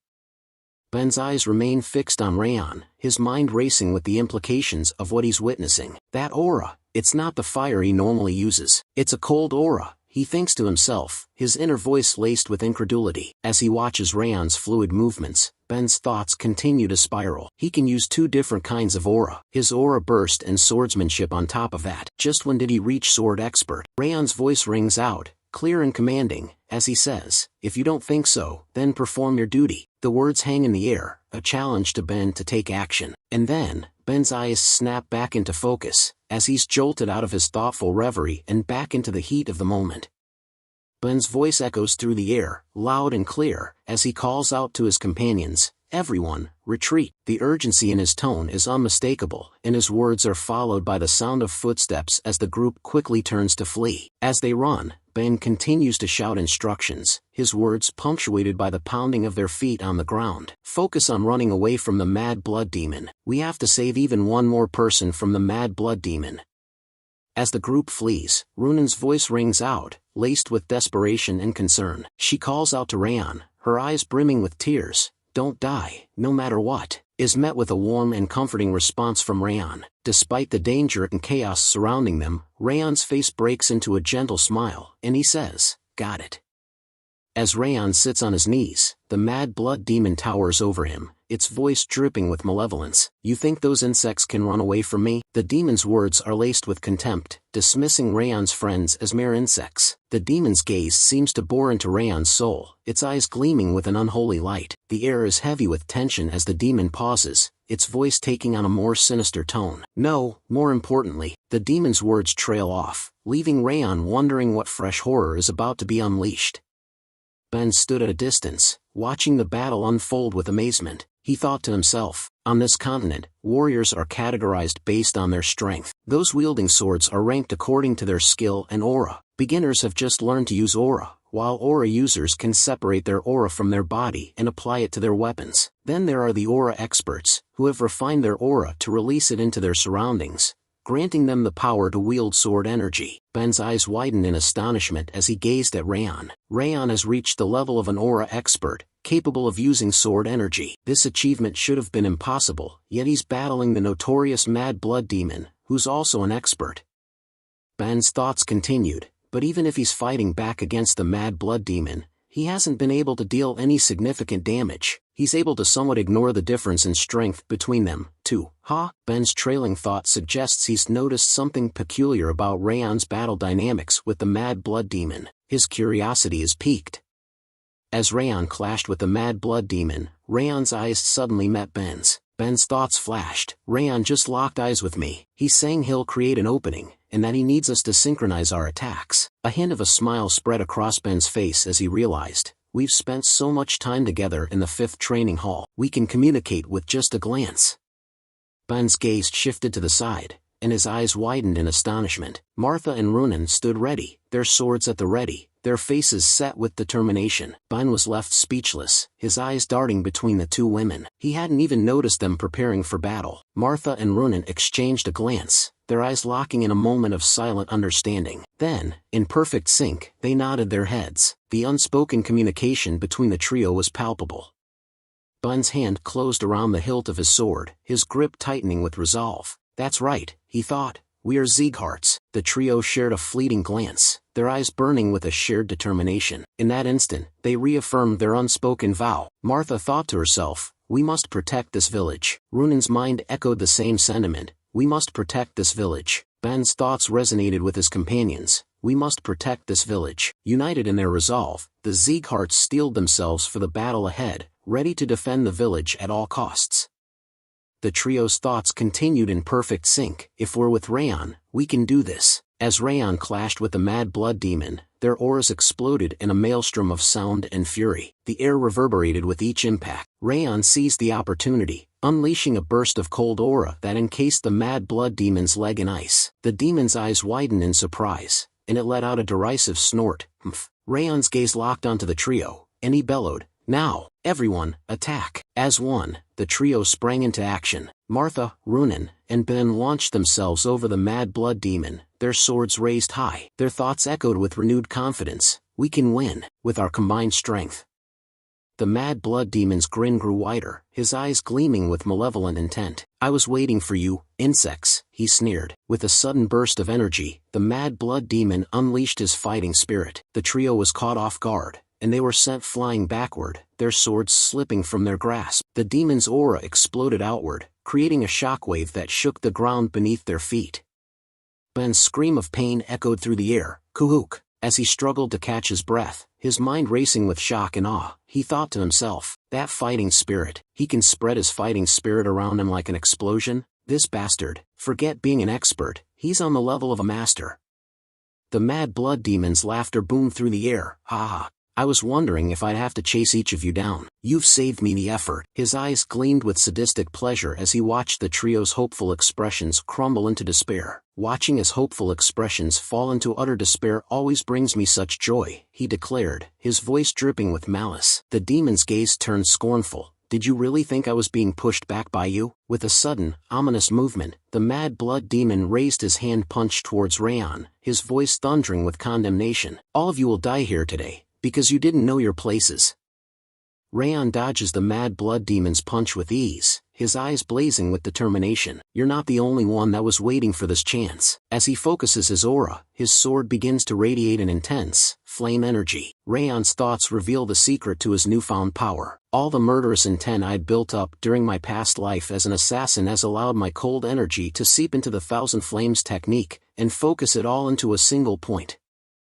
Raon's voice rings out, "Thousand Flames technique, Zenith." His teeth gritted in effort, he raises his sword and strikes, stabbing towards the mad blood demon's chest. The blade pierces the demon's chest, unleashing a maelstrom of flames that surrounds and engulfs him. The sheer force of the attack sends the mad blood demon stumbling backward. The mad blood demon's eyes widen in shock and amazement as he crashes to the ground, kneeling. Raon's attack has left him reeling, his formidable strength momentarily broken. Raon stands panting, his chest heaving with exhaustion. The effort of unleashing the Thousand Flames technique, Zenith, has taken its toll. With a mixture of frustration and disappointment, Raon curses himself, "Damn it." His eyes narrow, reflecting his regret and annoyance at his own limitations. The mad blood demon's voice rings out, "Incredible." With a sudden burst of strength, he grasps the sword still lodged in his chest. The demon's eyes narrow as he asks Raon, "You took advantage of my defense weakening as I applied aura to my attacks, didn't you?" His gaze pierces through Raon, as if seeing right through his strategy. With a swift motion, the mad blood demon reaches out and grabs Raon in his massive hand. Raon's eyes widen in shock as he realizes his plan has been turned against him. Raon's face contorts in a mixture of pain and alarm, his body trapped in the demon's crushing grip. The tables have turned, and Raon must now face the consequences of underestimating his foe. The mad blood demon's grip on Raon's sword arm remains tight, while his other hand hurls Raon through the air. Raon's body crashes into a nearby tree with tremendous force. As Raon's back slams into the tree trunk, he lets out a blood-curdling scream, "Kuak!" His eyes widen in shock and pain, his body limp from the impact. With a casual flick of his wrist, the mad blood demon removes Raon's sword from his chest. Then, with a single hand, he snaps the sword in two, rendering it useless. The mad blood demon's gaze falls upon Raon, his voice dripping with disdain. "If you want to overcome the difference in skill between you and I, that was still far too weak." Raon's eyes widen in shock and humiliation, his face pale from the pain and exertion. Raon clutches his stomach, wincing in pain as he thinks to himself, "I thought I would be able to make it if his aura weakened, but I wasn't able to pierce his muscles." He strengthened his skin and muscles to block my sword. Raon's eyes narrow, his mind racing with the implications. He realizes that the mad blood demon's physical strength and resilience far surpass his own, making his previous attack futile.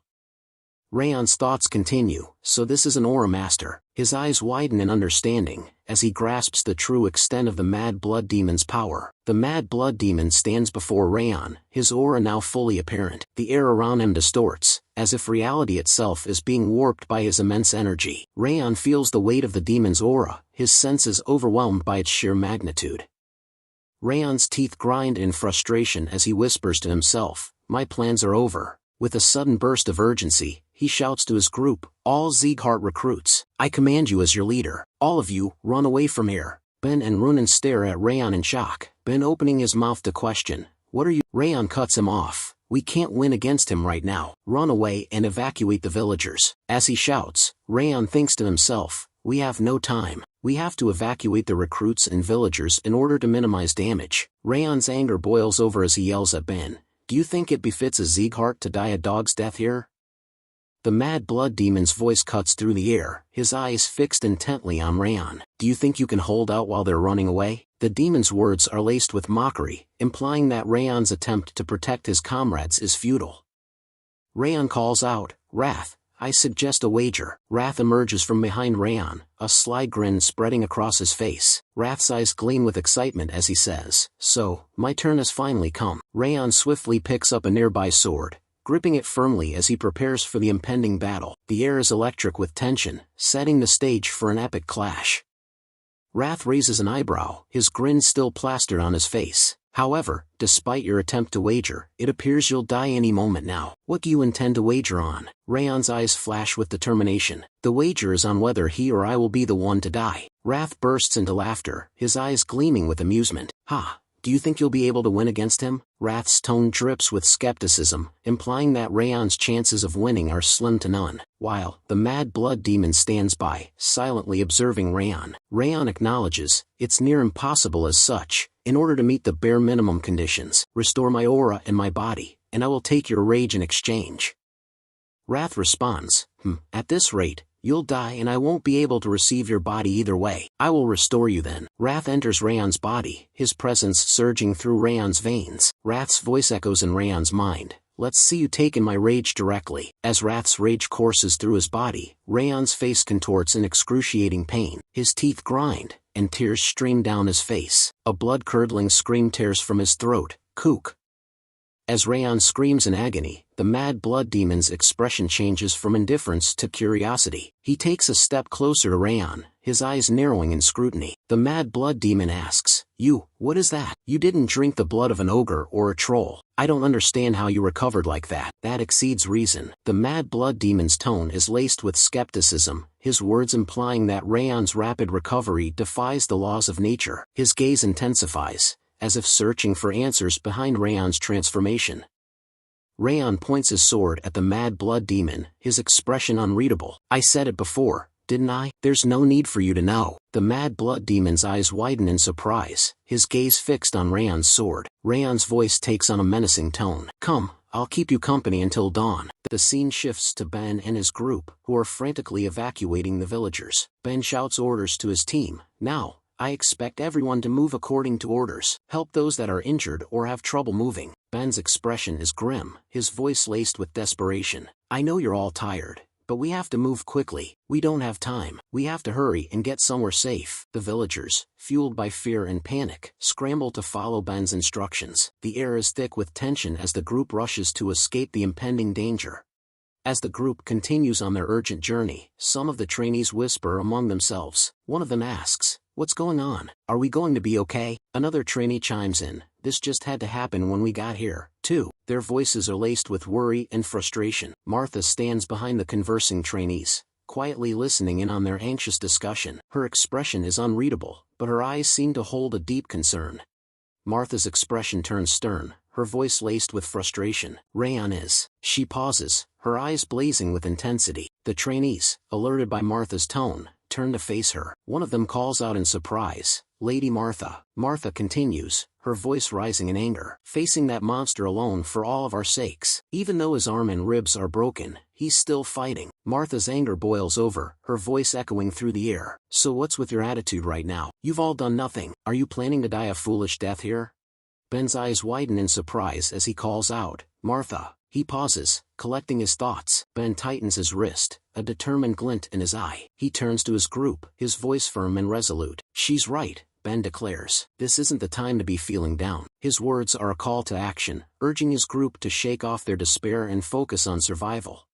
Ben shouts to his group, everyone, hurry up. He quickly briefs them on the situation. Crane has gone to a branch near here to request aid. Reinforcements from the family should be on their way. We have to act as quickly. Just as Ben finishes speaking, one of the trainees exclaims, isn't that an ogre? The trainee's voice trembles with fear. Why is it here? Ben suddenly spins around, his eyes scanning the surroundings. His expression changes to one of shock and surprise. He thinks to himself, why did an ogre, the king of the forest, come for us?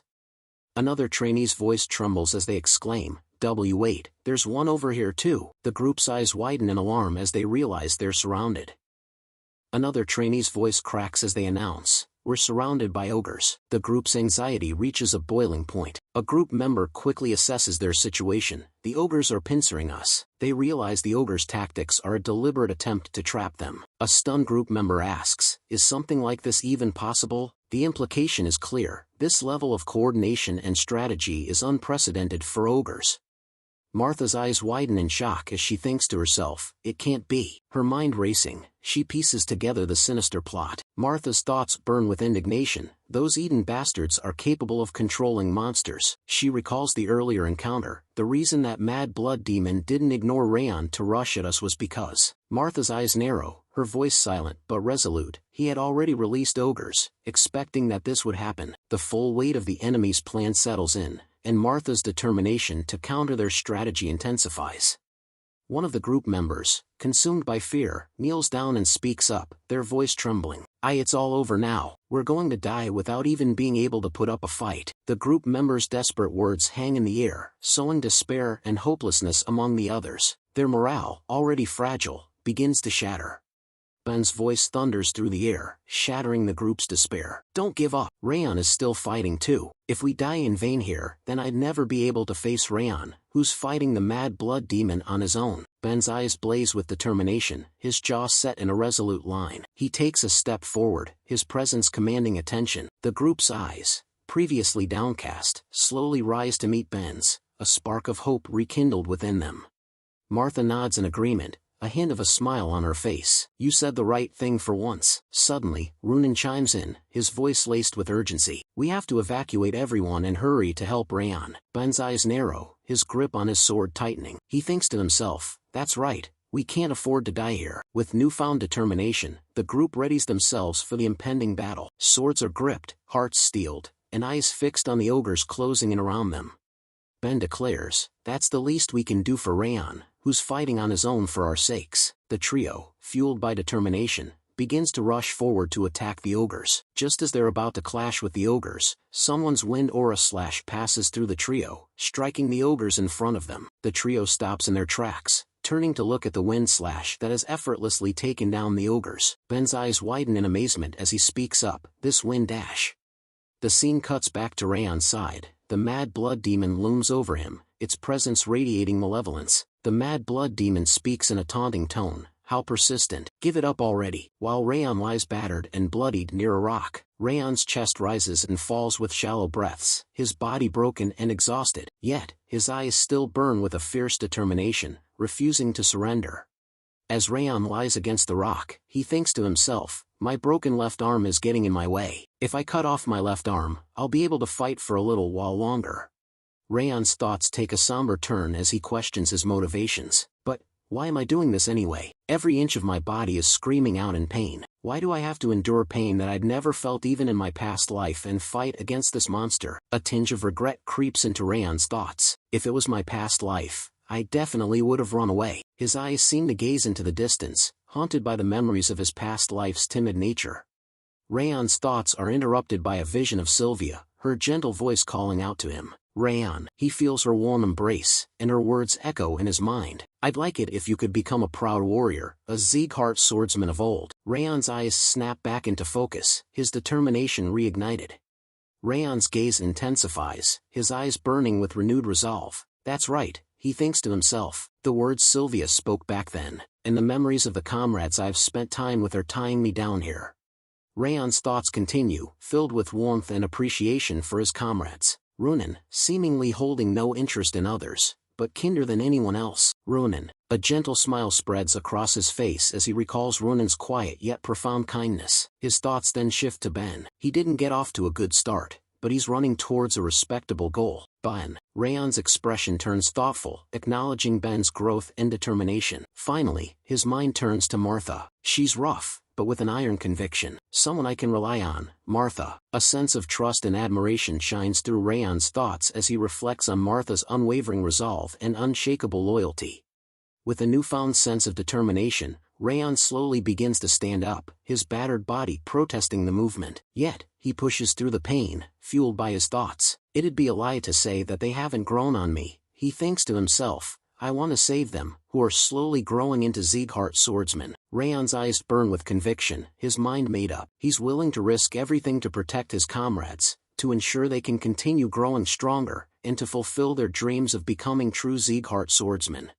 Rath's gaze narrows, its voice laced with a mix of surprise and admiration. Did you buy time for those comrades of yours to get out of my range, all while withstanding my rage?" Raon nods in agreement, his expression serene. "So you noticed." Raon's eyes convey a deep-seated determination, his resolve to protect his comrades unwavering. Rath's expression twists in indignation, its voice dripping with venom. "How cheeky, Raon Sieghart. There is a limit to how much you can look down upon me." Rath's gaze pierces through Raon, its words laced with scorn. "Do you truly believe that you'd be able to regain control of your body while I kill this man and chase after your comrades?" Rath's voice drips with contempt. And how do you plan to do that when you're having trouble even staying on your feet? With a burst of rage, Wrath's energy surges back into Raon's body. Raon's eyes widen in agony as he loses his grip on his sword, the blade clattering to the ground. Raon's knees buckle, and he collapses to the ground, his body racked with pain. His scream echoes through the air. Ah! Wrath's voice rings out, its words dripping with victory. You failed the moment you took my rage. You may be able to withstand possession, but the moment you hand me your body, you will never be able to regain it. The Mad Blood Demon speaks up, its voice laced with amusement. It seems you've finally reached your limits. As Raon lies on the ground, writhing in pain, the Mad Blood Demon's eyes gleam with malevolence. I just had a good idea. The Mad Blood Demon's voice drips with sadistic pleasure as it walks away from Raon, heading towards Ben's group. I'll save you for last and go kill your comrades first. Now that sounds like it'd be much more entertaining. Just imagine it, the expression you'd make as I tear off your comrades' heads one by one, right in front of your face. Raon's eyes widen in horror, his mind racing with the terrifying image. Raon's thoughts are filled with a sense of urgency and responsibility. He knows that his comrades, mere recruits, are no match for the Mad Blood Demon's mastery. With a deep breath, he steels himself for the task ahead. I have to keep him busy while everyone else escapes, Raon thinks to himself, his resolve firm. Despite his battered body, he summons every last ounce of strength, preparing to face the Mad Blood Demon once more. The Mad Blood Demon's eyes widen in surprise as it turns to face Raon, who miraculously stands before it, despite his battered state. The demon's gaze lingers on Raon's broken sword, then shifts to his unwavering eyes. Raon's voice rings out, filled with conviction and determination. I am a descendant of the Northern King of Annihilation, Glenn Sieghart, and I will one day be the strongest swordsman on the continent, until my heart stops beating. With his broken sword still clutched in his hand, Raon declares, you will not be able to leave this place, Mad Demon of Eden. The air seems to vibrate with Raon's unyielding spirit, as he stands tall, ready to face the demon.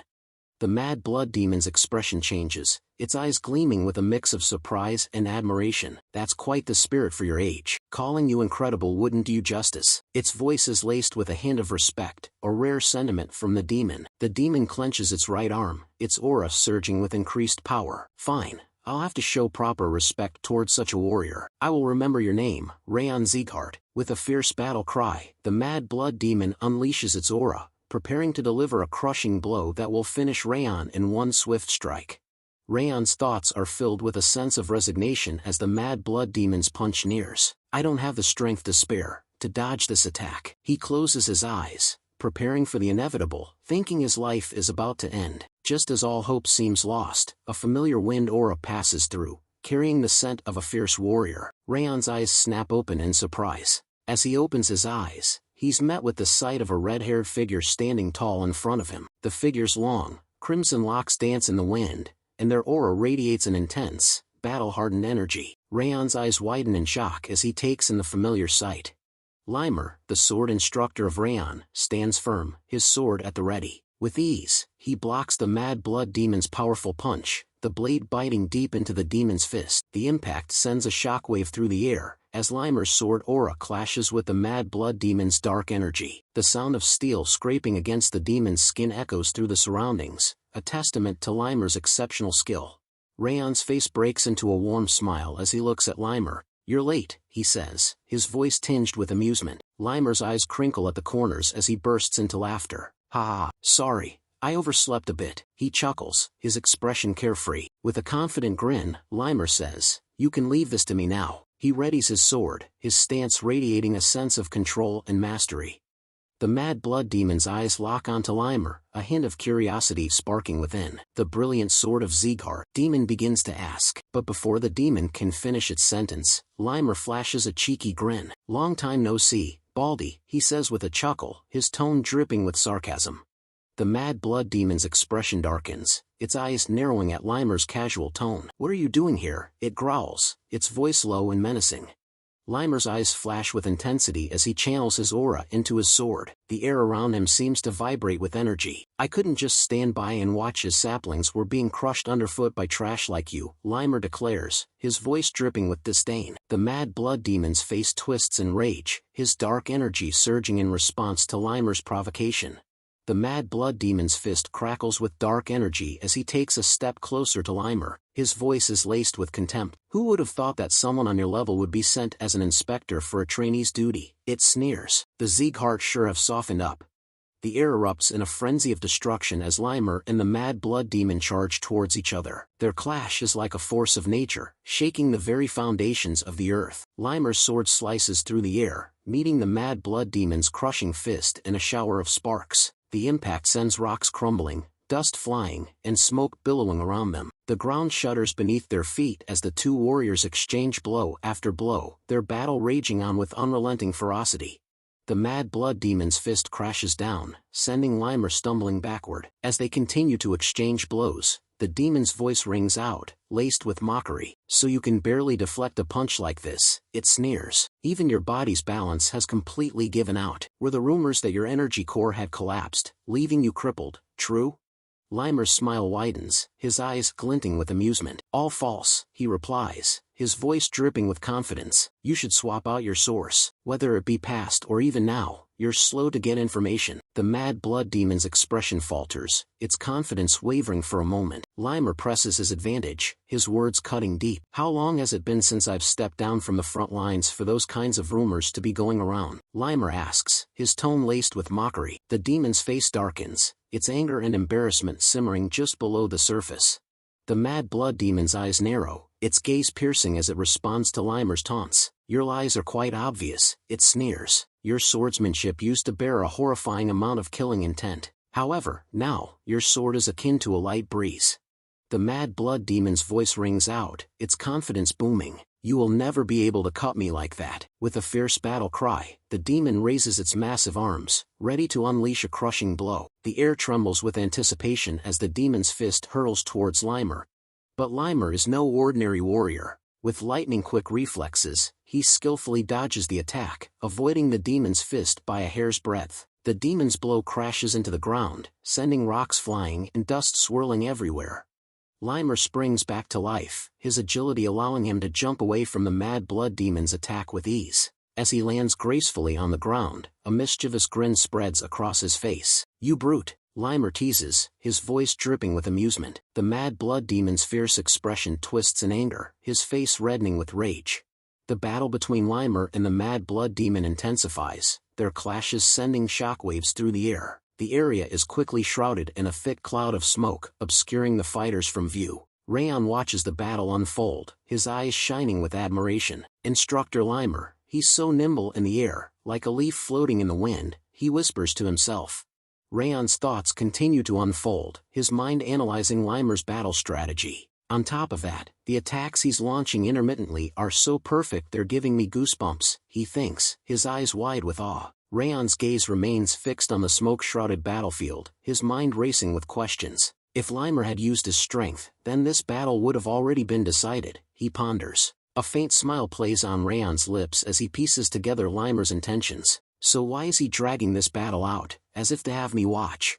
Raon's eyes widen in shock as a startling realization dawns on him. Wait, could it be, he thinks, his mind racing with excitement. Just like before, is he doing this on purpose to show me his swordsmanship? Raon's thoughts continue, his gaze fixed on Limer's battle with the Mad Blood Demon. A mix of awe and incredulity washes over Raon. He's teaching under these circumstances. He's insane, Raon exclaims, his voice barely above a whisper. Meanwhile, Limer's battle with the Mad Blood Demon reaches a fever pitch. With a fierce cry, Limer unleashes his aura, the air around him crackling with energy. He rushes towards the Mad Blood Demon. As Limer charges towards the Mad Blood Demon, his sword flashing in the dim light. As he closes in, he taunts the demon, his voice dripping with mockery. Despite acting so arrogant, you can't even take me down when I'm weakened, he asks, his tone laced with disdain. At this rate, you'll have that helmet stolen away from you, Limer declares. The Mad Blood Demon's anger boils over, its face purpling with rage. Shut up, it thunders, its voice like a crack of lightning. With a fierce battle cry, the demon swings its massive fist at Limer, aiming straight for his face. The air shudders with the force of the blow, and Limer's eyes narrow as he prepares to dodge. Limer drops to one knee, his agility allowing him to dodge the Mad Blood Demon's crushing blow by a hair's breadth. The demon's fist crashes into the ground mere inches from Limer's head. The impact is tremendous, causing the earth to shudder and tremble. The ground crumbles beneath the demon's fist, sending rocks and debris flying everywhere. The mad blood demon's face twists in frustration, its eyes blazing with anger. "Brilliant sword, stop fooling around and fight me properly," it thunders. Limer's expression remains calm, but his thoughts reveal a growing concern. "I'm reaching my limits and handling him lightly," he thinks to himself. A hint of a smile plays on Limer's lips as he continues, "Well, the teaching material has gone berserk, so I guess it's about time to wrap things up." Limer calls out to Raon, his voice clear and commanding. "Watch closely, Raon." Raon's eyes widen in amazement as he gazes at Limer, his expression a mix of awe and anticipation. He senses that Limer is about to unleash something extraordinary. As Limer's aura surges to new heights, his eyes blaze with intensity. "This is how a Sieghart fights," he declares, his voice dripping with conviction. Limer's gaze locks onto Raon, his expression stern. "And you will have to learn it." Limer's sword shines with an intense, piercing light as he holds it straight up, releasing his aura. His techniques converge, and he focuses his energy. Sword field realization. Limer begins, his voice low and steady. Limer's eyes gleam with intensity as he calls out the technique's name, Eye of the Storm. In an instant, his wind aura explodes outward, spreading across the vicinity like a tempest. The air distorts, and the atmosphere becomes electric with anticipation. The mad blood demon's eyes widen in awe and alarm as it gazes at Limer, its mind racing with shock. Is this a storm that rages on with its user at the center? The demon thinks to itself, its voice barely above a whisper. The demon's thoughts continue, its understanding of Limer's technique growing. On top of his aura crushing everything in its vicinity, he's made it so that I can't escape. The mad blood demon's face contorts in a snarl, its body tensing as it realizes it's been trapped by Limer's Eye of the Storm technique. The mad blood demon's eyes blaze with determination as it thinks to itself, then the only way forward is to crush it head-on. With a fierce battle cry, the demon crouches down, its massive legs coiling with energy. Then, with a mighty burst of strength, it pushes off the ground, launching itself forward like a human catapult. The mad blood demon's voice thunders through the air as it leaps towards Limer, its fury and determination palpable. "I'll crush you, brilliant sword of Sieghart," the demon bellows, its words echoing off the surroundings. The demon's enormous body shoots towards Limer, its fists glowing with dark energy, ready to unleash a devastating blow.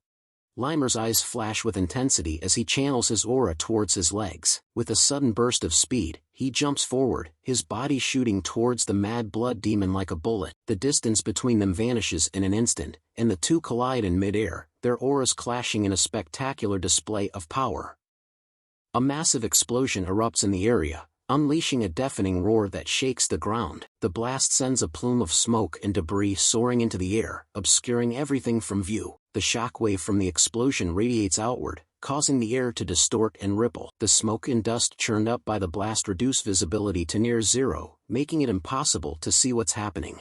As the smoke clears, the scene comes back into view. Limer and the mad blood demon are revealed, both standing with their backs to each other. The mad blood demon's voice is laced with a mix of curiosity and astonishment as it addresses Limer. "You have the force of our bodies and aura, and stored all the wind within that calm area in your sword," the demon states, its words dripping with admiration. "Of course, that's how a sword field is supposed to be. But, how is it that you, who are not a direct descendant of Sieghart, are able to create a sword field?" The demon's question hangs in the air, its eyes fixed intently on Limer, seeking an answer to this puzzling phenomenon. Limer's gaze drifts into the distance, a hint of a smile on his lips as he responds, "Actually, it wasn't a sword field, but something similar I created by borrowing nature's strength." The mad blood demon's eyes narrow slightly, intrigued by Limer's words. "Elves are quite friendly with nature," Limer continues, his voice filled with a sense of harmony and balance. The mad blood demon's gaze shifts, its eyes rising to gaze at the moon hanging in the night sky. A low, rumbling chuckle emanates from its throat as it responds, "I see. Even when old and sickly, a tiger is still a tiger." The demon's words are laced with a mix of admiration and warning, acknowledging that even though Limer may not be a traditional warrior of the Sieghart clan, he still possesses a deep well of power and strength.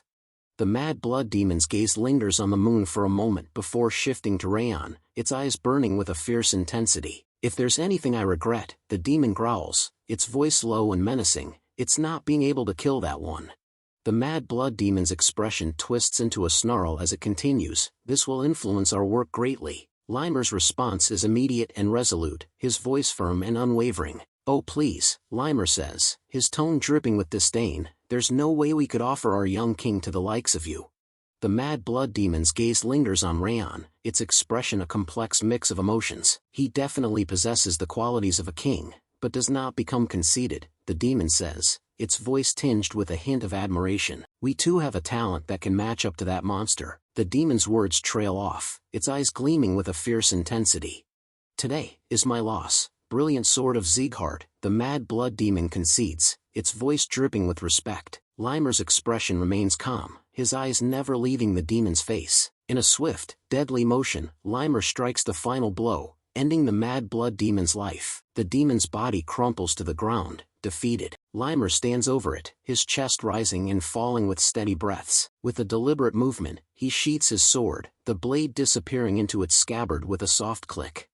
Limer walks calmly towards Raon, his footsteps steady and deliberate. As he approaches, he asks, "You were watching closely, right?" His eyes lock onto Raon's, seeking confirmation that the young warrior had indeed been paying attention to the battle. Limer's smile widens as he begins to explain about the technique he used in the battle. "That was something you must learn as a Sieghart, the sword field. Unlike mages, who spread a field with their mana, it is a field spread using one's spiritual growth and aura burst." Limer's eyes sparkle with enthusiasm, clearly eager to share his knowledge with Raon. Limer's expression turns serious, his voice filled with a sense of gravity. "A sword field is made up of all your experiences, achievements, aura, and even your future. You are a direct descendant, so you will be able to use it one day." Raon's eyes widen, his mind reeling from the weight of Limer's words. He's left speechless, unable to respond. Limer's expression softens, and he offers Raon some final advice. "Until that day comes, carve many experiences into yourself." Limer's laughter echoes through the air as he turns to address the others. "Martha, Runen, Buren, you all were watching too, right?" Raon's eyes widen in surprise as he turns around, taking in the sight of Martha, Runen, and Buren standing behind him. His voice filled with curiosity, Raon asks, "You guys, why are you here?"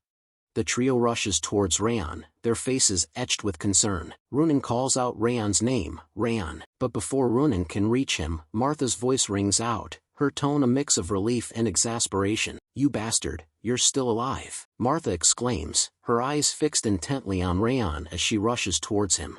The group gathers around Raon, sitting down beside him. Buren's face relaxes into a warm smile as he asks, "Raon Sieghart, it's a relief you're all right." Runen's eyes scan Raon's injuries, concern etched on her face. "Are your wounds okay?" she asks, her voice soft with worry. Limer watches the exchange with a smile, his eyes crinkling at the corners. He seems pleased to see the group reunited and concerned for Raon's well-being.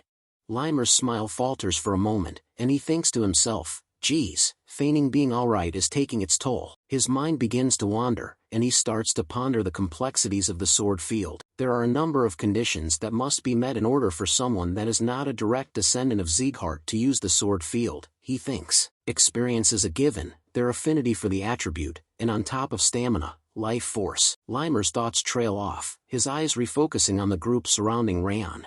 Limer's thoughts continue, his expression grim. Thus, they actually consume their own lifespan. He pauses, reflecting on his own situation. "On top of my energy core being damaged, I used a sword field, so just pretending to be okay is hard enough." Limer's eyes seem to cloud over, his exhaustion and pain momentarily visible beneath his calm exterior. Limer's thoughts shift, his expression softening as he gazes at Raon. "Well, not that I have any regrets. What Raon showed me after I entered the battle late was itself the birth of a new king." A small, enigmatic smile plays on Limer's lips. "At that moment, I formed my resolve. I will serve this child as my new lord." Limer's thoughts drift back to his past, a hint of melancholy in his eyes. "With my damaged energy core, living didn't feel like being alive." His expression warms, memories of happier times flooding his mind. "But as those children brought meaning to my life." Limer's eyes sparkle with a sense of gratitude and renewal. "I've been granted a new life." His thoughts seem to be filled with a sense of purpose and belonging, as if he's found a new reason to keep moving forward. Limer's gaze lingers on Raon and his friends with smile on his face, a sense of contentment washing over him. "I have regretted nothing about having my lifespan shortened." His eyes seem to gleam with a sense of determination, his voice taking on a resolute tone in his thoughts. "Of course, before my life comes to an end, I would like to see that lad become the king of the Siegharts. The scene shifts to the majestic Sieghart's palace. The patriarch of Sieghart's eyes lock onto Limer, a hint of surprise in his voice. Say that again. The patriarch's eyes widen in shock as he seeks clarification. Did you say Raon fought against Eden's mad blood demon? He asks, his gaze fixed intently on Limer. Limer's words have left the patriarch stunned. Limer bursts into laughter, clearly entertained by the patriarch's reaction. "Ha! I knew you'd be surprised, my lord," Limer says with a grin. "I hurriedly ran over here just to see this reaction. It was worth it." But the patriarch's shock quickly turns to anger. "Shut up," he thunders. "Get straight to the point." Limer's grin fades, and he begins to recount the events. "I saw it with my own eyes. Raon, fighting against Eden's mad blood demon," Limer says, his tone serious. "I couldn't believe it either, even though it unfolded right before my eyes," he admits. "However, I swear that I have spoken only the truth, without any deceit." Limer's eyes lock onto the patriarch, his expression unwavering. Limer presses on, his words painting a vivid picture. "It wasn't just me," he says, his tone firm. "The trainees from the 5th and 6th training grounds, who were carrying out the mission, and the Cebu villagers, they all saw it as well." He pauses for emphasis. How Raon fought the mad blood demon, on his own. The weight of Limer's testimony grows, as he reveals that multiple witnesses can attest to the unbelievable truth.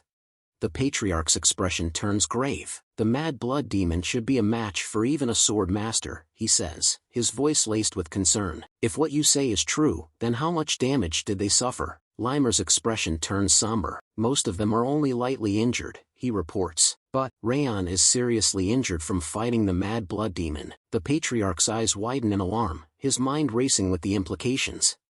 Limer's voice remains steady. "Yet he still managed to survive until my arrival," he says, emphasizing Raon's remarkable endurance. The patriarch's eyes narrow, his expression skeptical. "Are you telling me to believe that?" he asks, his tone incredulous, as if questioning the plausibility of Limer's words. Limer's eyes lock onto the patriarch's, his expression deadpan. "I know, it sounds nonsensical," he admits, "but you'll have no choice but to believe it too, once you see that Raon has become a sword expert, my lord." The air is thick with tension as Limer drops this bombshell, leaving the patriarch stunned. Limer's words continue to astonish the patriarch. "He even managed to survive against the mad blood demon, whose prowess matches a master's," Limer says, emphasizing Raon's incredible feat. "It didn't feel at all regrettable when we used the Elvern sap on him." The patriarch's eyes widen in shock. "Elvern sap?" he asks, his voice trembling with surprise. "But that's the sap of the Second World Tree, a priceless treasure." Limer stands firm, his expression unwavering. "But what he's done deserves it," Limer responds, conviction in his voice. The patriarch's eyes narrow, suspicion creeping into his tone. "It sounds like you're giving him preferential treatment," he says, his words dripping with skepticism. Limer's eyes widen in surprise. "Preferential?" he echoes, taken aback. "I'm just..." He pauses, taking a deep breath before continuing. "Trying to help them, so that Raon and the others can grow," Limer explains, his voice filled with sincerity. The patriarch's gaze pierces through Limer, as if searching for any hidden intentions. "I see," he says, his voice low and measured, leaving Limer wondering what thoughts are brewing behind his enigmatic expression.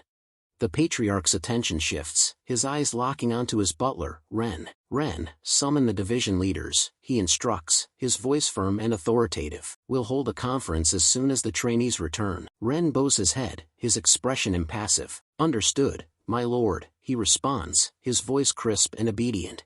The patriarch's expression softens, a hint of warmth in his eyes as he turns back to Limer. "You've had a tough time, Limer," he says, his voice tinged with empathy. Limer's eyes widen in surprise, his gaze snapping back to the patriarch, his face a picture of astonishment at the unexpected display of concern. Limer's face breaks into a wide smile as he climbs the stairs. "Wow," he says, his voice laced with amusement. "When was the last time you complimented me?" "Almost 20 years ago?" The patriarch's expression turns irritated, his eyes narrowing. "Where do you think you're climbing?" he asks, his tone stern. The patriarch's expression remains stern, but a hint of dry humor creeps into his voice. "I would have offered you so many more compliments if you hadn't engaged in all that stupidity." His expression turns serious, and he asks, "So, when are the trainees scheduled to return?" Limer's expression turns thoughtful as he responds, As for the trainees, they should." He trails off, pausing for a moment. Then the scene show the trainees near the Sieghart's palace. Be about to arrive, he finishes, his eyes gazing into the distance, as if expecting their imminent return. The scene shifts to Raon, his expression contemplative as he reflects on their recent mission. The mission in Cebu village concluded successfully, he thinks to himself, a hint of relief in his mental tone. Even though it took more time than scheduled, because of Eden's intervention, he adds, a hint of frustration creeping into his thoughts as he recalls the unexpected complication. Raon's thoughts continue, a mix of responsibility and regret in his mental tone. Since the village ended up being damaged unexpectedly by the Mad Blood Demon's assault, we stayed a bit longer in order to restore the destroyed village, he recalls, his thoughts reflecting on the team's efforts to make things right. Raon's thoughts drift back to his recovery period in the chief's house. Since I was drastically injured, I stayed in the chief's house and focused on recovering. Raon's memories shift to the moment he regained consciousness. When I first opened my eyes, I checked the reward for winning my bet with Wrath. A hint of amusement crosses his mind. Of course, Wrath insisted that the bet should be nullified because Limer had slain the Mad Blood Demon, not me. Raon's expression turns slightly wistful. The stats I got from the bet were nice, but... Wrath's face contorts in frustration as he gazes at the system reward. Damn it, why did it have to be that one in particular? He exclaims in anger. Raon, meanwhile, is calm as he examines the system. His eyes scan the details before he asks, puzzled, what's this? The system reveals the reward for the bet, and Raon's eyes widen as he reads the details. A trait of Wrath's has been created as the second reward of the bet, the system announces. The trait is named Iron Will, and its effects are revealed. Iron Will reduces pain by momentarily increasing willpower upon receiving severe physical or mental damage. Raon's gaze lifts, and he looks at Wrath with a mixture of surprise and curiosity. Raon's eyes sparkle with intrigue as he thinks to himself, Iron Will, I didn't expect to obtain a trait through. A hint of a smile plays on his lips as he realizes the implications of this new trait. With this trait, I can resist like before even after receiving Wrath's wrath. Raon's thoughts are filled with a sense of anticipation and strategy, already thinking about how he can utilize Iron Will to his advantage. Wrath's gaze narrows as he looks at Raon, his thoughts seething with frustration. How could Iron Will go to a brat like him? He thinks to himself, disdain etched on his face. Wrath's expression twists in annoyance as he realizes the system's design is working against him. It's becoming an issue because the system is too well designed. The King of Essence's system is designed to prioritize creating the ability that the user needs most. Wrath's eyes flash with anger as he thinks about the implications. I'd be able to take over his body now if not for that trait. Wrath's thoughts continue, his anger simmering just below the surface as he grits his teeth. However, he takes a deep breath and attempts to calm himself. No. I need to calm down. I have plenty of time anyway. Wrath's expression turns calculating as he reflects on the current situation. The rate at which the King of Essence is recovering his abilities is steadily accelerating, even if just slightly. A hint of satisfaction creeps into his thoughts, and I even managed to plant the emotion of wrath in the brat. Wrath's eyes gleam with anticipation, his patience and cunning on full display. Wrath's gaze lingers on Raon, his thoughts dripping with contempt. He's growing rapidly for a human, Wrath thinks to himself, but the King of Essence will prevail in the end. A cold, calculated smile spreads across his face. Just wait, your body and soul belong to the King of Essence. Wrath's eyes flash with malevolence. The moment the King of Essence emerges victorious, a bastard like you will be locked under the glacier for eternity. The scene shifts back to the present, where the trainees are standing in front of Sieghart's external commander, Iliun. Iliun's gaze sweeps across the trainees before he speaks up. Welcome back.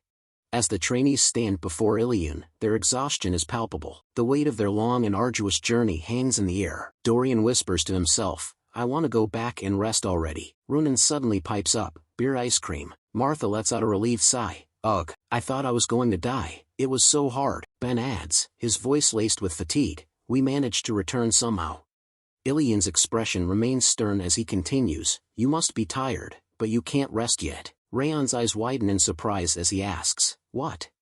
Iliun instructs, Raon and trainees, head to the manor. The group arrives at the manor, where they find the patriarch seated on his throne. Raon and the trainees immediately kneel down, showing their respect to the patriarch. Raon speaks up, his voice filled with deference, greetings, my lord.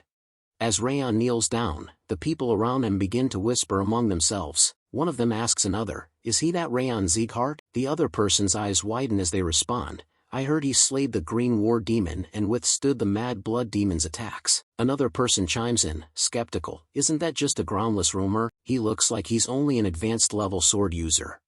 Raon's thoughts turn inward as he kneels, his eyes cast downward. I was unsettled at first when the Lord's Manor summoned us, he thinks to himself, but it turned out to be an unexpected opportunity. His gaze sweeps discreetly across the room, taking in the gathering of high-ranking officials. All of Sieghart's executives are gathered here. Raon's thoughts continue, his mind racing with reflections on the recent mission. I learned something from this mission, he thinks to himself. At this rate, I'll have my hands full trying to survive in future battles. Determination fuels his resolve. That's why I need to get stronger even faster. Raon's gaze sweeps the room once more, taking in the assembled dignitaries. And right now, in this place, the squad leaders and division leaders are gathered, as are even the palace masters from the direct lineage. A hint of intrigue enters his thoughts. That means Glenn Sieghart is paying attention to this incident. Raon's thoughts continue, his understanding of Glenn Sieghart's character guiding his next move. Since Glenn makes a clear difference between public and private matters, he makes sure to reward contributions. Raon's eyes narrow, his determination solidifying. With that in mind, there's only one thing to do now. His thoughts clarify into a singular focus. I need to prove our achievement and obtain a new martial art to get even stronger. Glenn Sieghart's voice rings out, his words commanding attention. Raon Sieghart, I heard you were the central figure in this mission. Tell us the details here. Raon's head rises, his eyes meeting Glenn's. He responds with a simple, respectful affirmation. Understood.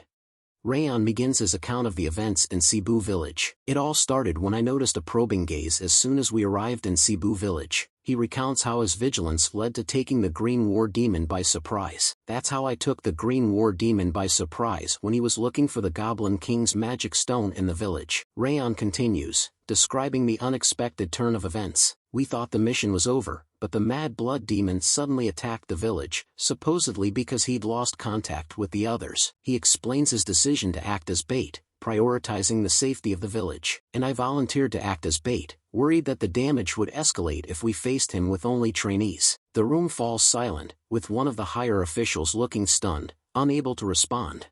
The higher official's face turns red with rage as he shouts, "You bastard, where do you think you are to be telling such lies?" He turns to Glenn Sieghart, appealing to his lord's judgment. My lord, do you really believe he is telling the truth? The official's tone drips with disdain as he continues. The Green War Demon alone should have been enough to annihilate some 15-year-old teenagers. He sneers at Raon's claim about facing the Mad Blood Demon. Holding his ground against the Mad Blood Demon is a blatant fabrication. Raon's voice rings out, calm and collected. Dorian, take those out. Dorian's eyes widen in surprise, and he stammers, ununderstood. Despite his initial hesitation, Dorian carefully opens the cloth he's been carrying, revealing the contents to the higher official and Glenn Sieghart. One of the higher official's eyes widen in shock as he exclaims, "The Green War Demon and Mad Blood Demon's helmets." Another official's voice trembles with surprise. Does that mean his report is actually true? Raon's voice rings out, respectful and cautious. My lord, excuse me, but may I draw my sword? Glenn Sieghart's expression remains calm, his voice authoritative. You are allowed to draw your sword. Raon's hand moves swiftly, drawing his sword from its sheath. As he does, he releases his aura, unleashing a fierce energy. The air around him erupts in a dazzling display as his fire aura surrounds his sword, casting a fiery glow across the room. The room erupts in a chorus of amazed voices. Aura blade. It's such a powerful flame too. Someone else's voice is laced with incredulity. Is he really the same person whose mana wasn't even average during the judgment ceremony 10 years ago? Another person's eyes widen in realization. It's true that he could indeed defeat the Green War Demon with that. Raon's voice cuts through the murmurs, his gaze locked on Glenn Sieghart. Is that enough of an explanation? He asks, his tone calm and confident, seeking the patriarch's acknowledgement. The high-ranking official's face twists in a mixture of anger and shock as he thinks to himself, "You damned half-blood." His inner monologue continues, laced with frustration and admiration. He really reached the expert realm. The official's eyes narrow, recalling the evidence Raon presented. He even brought Eden's helmets. His thoughts conclude with a reluctant acceptance. I can't refute any further. Glenn Sieghart's voice fills the room, his tone authoritative and approving. Listen, Raon Sieghart, the top trainee. and all the trainees from the 5th and 6th training grounds. The patriarch's gaze sweeps across the room, his eyes meeting those of the trainees. You did an excellent job. Raon's thoughts reveal the significance of Glenn's words. Because of Glenn's unexpected compliment and encouragement, it wasn't just us. Everyone in the Lord's Manor was stunned. He recalls Glenn's usual demeanor. The best praise Glenn had given before was "good job." No matter how difficult the mission, Raon highlights the rarity of Glenn's high praise. Yet, for the first time in dozens of years, he had called our work excellent. The trainees' emotional reactions are palpable. Some of the trainees even wiped away tears while holding their breaths upon hearing the compliment. Raon reflects on the conclusion of the ceremony. After that, I finished my report, showed the Goblin King's magic stone, and told him about Eden's goal, which I'd managed to discover. In the end, all the other trainees were bestowed with a bronze tablet, and a silver tablet was given to me. Before the ceremony concluded, Raon walks away from the patriarch, a hint of disappointment in his thoughts. TSK, were my expectations too high? He reflects on his unmet hopes. I thought I'd be able to get a separate reward for figuring out Eden's goal. Raon's disappointment is palpable as he considers the consequences. In the end, I'll have to give up on a new martial art. Wrath's voice cuts through Raon's thoughts, laced with criticism. You didn't gain anything after giving him such important information. You can't get any more foolish. Raon's inner monologue reveals his disappointment and regret. I started to trust Glenn a little after getting the 10,000 flames cultivation, but I shouldn't have done that. Butler Ren's voice breaks the silence. Sir Raon, may I have a moment? Raon turns around, in surprise, and he thought, Ren, why is he suddenly asking me? Ren's expression remains composed as he continues. May I visit the annex building tonight at midnight? Raon's curiosity is piqued and he asks Ren, tonight, what business do you have? Ren's smile hints at a hidden meaning. The head of the house asked me to bring you, Sir Raon. Wrath's voice chimes in, offering an interpretation. He must be planning to give you your second reward. The scene shifts to outside Raon's house, where Sylvia and one of her maids wait anxiously. Suddenly, the maid's voice rings out. Ma'am, the young master is back. As Raon comes into view, Sylvia's expression turns to one of deep concern. Raon, oh my goodness. Sylvia's face contorts in worry as she grasps Raon's face, her eyes scanning for any signs of injury. I heard you fought against Eden. Is your arm okay? She asks, her voice trembling with concern. Raon calmly reassures her, it's fine, it's almost recovered. Sylvia wraps her arms tightly around Raon, her eyes welling up with tears. I'm sorry, Raon, she whispers, her voice cracking with emotion. Mom shouldn't have said that. I shouldn't have told you that I want you to behave like a Sieghart. Sylvia's voice trembles as she continues. I was worried that it was because of what I told you, that you fought Eden's demons on your own. As Sylvia's tears flow freely, Raon's expression softens. He gently speaks up, his voice filled with warmth. I'm rather grateful to you instead, Mom. Raon gently grasps Sylvia's hand, his eyes locked on hers as he continues to bare his soul. I initially wanted to run away when I found myself facing the mad blood demon. I didn't feel like I could win at all. I even thought about using the other trainees as bait, that's how bad it was. Sylvia's eyes widen in shock, her face pale. But then I heard your voice, Mom. You wanted me to at least lead a life befitting of Sieghart's swordsman. Sylvia's expression freezes, her eyes filled with a mix of surprise, guilt, and concern. With a proud smile, Raon continues, his voice filled with conviction. Your words allowed me to stand there as a swordsman. The sole reason I can stand here as a proud swordsman is because you told me that back then, Mom. Raon's eyes shine with sincerity as he gazes at Sylvia. That's why I'm really grateful to you. Sylvia's face contorts in a mix of shock, guilt, and self-anger. She grits her teeth in frustration. But her composure suddenly shatters. She collapses to the ground, overcome with emotion, and bursts into tears like a child. The maid, equally moved, covers her face with her hand and weeps beside Sylvia. Why did you grow up so splendidly, young master? The maid sobs, her voice trembling. Raon's eyes widen in shock as he stares at the two crying women. Why are you crying, both of you? He exclaims, confusion and concern etched on his face. In the quiet confines of Raon's room, he turns to Maid Judiel with a curious expression. Did anything special happen while I was away on a mission? Raon asks. Judiel's eyes cloud over, her voice barely above a whisper. The Central Martial Palace ordered me to return. It looks like they are planning to dispose of me. Raon's eyes narrow, his gaze intensifying as he processes Judiel's ominous words. Raon's eyes lock onto Judiel's, his mind racing with thoughts. Are they trying to punish her for being unable to inform them that I'd become a sword expert? And are they also venting their anger for what happened in the audience chamber? Raon's grip on his armrest tightens, his jaw clenched in determination. I can't let Judiel die now. She's a double agent that I went out of my way to save. Raon's expression turns resolute as he speaks to Judiel. Judiel, follow my orders from now on if you want to survive. Judiel's eyes widen in surprise, her voice trembling slightly. What? Raon's eyes gleam with strategic thinking as he explains his idea to Judiel. Instead of returning, send them a letter stating that you've become my personal maid. Judiel's expression changes from surprise to intrigue. Write that my mother chose you as my maid because she was worried about my condition. The Central Martial Palace won't be suspicious. Instead, they'll think it will be easier to steal information from us. Raon's voice takes on a serious tone. If you ever think they're becoming suspicious of you, provide them with information that I've recovered significantly. The head of house and Instructor Limer are the only people who are aware of this fact. Judiel's eyes widen, her expression frozen in surprise. Raon continues, this should be enough to make them realize that you are still helpful to them. If you understand, go send the letter to the Central Martial Palace right now. Work harder on managing your expression to avoid being found out. Judiel's composure returns, and she nods curtly. Understood. With a swift turn, Judiel exits the room. As soon as Judiel departs, Wrath's voice cuts through the air, laced with venom. Every single word and action of yours is so pathetic. What even is the point in keeping a useless spy like her? Raon's eyes narrow, his expression unyielding as he faces Wrath's biting criticism. Raon's voice remains calm, but his words hold a hint of steel. She's not useless. Judiel will serve as a trap, to stab House Sieghart in the back. Raon's gaze drifts inward, his thoughts unfolding like a hidden script. And I don't want to leave her to be discarded after being used, like I was in the past. A flicker of determination dances in Raon's eyes, revealing the depth of his resolve. Gazing out the window, Raon's voice carries a sense of detachment. Well then, the last task for today. Raon's words trail off, leaving Wrath to wonder what the final instruction will be. The clock strikes midnight, casting a dark and foreboding shadow over the annex building.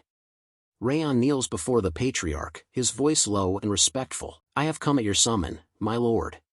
Patriarch Glenn's expression turns stern, his voice firm. That's enough for greetings, Raon Sieghart. I'll get straight to the point. Which footwork did you use most during this mission? Raon's eyes narrow slightly, his mind racing with curiosity. Why is he suddenly asking about footwork? With a composed expression, Raon responds, I believe that the proficiency of a warrior's footwork decides their life and death. That's why I used the river footwork, the basic footwork learned by all trainees. Patriarch Glenn's eyes seem to bore into Raon's soul, his voice laced with a hint of scrutiny. River footwork, I see. It is indeed good footwork that can still be used even after you've grown stronger, but the lines are too simple, creating clear limitations when fighting more powerful opponents. Patriarch Glenn rises from his throne, his authoritative voice filling the room. All right, the reward for figuring out Eden's objective is decided. Glenn's eyes lock onto Raon, anticipation building for the revelation to come. Patriarch Glenn descends from his throne, his footsteps echoing through the room as he approaches Raon. I'll personally teach you a footwork suitable for you. Glenn's words hang in the air, heavy with significance, as he stands before Raon, his eyes gleaming with a hint of expectation. Raon's eyes lock onto Glenn, his mind racing with incredulity. Impossible. Is Glenn really going to teach me himself? A mix of emotions swirls within Raon, shock, skepticism, and a hint of curiosity, as he struggles to comprehend the unexpected offer. Glenn's voice takes on a serious tone. Focus and watch. You shall only get a single chance. Glenn's leg begins to glow with aura, and Raon's eyes widen in awe. The footsteps of the strongest warrior on the continent. This is a huge opportunity. Glenn's footwork defies understanding, a paradox of contradictions. It's slow yet fast, hard yet soft, and it was vast and free, giving the impression that it could take him anywhere on the continent. Even though it lasted for an extremely short time, the footwork was so perfect that it was mesmerizing. Display leaves Raon breathless. Even with the enhanced perception granted by the Ring of Fire, the footwork's intricacies remain elusive. Glenn's voice breaks the spell, his words dripping with an air of reverence. Glenn said that this footwork was called the Supreme Harmony Steps. A holographic display flickers to life before Raon's eyes. Ring of Fire has observed the Supreme Harmony Steps in their perfect state. Learning the first of the Supreme Harmony Steps, Heavenly Advance, will be accelerated. The notification hangs in the air, its words glowing with an otherworldly light, as Raon's heart races with anticipation. Glenn's eyes narrow slightly as he asks Raon, "Did you watch closely?" Raon's expression turns sheepish. "I'm sorry, I couldn't follow it at my level. I only managed to witness the first step you demonstrated, my lord." Glenn's gaze lingers on Raon, his face inscrutable. "I see." Glenn turns to walk back to his throne, his voice authoritative. "You shall return now that our business is concluded. That was your reward for figuring out Eden's objective. Whether you will learn it is up to you." Raon bows deeply, his voice filled with gratitude. "Thank you. I'll take my leave now." After Raon's departure, Ren, the butler, approaches Glenn with a hint of curiosity. "Hoo-hoo, I didn't expect you to teach him the Supreme Harmony steps, my lord." Glenn's expression remains enigmatic, prompting Ren to continue. "But I'm worried. After all, the Supreme Harmony steps were created by none other than you. I wonder if young Master Raon will be able to learn such a difficult martial art."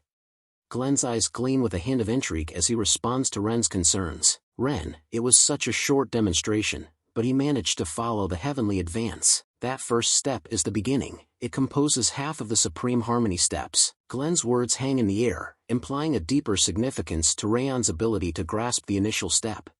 Glenn's expression turns thoughtful, his voice filled with conviction. He instinctively realized it. The first step is the foundation of the Supreme Harmony steps.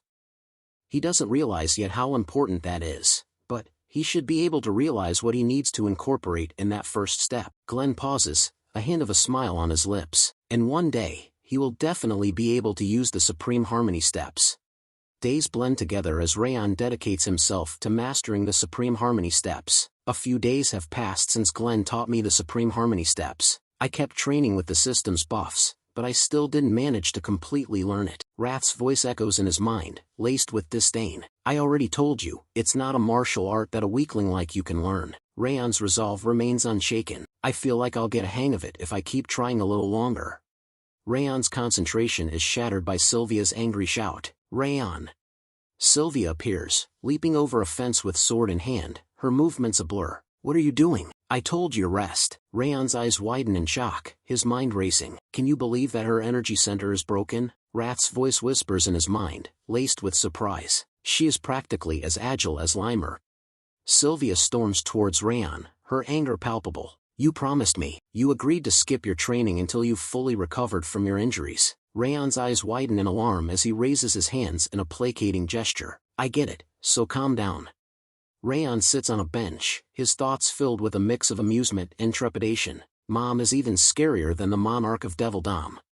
He can't help but chuckle at the realization. In the end, the Supreme Harmony steps training had to be paused because of Sylvia's nagging. The memory of Sylvia's scolding still lingers in his mind. Sylvia said, "If you get caught one more time." Raon's grin falters, replaced by a hint of wariness.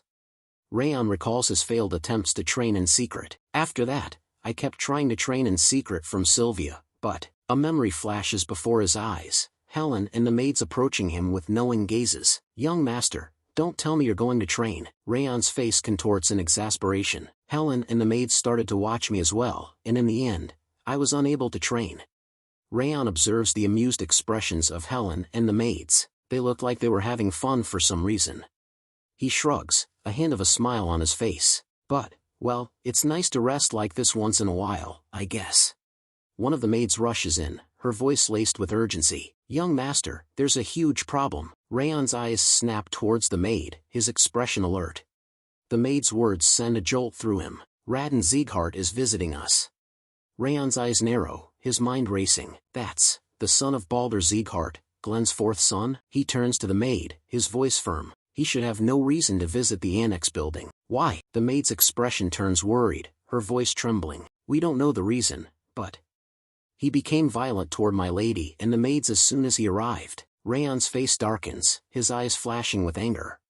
The scene shifts to Sylvia's location, where Raon Sieghart is confronting her about the state of the garden. Raon's tone is stern as he asks, "You left the garden messy when a guest was coming, and now, what?" Sylvia responds calmly, but with a hint of defensiveness. "We never received such a letter." Raon's expression darkens, his voice taking on a suspicious tone. "Did you just say that you never got the letter announcing my visit?" Raon's eyes narrow, implying that he doubts Sylvia's claim, and the atmosphere becomes increasingly tense. Raden's anger boils over, his voice rising. Are you telling me that my butler made a mistake? Or are you trying to claim that I'm lying right now? Sylvia's expression turns worried, and she hastens to placate Raden. That's not what I meant. Please wait a moment, we'll clean up quickly. Sylvia's tone is conciliatory, and she seems eager to diffuse the tense situation. However, Raden's anger and skepticism linger, casting a shadow over the exchange. As Sylvia and her maid scramble to finish their work, Raden stands by, his expression a mask of frustration, his eyes narrow, watching the flurry of activity with a mixture of annoyance and displeasure. Raden's thoughts turn inward, his mind replaying the scene unfolding before him, his expression darkens, a scowl etched on his face. I don't like it, he thinks to himself, the entire house should have focused on me, because I recently destroyed one of the white blood religion's branches. That should have been the case. Raden's ego seems bruised, his expectation of admiration and attention unmet, his thoughts take a bitter turn. But no one is even talking about what I did, the entire house is focused on that boy named Raon. Raden's jealousy and resentment simmer just below the surface, his gaze lingering on Sylvia and her maids as they work to clean the garden. Raden's thoughts seethe with indignation, his ego wounded by the perceived slight. How dare a paltry collateral make my achievement pale in comparison? His anger boils over, and he bellows. How long are you going to keep me waiting? Raden's sudden outburst startles everyone, and he takes a menacing step towards Sylvia.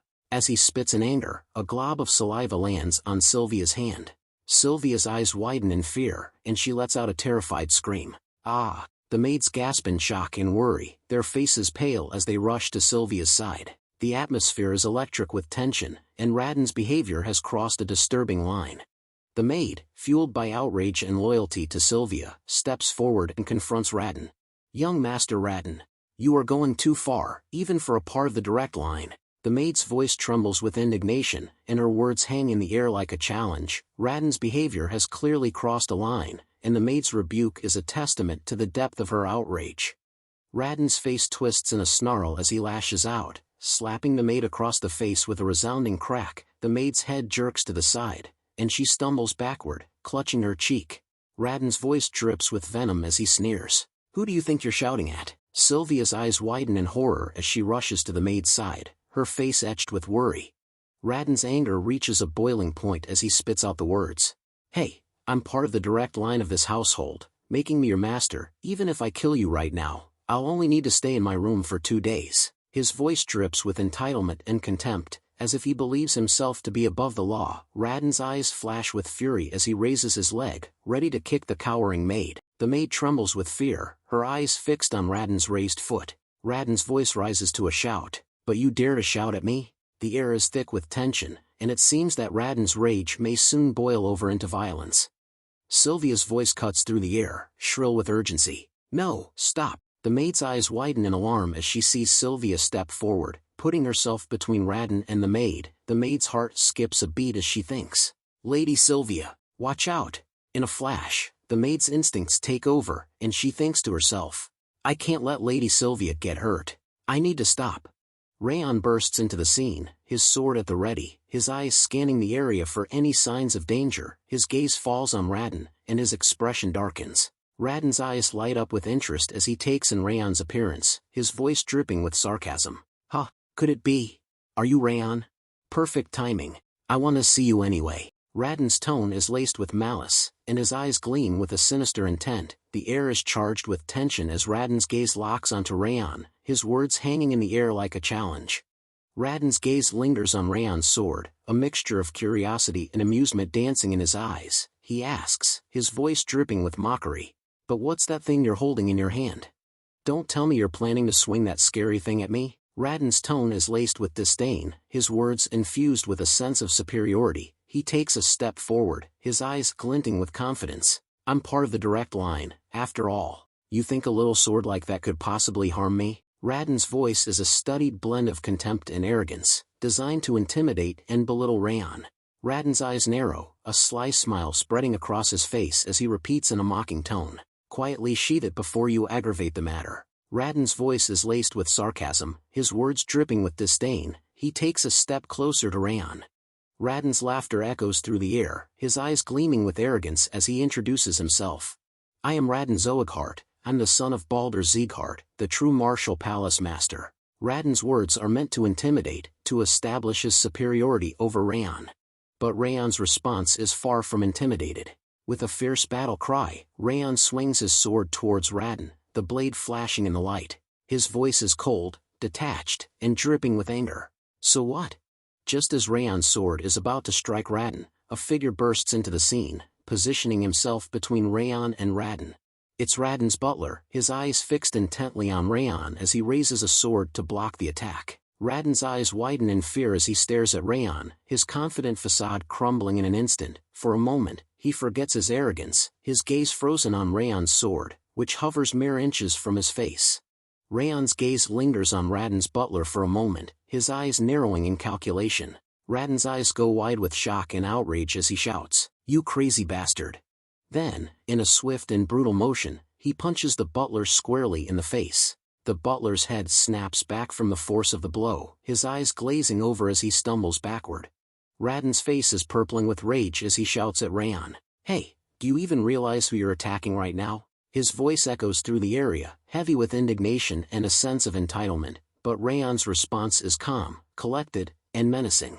Looking Raon straight in the eye, Raon replies in a low, even tone, "I do." Raon's sword continues its upward arc, the blade glinting menacingly in the light. His voice remains calm, detached, as he explains, "A robber who intruded onto my domain." Raon's face contorts in fear, his eyes wide with terror. He takes a step back, his hands raised in a futile attempt to ward off the impending attack. "What kind of nonsense is that?" Raon exclaims, his voice trembling with fear. He attempts to regain his composure, drawing himself up to his full height as he declares, "I'm the legitimate master of this household." Raon's kick connects with Raon's stomach, the force of the blow sending Raon crashing to the ground. Raon's voice is cold, detached, as he declares, "No, you're wrong." Raon's scream of pain echoes through the area as he clutches his stomach, his face contorted in agony. "ACH." Raon's voice is laced with pain and venom as he speaks up, still clutching his stomach. "You bastard, you'll pay, ack." Raon's expression remains unyielding, his eyes cold and detached. He regards Raon with disdain, his voice firm and authoritative. "You aren't anything like our master. Moreover, the annex building isn't your home." Raon's words are a stark reminder of Raon's transgressions, and the fact that he has overstepped his bounds. Raon's sword flashes in the light as he raises it once more, the blade poised to deliver the final blow. His voice is low and deadly, his words dripping with a sense of ownership and protectiveness.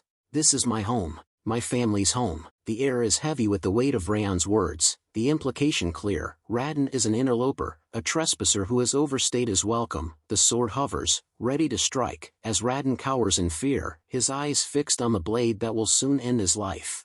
Raon's sword slices through the air, its trajectory unwavering as it hurtles towards Raon. Raon's eyes widen in terror, his face frozen in a mask of fear as he screams, "Aya!" The sound of Raon's scream echoes through the area, a desperate cry for mercy that falls on deaf ears. Raon's expression remains unyielding, his sword mere inches from Raon's trembling form.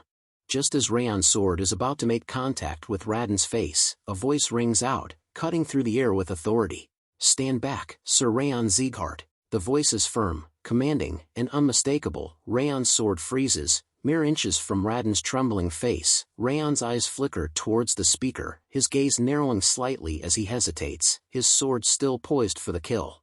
Raon's eyes narrow as he takes in the sight of the newcomer, his mind racing with questions. He thinks to himself, that outfit, is he from the Heavenly Blade Division? His gaze lingers on the intricate design and emblem on the newcomer's uniform, his mind making the connection. He continues to think, he's a swordsman working directly under the head of House. What is he doing here? As he ponders this, the newcomer steps forward, his presence commanding attention. Heavenly Blade Division. Raquel.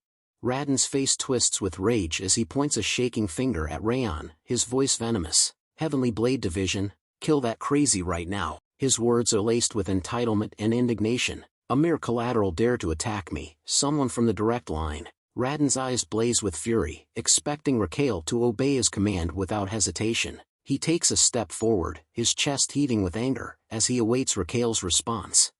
Raquel's response is calm and measured, his voice devoid of emotion. We only obey the head of House's orders. You should withdraw as well, young Master Raon. Raon's face turns beet red with rage as he takes umbrage at Raquel's words. He splutters in indignation, his voice rising to a near shriek. What? You're just a guard dog. How dare you? Raon's words are laced with venom and entitlement, his anger and humiliation simmering just below the surface. Raon's butler intervenes, his voice calm and measured. Young master, let's withdraw for now. The issue might escalate if we antagonize a swordsman from the Heavenly Blade Division. Raon's face twists in frustration and anger, his jaw clenched in rage. He grinds his teeth, his eyes blazing with fury as he struggles to contain his temper. The butler's words are a stark reminder of the reality of the situation, and Raon's pride and ego are wounded by the need to back down. Raon's voice carries across the space, his words dripping with venom and malice. I'll never forget what happened today, Raon Sieghart. Just you wait. The sin of pointing your sword at someone from the direct line will have to be paid with humiliation and pain even worse than death. Raon's eyes flash with anger, his face twisted in a snarl as he delivers his threat. Raon watches him walk away, his expression unreadable, his eyes fixed on Raon's retreating back. He says nothing, his silence a stark contrast to Raon's vitriolic outburst. Helen's voice is laced with regret and self-reproach as she speaks to Sylvia. I'm sorry, ma'am. I acted on impulse despite my age. It's all my fault. Sylvia's expression is warm and reassuring as she places a gentle hand on Helen's shoulder. No, you gave me so much courage by stepping up. Helen, you did nothing wrong. Sylvia's words are a balm to Helen's frazzled nerves, and her eyes shine with gratitude as she looks up at Sylvia. Sylvia's smile is warm and reassuring as she continues. Don't worry about this incident. I'll resolve the issue. Her words are infused with a sense of calm authority, and Helen's eyes widen slightly as she looks up at Sylvia with renewed confidence. Raon's words are firm and resolute as he declares, No, I'll resolve this issue. I'm the one who yielded to the provocation. I'll resolve the issue, so, don't worry, just believe in me. Sylvia and Helen exchange a surprised glance, their eyes wide with amazement as they turn to look at Raon. He seemed taken aback by his sudden declaration, and their faces reflect a mix of emotions, surprise and concern. Later, at the Patriarch's manor, Raon and Raon knelt before the Patriarch, showing their respect. Seated on his throne, the Patriarch commanded, Stand up. Glenn, the Patriarch, fixes Raon and Raon with a stern gaze. I heard there was trouble yesterday, he declares in a commanding tone, his voice dripping with authority. Raon's eyes widen in concern as he speaks up, his voice trembling with worry. Yes, there was, my lord. Raon takes a deep breath, launching into a detailed account of the events that transpired in the annex building. I had sent a letter in advance, expressing my desire to speak with Raon, he explains, his voice laced with indignation. However, instead of receiving a warm welcome, Raon was met with cold indifference. The annex building's residents gave me the cold shoulder, he recounts, his expression incredulous. They didn't even bother to prepare for my visit. Raon's eyes narrow, his tone taking on a hint of outrage. And to make matters worse, Raon attacked me and my butler without even granting us an audience. His voice rises, conveying the shock and alarm he felt in that moment. If things had escalated further, I could have lost my life. Raon's words hang in the air, emphasizing the gravity of the situation. As Raon continues to recount the events that transpired in the annex building, Raon's gaze drifts towards him. A hint of skepticism flickers across Raon's face, and he thinks to himself, it looks like he's more talented at acting than wielding a sword. Raon's mental remark is laced with disdain, his eyes narrowing slightly as he observes Raon's dramatic gestures. His thoughts take a darker turn as he recalls the stories Judiel shared about Raon. It's completely different from what Judiel told me about him, Raon muses, a mixture of confusion and suspicion swirling in his mind. Raon's explanation comes to an end, and the Patriarch's gaze shifts to Raon, inviting him to share his side of the story. Raon's eyes lock onto the Patriarch, his voice firm and resolute. My lord, his entire testimony just now is a lie, Raon declares, his words hanging in the air like a challenge. Raon's face contorts in a mixture of frustration and anger, his eyes blazing with indignation as he listens to Raon's rebuttal. Raon's words cut deep, and Raon's expression grows increasingly reddened. Raon continues, his tone unwavering, especially the part where he claims I was going easy on him. A hint of amusement flickers across Raon's face, and he adds, I still clearly remember the look on his face when he yelled at us. Raon's anger boils over, and he grabs Raon's shirt collar, his face twisted in a snarl. "You bastard," he yells, his voice echoing through the room. Just as it seems like the situation is about to escalate further, a calm and authoritative voice rings out. "You should stop." Butler Ren steps forward, his eyes fixed intently on Raden, his voice is firm but measured, a subtle rebuke underlying his words. "Did you forget who you are standing in front of?" Raden's eyes widen in alarm as he realizes his mistake, fear flashes across his face, and he hastily releases his grip on Raon's collar, taking a step back as he struggles to compose himself. The patriarch's calm and collected demeanor serves as a stark contrast to the tension that had been building in the room. His voice is measured, and even as he speaks up, "Since the two of you are saying different things, we'll need to call the witness who saw the entire incident." With a swift, decisive motion, the patriarch snaps his fingers. The sharp, crisp sound echoes through the room. As the patriarch's fingers snap, the sound seems to summon Raquel, a member of the esteemed Heavenly Blade Division. Raquel emerges, his presence commanding attention. Raon and Raden's eyes widen in shock and worry as they gaze at Raquel, their faces reflecting their growing unease. Raquel's expression remains neutral, his voice steady as he greets the patriarch. "Greetings, my lord. I am Raquel, from the Heavenly Blade Division." The patriarch's eyes narrow, his voice firm. "Raquel, tell me what you saw." Raquel's eyes seem to gaze into the past, his expression unreadable as he begins to recount his testimony. His words are measured and deliberate, each one carefully chosen to convey the events as he witnessed them. Young Master Raden claims that he sent a letter, but the annex building never received such a letter, Raquel states, his voice neutral. Lady Sylvia was tending the garden with her maids, just like always, when Sir Raden suddenly visited the annex building. Raquel's words paint a picture of a peaceful scene, one that was disrupted by Raden's unexpected arrival. The implication is clear, Raden's claim of sending a letter is false, and his visit was not anticipated or welcome. Raon's eyes narrow slightly as he listens to Raquel's testimony, his mind racing. He thinks to himself, "This is unexpected. I thought he would take Raden's side, since he's from the direct line, rather than that of the scorned annex building." Raon's internal monologue reveals his surprise at Raquel's impartiality. He had anticipated that Raquel, as a member of the Heavenly Blade Division, would naturally align himself with Raden, a member of the direct line. Instead, Raquel's words are a refreshing departure from Raon's expectations. His thoughts continue. Instead, he is simply stating the truth. The patriarch's voice takes on a stern, authoritative tone as he addresses Raon Sieghart. Raden's eyes widen in shock and fear as he responds, his voice trembling slightly. "Why yes?" The patriarch's gaze fixes intently on Raden, his eyes boring into the young man's very soul. His voice drips with disdain as he continues, "This is quite different from your claim." The patriarch's anger boils over, his voice thundering through the room as he demands, "Did you dare to lie in my presence?" Raden's eyes widen in alarm, and he begins to speak in a defensive tone. "But, my lord." However, instead of addressing the patriarch's accusation, Raden attempts to shift the focus to his original grievance. "The important part is that a collateral attacked someone from the direct line," he exclaims, his voice laced with indignation. Raden's words are calculated to emphasize the perceived injustice, and he presses on, "This is an important matter that can endanger the hierarchy of our house." The patriarch's expression remains stern, his voice firm as he responds, "Indeed, it is problematic that a collateral attacks someone from the direct line." However, instead of solely blaming Raon, the patriarch's gaze sweeps across both Raden and Raon, his words taking on a tone of measured impartiality. However, it looks like both sides are at fault in this incident. The patriarch's eyes narrow, his voice taking on a hint of displeasure. "Therefore, I'll punish both of you accordingly." The room falls silent, the weight of the patriarch's words hanging in the air. Raden's face pales, while Raon's expression remains calm. Raden's face reddens as he protests, "My lord, a simple punishment won't do.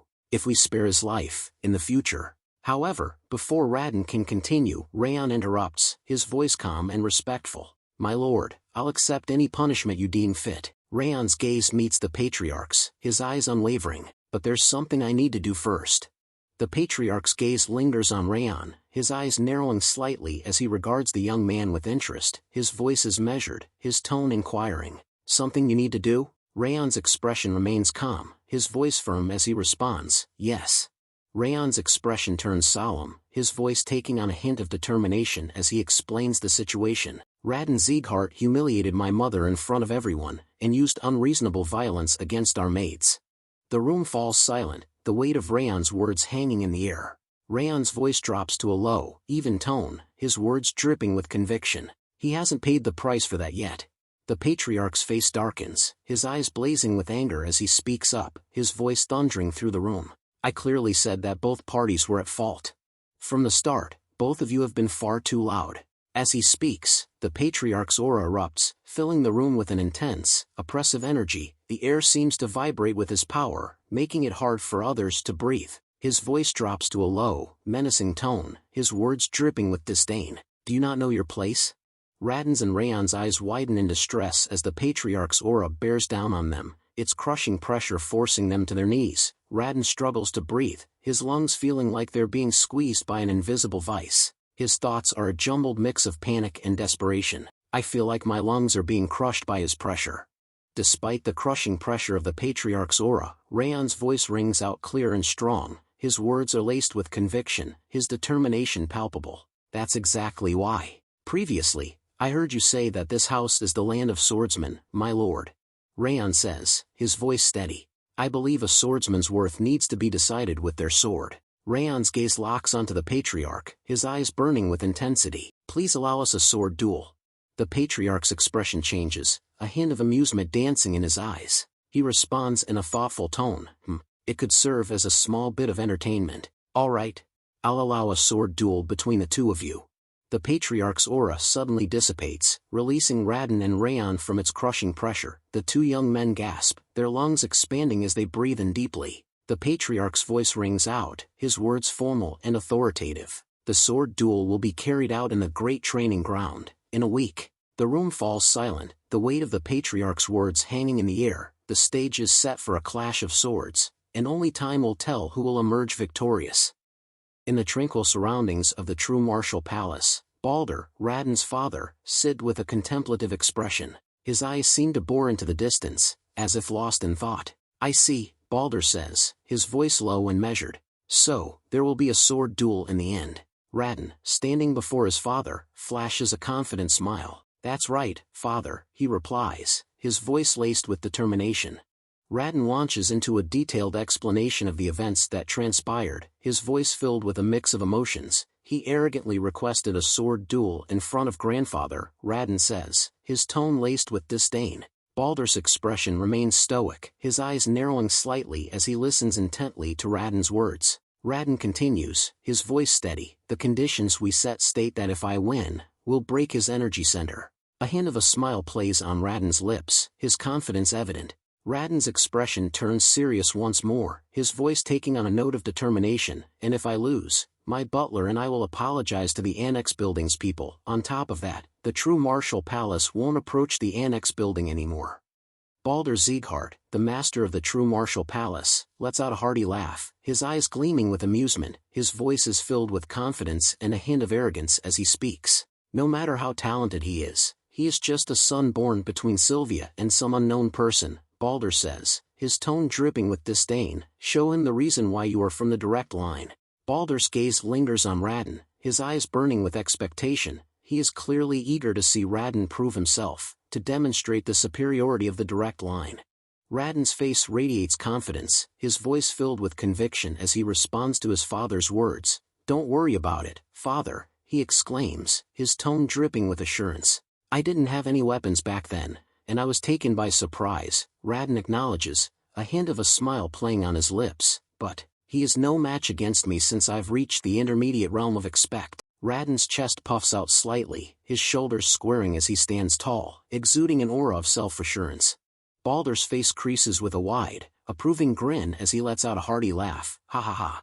That's my son for you, he exclaims, his eyes shining with pride. His expression turns serious, and he offers Raden a word of caution, just in case, though, make sure not to get too excited and end up killing him. Balder's voice takes on a calculating tone, his gaze piercing. It'll look bad if you kill him in a sword duel. Balder's grin returns, his eyes glinting with a ruthless light. So, just cut the tendon on his wrist, make him crippled to completely destroy his hope.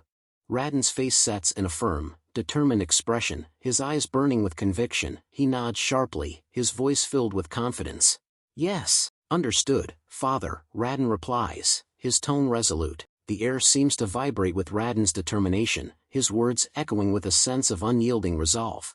Meanwhile, outside the annex building, Sylvia and Helen, the loyal maid, stand concealed behind a window, their faces etched with worry as they gaze at Raon. They had been watching him train, their eyes fixed on his determined form. Helen's voice trembles slightly as she speaks, her eyes fixed on Sylvia with a mix of concern and uncertainty. "Young master is going to have a sword duel against Sir Raden. Is it really fine to stay here and do nothing?" Helen's voice is laced with worry, her tone trembling slightly as she continued. "Sir Raden is an intermediate expect, but our young master has only managed to reach the novice level." She pauses, her eyes pleading with Sylvia. "Perhaps it's not too late to stop him."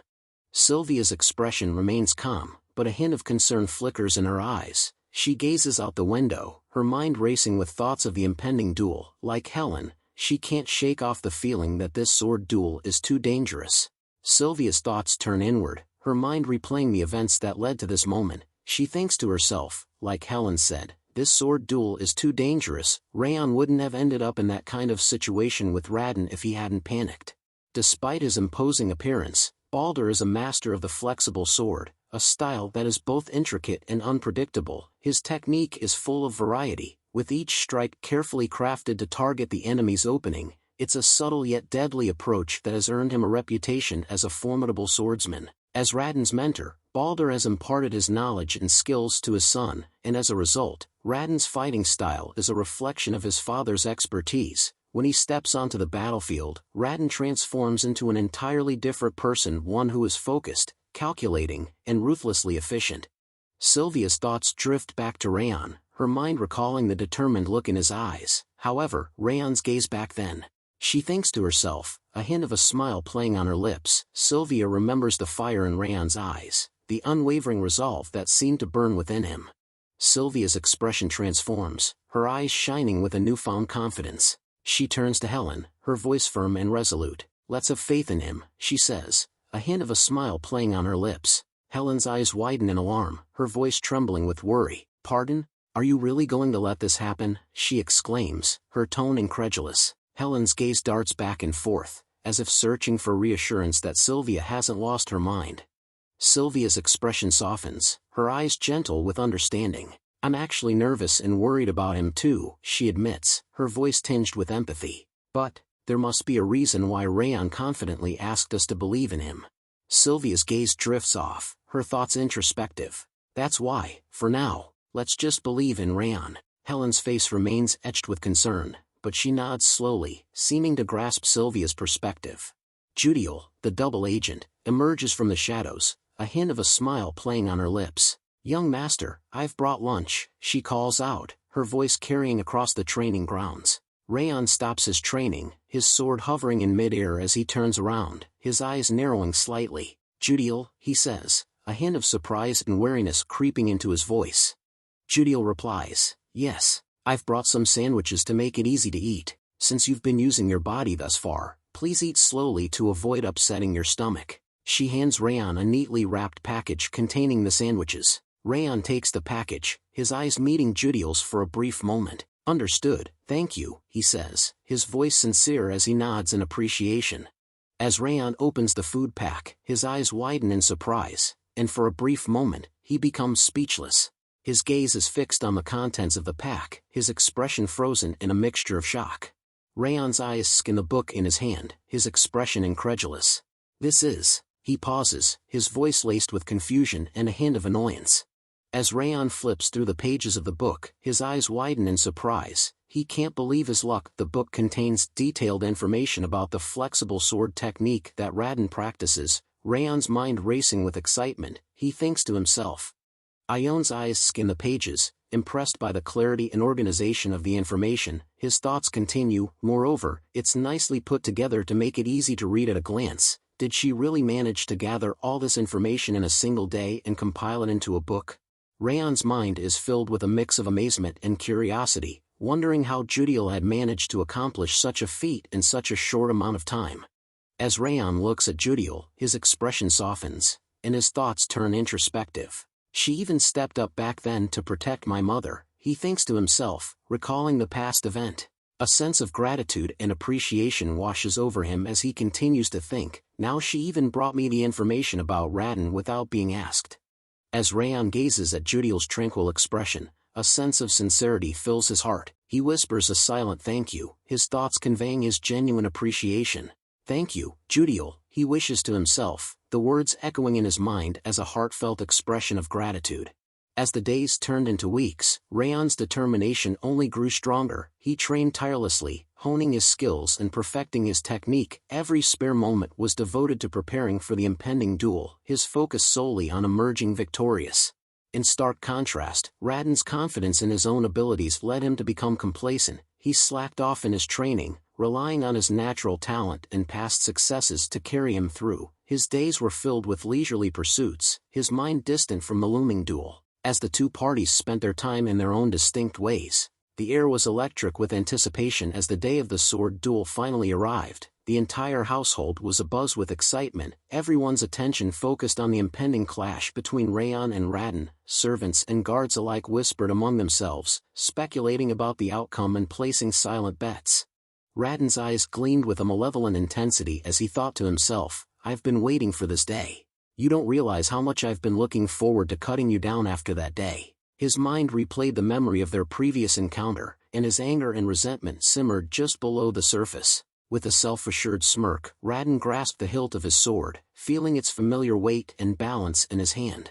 Raon's eyes blazed with a fierce intensity as he thought to himself, I'll crush your body, and make you unable to wield a sword ever again. His mind was consumed by a desire for dominance and a need to prove his superiority over Raon. He sneered inwardly, convinced that his opponent was no match for his skill and strength. Meanwhile, Raon's movements were deliberate and measured as he slowly grasped the hilt of his sword. His eyes never left Raon's face, his gaze steady and unwavering. The referee's voice echoed through the arena, combatants, come forth when you are ready. With a confident smirk, Raon strode into the center of the arena, his sword held at the ready. Raon followed, his movements calm and deliberate, his eyes fixed intently on his opponent. As they faced each other, Raon's voice dripped with arrogance, I'm looking forward to seeing your face after the sword duel. He seemed to relish the idea of Raon's defeat, his eyes gleaming with a malevolent intensity. Raon's response was measured and calm, his tone devoid of emotion. I'm curious if you will ever manage to see that, he replied, his words laced with a subtle hint of challenge. The referee's voice boomed through the arena, well then, start the sword duel. As soon as the words left his lips, the air was filled with the thunderous sound of drum, echoing off the stone walls of the arena. The beat was primal and intense, seeming to match the racing hearts of the two combatants. With a fierce battle cry, Raon charged towards Raon, his sword held high and his eyes blazing with confidence. As he closed in, he sneered at Raon, his voice dripping with mockery. Your bluffs aren't going to work anymore, he taunted, his words meant to unsettle and intimidate. Raon's sword thrust forward with precision and power, aimed directly at Raon's chest, but as he looked forward, expecting to see the impact of his attack, his eyes widened in confusion. Raon had vanished from his sight. Raon's mind reeled as he stumbled forward, his sword slicing through empty air. He quickly regained his balance, his eyes scanning the surrounding area frantically. But Raon was nowhere to be seen. He disappeared. Raon thought to himself, his confidence wavering for a moment. Raon's thoughts were still reeling from Raon's sudden disappearance when he felt a presence behind him. Before he could react, a cold, metallic sensation pressed against the back of his neck. Raon's eyes widened as he realized that Raon had somehow managed to move behind him undetected. Raon's mind was racing with shock and anger as he thought to himself, this bastard. When did he get behind me? He tried to process how Raon had managed to move so quickly and stealthily, but his thoughts were cut short. Raon's voice was calm and collected as he spoke up. This is the first time. His words were enigmatic, but they seemed to carry a deeper meaning, as if he was referencing something more than just the current situation. Raon's words were laced with a cold, calculated intensity. You're going to die 8 times today. His eyes seemed to bore into Raon's very soul, as if daring him to try and escape his fate. With a swift and deadly motion, Raon raised his fist and punched towards Raon's face with full force. The impact was tremendous, and Raon's head snapped back as he stumbled backwards, his body crashing to the ground. Raon's scream of pain echoed through the arena. Gah! Raon's mind reeled as he struggled to process the sudden and devastating attack. He was still trying to catch his breath, his head spinning from the force of the blow. As he stumbled backwards, he couldn't help but think to himself, what just happened? I couldn't see his movements at all.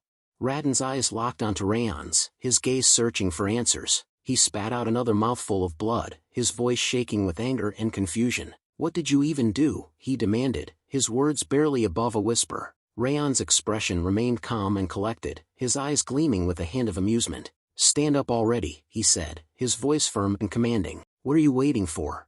Raden's eyes blazed with determination as he stood tall, his sword at the ready, but before he could launch a counterattack, Raon continued to speak, his voice dripping with venom. I told you, you're going to die 8 times today, Raon repeated, his eyes glinting with a cold intensity. 1 for the price of your lie about sending a letter. Raden's face twisted in a fierce snarl as he unleashed a determinate battle cry. You arrogant bastard, he bellowed, his voice echoing off the walls of the arena. I'll make you regret that you didn't finish me off with that blow. With a fierce war cry, Raden and Raon charged forward, their swords at the ready. The air was electric with tension as they clashed in a flurry of steel and movement. But in an instant, Raon vanished, leaving Raden stumbling forward, his sword slicing through empty air. Raden's eyes widened in shock, his mouth hanging open in stunned silence. He stood there, frozen in place, his chest heaving with exertion. Raden's face contorted in worry, his eyes scanning the surrounding area frantically. He thought to himself, he disappeared again. I thought I cut him down for sure this time though. His mind was racing with confusion and frustration, unable to comprehend how Raon could vanish into thin air once more. Suddenly, Raden felt a presence behind him, and before he could react, Raon's voice whispered in his ear, I'm on your left. Raden's eyes widened in alarm as he tried to turn around, but it was too late. With a swift and deadly motion, Raon punched Raden's face with the hilt of his sword, the impact sending Raden stumbling forward. Raon's voice was low and menacing as he spoke up, his words dripping with venom. This is the price for spitting on the flower raised by my mother. His eyes seemed to bore into Raden's soul, filled with a deep-seated anger and hurt. Raden, still kneeling on the ground, clutched his face in agony, his eyes screwed shut in pain. Raon's fist connected with Raden's face once more, the impact sending Raden's head snapping back. This is for trampling on my mother's flower, Raon declared, his voice cold and detached. Raden's eyes were glazed over, his face a mess of blood and bruises. But Raon wasn't finished yet. With another swift punch, Raden's head jerked back again. And this is for hitting Helen, Raon spat, his anger and contempt evident in every word. Raden's body crumpled to the ground, his limbs splayed out at awkward angles. As Raden lay on the ground, receiving punch after punch from Raon, his mind reeled in shock and confusion. This can't be right, he thought to himself. This can't be right. This can't be happening. He couldn't understand why he was losing so badly, why Raon's attacks seemed so effortless and devastating. Raden's eyes narrowed, his mind racing with questions. He's only using star-connecting sword and river footwork, he thought. Raden's thoughts flashed back to his own training, his own mastery of the ancient arts. I am higher realm expert, a master of the subtle and intricate techniques that only a select few could hope to achieve, and yet, despite all his training and experience, he was losing to Raon, a novice expert who was supposedly inferior to him.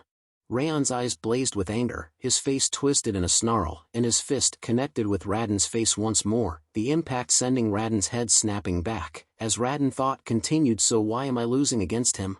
Helen's voice trembled with amazement as she spoke up, young master. She and Sylvia watched in amazement as Raden struggled to defend himself against Raon's relentless attacks. Helen's eyes remained fixed on the duel, her mind racing with thoughts and concerns. As she watched Raon's deliberate and calculated movements, she couldn't help but think to herself, young Master Raon could have finished the match with that first strike. Yet he's going out of his way to give his opponent a chance and drive him into a corner. She furrowed her brow, her gaze intense as she analyzed Raon's actions. He isn't simply doing this for victory. Helen's hands scraped against the wall as she continued to think, her mind racing with the implications. Which means, she thought, her eyes widening in realization. He is taking revenge for the violent conduct against us. Tears pricked at the corners of her eyes as she looked at Raon, her gaze filled with a mix of sadness and understanding. She knew that Raon's actions were not just about winning a duel, but about seeking justice for the wrongs that had been done to them. Helen's thoughts swirled with a mix of emotions as she gazed at Raon, her eyes brimming with tears. Even though we are worthless maids, she thought, her voice barely above a whisper in her mind, even though we aren't even treated as human beings in this household where lineage dictates power. She felt a lump form in her throat as she continued to think, her heart overflowing with gratitude and admiration for Raon. He is fighting someone from the direct line for our sake, she thought, her mind struggling to comprehend the magnitude of Raon's actions, and destroying him on top. Sylvia's eyes were wide with amazement as she watched Raon duel, her voice barely above a whisper as she spoke up to herself, Raon. She couldn't believe what she was seeing. As Sylvia watched the duel, her mind began to wander back to her past, memories long buried rising to the surface. As my father only sought for power, she thought, her eyes clouding over with a mix of sadness and nostalgia, and the house gradually felt colder as time passed. She felt a pang in her chest as she recalled the emptiness and isolation she had felt growing up in the household. Despite being from the direct line, she had always felt out of place, like an outsider looking in. Sylvia's thoughts were tinged with regret as she reflected on her past. In the end, I couldn't stand it anymore, ran away from the house, and looked away from reality. But as she gazed at Raon, Sylvia realized that she had made a mistake. But I shouldn't have done that, she thought, a sense of resolve forming within her. Sylvia's eyes shone with a newfound sense of purpose as she watched Raon. I should have relied on my strength to overcome the unreasonable situations of this cruel land, she thought, her voice barely above a whisper. That is what he is showing us right now. As if to emphasize her thoughts, Raon unleashed a powerful slash, his brute strength propelling the attack forward with unyielding ferocity. The force of the blow was so great that it sent Radon's sword flying from his hand, the blade spinning through the air before clattering to the ground. Sylvia's eyes burned with a newfound sense of determination as she watched Raon. No matter how weak we are, we need to have a strong will, she thought, her voice echoing in her mind. And fight until the last moment, no matter who we are up against, so that they won't cross the line anymore. She felt a surge of admiration for Raon, who was showing her that the only way to truly protect oneself was to stand up and fight. He is showing us that we need to advance, instead of running away, she thought, her heart pounding with excitement. With a fierce battle cry, Raon tightened his fist and punched Radon squarely in the face. Raon's blow knocked Radon to the ground, rendering him unconscious. The referee's voice rang out, loud and clear, Raon Sieghart is incapacitated. The sword duel's outcome has been decided. His words dripping with drama and anticipation, the winner of this sword duel is. He paused, the silence hanging in the air like a challenge. And then, in a burst of triumph, he declared, Raon Sieghart. The referee's voice echoes through the air, the winner of this sword duel is Raon Sieghart. Raon stands triumphant, his chest heaving with exhaustion, as he towers over Radon's unconscious form. Radon lies motionless, a testament to Raon's unyielding strength. Radon's defeat sparks outrage. His father, Blader, unleashes his fury. Radon, what is this mess? Meanwhile, in the arena, Limer bursts into joyful laughter. Haha, I told you Raon would win. The crowd turns to Limer, their faces filled with curiosity and wonder. Across the arena, Raon's group erupts in cheers. Runan leads the chant, Woo Raon. The green-haired boy shouts in excitement, that's right, that's our young master for you. The crowd's energy reaches a fever pitch as Raon's supporters celebrate his hard-won victory. Martha and Ben exclaim in unison, I knew he was going to win. Their simultaneous outburst showcases their unwavering confidence in Raon's abilities. The celebrations continue. On the patriarch's side, Butler Raon speaks in a calm, collected tone. I've served the Siegharts for many years, but this is the first time I've seen everyone rally behind a collateral branch member, disregarding his status. The patriarch and Butler Raon exchange amazed glances, their eyes fixed on the arena. The crowd's enthusiastic support for Raon has sent shockwaves through the Sieghart family. The patriarch's eyes narrow in contemplation as he reflects on his butler's words. It's indeed surprising that his companions would cheer for him despite his status as a collateral branch member. However, the patriarch's thoughts take a deeper turn. However, what surprised me was what happened during the sword duel. He was still inexperienced, but... The patriarch's thoughts come to an abrupt halt as a specific detail resurfaces in his mind. Raon's footwork. It was unmistakable. A hint of surprise flickers across the patriarch's face as he realizes he actually managed to utilize the Supreme Harmony steps. The patriarch's eyes gleam with a hint of nostalgia and awe as he recalls the origins of the Supreme Harmony steps. Those are a type of footwork I personally developed after overcoming the darkness within my own mind and achieving transcendence. A faint smile plays on his lips as he acknowledges the extraordinary difficulty of mastering this martial art. It's an art form that an ordinary warrior wouldn't be able to learn, even if they dedicated their entire life to it. The patriarch's gaze lingers on Raon, his eyes filled with a mix of surprise and intrigue. His thoughts continue, tinged with a hint of astonishment. And yet, Raon managed to master it in a mere 2 weeks. The patriarch's thoughts trail off, his eyes narrowing as he scans the crowd cheering for Raon. The air is electric with chants of Raon. Raon, as the crowd erupts in fervor. The patriarch's gaze lingers on the sea of faces, his mind racing with the implications. At his age, he's already garnered this level of popularity. A tinge of introspection crosses the patriarch's face, his eyes clouding with the weight of past choices. Because I once craved power, strength has become the ultimate value in this household. A hint of resignation creeps into his voice, acknowledging the legacy he's built. And now, I'm too old to change that fact. The patriarch's gaze drifts back to Raon, a glimmer of hope flickering in his eyes. As a direct descendant, he's witnessed firsthand the unfair treatment of our collateral relatives. A hint of a smile plays on his lips, as he contemplates the possibilities. Maybe, just maybe, he'll be the one to change the ways of this household. The patriarch rises from his throne, his movements abrupt yet deliberate. He turns to Ren, his voice firm and authoritative. Now that the sword duel has concluded, it's time to uphold the agreed-upon conditions. The patriarch's words trail off, his expression suddenly shifting to one of recollection. A soft ah escapes his lips, as if forgotten. The patriarch's eyes gleam with a hint of mischief as he instructs Ren. Reduce the True Martial Palace's budget this year by half. Use anything as an excuse if you have to. Ren's face breaks into a knowing smile as he responds with a low chuckle. Haha, understood. Raon begins to recount the events that transpired in the arena, explaining how the sword duel's conditions were carried out afterwards under Glenn's supervision.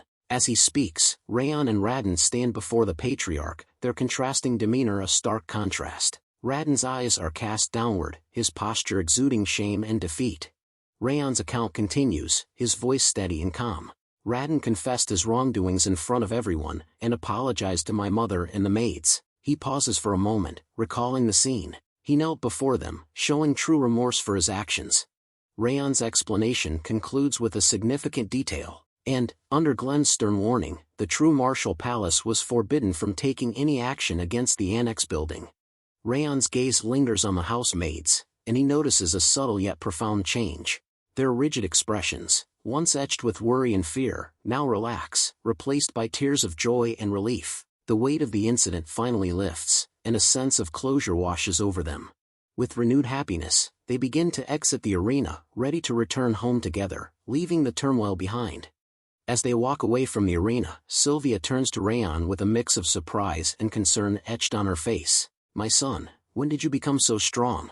I was really surprised, she asks, her voice tinged with wonder. Raon's expression turns slightly sheepish, and he responds with a hint of embarrassment. I'll explain it to you, so don't stick to me so much.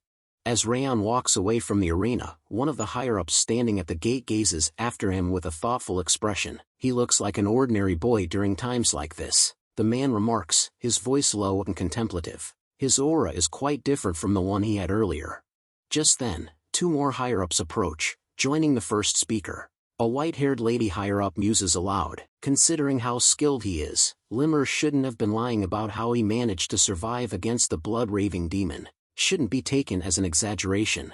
A male higher-up chimes in, his expression thoughtful. Indeed, his footwork and swordsmanship were nearly flawless. It transcends mere talent. The first higher-up nods in agreement, a hint of a smile on her face. He'll be helpful to the team if he joins my division.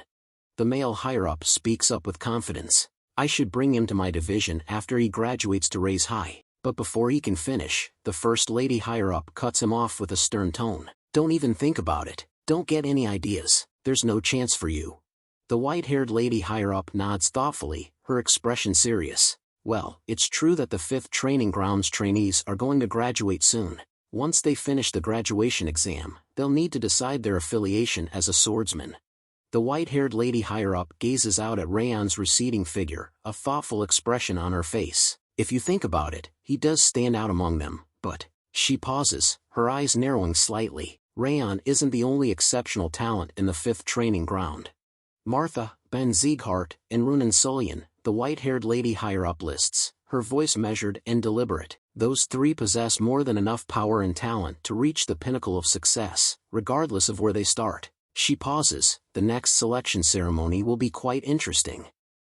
Later, in the quiet confines of Raon's room, Judiel, the double agent, speaks up with a hint of curiosity. Young master, did you plan all of this when you requested the sword duel? Raon's expression remains calm, a subtle smile playing on his lips. You could say that, to some extent. I was confident in my victory, after all. Judiel listens intently to Raon's explanation, a mixture of emotions crossing her face. She lets out a soft sigh, relief evident in her voice. You're such a frightening person. But you're also incredibly kind, even more so than that. Raon's eyes widen in surprise, his brow furrowing slightly as he asks, Am I really? Judiel's face breaks into a warm smile as he responds to Raon in a joyful, heartfelt tone. I'm really grateful, young master, that you saved me from Sir Karun back then. As Judiel turns to leave, he bids Raon farewell with a respectful tone. I'll be taking my leave now. Please have a good rest. Raon's expression freezes, his eyes widening slightly as he's taken aback by Judiel's sincere words. He's left speechless, unable to respond. After Judiel departs, Raon's thoughts turn inward, reflecting on their interaction. Judiel's expression just now wasn't artificial, he thinks to himself. Considering the way she reacted, and the way she tried to protect Sylvia, it must have been her true feelings. A hint of a smile plays on Raon's lips as he continues his train of thought. It should be fine to tell her now, that the rage worm from back then was fake. The scene shifts to the Patriarch's palace, its grandeur and majesty exuding an aura of power and authority. Limer bursts into the room, a wide grin spreading across his face as he eagerly displays his jewelry to the Patriarch in Ren. Greetings, my lord. The Patriarch in Ren's eyes widen in astonishment as they take in Limer's extravagant display of jewelry, their faces frozen in shock. They're left utterly speechless. The Patriarch's silence is broken as he asks Limer, his curiosity getting the better of him. Where did you even get all that jewelry? Limer nonchalantly begins removing the jewelry from his hands as he responds with a mischievous grin. I made a bet with that doormat. I mean, the true martial palace master, he says with a chuckle. It's all thanks to Raon. Limer continues to boast about his good fortune. Moreover, I even skillfully obtained the elixirs for everyone in the 5th training ground. The Patriarch's expression turns pale as he processes Limer's words, his thoughts taking a darker turn. You're just telling me that you extorted my son. The Patriarch's patience wears thin, his expression stern as he interrupts Limer's boasts. Pointlessly bragging about jewelry shouldn't be the reason behind your visit. Just tell me why you came to see me already. Limer's smile remains as he responds, his tone adapting to the Patriarch's no-nonsense attitude. Understood. I'll go straight to the point then. I'm here because there's a suggestion I'd like to make. The Patriarch's curiosity is piqued, his brow furrowing in wonder. A suggestion? I believe I've already fully entrusted their training to you. Limer's voice remains calm and composed as he responds. It's because this isn't about their training. Limer's words hang in the air for a moment before he continues, his tone unwavering. Please allow me to alter the trainee's graduation exam. The Patriarch's eyes widen in surprise, his voice laced with curiosity and a hint of skepticism. Alter the exam? Tell me more about it. Limer launches into a detailed explanation of his idea, his enthusiasm evident. The current graduation exam either consists of being acknowledged by instructors, or having a spar between trainees. However, those children have already faced incredible challenges, Limer emphasizes, his expression serious. They've had matches against the Owen Kingdom's knight trainees. And during their second mission, they overcame a treacherous mountain through a life-or-death battle. They've completed countless trials already, despite still being trainees. Limer's voice rings with conviction as he drives home his final point. That's why the 5th training ground needs a new trial. The Patriarch's curiosity is piqued, and he begins to ask, which means? But before he can finish, Limer interjects with a sense of excitement and gravity. Yes, the graduation exam that I'm thinking about is survival. Limer elaborates on his reasoning, his eyes shining with conviction. If they manage to survive outside without anyone's help and without benefiting from the great name Sieghart, they should be able to reach an even higher realm, even if they can't become a swordsman right away. Limer's expression turns hopeful as he seeks the Patriarch's approval, a hint of optimism in his voice. What do you think? It's a pretty good suggestion, isn't it? The Patriarch's gaze lingers on Limer, his expression unreadable. The The room falls silent, the only sound the weight of Limer's words hanging in the air. The patriarch's eyes narrow slightly, his face a mask of contemplation. He remains speechless, lost in thought. The silence is broken by the patriarch's sudden utterance, his voice low and introspective. "You've changed." Limer's eyes widen in surprise, his brow furrowing in confusion. "Pardon?" The patriarch's expression turns thoughtful as he elaborates on his previous statement. "Your face has always been shadowed, ever since your energy center was ruined that day, and you had to withdraw from the line. The spark in your eyes had dimmed, and your presence felt lethargic." He pauses, studying Limer's reaction before continuing. "However, you don't look lethargic anymore. Ever since you met those from the 5th training ground, there's been a change in you. Your eyes seem brighter, your posture more confident." The patriarch's eyes crinkle at the corners as a warm smile spreads across his face. "Your face is full of passion now, just like the trainees." Limer's face flushes with embarrassment as he protests. "Wait, that's so embarrassing." Ren, standing nearby, chimes in with a nod of agreement. "I agree, sir." Sir Limer's expressions have become a lot better recently. Limer's hand rises to rub the back of his head, a sheepish grin spreading across his face. "Well, it's just..." He pauses, a look of introspection crossing his features before he continues. "I realized I was talented in teaching children, and not just in swordsmanship." Limer's eyes sparkle with determination and a hint of pride. "Moreover, I might be able to create the next king who will succeed you, my lord, with my own hands, soon enough." The patriarch's eyebrows shoot up in surprise, his voice tinged with curiosity. "Are you talking about Raon?" Limer's expression turns enigmatic, a hint of a smile playing on his lips. "Who knows? It might be Ben, Martha, or even Ronan." The patriarch's expression turns thoughtful, his eyes narrowing slightly as he nods in understanding. "I see." The patriarch rises from his chair, his movements deliberate and dignified. As he turns to leave, he pauses and speaks over his shoulder, a hint of a warning in his tone. "Make a report about their graduation exam in a week. I'll pretend this conversation never happened if you can't do it." Limer's response is immediate, his voice ringing out loudly and confidently. "Why, of course." As he speaks, he gestures emphatically, holding up a sheaf of papers. The patriarch's eyes widen in surprise, his gaze fixed on the papers in Limer's hand, a look of astonishment crossing his face. Limer's face breaks into a wide smile, his eyes sparkling with pride and efficiency. "I've already prepared it." The scene shifts to the next morning, at the 5th Hall's training area. Ben and his group stand gathered, engaged in conversation. Ben speaks up, a hint of annoyance in his tone. "Why is he not here? He's the one who told us to gather." One of the group members shrugs, a knowing glint in their eye. "It happens every time, but Instructor Limer never arrives on time." Another group member chimes in, a teasing tone in their voice. "Maybe he played to his heart's content in a gambling house or a pub again yesterday, and returned home at daybreak." Suddenly, the door bursts open with a kick, and Limer strides into the training area, a bright smile on his face. "My bad. I'm a bit late because I dropped by the orphanage on my way here." Ben's face twists in anger and frustration. "If you're going to lie, at least make it believable." Limer's smile never wavers, and he replies in a mocking tone. "It's not a lie. I'm telling the truth." As Limer walks towards the trainees, his tone undergoes a sudden shift, turning serious and solemn. "Anyway, I have an important announcement for you today. I've thought about it a lot, but I made my decision when I saw you all today."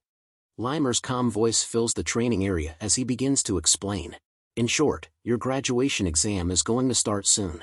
You can't stay as trainees forever, after all." One of the trainees speaks up, curiosity etched on their face. "I heard the graduation exam usually consists of gaining the instructor's recognition or sparring." Limer's face breaks into a wide smile as he responds. "That's normally the case, but your exam will be a bit different." The trainees exchange worried glances, and one of them asks in shock, "What? What do you mean?" Limer's expression turns serious as he begins to explain their situation. "You've already gained plenty of experience. The spars against Owen, battle experience with the South-North Union, even if they were just grunts. Moreover, you even managed to survive Eden's unexpected attack during your previous mission." Limer's eyes gleam with intensity as he reveals the true nature of their exam. "That's why, instead of some worthless duel or gaining recognition from the instructors, you'll be going out into the world by yourselves, to see how big and vast it is." Limer's smile grows wider as he drops the bombshell. The topic of this graduation exam is survival. Limer's expression turns serious as he delves into the details of the survival test. In a month, you will abandon your status as a Sieghart trainee, and survive in various locations on the continent with a single sword in your hand. The trainees' faces drain of color as they process the daunting task ahead. Limer's gaze sweeps across the trainees, his eyes glinting with a hint of amusement. Of course, I have an alternative exam prepared, for those who are afraid. Runan, standing behind Raon, leans in to whisper a question. Are you going to do it? Raon turns his head, his eyes locking onto Runan's, a determined glint in his gaze. Of course, I will. Runan's face sets in determination as she responds to Raon. Then I'll do it, too. She turns her head, her eyes fixed intently on Limer. Raon's eyes widen in amazement as he looks at Runan, clearly surprised by her sudden decision. Ben whispers to Martha, seeking reassurance. The instructor must have a reason for it. I'm also going. Martha's expression remains calm, her voice laced with a hint of detachment. I'm used to that kind of survival, since I've been doing it from the moment of my birth. Limer's eyes narrow slightly as he listens to the group's conversation, a hint of surprise in his voice. Hey, not just Raon, all of you, aren't you deciding too easily? Do you have any idea where I'm going to dispatch you? Limer's gaze lingers on Raon, his expression serious. Especially you, Raon. Since you're the top trainee, your decision might cause the others to follow along without thinking about it. Raon's eyes lock onto Limer's, a hint of determination in his voice. I'm sure it will be a difficult journey, but I'm fully aware that you wouldn't have thought this through lightly, instructor. Raon's words are laced with conviction. After all, you don't give us any trials that we can't overcome. Limer's face illuminates with a warm smile, clearly pleased with Raon's response. Limer's voice is infused with joy and a hint of teasing. You're commendable, but I won't go easy on you because of that. With a flourish, Limer pulls out a paper and clears his throat, a serious tone taking over. I'm going to tell you your destinations now. Limer's voice rings out as he begins to rattle off the names and destinations. Levine Desert for Ben, Sand Canyon for Martha, Catan Jungle for Runan. Limer pauses for a moment, a hint of drama in the silence. Lastly, Haben Castle in the northeast, is for Raon. Raon's eyes widen in shock, his mind racing with the implications. Haben Castle. Limer's gaze lingers on Raon, a serious tone in his voice. Raon, your destination, Haben Castle, is a battlefield where you'll have to fight monsters appearing from the northern sea and Stalin Mountain every day. Limer's words paint a grim picture. It's a place so treacherous, it's earned the name Hellish Battlefield, where warriors don't even have time to sheath their swords. Limer crouches down, his eyes narrow slightly as he gazes at Raon from the high platform. This is the same for the others, but you're going to have a hard time. Raon's eyes widen in shock, his face pale and speechless. Limer stands up, his expression serious. All right, make sure to thoroughly prepare yourselves. There's about a month until your departure. Days pass after Limer's briefing, and Raon's determination to prepare for his mission is on full display. In front of the annex building, Raon trains intensively with his sword, his movements swift and precise. Sylvia and Helen watch from a distance, their eyes fixed on Raon's training session. Helen's brow furrows in concern as she turns to Sylvia. Ma'am, don't you think the young master has been training too severely recently? He's been at it for days, and he's even cutting back on his sleep. Sylvia's expression mirrors Helen's concern, her eyes fixed on Raon's intense training session. Meanwhile, Raon swings his sword down in a powerful arc, his movements fluid and deadly. Helen's voice takes on a sincere tone, her concern for Raon's well-being evident. I'd like him to refuse that test. After all, it's an extremely dangerous place. Sylvia's expression remains thoughtful, her eyes still fixed on Raon as he continues his intense training. Sylvia's gaze lingers on Raon, her voice filled with a mix of concern and understanding. That's true, but it's also clear that this is an opportunity for Raon's growth. Since Haben Castle is his graduation exam, he must be trying to get into his best condition. Helen's expression remains worried, but Sylvia's words offer a nuanced perspective on Raon's intense training. Sylvia's expression softens, a supportive smile on her face. We should just support him from behind, so he can focus on his training. Meanwhile, Raon continues his intense training, his movements swift and determined, his eyes fixed on his goal. Raon's sword slices through the air, his movements a blur as he pushes himself to his limits. His thoughts echo in his mind, a mix of determination and self-doubt. I'm getting tired. I've increased the intensity of my training even further this week, after hearing the details of the exam, but I still can't get rid of this feeling that it's not enough. Raon's mind wanders to the formidable foes awaiting him at Haben Castle. His thoughts take on a serious tone, acknowledging the monster's formidable strengths. The monsters at Haben Castle have tough skins and massive bodies that are hard to cut, even with a blade. Since attack and defense are well balanced in Sieghart's swordsmanship, I'm bound to be at a disadvantage. Raon's eyes narrow, his mind racing with the daunting prospect of facing multiple monsters at once. And to make matters worse, they'll be attacking me in groups, non-stop. Raon's hand tightens around the hilt of his sword, his mind focused on the challenges ahead. He contemplates his options, considering the powerful techniques at his disposal. I can use the 10,000 Flames cultivation sword techniques, but since they're such powerful techniques, their aura consumption is also huge. That makes them dangerous in an extended battle. Raon's hand instinctively rises to touch his chest, his thoughts turning inward. He reflects on the strengths that have carried him this far, but also acknowledges their limitations. The Ring of Fire has been making up for this so far, but I can't rely on the 10,000 Flames cultivation and the Ring of Fire forever. As he raises his sword, his eyes gleaming with determination as his thoughts press on. Time is of the essence, and he knows he must make the most of the remaining weeks. I have 3 weeks left until departure. I need more information about Haben Castle, and a technique that can complement the 10,000 Flames cultivation.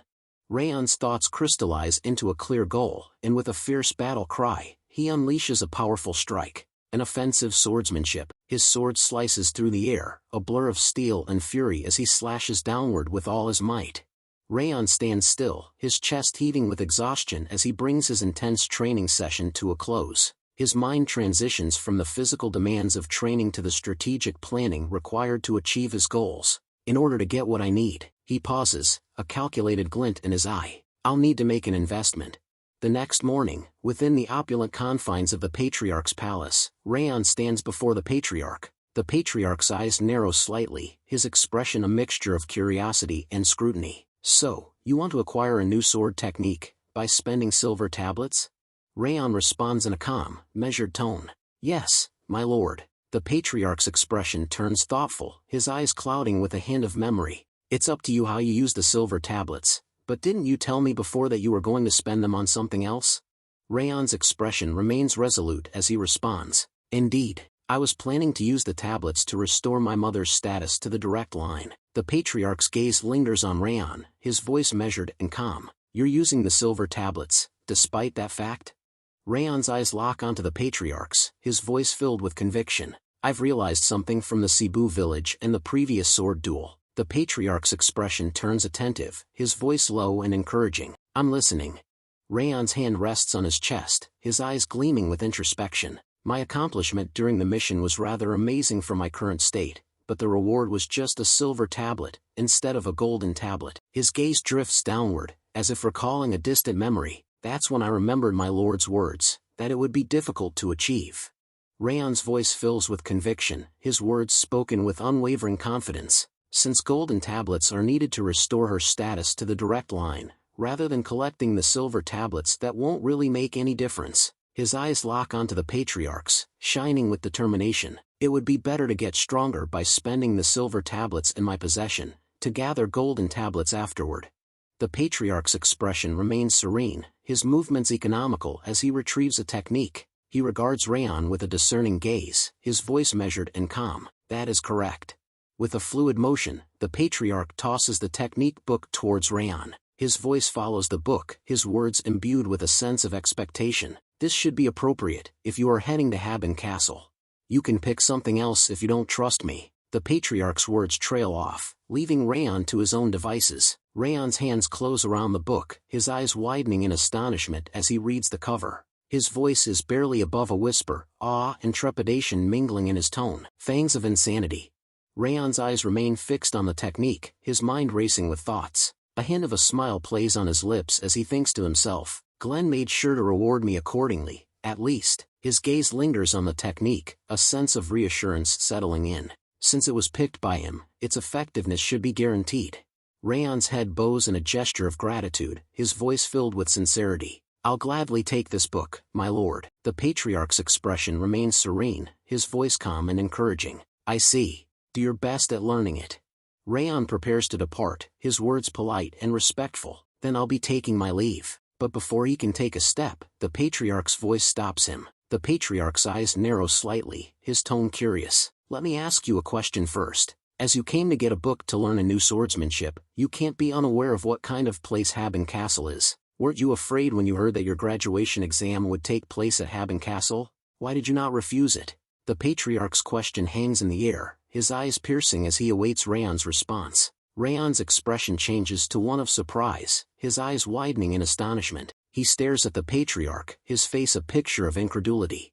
Raon's voice is filled with conviction as he responds, I realized it after fighting Eden. The Patriarch's eyes sparkle with curiosity, his brow furrowed in intrigue. What did you realize?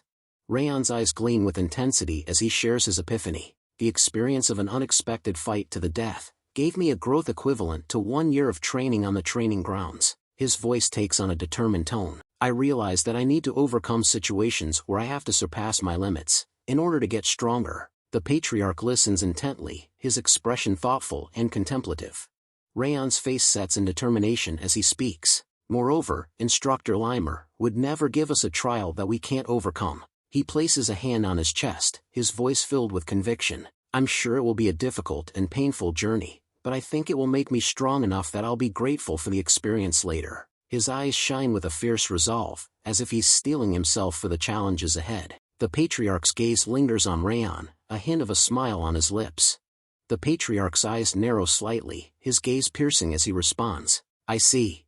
The Patriarch's expression turns solemn, his voice taking on a serious tone. Raon Sieghart, let me tell you one last thing before you leave. Raon's eyes widen in curiosity, his gaze locked onto the Patriarch's as he awaits the impending revelation. The Patriarch's words are laced with wisdom, his eyes gleaming with a deep understanding. There are more than one ways of using a sword technique. Broaden the range of your thoughts. His declaration hangs in the air, a profound truth that resonates deeply, as if challenging Raon to think beyond the boundaries of conventional wisdom. Raon's face breaks into a grateful smile as he bows deeply. Thank you for your advice. His words are sincere, his demeanor respectful, as he acknowledges the Patriarch's wisdom and guidance. As Raon leaves the Patriarch's room, Limer emerges from the shadows, a hint of a smile on his face as he approaches the Patriarch. This is why I can't stop cherishing Raon. His voice is low and introspective, his eyes gleaming with a deep affection for his student, as if Raon's potential and character have touched his heart. Limer settles into a crouched position, sitting on the ground near the throne as he speaks in a contemplative tone. He is fully aware of my intentions already. A warm smile spreads across his face. As an instructor, there's nothing more gratifying than when he understands my intentions. His eyes sparkle with satisfaction, his expression radiating pride and fulfillment as he reflects on Raon's growth and understanding. Limer's voice trails off as he says, he is definitely different from that nag, Ben, or that foul-mouthed Martha. But before he can continue, the Patriarch's voice cuts in, his tone dripping with amusement. What a terrible teacher, insulting your disciples behind their backs. Limer's eyes widen in shock, his face freezing as he realizes his mistake. Limer swiftly attempts to change the subject, his voice taking on a more formal tone. By the way, I didn't expect you to give him the fangs of insanity. After all, that's worth a golden tablet. He tries to divert attention from his earlier faux pas, instead focusing on the Patriarch's unexpected decision to bestow the valuable fangs of insanity upon Raon. Limer's eyes sparkle with amusement as he teases the Patriarch. Your love for your grandson is as boundless as always. The Patriarch's expression turns stern, his voice taking on a warning tone. You talk too much, Limer. Limer's grin widens as he responds with a hint of mischief. I've actually been talking less recently. His tone is laced with sarcasm, and he seems to be enjoying the verbal sparring match with the Patriarch. Limer's expression turns serious, his brow furrowed in concern. But the fangs of insanity is a rather violent swordsmanship. I'm worried about whether Raon will manage to control it. The Patriarch's response is nonchalant, his voice tinged with a hint of detachment. Since I gave him the book, my job is done. His words imply a sense of relinquished responsibility, as if he's washed his hands of the matter, leaving Raon's fate to unfold on its own. The Patriarch's words are final, his tone leaving no room for debate. It's up to him whether he learns it or not. Meanwhile, Raon walks outside of the Patriarch's room and Wrath fly beside Raon, their eyes scanning the pages of the ancient book. Raon's gaze lingers on the intricate illustrations, his mind absorbing the complex technique. The fangs of insanity. His voice is barely above a whisper, his eyes gleaming with a mix of curiosity and trepidation as he contemplates the powerful and volatile swordsmanship. Limer's eyes sparkle with amusement as he begins to tease the patriarch once more. Despite your claims, you gave him an important piece of advice. It's a grandfather's love for his grandchild. His voice is laced with a hint of playful sarcasm, and he seems to be enjoying the opportunity to poke fun at the patriarch's attempts to maintain a detached demeanor. Limer's words strike a chord, and the patriarch's expression falters for a moment. The patriarch's demeanor changes in an instant, his eyes flashing with a hint of energy. He raises his hand, and a subtle yet powerful force erupts from his fingertips, binding Limer in place. It can't be helped. The patriarch's voice is calm, but firm, as he restrains Limer with his energy. Limer's eyes widen in surprise, his voice caught in his throat as he utters a startled, "Ha!" The patriarch's eyes narrow slightly as he approaches Limer, his voice taking on a hint of dry amusement. "Since you can still run your mouth, you must be fully healed from your previous battle's aftereffects." Limer's expression changes from surprise to alarm, and he raises his hands in a placating gesture. "Wait, calm down, my lord. I haven't fully recovered yet." His voice is tinged with a hint of desperation, and he seems to be trying to deflect the patriarch's attention, fearing that he might be in for a stern lecture or worse. The patriarch's eyes gleam with a hint of stern amusement as he declares, "Since you look like you've recovered somewhat, I'll teach you a lesson." With a swift motion, he raises one hand, and with the other, he grabs Limer's head, holding it in a firm grip. Limer's eyes widen in fear as he tries to apologize. "My lord, I apodash." But before he can finish, the patriarch's hand comes down, and a loud smack echoes through the palace halls. Limer's pain yelp rings out, "Agh!" The sound startles Raon and Wrath, who are walking nearby, and they exchange worried glances. The patriarch's stern expression remains unchanged as he continues to scold Limer. Sometimes later, inside Raon's room, Raon's eyes skim the pages of the ancient book once more, his brow furrowed in contemplation. He speaks to himself in a hushed tone. Is this swordsmanship really worth a silver tablet? His voice trails off, lost in thought as he weighs the value of the Fangs of Insanity technique. Raon's eyes widen, and his voice takes on a note of conviction. But this swordsmanship must be. He pauses, as if searching for the right words. Raon's eyes gleamed with a mix of fascination and reverence as he thought about the sword's technique. Fangs of Insanity, just like the name implies, it's an intuition sword's technique of the highest degree, Raon thought to himself, his mind racing with the possibilities. He envisioned the technique in action, relentlessly attacking its opponent with a frenzied intensity, poised to tear into their throat like the fangs of a savage beast.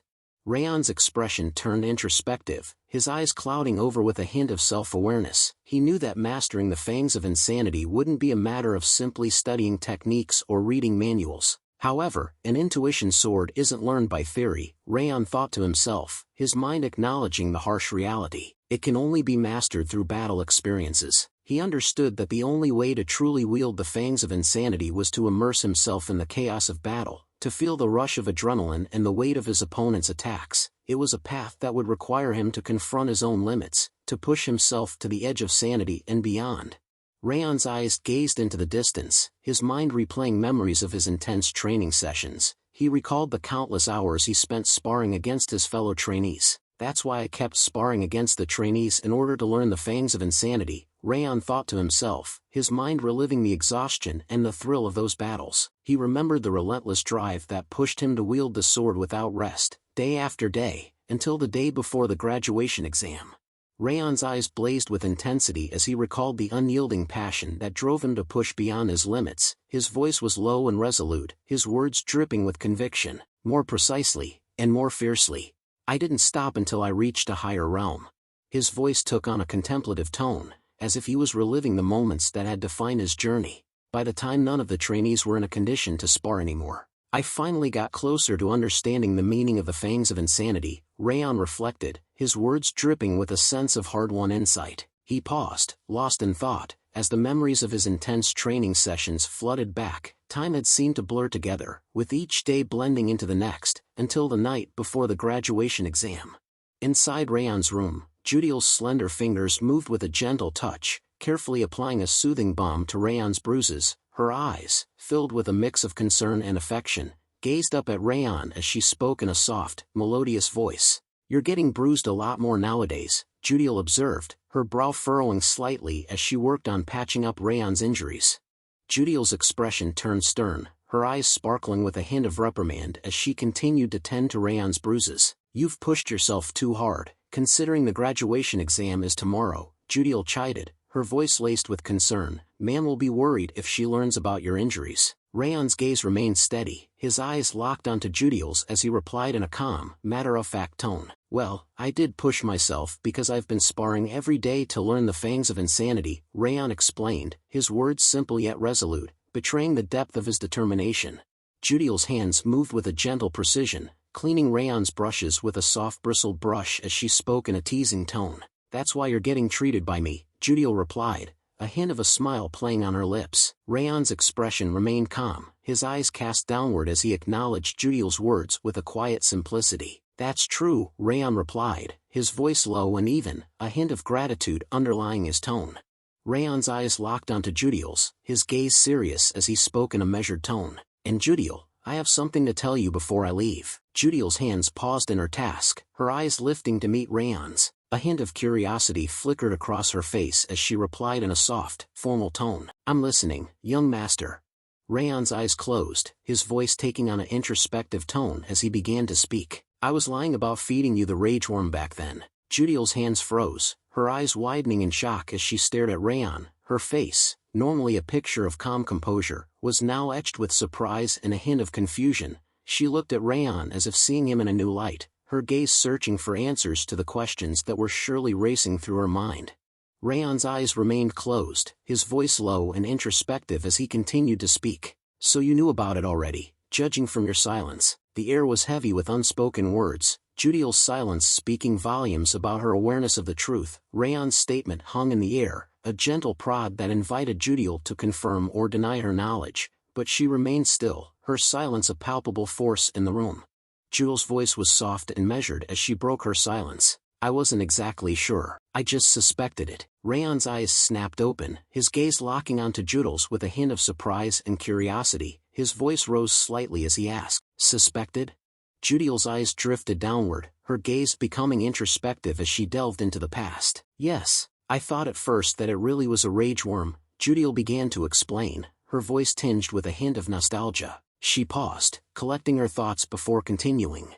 Judiel's voice took on a vulnerable tone, her words revealing a glimpse of the fear and desperation she had felt in that moment. "I couldn't afford to think of it as a lie either," Judiel admitted, her eyes still cast downward. "I was afraid, and all I could think about was my desire to live." Her voice barely above a whisper, Judiel's words conveyed the raw emotion and primal fear that had driven her actions, and the depth of her will to survive. Judiel's voice softened, a warm smile spreading across her face as she continued to speak. "However, I gradually felt at ease with the warmth of the people in the annex building," Judiel said, her eyes lighting up with a sense of gratitude. "And the young master treated me as a human being, without asking anything in return," Judiel added, her gaze shifting to Raon, her expression filled with a deep appreciation for the kindness he had shown her. Her words spoken with a sense of awe and gratitude. "You even prepared a measure for me to avoid the Central Martial Palace's suspicion. To save me," Judiel said, her eyes locked onto Raon's, shining with a deep appreciation for the young master's thoughtfulness and protection. She gazed at Raon with a newfound understanding. "And I realized after a few other things happened afterward. That face you were making toward Lady Sylvia, and those eyes when you were warning me." Judiel's eyes narrowed slightly, her expression a mixture of curiosity and insight, as if she had finally pieced together a puzzle that had been eluding her. Judiel's voice was barely above a whisper, her words spoken with a sense of wonder and realization. "You were just trying to protect this annex building," Judiel stated, her eyes locked onto Raon's, filled with a deep understanding and appreciation for the young master's selfless actions. "That's why I started to think that you might not have used a rage worm, but I wasn't sure about it, since it was just a suspicion." Judiel's expression shifted, her eyes narrowing slightly as she asked the question that had been lingering in her mind. "Why did you tell me?" Judiel asked, her voice tinged with a hint of curiosity and a touch of vulnerability, as if she was seeking to understand the motivations behind Raon's revelation. Judiel's eyes widened in surprise, her gaze snapping back to Raon's face as she processed his words. "Because you've changed, Judiel." Raon's statement hung in the air, his eyes locked onto hers with an intensity that made Judiel's heart skip a beat. Raon's eyes cast downward, his voice taking on a contemplative tone as he began to explain. Just like you've been watching me, I've been watching you as well, Raon said, his words measured and deliberate. You've been acting under a mask all along, Raon continued, his gaze still directed downward, but your true feelings started to show up. In the day when Raon came to the annex building and acted violently, you were truly willing to throw yourself forward to protect Mom and Helen, Raon said, his tone filled with a quiet understanding. He paused, the silence between them growing thicker. Raon's eyes lifted, his gaze meeting Judiel's as he nodded slightly. There was information about Haben Castle on my bed, Raon said, his voice low and gentle. You made this for me, right? He paused, his expression softening further. Thanks to you, this proven extremely helpful. Raon's voice was filled with genuine gratitude as he spoke up, his eyes locked onto Judiel's. Thank you, Judiel, Raon said, his words sincere and heartfelt. Judiel's eyes dropped, her face clouding over with a mix of emotions, guilt, shame, and regret. Judiel's voice cut through the silence, her words unexpected and intriguing. I have a younger brother, Judiel said, her eyes still cast downward, her voice barely above a whisper. Judiel's voice cracked with emotion, her eyes welling up with tears as she spoke, her face etched with a deep sadness. I don't know where he is, nor what he is doing, Judiel said, her words barely above a whisper, because we were separated when we were sold. Her shoulders slumped, her body language conveying the weight of her sorrow, as if the pain of being torn from her brother still lingered, a fresh wound that refused to heal. Judiel's eyes glazed over, her gaze drifting into the past as she recalled the promise that had been made to her. But because they said they'd allow me to see him one day, Judiel's voice was laced with a mix of longing and desperation, I had to obey their orders. Her face contorted in anguish as she bowed her head, her voice cracking with emotion. I'm sorry, young master, Judiel whispered, her words barely audible through her tears, as she apologized for secrets kept and loyalty tested. Raon's voice cut through Judiel's sobs, his words firm and resolute. I'll save him, Raon said, his eyes locked onto Judiel's, his gaze burning with determination. Judiel's tears paused, her body freezing in shock as she gazed up at Raon, her eyes wide with incredulity. She stared at him, her face wet with tears, her expression a mix of hope and disbelief, as if she dared not believe the promise he had just made. Raon's eyes narrowed, his jaw set in determination as he began to explain, his voice low and resolute. As long as Karun is going after me, we'll have to clash eventually, Raon said, his words measured and deliberate. He paused, his gaze intensifying as he continued, and once we settle the matter with Karun, I'll find your brother, by any means, as long as he is alive. Judiel's eyes remained fixed on Raon's, her tears slowly drying as she listened to his promise, her expression a mix of hope and gratitude. Judiel's voice was laced with curiosity, her eyes searching Raon's face for answers. I'd like to ask a question, Judiel said, her words hesitant, as if she was unsure of how Raon would react. Raon's expression changed, his eyebrows rising in surprise as he looked at Judiel, his gaze piercing. Judiel continued, her voice steady. Why did you tell me about the rage worm? What if I delivered the information about you to Sir Karun? Raon's eyes narrowed, his face unreadable, as if he was weighing his response, the air thick with anticipation. Raon's voice was filled with confidence, his eyes gleaming with a hint of amusement. I figured you wouldn't do that, Raon said, his words simple, yet assured. Judiel's laughter cut through the air, her eyes sparkling with mirth as she spoke. Ha! What a ridiculous response. Raon's eyes locked onto hers, his voice low and even as he asked, so, what are you going to do? Judiel's voice was firm, her eyes shining with a newfound sense of purpose as she responded, her words laced with determination. I will follow you, master, Judiel said, her head bowed slightly, her gaze fixed on Raon's. Her voice took on a note of devotion, her words heartfelt, as she continued, please tell me anything you need. Raon stood up from his chair, his movements fluid and confident, as he spoke, his voice clear and authoritative. All right, I'll leave the annex building to you while I'm away, Judiel, Raon said, his eyes locked onto hers, his gaze serious. Judiel immediately dropped to her knees, her head bowed in respect, as she replied, her voice firm and resolute. Yes, please leave it to me, Judiel said, her words filled with determination, as she accepted the responsibility entrusted to her. The darkness of night gave way to the warmth of dawn, and the morning of the graduation exam finally arrived, filled with anticipation and nervous energy. In the training hall, the atmosphere was electric, the air thick with tension as students gathered, their faces set with determination, their eyes burning with a fierce competitive spirit. Limer stood tall on the high platform, surveying the sea of trainees gathered before him, his voice booming across the training hall as he began to speak. "It's time for your graduation exam," Limer declared, his words clear and authoritative, his gaze sweeping across the crowd, meeting the eyes of the eager trainees. Limer's voice echoed through the training hall, his words painting a vivid picture of the challenge ahead. "All you need to do is to survive on your own for a year and return," Limer continued, his gaze intensifying, as if daring the trainees to accept the challenge. His voice took on a note of promise, as he added, "If you overcome this trial, you should be able to rise even higher." Limer's voice rang out once more, "Then it's time for the top trainee to say something." The room fell silent, all eyes turning to Raon, who stood tall, his expression calm and collected. Raon's gaze met Limer's, and for a moment, he thought to himself, "He always asks me to do something like this, even though it doesn't suit me."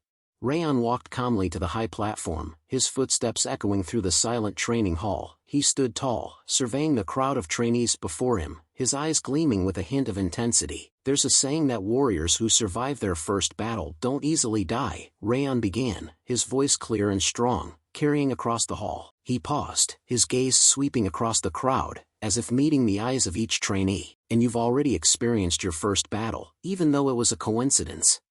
Trainees listened intently, their faces set with determination, as Raon's words painted a vivid picture of their shared experience. "Everyone managed to survive, and the mission was completed, in a situation that left you with no choice but to die," Raon said, his voice filled with conviction, as if the memory of their triumph still resonated deeply within him. The trainees' eyes shone with a fierce resolve, their jaws clenched in determination, as they absorbed Raon's words. Raon's gaze swept across the crowd, his eyes burning with intensity, as he continued, "That's why you aren't going to die, just like the saying. Get stronger and return, to be worthy of the 5th training ground's name." The training hall fell silent, the only sound the quiet murmur of resolve, as the trainees internalized Raon's words, their hearts filled with a newfound sense of purpose. The training hall erupted into a thunderous chant, as the trainees shouted in unison, their voices echoing off the walls. "Win and survive. Let's go," they bellowed, their fists raised high in the air, their faces set with determination and excitement. Limer's eyes crinkled at the corners as he gazed at Raon, a warm smile spreading across his face.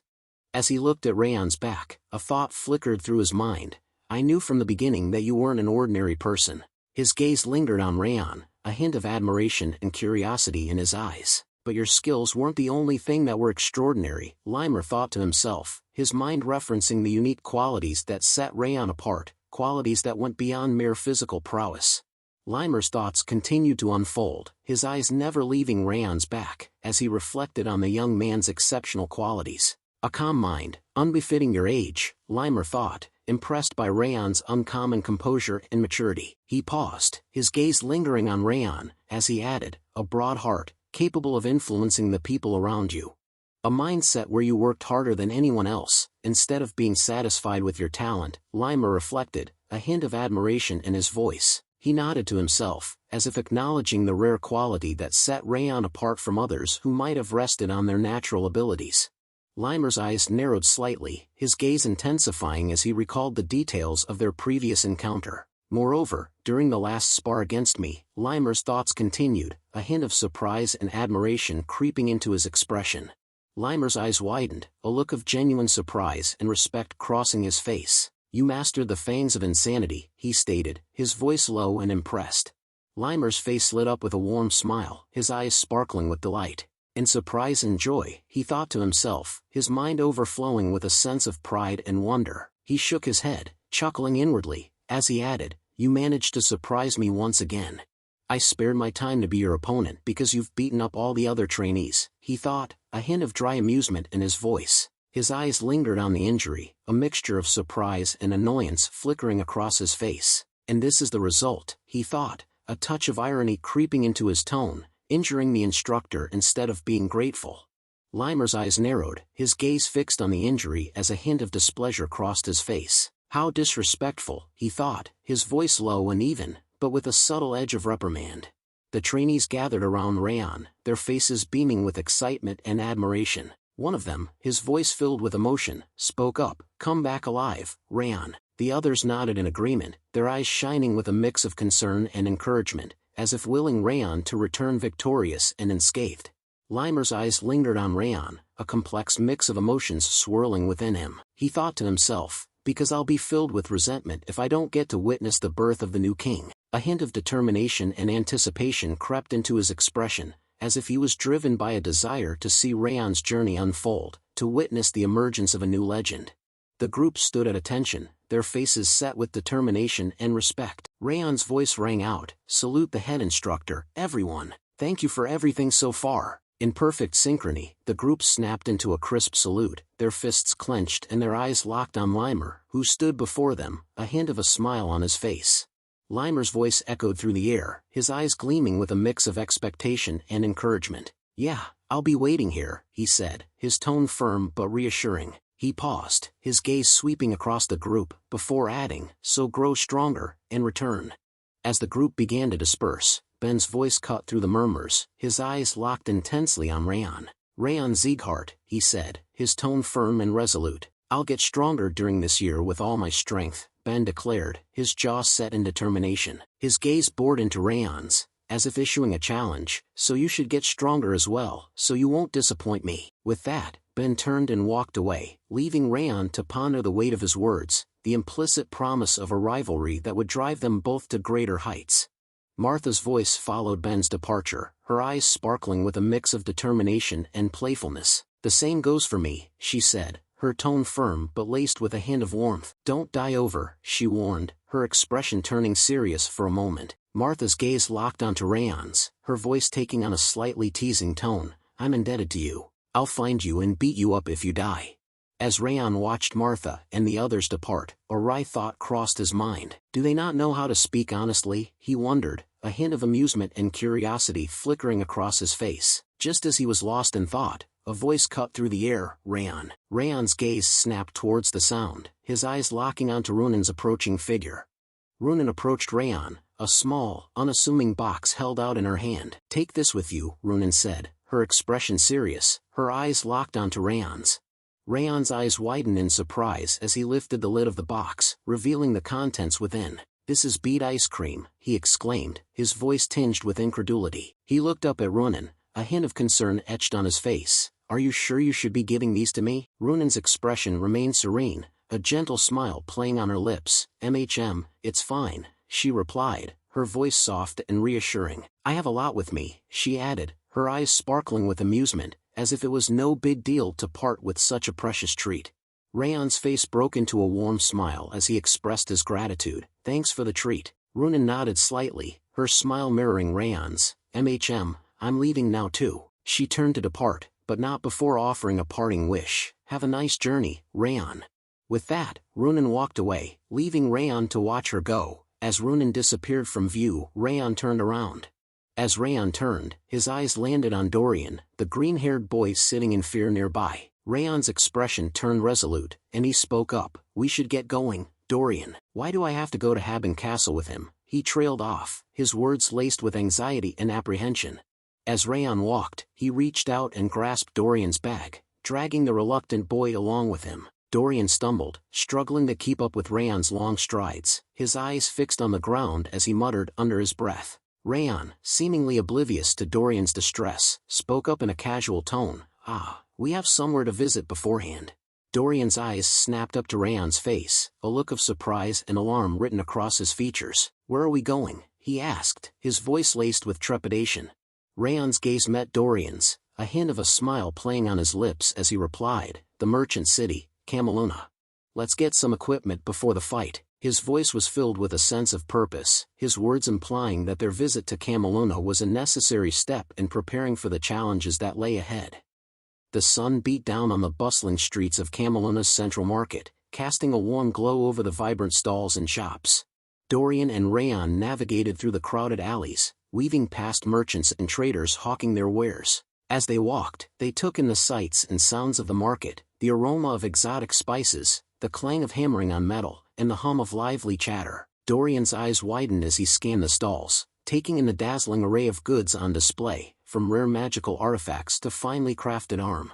Raon's eyes scanned the market stalls, his gaze lingering on the various goods on display. But as he walked, a hint of disappointment crept onto his face. There's lots of stuff around here, but what I need is nowhere to be found, he thought to himself, a note of frustration creeping into his mental voice. He paused for a moment, his eyes narrowing as he considered his options. A sly glint crept into his eye as he thought, I guess the real deal can only be found on the black market.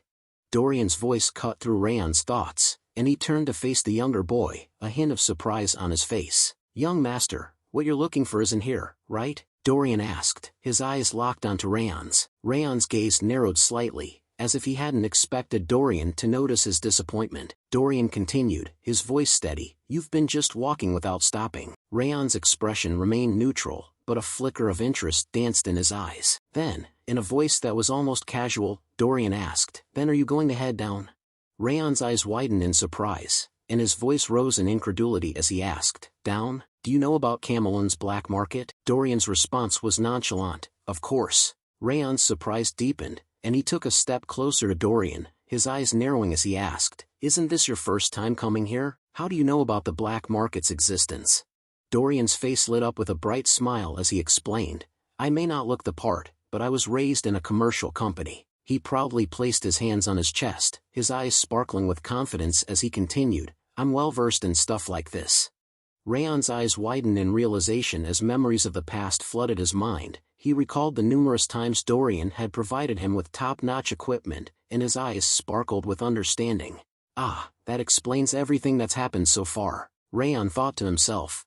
Raon's thoughts clicked into place as he realized that Dorian's merchant background explained his surprising knowledge and skills. I had an inkling, but I didn't think he was really from a family of merchants, a hint of amusement dancing in his eyes. He mentally noted that he wouldn't need to beat around the bush with Dorian, since the green-haired boy had openly acknowledged his background. With a decisive nod, Raon spoke up, his voice firm and resolute, all right, then let's head to the black market right now.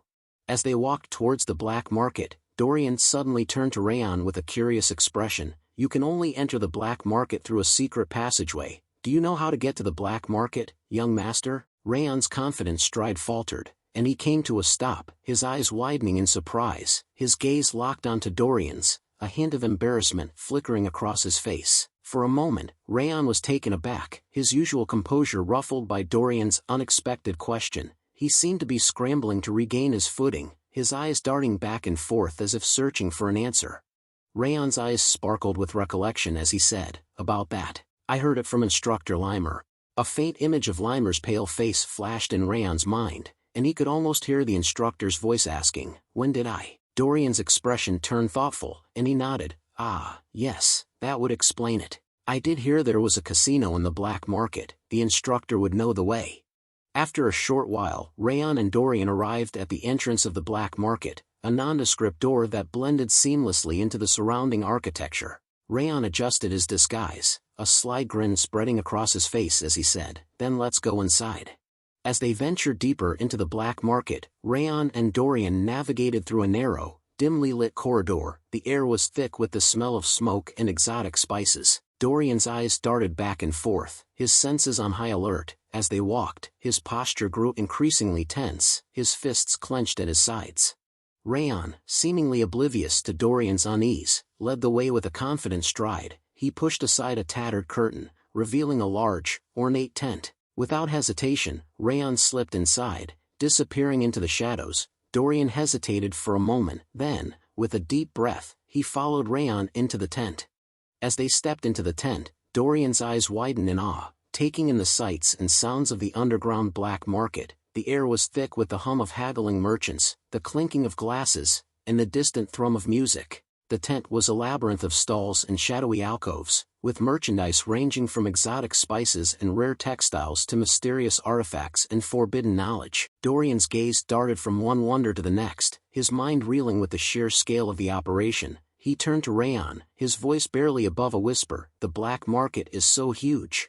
Dorian's eyes continued to widen as he took in the sights and sounds of the black market. He shook his head, still trying to process the sheer scale and organization of the underground market. I can't get used to it, he breathed, his voice full of wonder. What's more, it's even cleaner than the marketplace on the surface. As Dorian spoke, Raon's gaze swept their surroundings, his eyes scanning the stalls and the people milling about. He seemed to be searching for something. Raon's attention snapped back to Dorian, and he asked, his voice low and even, "Do they have what you're looking for?" Raon's eyes narrowed as he reached into his pocket and pulled out a sleek, leather-bound auction catalog. "I need to check the auction catalog to find out," Raon replied, his voice focused on the task at hand. As he scanned the pages, his eyes scanned the listings, searching for the item he was looking for. Dorian watched with interest, curious about what Raon was searching for.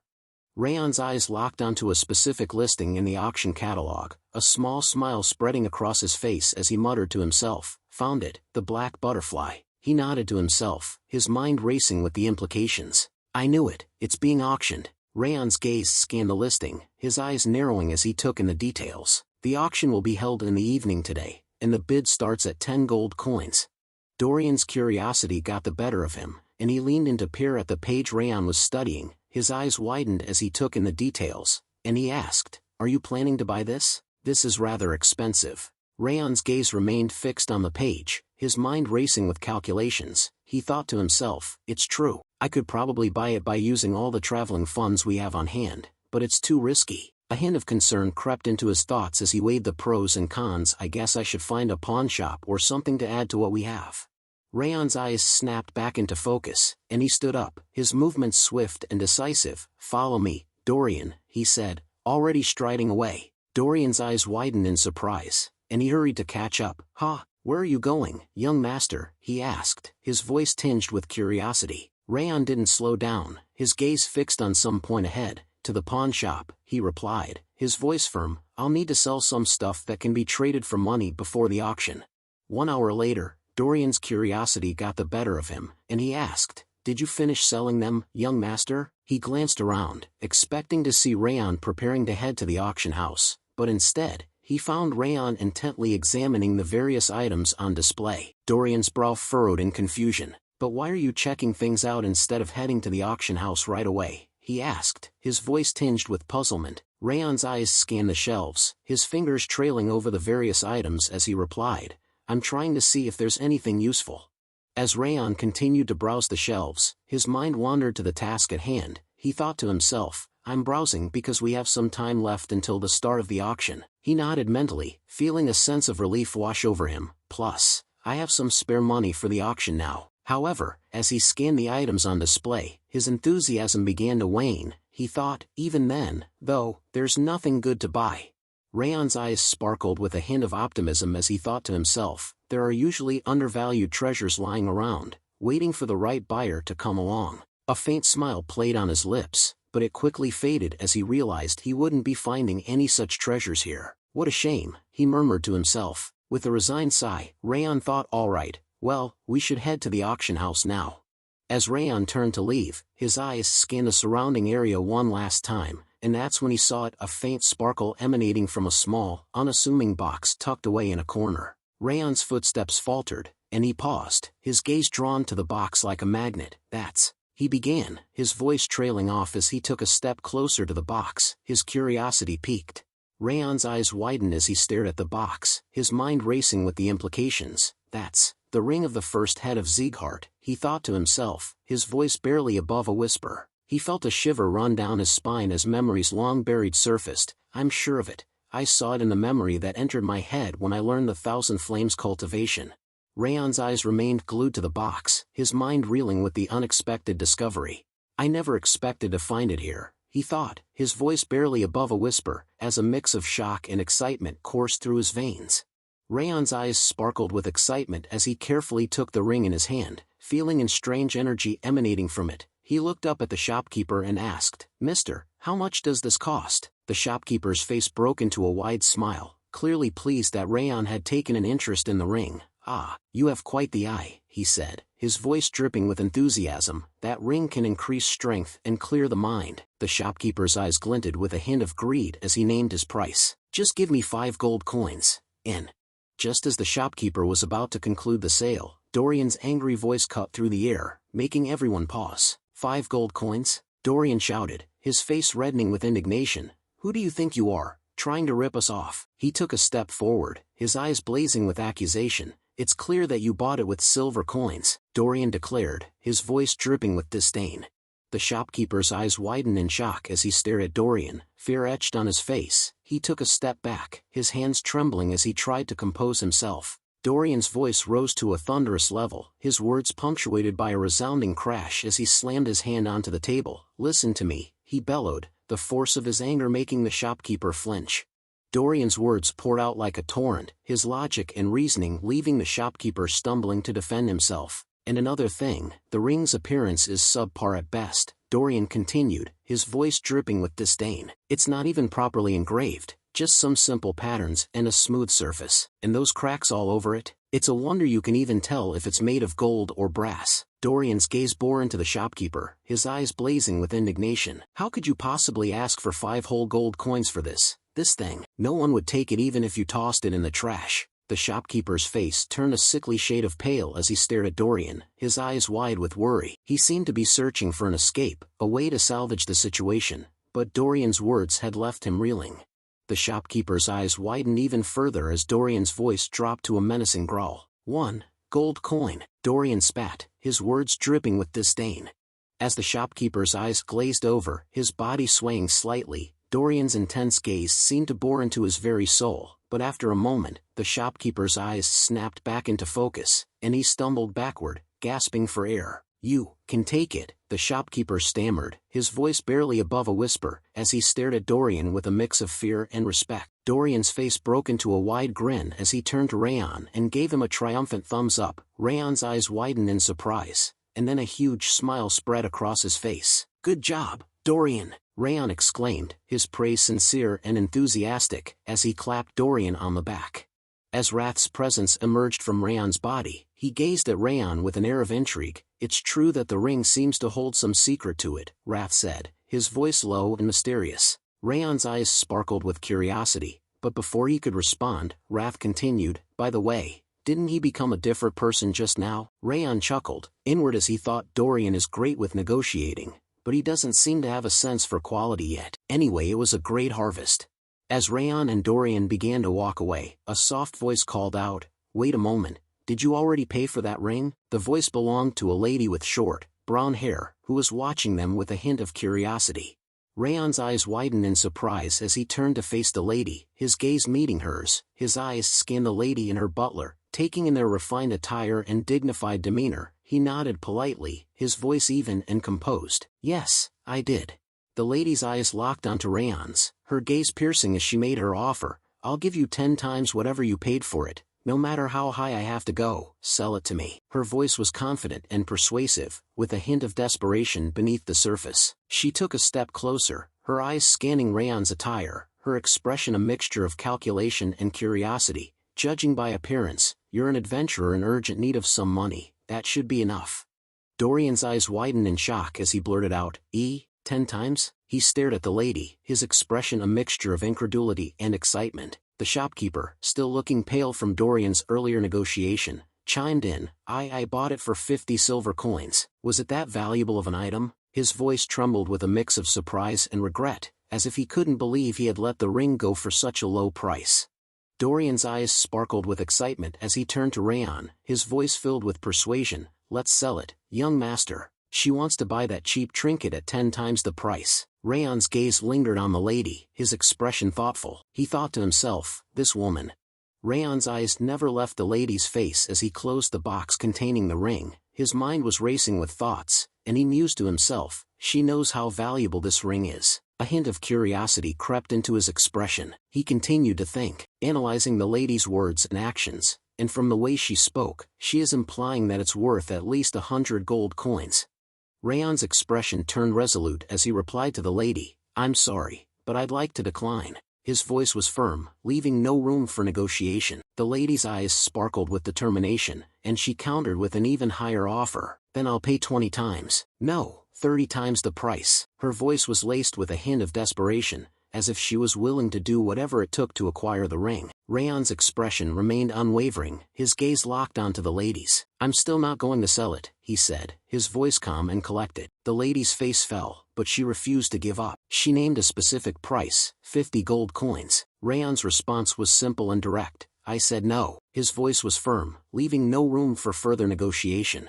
As Raon turned around to leave, he spoke over his shoulder, his voice polite but firm. "I'm sorry, but I don't like to sell my belongings. I'm not going to sell it no matter how much you are willing to pay." The lady's face froze, her eyes wide with surprise.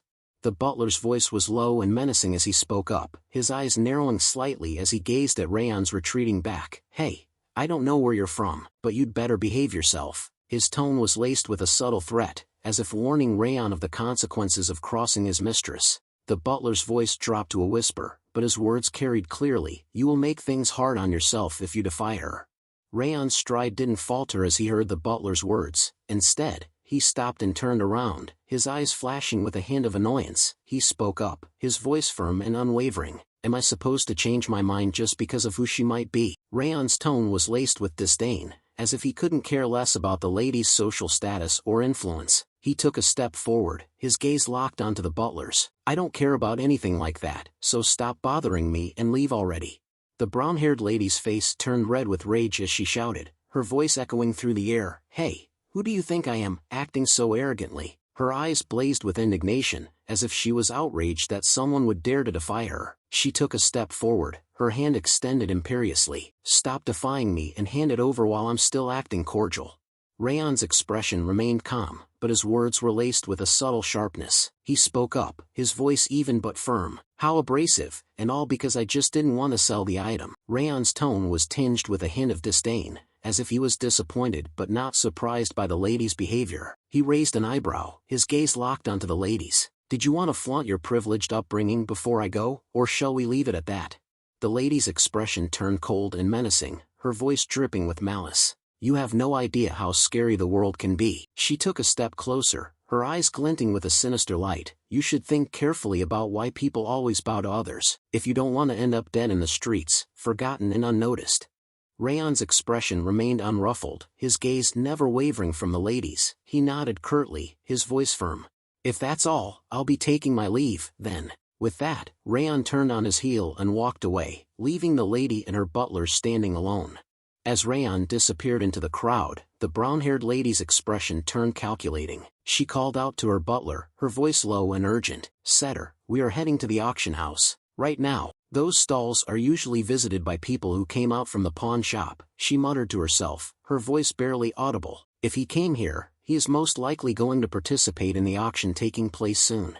The brown-haired lady's eyes blazed with determination as she declared, her voice dripping with venom. "I'm going to take away what he is trying to buy, no matter what."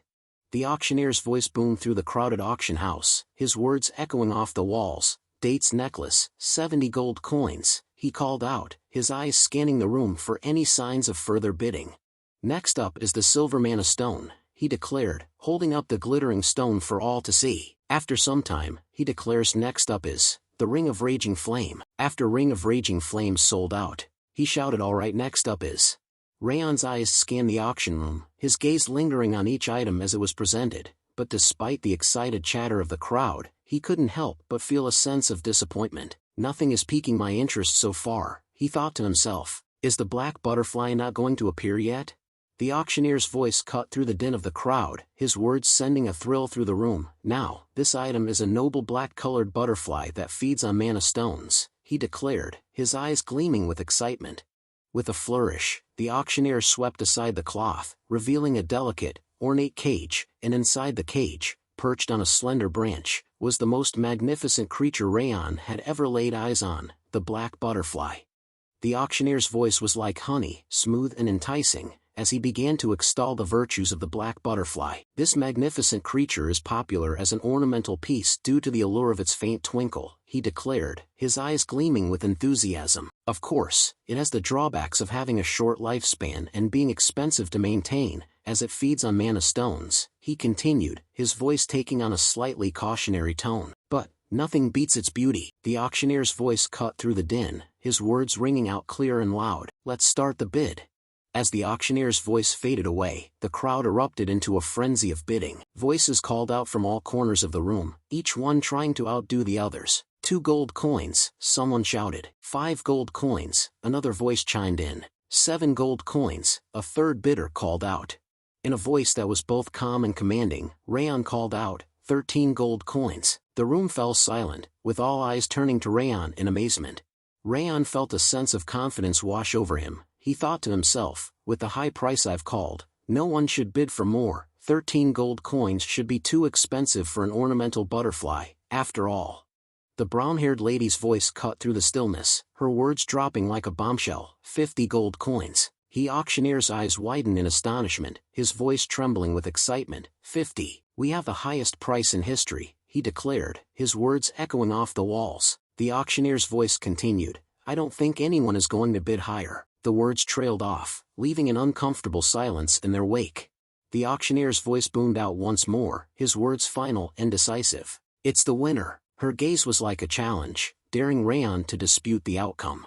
The brown-haired lady turned to her butler, Setter, and called out, let's leave. Setter's expression remained impassive as he replied, Are you only bidding on the black butterfly, milady? The lady's smile never wavered as she responded, Yeah, that man wasn't at all interested in other items. On top of that he bid on that butterfly for a higher price than normal.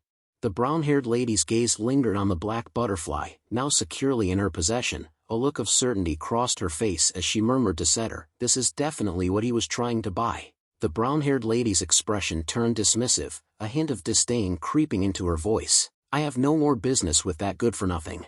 Dorian's voice was laced with concern and urgency as he spoke up, his eyes fixed on the departing figure of the brown-haired lady. She's that person from earlier. She isn't even trying to hide her malicious intent. He turned to Raon, his expression serious. What should we do, though? It will take some time for another black butterfly to appear in the auction. Raon's response was calm and collected, but it caught Dorian off guard. Dorian, don't worry about it. Go outside and get some attire for night travel. Dorian's eyes widened in surprise, and he took a step back, his voice laced with confusion. What? Raon's words were spoken in a low, matter-of-fact tone. I'm going to steal the butterfly that she's purchased. Dorian's eyes went wide with fear as he stared at Raon, his voice trembling. What? Why would you suddenly ask for night traveling outfits? As Raon moved to steal the black butterfly, he couldn't help but think back to his past life as an assassin. Each of the best assassins in the continent had their own characteristics, Raon thought to himself. Speed, smoothness, or sharpness were the advantages for some of them. But I was famous for being the stealthiest of them all. As he reached the destination, his eyes fixed on the black butterfly. With a deep breath, Raon melted into the darkness, hiding behind a nearby wall. As Raon watched the guards, his mind continued to wander back to his past life. He thought about the techniques that had made him a formidable assassin, and one method in particular came to mind. The key was the main footwork that I used in my previous life, the shadowless steps. Raon thought to himself, a hint of nostalgia in his mental voice. I thought I wouldn't really need to use it in this new life, because I'd learned the Supreme Harmony steps, but surprisingly, I have to use it. 10 minutes ago, Dorian appeared beside Raon, holding out a neatly folded bundle of dark clothing. Here's the night traveling outfit that you asked for, young master. Raon's eyes flicked towards Dorian, a hint of approval in his gaze. Good job, you managed to acquire a pretty decent one in such a short time. Did you figure out anything about that masked woman? He asked, his voice low and cautious. Raon's expression was neutral, but a hint of intrigue flickered in his eyes. Dorian's hand paused mid-scratch, his eyes darting towards Raon with a mixture of hesitation and trepidation. Actually, about that. Raon's eyes narrowed, his voice taking on a slightly sharper tone. What? Why are you hesitating? Dorian's voice trembled slightly as he spoke, his eyes wide with concern. Young master, I think we should stop. I heard from people around here that she's actually Princess Jaina, of the Balker Kingdom. Dorian's voice was laced with a mix of awe and trepidation as he continued to share what he knew. Her talent in magic has been exceptional since childhood, but on top of that, she possesses an outstanding ability to appraise magic items, making her especially favored by Balker's king. Dorian's voice was laced with a hint of resignation as he spoke. It's unfortunate, but we should give up this time and wait for the next. Raon chimes in, which implies, she is most likely the black market's VIP. Raon's smile grew wider as he spoke, his voice taking on a hint of excitement and calculation. They should still be conducting an additional appraisal for the auction item, and unlike other ordinary participants, the princess's item shouldn't have reached her personal room because she's a VIP. Raon's eyes gleamed with a mischievous spark. Now would be the safest time to steal it, while the black market still has possession rights for the auction item. I'll be back. Dorian, wait a moment. Young master. Dorian's voice was laced with panic as he called out to Raon, but it was too late. Raon had already sprinted out of the room, leaving Dorian to worry and fret. As Raon ran, he tossed a casual reply over his shoulder, "Just wait a moment." Sometimes later, Raon stood motionless behind the walls, his eyes fixed on the scene unfolding before him. A small, satisfied smile crept onto his face as he thought to himself, as expected, the princess's auction item hasn't been delivered to her guest room yet. The two auction house guards sat lazily, their eyes fixed on the cards in their hands as they played a game to pass the time. One of them gazed over at the black butterfly, its delicate wings glimmering in the dim light. "To buy a useless ornamental butterfly like this for 50 gold coins, the guard muttered, shaking his head. "No matter how I try, I just can't understand what rich people are thinking." The other guard chuckled and replied, "They must have needed it for whatever reason. Stop caring about that and show your cards already." Raon's eyes remained fixed on the black butterfly, his gaze burning with intensity as he thought to himself, "The black butterfly is over there, there are staff members next to it, but they're distracted by their game." Raon's eyes never left the black butterfly as he thought to himself, in this case, his mind worked quickly, calculating the best course of action. After a moment, he manipulated his mana, sending it out like an invisible thread towards the black butterfly. His eyes followed the thread, his focus solely on the delicate, ornamental creature. A black butterfly is casually stored in a bird cage, Raon thought, his eyes taking in the details of the scene, because it dies if it stays in an enclosed space.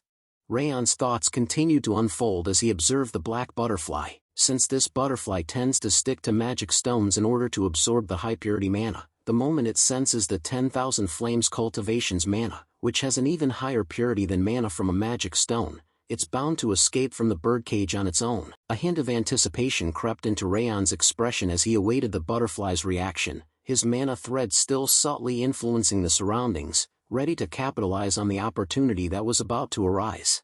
As the black butterfly followed the thread of Raon's mana, it gently landed on his outstretched finger, its delicate wings fluttering softly. Raon's eyes gleamed with satisfaction as he thought to himself, just like that, the butterfly's calm demeanor, as if it had indeed been trained to obey Raon, was a testament to the subtle yet powerful influence of his mana. The guard's eyes lingered on the empty birdcage for a moment, a flicker of confusion crossing his face. His companion, focused on the card game, looked up at him with a hint of annoyance. "What? Why are you distracted? Pull a card already, it's your turn." The guard's eyes widened in alarm as he stared at the empty birdcage, his face pale with panic. "What? Where did the butterfly go?" he shouted, his voice echoing through the room. The other guard, who had been focused on the card game, looked up in shock, his eyes darting towards the empty cage. "What? The butterfly disappeared," he exclaimed, his voice laced with incredulity and concern. The first guard's face turned red with urgency as he yelled, "Damn it! Quick, find where the butterfly went." He and the other guards scrambled to their feet, their eyes frantically scanning the room. Meanwhile, Raon, with the black butterfly safely tucked away in a bag, took advantage of the commotion. He turned and sprinted away, his footsteps light and swift as he vanished into the shadows, leaving the two guards to search frantically for the missing butterfly. Dorian's face was etched with worry as he walked briskly through the dimly lit corridors of the black market, his eyes scanned the crowded passageways, searching for any sign of Raon, his mind racing with worst-case scenarios. Dorian's eyes darted anxiously around the crowded corridor as he walked, his fingers instinctively rising to his mouth to bite his nail, a habitual gesture of nervousness. His mind was racing with the potential consequences of Raon's actions. If the young master gets caught like this, it could become a diplomatic issue with the Balker Kingdom. Dorian's thoughts trailed off, his anxiety spiking. He let out a soft, worried sigh, his chest feeling tight with apprehension. I feel like my heart is skipping a beat," he thought, his usual calm composure ruffled by the looming threat of disaster. Dorian's hands clenched into fists as he tightly gripped his head, his eyes closed in frustration. "No matter how I think about it, I should have stopped him from going," he berated himself, his mind replaying the events that had led to this moment. Just as he was about to continue his self-recrimination, a casual voice cut through his thoughts. "Dorian, what are you doing?" Raon's voice was relaxed, devoid of any tension or urgency, as if he hadn't just pulled off a daring heist. Dorian's eyes widened in surprise as he stared at Raon, his voice laced with a mix of relief and annoyance. "Young master, when did you get here?" Raon's expression was calm and nonchalant, a hint of amusement dancing in his eyes. "Just now," he replied, his voice smooth and even. He chuckled softly, his gaze locked on Dorian's frazzled expression. "You're acting like you've seen a ghost." Dorian's expression changed from relief to curiosity, his eyes narrowing slightly as he thought through the implications. He paused for a moment, collecting his thoughts before asking, "Wait a second, the fact that you're back must imply." Raon's face broke into a wide, triumphant smile as he replied, "Yes, I succeeded." He held up the bag in his hand, the fabric rustling softly as he moved. Dorian's eyes widened in amazement as he stared at the bag, his voice barely above a whisper. "Really?" Raon's expression turned serious, his eyes locked on Dorian's as he spoke. "Well then, let's return to our room." But before they could take a step, a figure emerged from the crowd, her brown hair styled in an elegant fashion. Her eyes sparkled with amusement as she gazed at the pair, a mocking tone dripping from her voice. "Oh my, what an unexpected encounter." The brown-haired lady's smile grew wider, her eyes glinting with amusement as she continued to tease. "How are you feeling? Frustrated?" She paused, her gaze locked on Raon's, before adding, "You must have noticed during the earlier auction, but there's no way for you to win against me." Her voice took on a hint of condescension, her tone dripping with confidence. "It's not too late, though. I'll give you the black butterfly if you hand over the ring. Think carefully, since this is the last opportunity I'm giving you." But Raon's expression remained calm and unyielding, his voice firm as he replied, "Are you deaf? I already said I'm not selling it." The brown-haired lady's expression darkened, her eyes narrowing into slits as she spoke. "It looks like you don't understand when I'm being nice." Her voice dropped to a menacing tone, her words dripping with malice. "You don't want to leave this black market in one piece, do you?" Just as it seemed like the situation was about to escalate, a voice cut through the tension. "My lady," one of the auction house staff called out, hurrying towards the brown-haired lady with a look of urgency on his face.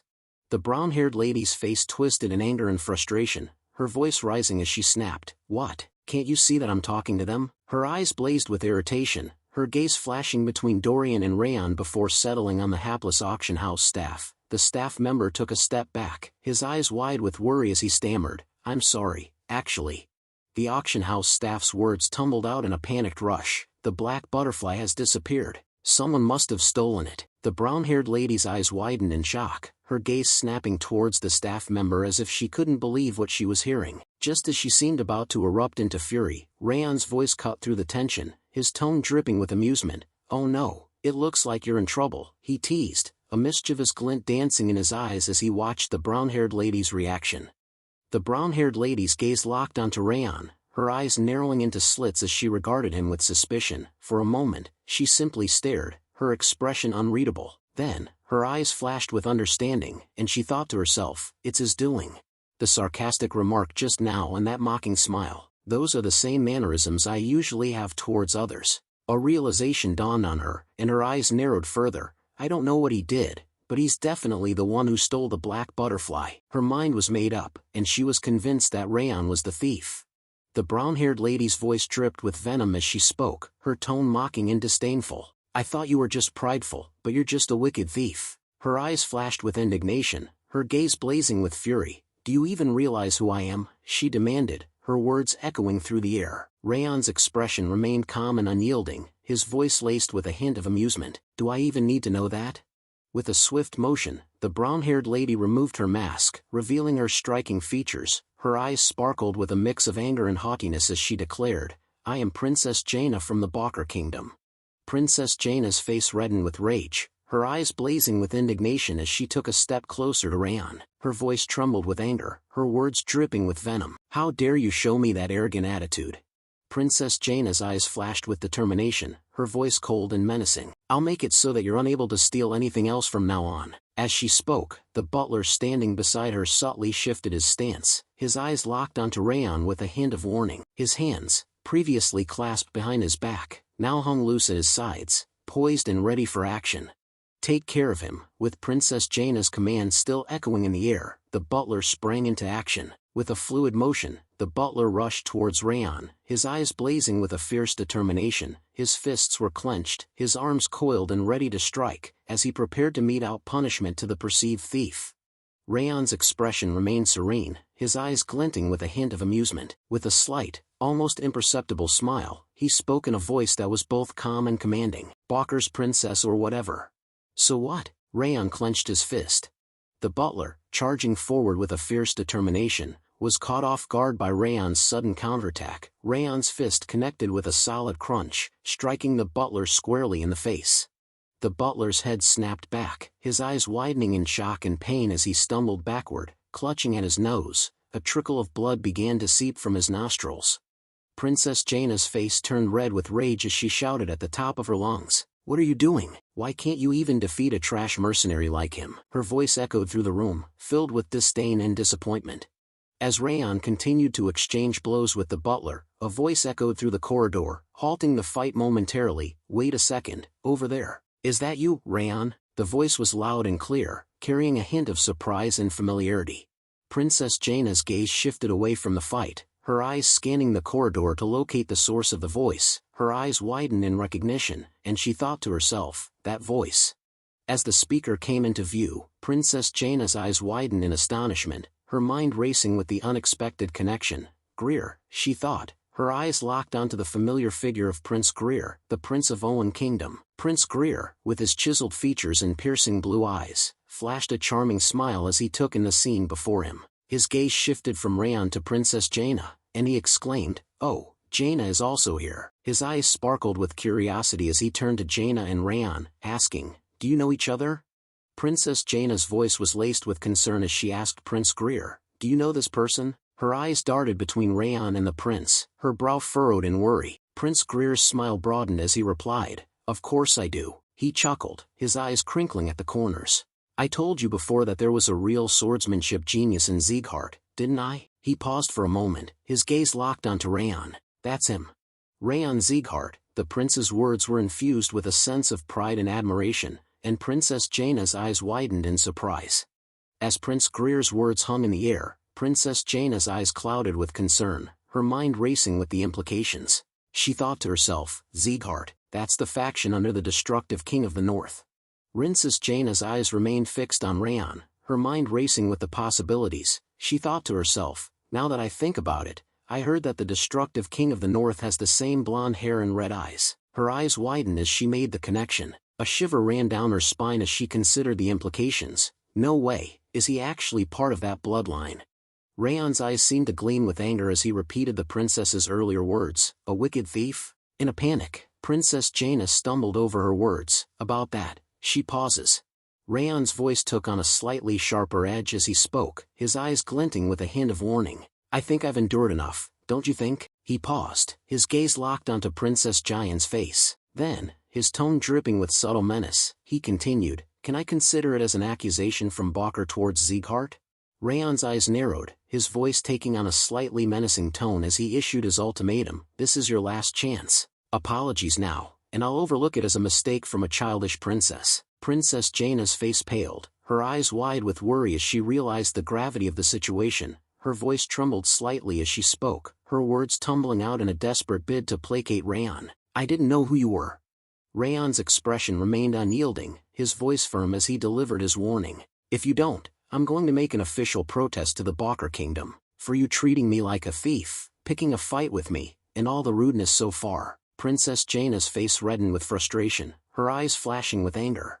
The tension in the air was palpable, but then, in a sudden and unexpected move, Princess Jaina's demeanor changed. She took a deep breath, and her shoulders sagged as she blew out a stream of air. Her voice was laced with humility as she spoke. "I'm sorry. I beg your pardon."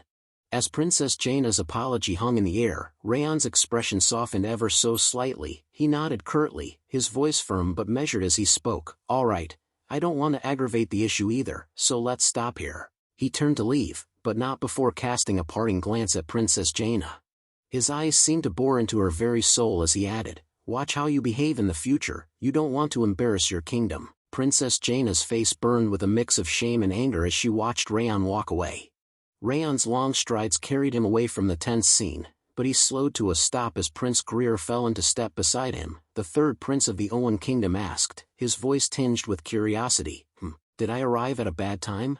Raon's smile, a rare sight, transformed his features, making him appear more approachable. He said, his voice tinged with gratitude, "Not at all. I was able to avoid false accusations thanks to you." Prince Greer's face lit up with a warm smile as he replied, "I'm glad to hear that." As they sat sipping their tea, Prince Greer's expression turned thoughtful, and he asked Raon, if you're concerned about Jaina, don't be, I'll gently admonish her. Raon's eyes met Prince Greer's, and he nodded graciously, his voice low and sincere. Yes, thank you for your consideration. Prince Greer's curiosity got the better of him, and he asked Raon, by the way, what brings you to Camelun? I'm here for a mission, but Sieghart is quite far from Camelun, isn't it? His eyes sparkled with interest, and he leaned forward slightly, awaiting Raon's response. Raon's expression turned matter-of-fact as he replied, we were heading out for our graduation exam and dropped by here to get some equipment. He sipped his tea calmly, his eyes never leaving the prince's face. Prince Greer's eyebrows rose in surprise, and he asked, you're in the middle of your graduation exam? What equipment are you looking for? Raon's voice remained calm and composed as he replied, I'm looking for a sword. What I have right now isn't too bad, but I've been using it for too long. He set his teacup down, his eyes never leaving the prince's face. Prince Greer's expression turned thoughtful, and he nodded slowly. Then I'll introduce you to a nice shop. Prince Greer's eyes gazed off into the distance, his brow furrowed in thought. After a moment, he nodded to himself and turned back to Raon. There's a workshop on the corner of the Western Craft District of Camelun. It's a small shop, but the blacksmith is extremely skilled. He smiled wistfully, as if regretting his inability to accompany Raon. I want to introduce him to you personally, but I won't be able to go because of my mission. Raon's expression turned grateful, and he inclined his head in appreciation. I'm grateful enough for you telling me about it, he said, his voice sincere. With a fluid motion, Prince Greer stood up, his movements elegant and refined. He smiled warmly at Raon as he spoke. All right, I'm going to take my leave. I'll be looking forward to your visit to Owen. Raon's expression turned determined as he replied, yes, I'll do it after the graduation exam. He nodded firmly, as if committing himself to the promise. Prince Greer's face lit up with a warm smile as he said, I wish you good luck. As Prince Greer disappeared from view, Dorian let out a relieved sigh. We're saved. I didn't expect you to act so recklessly, young master. His voice was tinged with a mix of amusement and exasperation. Raon stood up, a hint of defensiveness in his tone as he replied, I'm telling you, I had a plan. It was lucky that Sir Greer ended up helping us, though. As they strolled through the streets of Camelun, Dorian turned to Raon with a questioning glance. Are we heading to the workshop right away? He asked, his tone curious. Raon's expression turned thoughtful, and he shook his head. No, we're going to visit the workshop tomorrow. I have a personal matter to attend to tonight. The soft glow of the inn's candles cast a warm light on Raon's features as he sat on the bed, his back against the sturdy wooden frame. As Raon's fingers wrapped around the delicate, ebony form of the black butterfly, his voice took on a low, mysterious tone. Black butterfly, he whispered, it's time for you to do your job.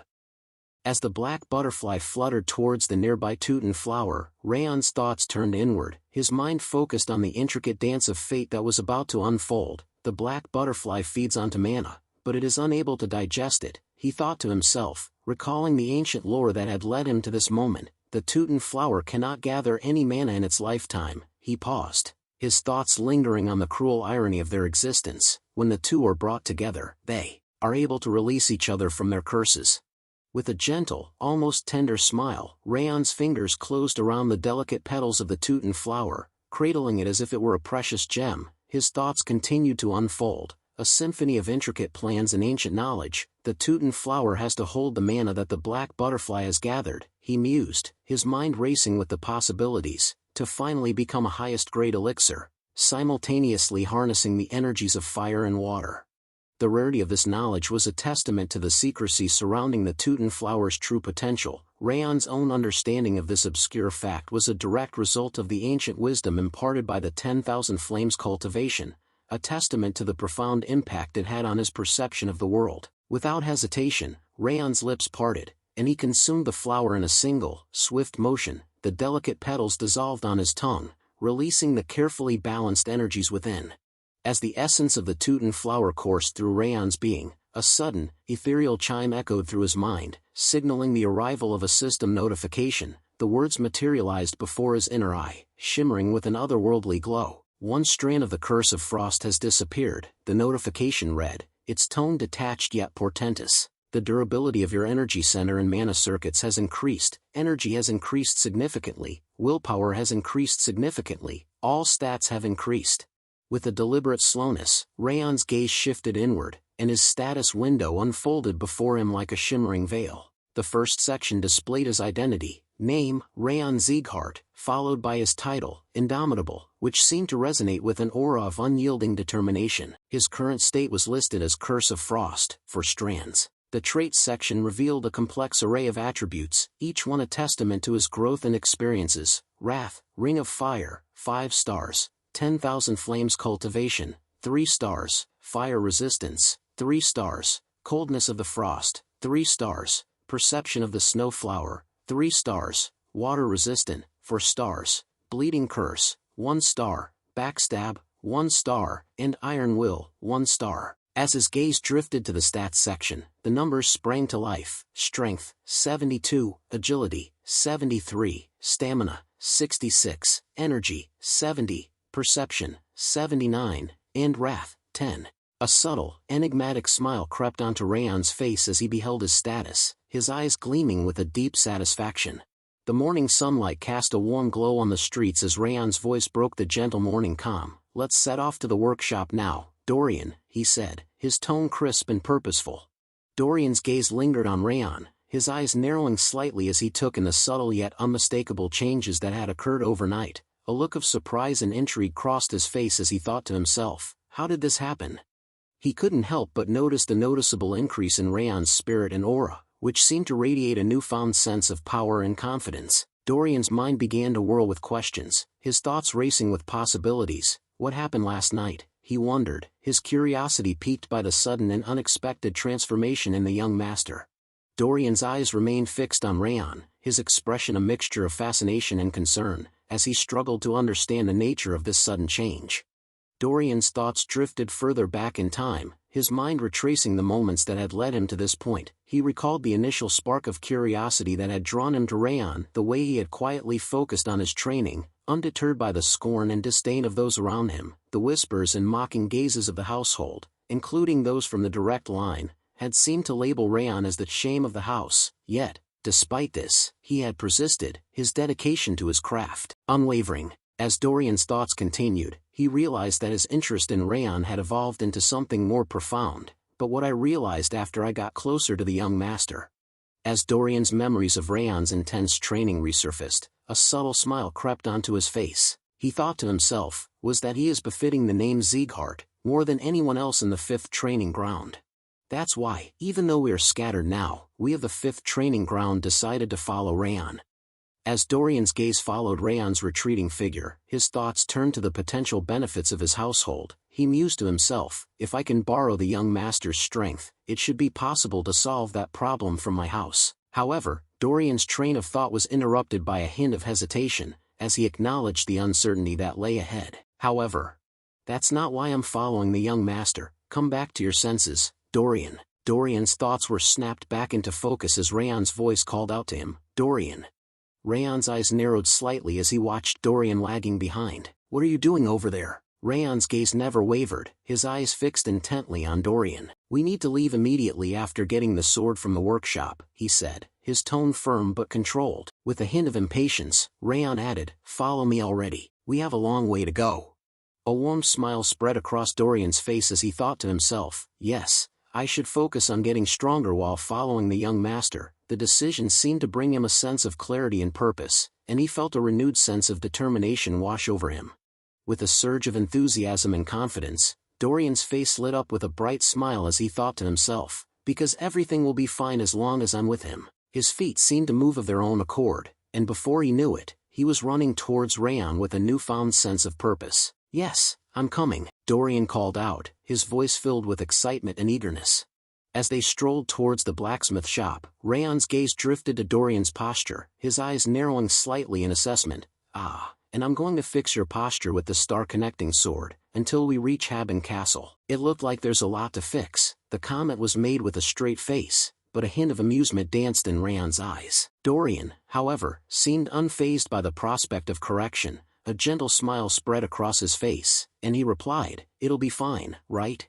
As they arrived at the blacksmith shop, the sound of clanging metal and the smell of hot iron filled the air. Raon stepped forward, his eyes scanning the workspace until they landed on the blacksmith. With a polite smile, he approached the craftsman and said, excuse me, I'm here at Sir Greer's recommendation.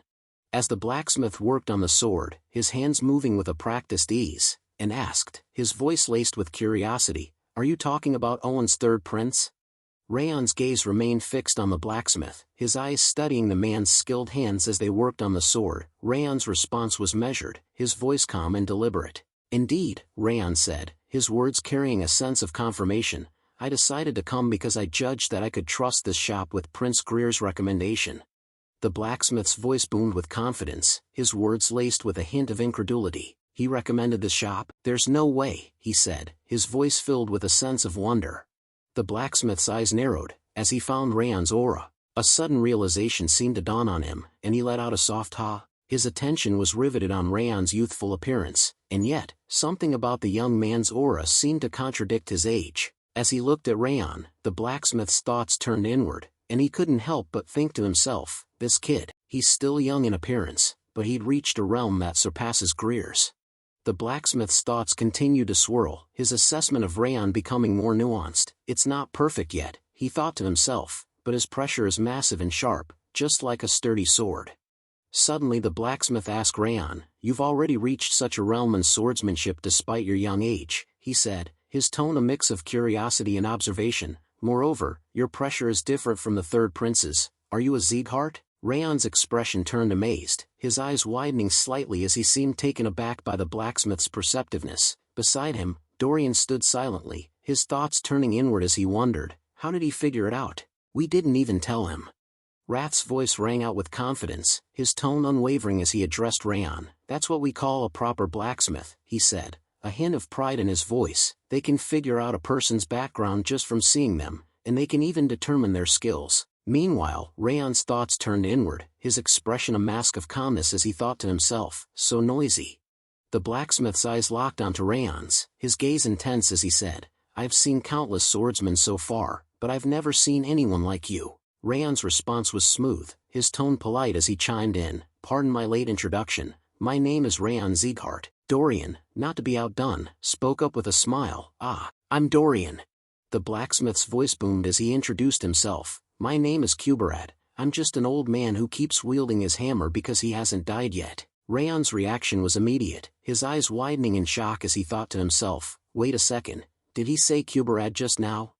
Raon's thoughts swirled with amazement, the father of countless masterpieces possessed by Owen and Balker, and the one who managed to spread his name all around the continent, Kuberad Jayton. I never expected to see him in such a secluded workshop. In a calm demeanor, Kuberad asked Raon, "So, why did you come to see me?"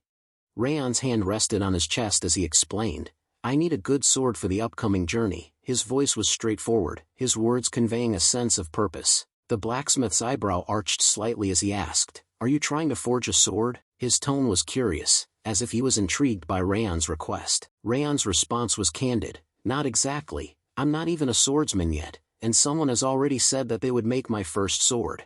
The blacksmith's eyes narrowed slightly as he asked, "By any chance, is the one who's going to make your sword Vulcan?" His tone was measured, as if he was probing for more information. Raon's response was laced with worry, "Yes."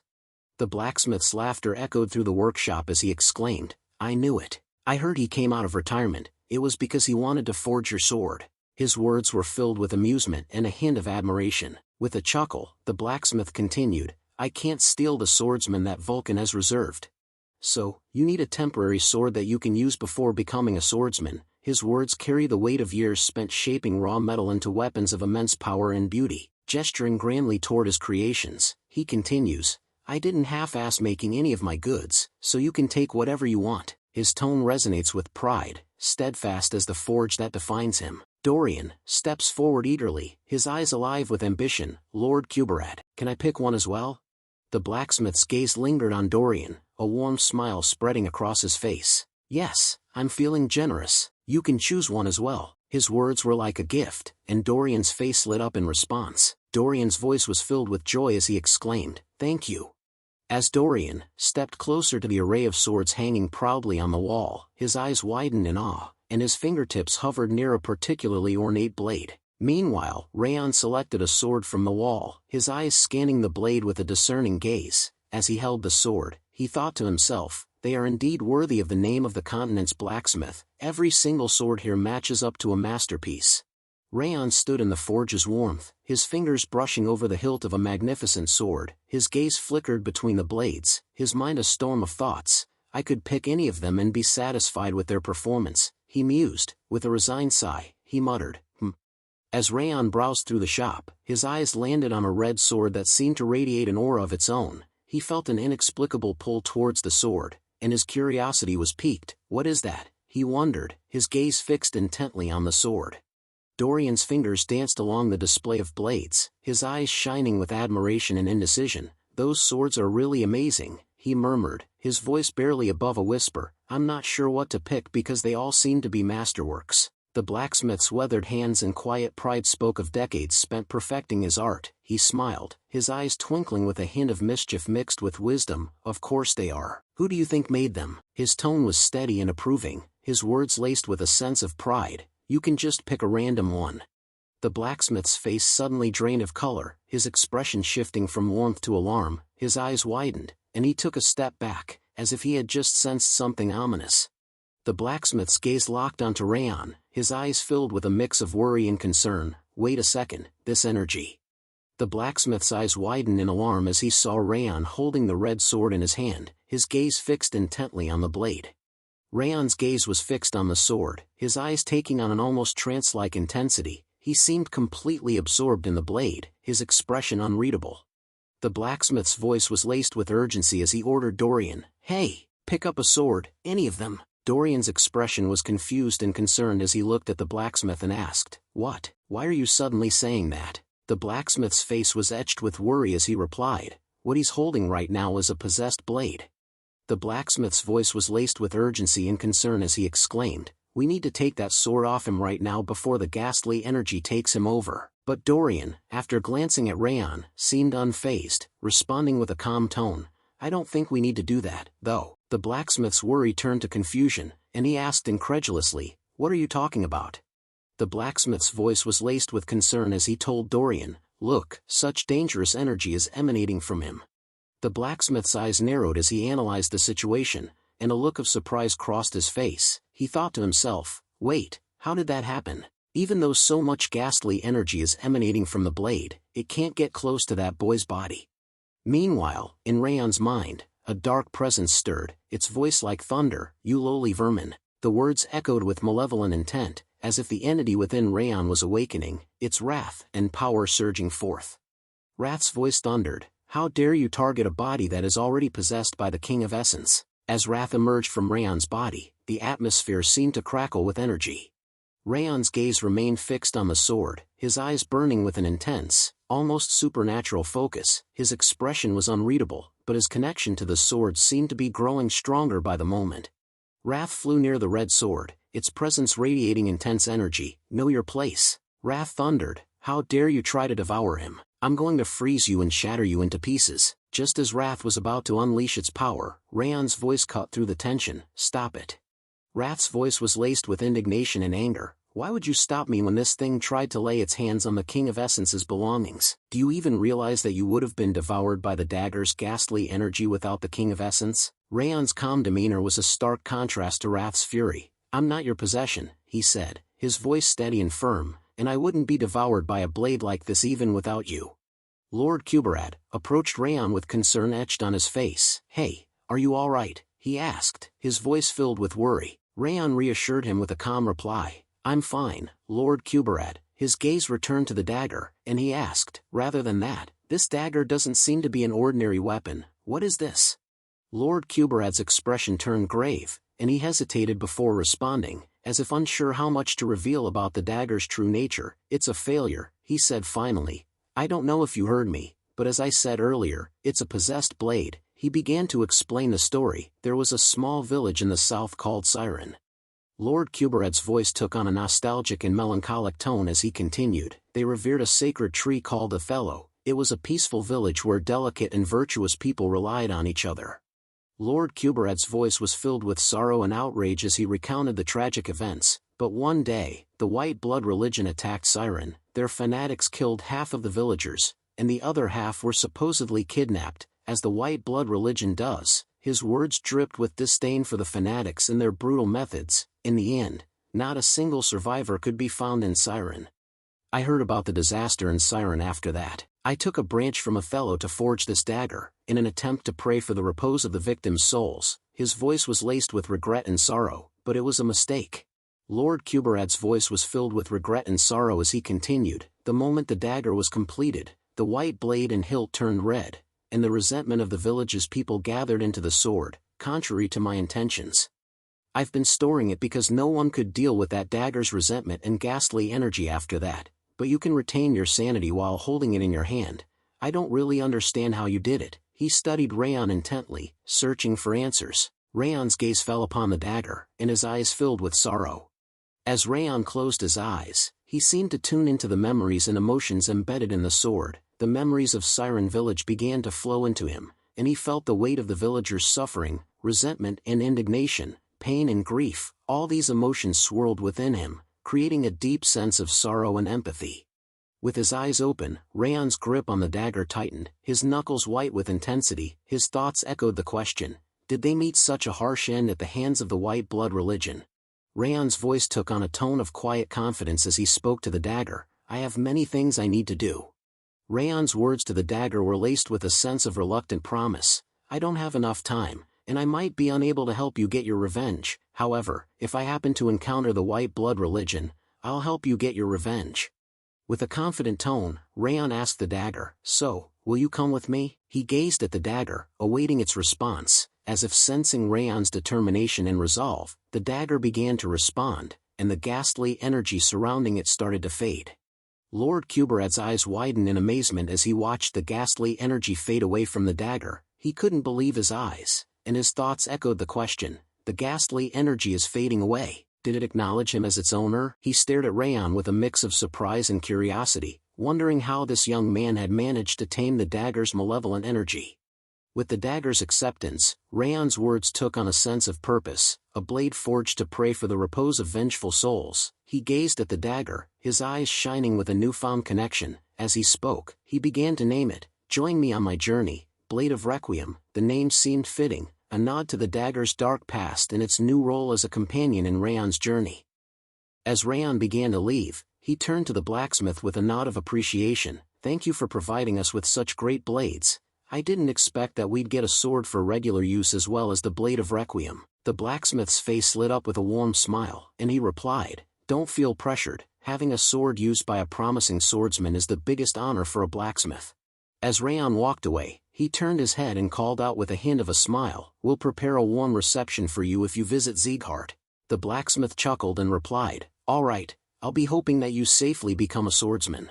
The blacksmith's eyes followed Raon's retreating figure, his expression thoughtful and introspective. He murmured to himself, I thought he was just a child with excellent talent, but...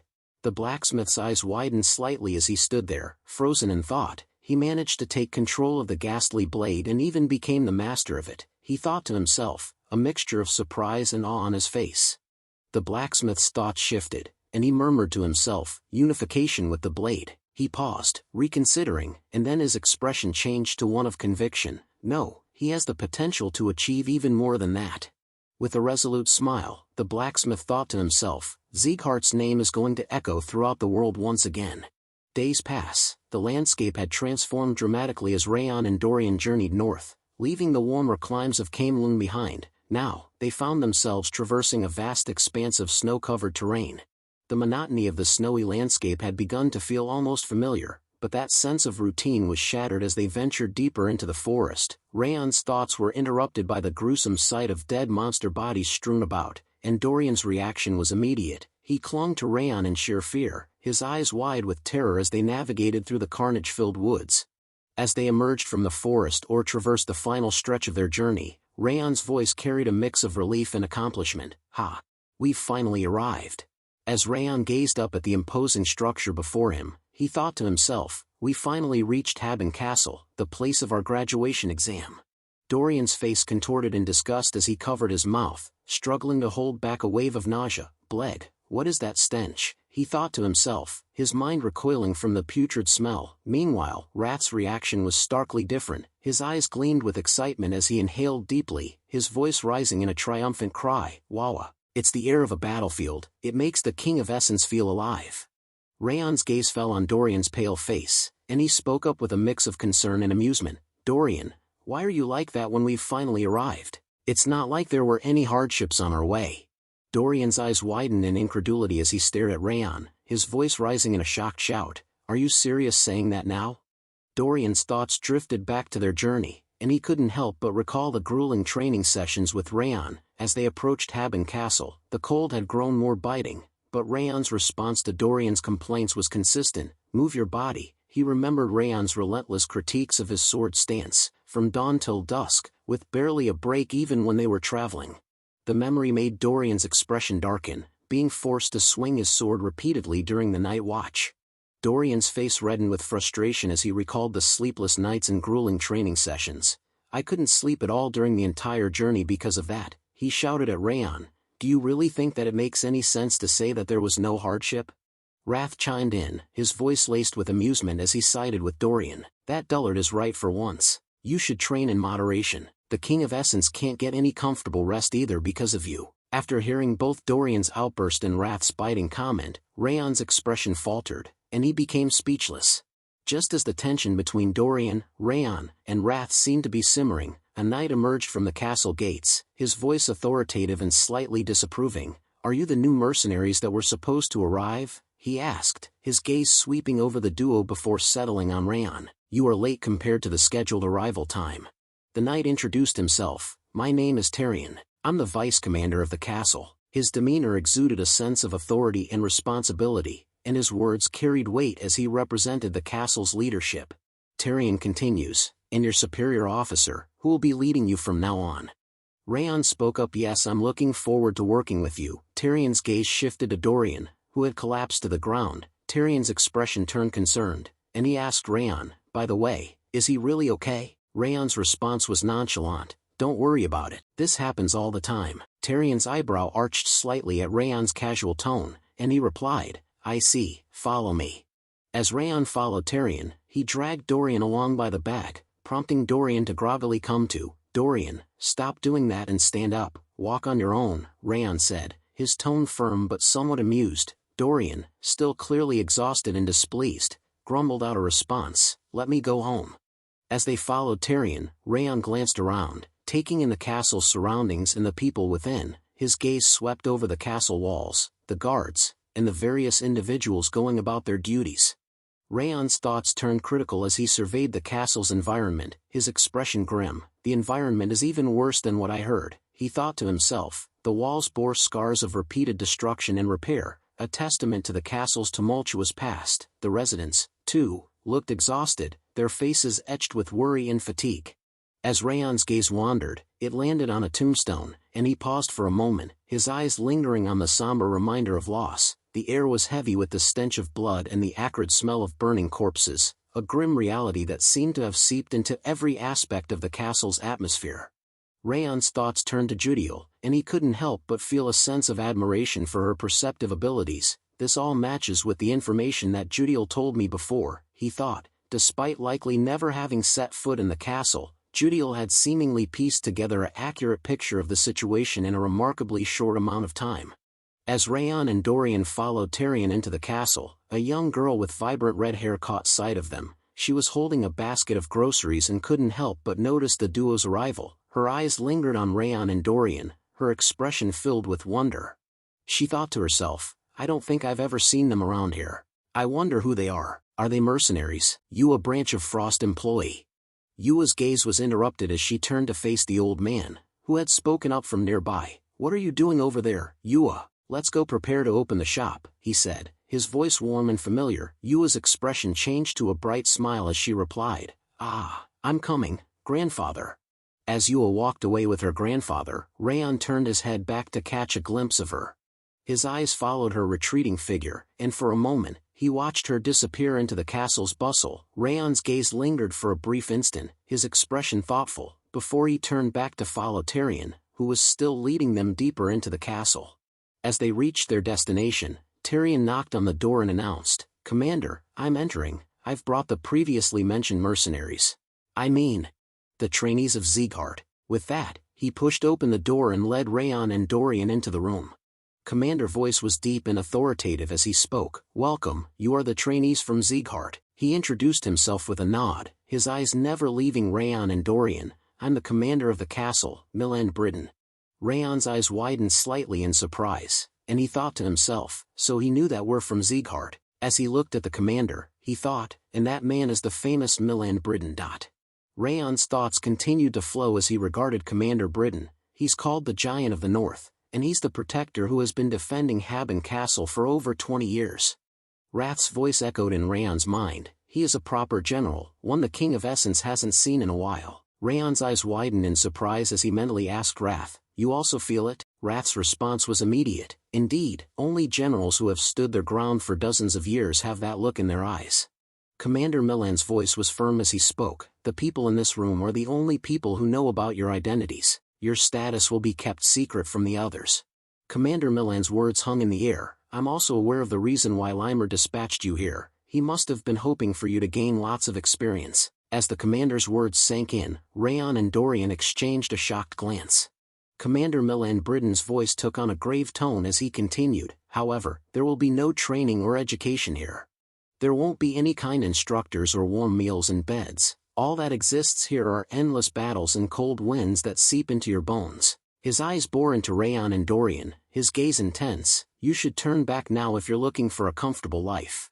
Just as it seemed like Dorian was about to take the commander's offer to leave, Raon swiftly intervened, his hand grasping Dorian's arm in a firm but restraining grip. Dorian's words were cut off mid-sentence as Raon's voice took over, steady and resolute. "We came here to get stronger, we'll accept any battlefield or situation." A hint of a smile played on Commander Milan's lips as he spoke. "I like your attitude, at least. I'll be watching how long your attitude is going to last." Commander Milan's voice continued, "Your rank is going to be that of a soldier from now on. Start from the lowest rank." Raon and Dorian stood silently, their faces set in determined expressions as they absorbed every word the commander said. Commander Milan Britain called out to one of his subordinates, "Charles, these two will be added to the 3rd scouting party." Charles responded with a crisp, "Understood." Milan's instructions continued, "Let them do all kinds of jobs, from the chores to battles." His gaze swept over Raon and Dorian, his expression unyielding. "Guide them to their lodgings for now." Charles nodded at Commander Milan Britain before turning to Raon and Dorian. "We'll be taking our leave," he said, his tone firm but polite. With a gesture, he indicated for them to follow him. "Follow me, you two." Raon and Dorian fell into step behind Charles, their eyes scanning their surroundings as they walked out of the commander's presence. As they left, the room fell silent. Tyrion and Commander Milan Britain stood there, their gazes fixed on the departing figures of Raon and Dorian. Tyrion's sudden statement hung in the air. "I don't like them." Commander Milan Britain's eyebrow arched in surprise as he turned to Tyrion, asking, "What don't you like?" Tyrion's voice carried a note of disapproval as he shared his assessment with Commander Milan Britain. "As you saw, that Dorian fellow was limp because of fear. The other one, Raon, was too relaxed as if he's here to play around." Tyrion's tone turned critical. "Rather than be of any help, they're just going to cause trouble." Tyrion's disapproval deepened, his voice laced with skepticism. Moreover, Raon was even wearing a flower bracelet around his wrist. "I can't see him as a warrior at all." His gaze locked onto Milan's, his eyes conveying a sense of concern. "It's not too late to make them leave." Commander Milan Britain's voice cut through the air, his tone firm but measured. "I understand what you are saying, but you shouldn't judge people by their appearance." Milan's voice carried a hint of conviction. "They passed all of Sieghart's training, which is notorious for its difficulty. Before they came here, they aren't as naive as they look." Commander Milan Britain's expression remained firm, his voice calm and authoritative. "It won't be too late to decide after observing their behavior, so just watch them for now." His words were a clear directive, leaving Tyrion no room for argument. Tyrion's response was laced with a hint of guilt. "Understood."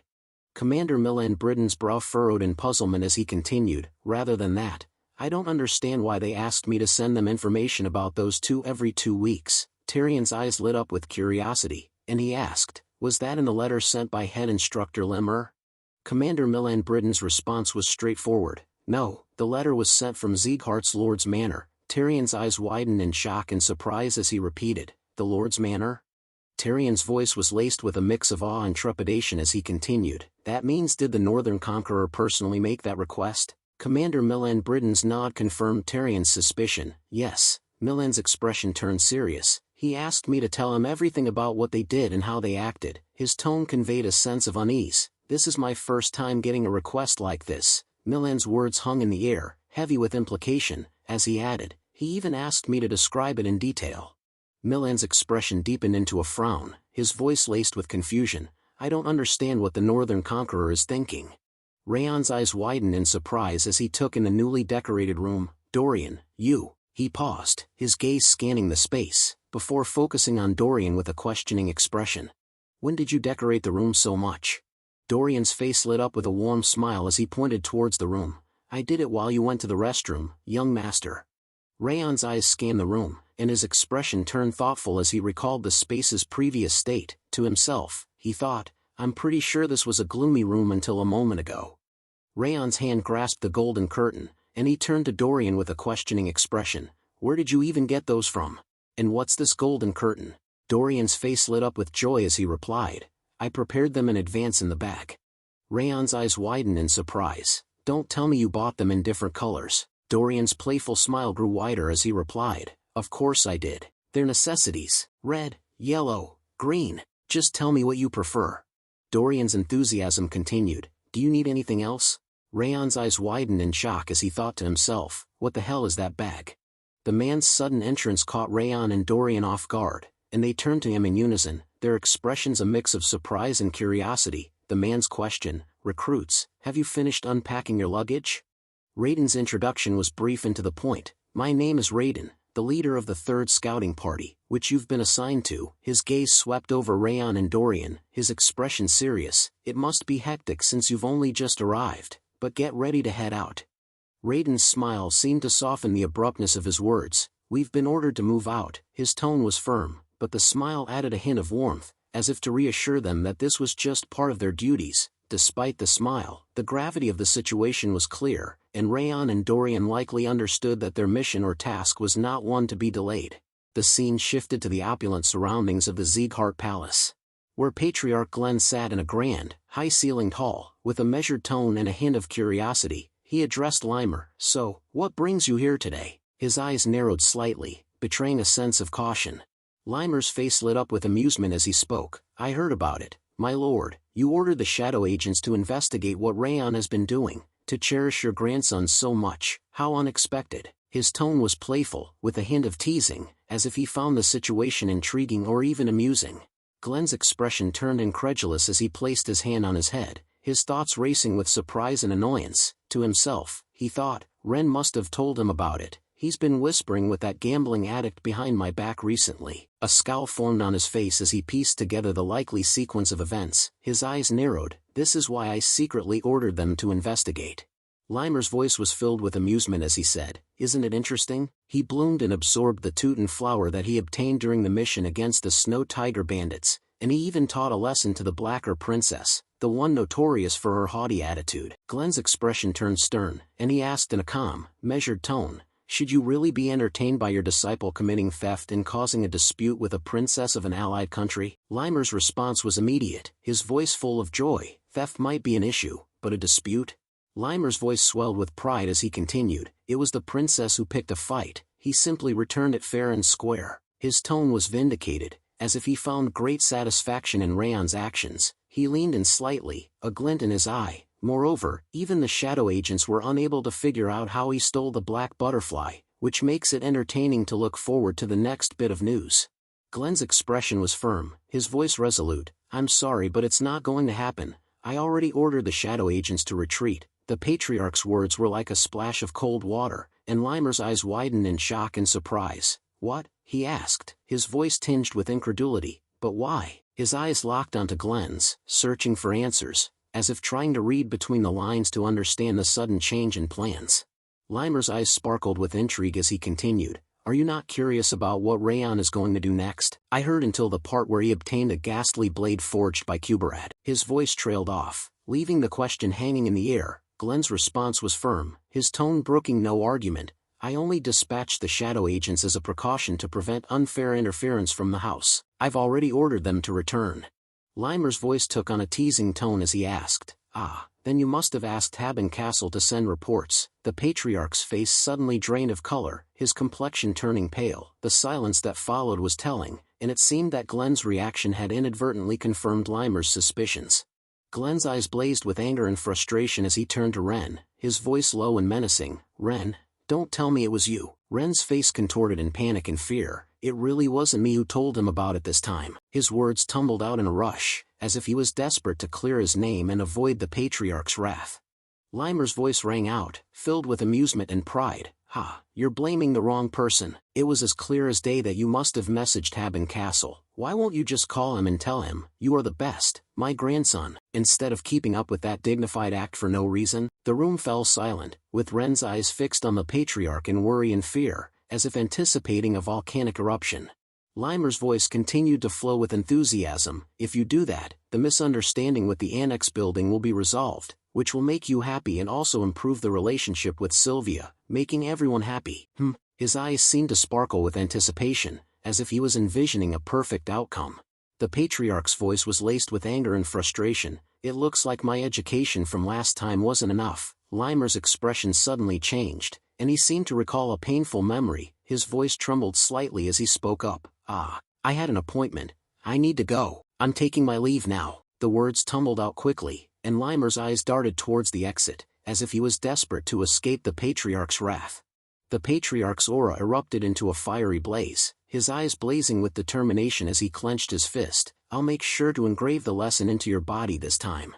The sound of flesh meeting flesh echoed through the room, followed by Limer's pained scream. The Sieghart household resonated with the echoes of Limer's cries, a stark contrast to the usual calm and collected atmosphere. Meanwhile, Raon's eyes widened in wonder as he looked behind him, his mind processing the faint echo of a scream. "I feel like I heard a scream just now," he thought to himself, his brow furrowed in concern.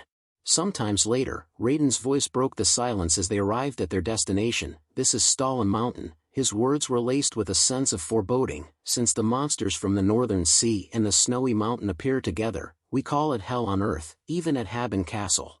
Raiden's words flowed smoothly. "It has a marvelous view, though, making it a great spectacle." Raon's eyes widened as he took in the breathtaking scenery, and he nodded in agreement. "It's definitely nice." Raiden's expression turned serious. "Then let's start the test before heading out to scout. We need to know roughly how good you are, right?" His eyes narrowed slightly, assessing Raon's capabilities. The tone was professional, with a hint of expectation. Raiden pointed to some footprints on the ground, his finger tracing the outline of the massive impressions. "What do you think this trace is?" he asked. Dorian's eyes widened as he took in the size of the footprints, his voice trembling with worry and fear. "Judging from the size, it must be a big monster. Isn't this from an ice troll?" Raon's brow furrowed in thought before he spoke up. "It doesn't seem to be a troll, at least." Dorian's face turned pale, and he looked shocked, his voice barely above a whisper. "It's not." Raon's explanation flowed smoothly. "A troll's footprints are similar to a human's, and they're bigger and deeper than this. Moreover, these footprints belong to an animal that walks on 4 feet.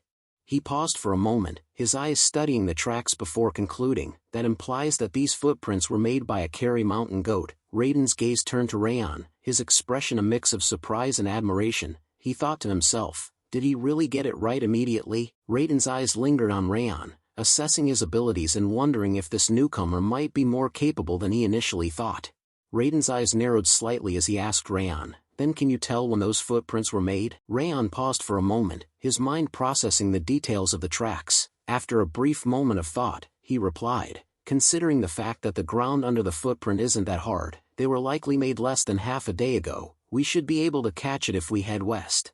Raiden pointed to the claw mark on the tree, his finger tracing the gash in the bark. "Then what does this look like to you?" he asked. Raon's eyes scanned the mark, examining it carefully before responding. "This was made by a dire wolf." His voice was confident, and his gaze lingered on the mark, as if he was ensuring his assessment was correct.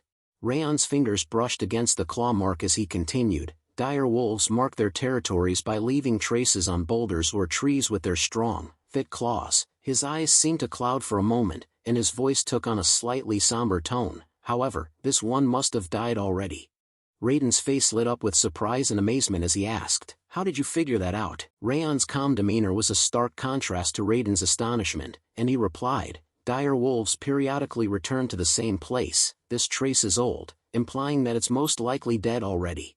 Raiden's gaze lingered on Raon, his mind racing with amazement. This kid, what's wrong with him, he thought to himself. How can he read all of that so smoothly? Raiden's thoughts wandered back to past experiences with new recruits in the Haben scouting party. He recalled how they had to undergo a unique form of hazing, one that didn't involve physical punishment or verbal abuse. Instead, seasoned scouts would offer provocative advice, poking holes in the idea that book knowledge was enough to survive in the wilderness. They'd emphasize the unforgiving nature of the environment and the limitations of theoretical knowledge. Raiden's gaze lingered on Raon's calm and confident demeanor, and he couldn't help but think, how does he already know these things? As he considered the upcoming hazing, Raiden realized that his usual approach might not have the desired effect on Raon. The hazing won't work like this. Raiden's eyes locked onto Dorian, and a bold idea seemed to form in his mind. Dorian, sensing Raiden's gaze, felt a surge of worry, his expression turning cautious as he wondered what Raiden was thinking. Raiden's sudden shout pierced the air as he brandished a small branch, his eyes fixed intently on Dorian. Hey, you, tell me what kind of trace this is. Dorian's eyes widened in surprise, and he stuttered, why am I getting dragged into this? The unexpected turn of events left Dorian bewildered, and he exchanged a glance with Raon, who seemed unfazed by Raiden's outburst. Raiden's grip tightened around Dorian's head, his eyes blazing with a mix of amusement and challenge. You little punk, you don't even know this, he taunted. Dorian's eyes darted to Raon, his face contorted in fear as he screamed, young master, please save me. Meanwhile, Raon seemed entirely unbothered by the commotion, walking away with a calm demeanor as he thought to himself, let's ignore Dorian and scout the surrounding area in the meantime. As Raon walked, his thoughts turned to utilizing the perception of the snowflower to gather information about their surroundings. If I use the perception of the snowflower, I should be able to figure out what's around here. Suddenly, a ghastly energy emanated from his sword. As Raon's hand grasped the hilt of the sword at his hip, he thought to himself, the blade of Requiem is scouting on its own and is telling me the results through ghastly energy. Raon's thoughts drifted back to previous experiences with the blade of Requiem. Now that I think about it, the same thing happened on the way here, he recalled. It gathered the high-purity energy from the monsters I've defeated and kept sending it to me. I even gained a trait related to ghastly energy thanks to that. A sense of appreciation dawned on Raon's face as he realized the sword's intentions. It's trying to help me by any means possible, he thought, a hint of admiration in his mental tone. How praiseworthy. Wrath burst forth from behind Raon, his voice booming as he shouted, you bastard, what are you doing right now? Raon's eyes widened in surprise as he turned to face Wrath. Its expression was twisted in disapproval, his words laced with a mix of anger and concern. The perception of the snowflower is clearly better. As the Kings of Essence's technique, Wrath continued. Why are you using the ability of a cursed creature like that? Raon's calm demeanor remained unwavering as he replied, it's respectable how it is working so hard for my sake. There isn't really any reason to use your ability instead. Wrath's face ignited with anger, his features reddening as he struggled to contain his temper. Its eyes blazed with a mix of indignation and fury, clearly taken aback by Raon's nonchalant response. Wrath circled around Raon, his movements agitated as he explained, the perception of the snowflower is just a glimpse of the Kings of Essence's power. The perception of the snowflower is clearly better than that parasite's ghastly energy. Raon's expression remained calm, his voice neutral as he asked, how am I supposed to know if it's better or not? Wrath's face turned red with rage as he shouted, obviously, because the King of Essence is the greatest demon king in Devilldom. Raon's expression remained nonchalant, and he walked away, simply replying, yeah, sure. His casual tone and dismissal of Wrath's outburst only seemed to fuel its anger, who stood there, fuming at Raon's lack of reaction. Wrath's frustration boiled over as he ground his teeth, his voice laced with indignation, ugh, how dare you ignore the King of Essence? What arrogance! Raon's expression remained calm, but his words shifted the focus to Wrath's ability. More importantly, it's your ability, someone who is continuously looking for an opportunity to take over my body. Who knows what kind of side effects it's going to have? Wrath's anger seemed to deflate, replaced by an uncomfortable silence as he became speechless. Wrath began to explain, his tone measured, you don't need to worry about such a thing. The technique that King of Essence is about to teach you uses the coldness in your body. Raon's feet seemed to freeze in place, and he suddenly stopped and turned, his eyes wide with amazement as he looked at Wrath. Wrath flew over Raon's head, his movements swift and agitated. As he continued, the King of Essence will personally teach you how to use the coldness which is incomparable better than an evil trick like that. Raon's face turned pale as he gazed at Wrath, his thoughts racing with a mixture of surprise and calculation. This is an unexpected gain, he thought to himself, his mind whirling with the implications of Wrath's words. Raon spotted a nearby rock and sat down on it, crossing his legs in a calm, meditative posture. Wrath hovered nearby, his expression serious as he continued to explain. This technique is called Glacier. It should be impossible to even learn it for an ordinary human. Wrath's tone took on a hint of superiority. Only those possessing high-purity coldness can learn this technique. Wrath's expression turned stern as he continued, with your feeble talent, you'll need a significant amount of effort and time to learn it. His words were laced with a hint of skepticism. Wrath's tone softened slightly as he advised, calm your mind. His voice took on a somewhat patronizing tone, as if guiding a novice who needed careful direction. Wrath's guidance continued, you need to connect the coldness inside you to the coldness covering this land. Raon's eyes closed, and he began to focus, slowly starting to sense the coldness within himself. His breathing slowed, and his body relaxed, as he attempted to tap into the cold energy coursing through his veins. Wrath's voice guided Raon, maintain that state, and look at the King of Essence's coldness. How does it look? As Raon focused on the King of Essence's energy, Raon's eyes remained closed, his expression serene, as he replied, it looks like your coldness is merged with the snow on the ground. As the King of Essence's energy began to merge with the snow, Wrath explained, that's just how it looks on the surface, it's not about snow and coldness. His tone took on a deeper understanding, coldness is connected to the coldness.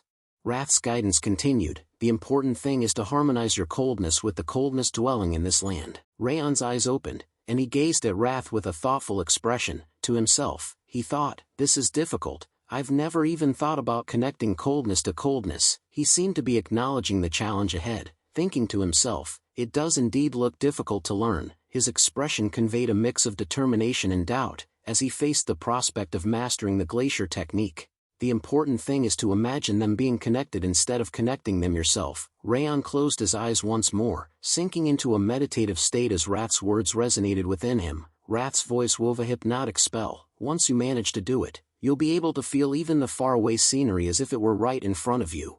All of the coldness on this land will serve as your eyes, ears, and skin. As Raon focused, his senses began to blur, and he started to feel a sense of unity with his surroundings. He began to fall into his surroundings as one, his consciousness merging with the cold energy that permeated the land. As Raon merged with the surrounding coldness, his perception shifted, and he thought to himself, the world is slowing down. Time seemed to stretch and compress, and the world around him took on a dreamlike quality. As Raon opened his eyes, understanding dawned on him. No, I'm the one who is becoming slower. He attempted to move his legs forward, but his body felt heavy, as if rooted to the spot. Raon's thoughts trailed off with a hesitant but. Raon's thoughts continued, my senses are getting sharper to a frightening extent. The world around him seemed to be coming alive, and his senses were expanding, allowing him to perceive details he had never noticed before. As Raon probed his surroundings, his expanded senses revealed a vivid scene. Dorian was being hazed by scout leader Raiden. Meanwhile, a dire wolf had successfully hunted its prey, and Raon could see the entire scene unfolding with crystal clarity. Raon's thoughts continued, instead of recognizing their presence, I can even tell what they're doing. He was amazed by the depth of information he was receiving, as if his senses had become omniscient. Raon's mind reeled, this is absurd. Raon's thoughts continued, but the range is too short, and I can't maintain it for long. It must be because this is my first time. Suddenly, an ominous aura began to move behind Raon, making him speechless. As he turned to look at it, Raon's eyes narrowed, and he muttered, this presence. Raon sprinted towards Dorian and Raiden, his urgency palpable. Scout leader Raiden, he shouted, his voice carrying across the landscape. Raiden turned to face Raon, a hint of curiosity in his expression.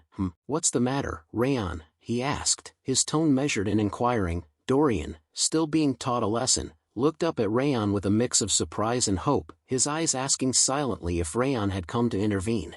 Raon's urgent warning cut through the air. Shark moles are coming this way from underground, right now. Raiden's expression changed from curiosity to alarm as he recalled the fearsome creatures. Shark moles are coming. Raiden began to reassure the group, ocean monsters like shark moles wouldn't approach us here. This is the territory of Stalin Mountains monsters. The characteristic tremor caused by their movement hasn't happened either. But Raon stood firm, his confidence unwavering. It's true, they're definitely heading this way. His conviction was clear, and his words carried a sense of certainty that commanded attention. Raiden's frustration boiled over as he began to say, "What nonsense are you?" But before he could complete his sentence, a massive explosion erupted behind him, sending shockwaves through the air. The ground shook beneath their feet, and Raiden's words were lost in the deafening roar. Raiden and Dorian turned to face the source of the sound, their eyes widening in shock as they took in the sight. What the hell, they thought to themselves, stunned by what they saw.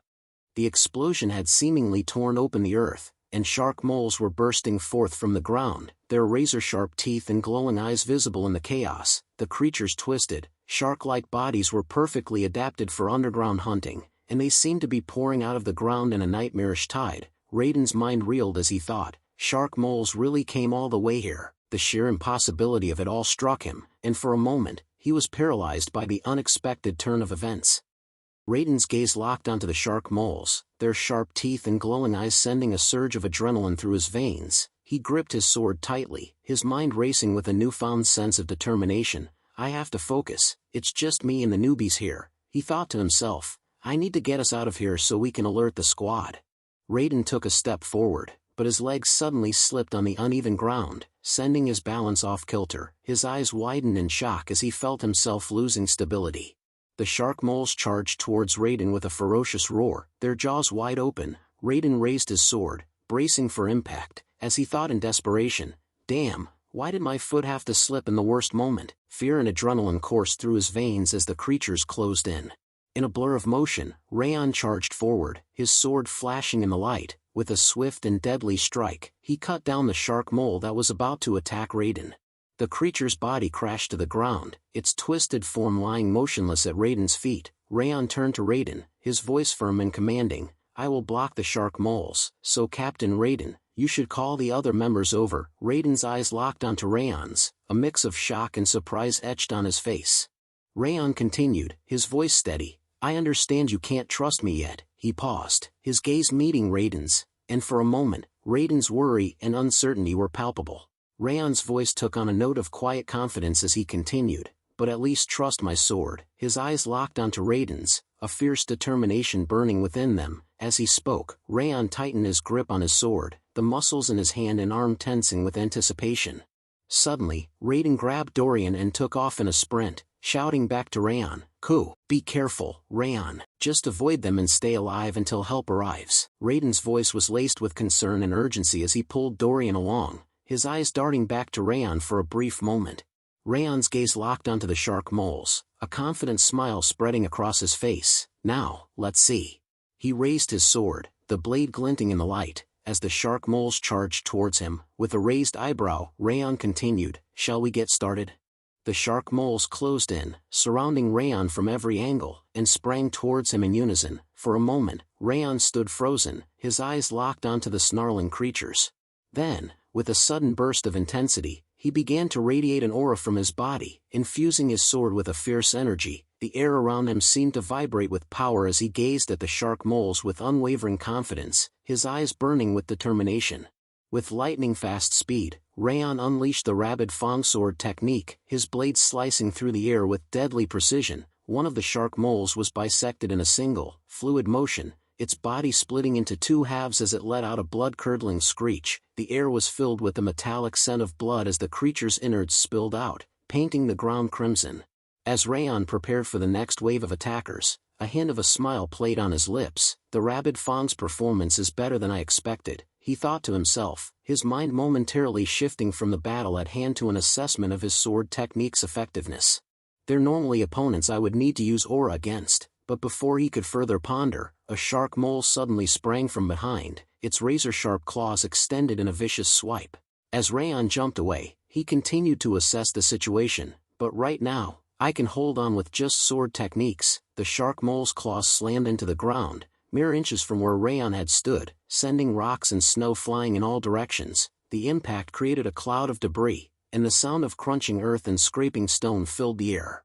As Raon shielded himself from the debris, his thoughts turned inward. "What's helping me utilize the sword's capabilities better, and allowing me to predict the shark mole's movements, is the fact that my cold energy is meshed with the surroundings. Is this the power of Glacia? His eyes narrowed in contemplation, a spark of understanding igniting within him. Then the way to use these powers properly is. He paused, his mind racing with possibilities, as he watched the shark moles regroup for their next attack.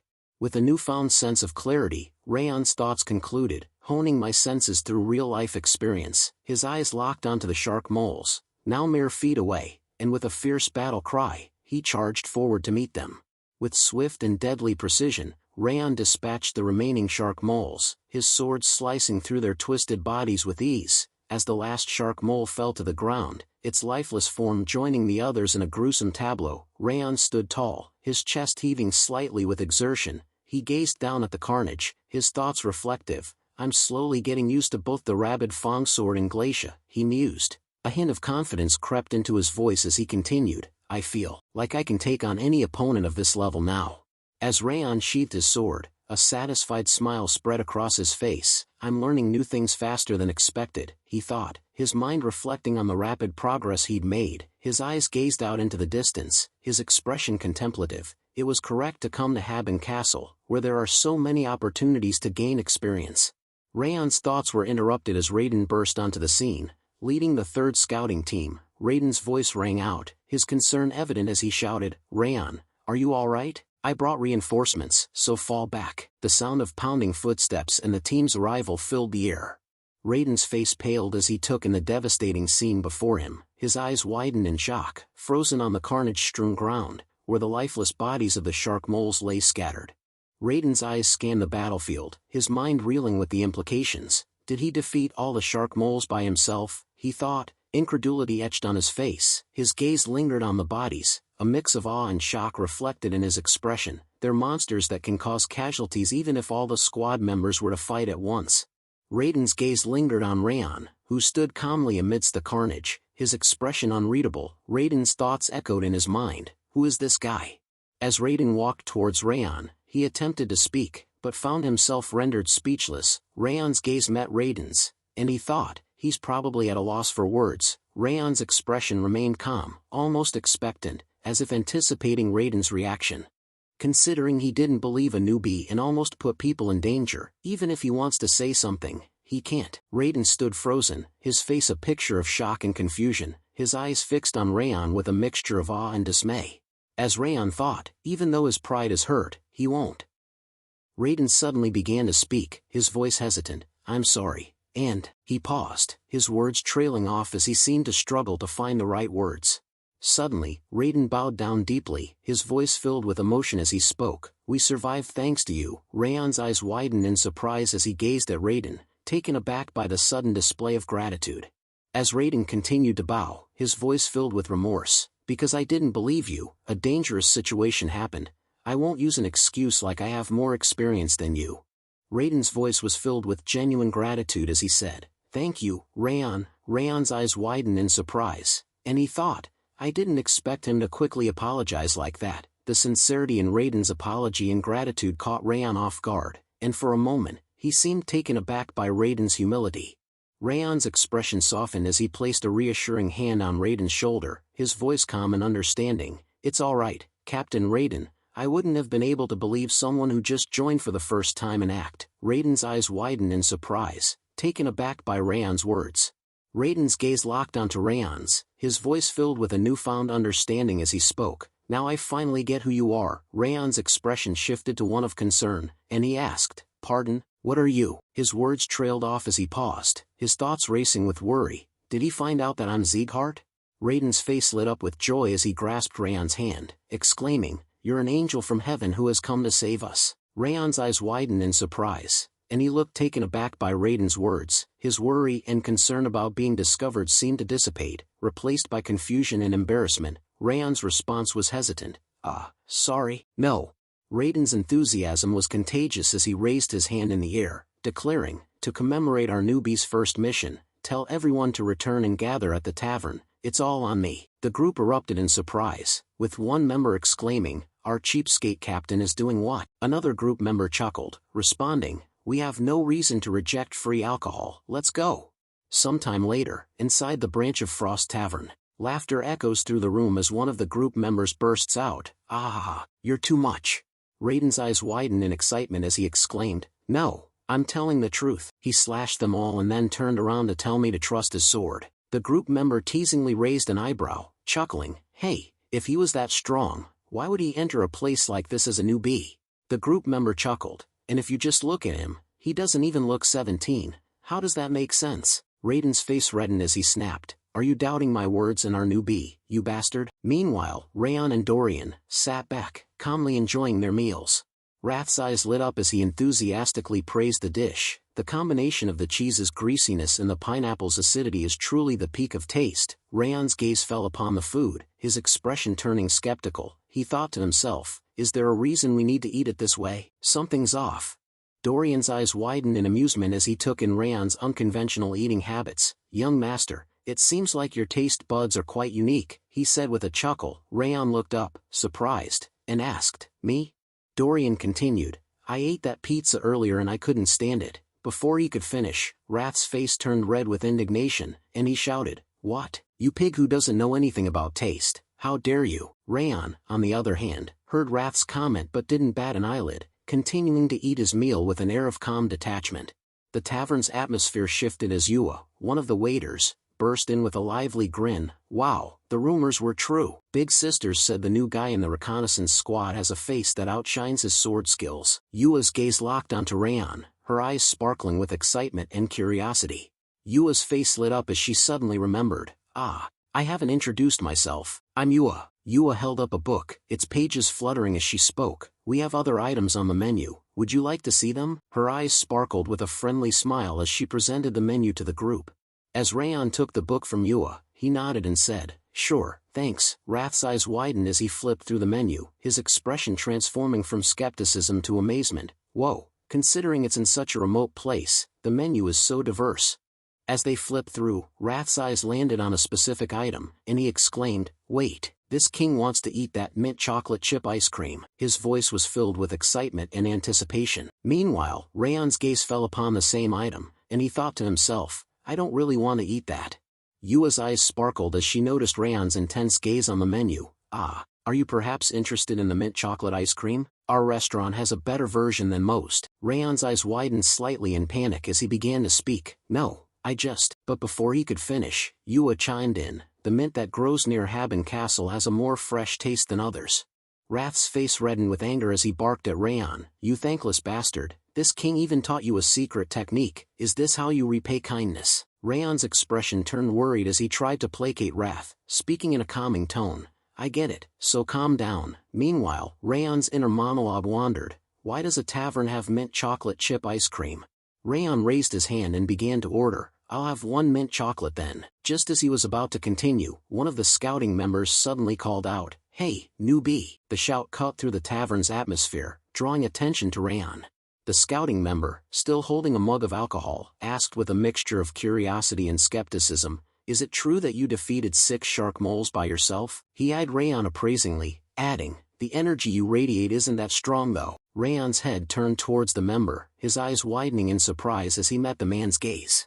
A member sitting near Raon chimed in, his voice filled with gratitude. "Anyways, thank you. All of us were safe thanks to you." Raon's face flushed slightly as he responded with embarrassment, "Thanks, but you're praising me too much." His tone was humble, and his eyes darted around the group, uncomfortable with the praise.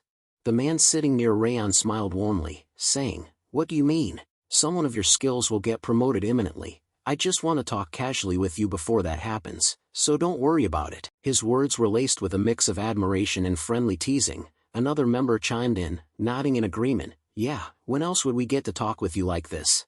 Dorian's eyes sparkled with excitement as he exclaimed, "Yeah, Raon, you really achieved something great." Raon's thoughts, however, were more subdued. "I'm still not used to getting complimented like this." As the conversation continued, Yua walked over with a smile, carefully placing Raon's order on the table. "Here's your mint chocolate ice cream," she announced, her voice cheerful. The cold treat sat before Raon, its creamy texture and vibrant green color enticing. Wrath's face erupted in excitement as he shouted, "Oh, eat it quick." As Raon took a bite of the mint chocolate ice cream, Wrath suddenly flew over Raon's head, his excitement uncontainable. "Hiya dash, he exclaimed, his voice filled with joy. The refreshing taste spreads immediately, and right as it almost becomes too much, the sweetness of the chocolate comes out from behind. Just like this king, it's cold and sweet. As Raon savored the mint chocolate ice cream, his mind wandered to a different topic. He asked Wrath, "Hey Wrath, I felt this earlier while using Glacia, but there isn't just one way to use it, right?" Meanwhile, Wrath's gaze snapped towards Raon, his eyes widening in surprise. He floated above Raon's head, a ghostly grin spreading across his face. "Oh ho, you've already figured that out," he exclaimed, his voice filled with a mix of surprise and admiration. "You're right on target." Wrath's ghostly form glowed with an otherworldly light as he elaborated, "Just like the training techniques that you humans use, Glacia isn't just used for detection, it's a method to use cold energy with maximum efficiency and power." Raon listened intently, his mind absorbing the new information like a sponge, eager to unlock the full potential of Glacia.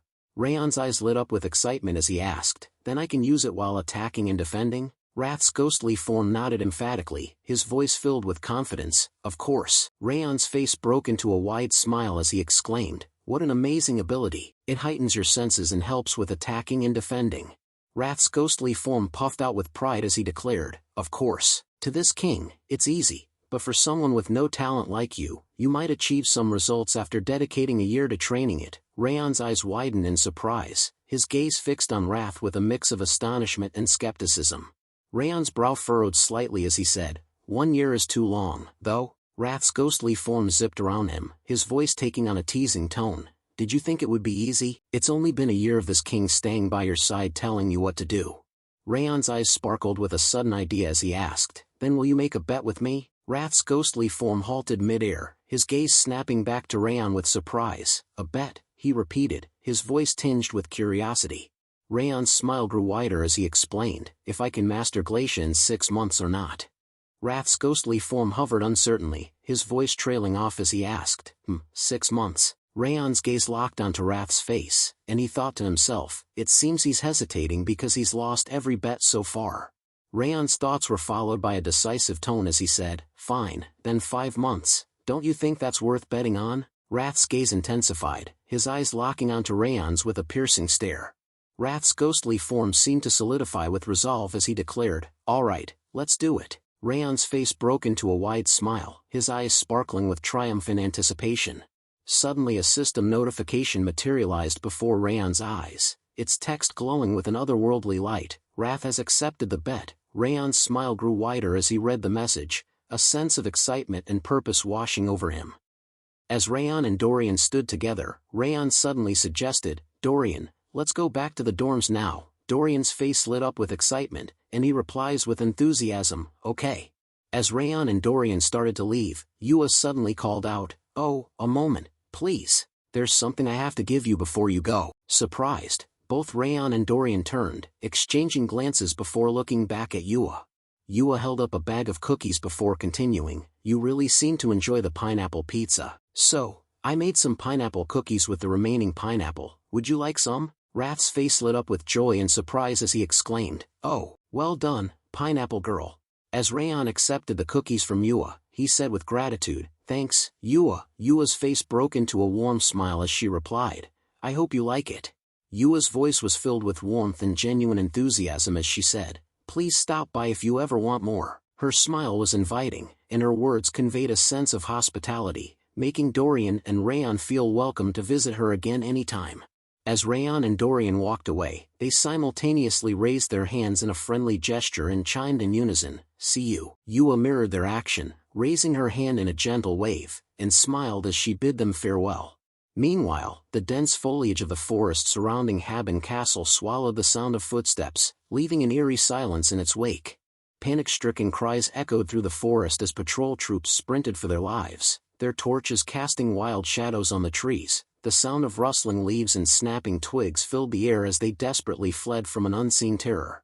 As they sprinted forward, urgency flooded the soldier's mind. "This is an emergency. I must return as quickly as possible and report to Commander Milland," he thought, determination fueling his every step. "There are ice trolls gathering in the area." His heart racing, he glanced over his shoulder, half expecting to see the fearsome creatures closing in. As the scene shifted back to the inside of Haben Castle, the focus returned to Raon and Dorian's room.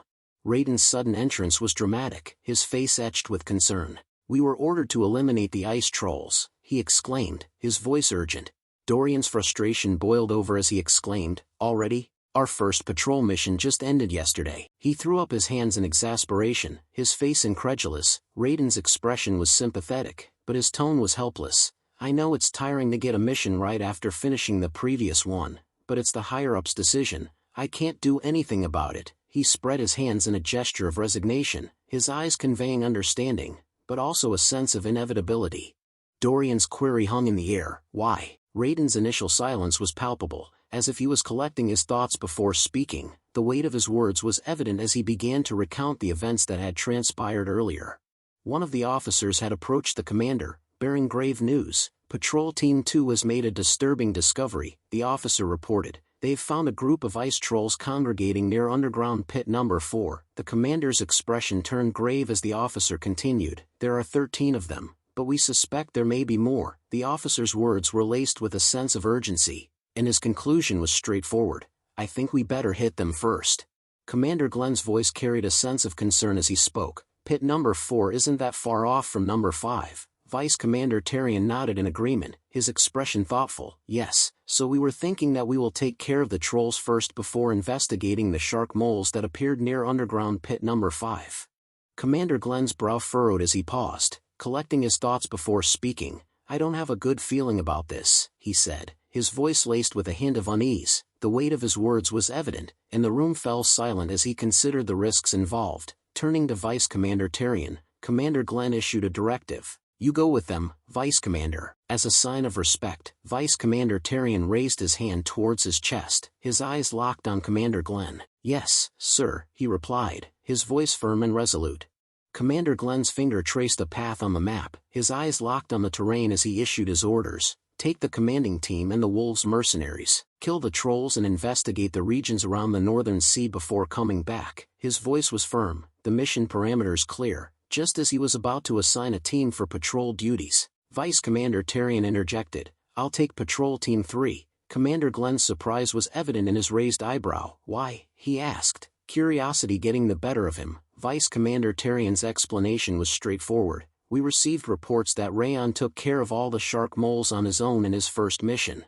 Vice Commander Tarion's words poured out in a smooth, persuasive flow. "I heard that he did it in a short amount of time with no injuries." His tone conveyed admiration for Raon's impressive feat. "If that's true, he should come in handy in this mission." A hint of personal interest crept into Tarion's voice as he continued. "Plus, I would love to witness such skills firsthand." Raiden's thoughts swirled as he processed the conversation, his mind racing with the implications. "All right," he thought to himself. "He said that he is willing to fight on any kind of battlefield, so take him." The words echoed in his mind, and he felt a sense of trepidation wash over him. As Raiden turned to leave, he tossed a parting remark over his shoulder. "Anyway, get ready and sleep early tonight." The sudden mention of preparation and rest caught Dorian and Raon off guard, and they exchanged a surprised glance, their eyes locking onto Raiden in unison. As Raiden closed the door behind him, Raon and Dorian stood frozen, their eyes fixed on the door in shock. Dorian's voice pierced the air, a panicked scream that echoed through the dorm. We're done for. We just returned from our first mission." His words tumbled out in a frantic rush. "I didn't expect to be a part of the next mission without any rest." The fear and exhaustion etched on Dorian's face were unmistakable, his eyes wide with alarm. Dorian's face contorted in distress, tears welling up in his eyes as he turned to Raon, his voice cracked with emotion. "Young master, do you think it's true that swords don't even work on ice trolls?" Raon's response was starkly different, his voice calm and matter-of-fact. "Yeah," he replied, the single word dropping like a stone into a still pond, sending ripples of unease through the air. Raon's explanation was delivered in a calm, detached tone, but the implications were dire. Ice trolls have thick and sturdy leather because they live in such cold climates. He spoke as if reciting facts, but the weight of his words was evident. "I heard it's hard to slay them unless you imbue your sword with aura." Raon's words continued to paint a grim picture. "On top of that, ice trolls have great regenerative skills like all other trolls." Dorian's fear reached a boiling point, and he swiftly burrowed under the blanket, his body shaking with terror, his voice muffled by the blanket. He stammered out a despairing phrase. "We're done for. I'm definitely gonna die during this mission. I better write my will." The blanket seemed to offer little comfort, as Dorian's words were laced with a sense of hopelessness and impending doom. Raon's calm demeanor was a steady presence in the midst of Dorian's turmoil. "Don't be so scared, Dorian," he said, his voice soothing. "If you use your speed, you should be able to defeat a troll." The words were meant to reassure, but Dorian's response was immediate and honest. Dorian's voice, still shaking slightly, spoke up from under the blanket. "Even if you say that, I'm still scared."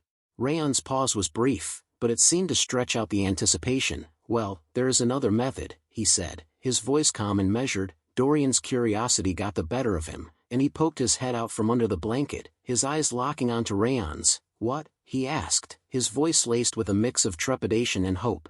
Raon's grip on his sword tightened, and a hint of a smile played on his lips. "Yeah, a way to not be scared in front of an ice troll," he said, his voice laced with a subtle amusement. "If you duel me, an ice troll will look just like any other monster." Raon's face twisted into a crude expression as he raised his sword, his voice gruff. "Let's go train right now." The words were met with a dramatic response from Dorian. "Ah, now that I think about it, ice trolls are actually weaklings." "Good night," Dorian exclaimed, his voice laced with panic and relief. He quickly retreated under the blanket, leaving Raon to shake his head in amusement. "What a weird guy," Wrath thought to himself, a mixture of exasperation and admiration on his face. The sun cast its morning light upon the gathering of members in front of Haben Castle's imposing main gates. Vice Commander Terran stood before them, his voice firm and authoritative as he began the routine of the day. "Now, it's time to take attendance." As Terran's voice droned on, taking attendance, Raon turned to Dorian with a concerned expression. "Are you all right, Dorian?" he asked, his voice low. Dorian, standing beside Raon, looked like a zombie, his eyes glazed over and his face pale. "Yeah, I think anything is better than a duel with you," he mumbled, his voice barely above a whisper. Raon's expression softened slightly, and he replied, "I'm glad." The member's voice cut through the murmur of the gathering, and he chimed in with a friendly tone. "Hello, you're Raon, right?" The question was directed at Raon, and the member's gaze was fixed on him, a hint of curiosity in their eyes. Beto's stride was confident as he walked towards Raon and Dorian, a warm smile on his face. "I'm Beto, the captain of the Wolves Mercenaries," he said, extending a hand in greeting. "It's nice to meet you." His eyes sparkled with a mix of admiration and challenge as he added, "My mercenaries always say that they would love to duel you." Beto's words flowed smoothly as he continued. "I didn't know you were a part of the patrol team." His hand remained extended, awaiting Raon's handshake. Raon took Beto's hand, his grip firm as he replied, "It's nice to meet you as well."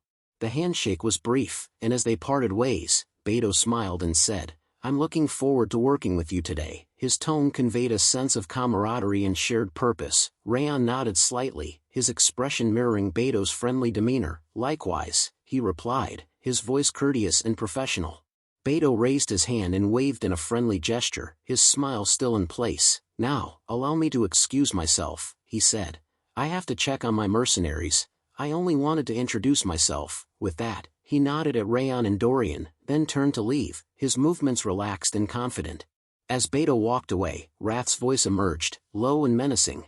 "I don't like him, take his eyes out." The words were chilling, and Raon's head snapped towards Wrath in surprise. "What?" Raon asked, his voice incredulous. Wrath's gaze remained fixed on Beto's retreating figure. "You shouldn't trust people who have the eyes of a snake," he said, his tone dripping with malice.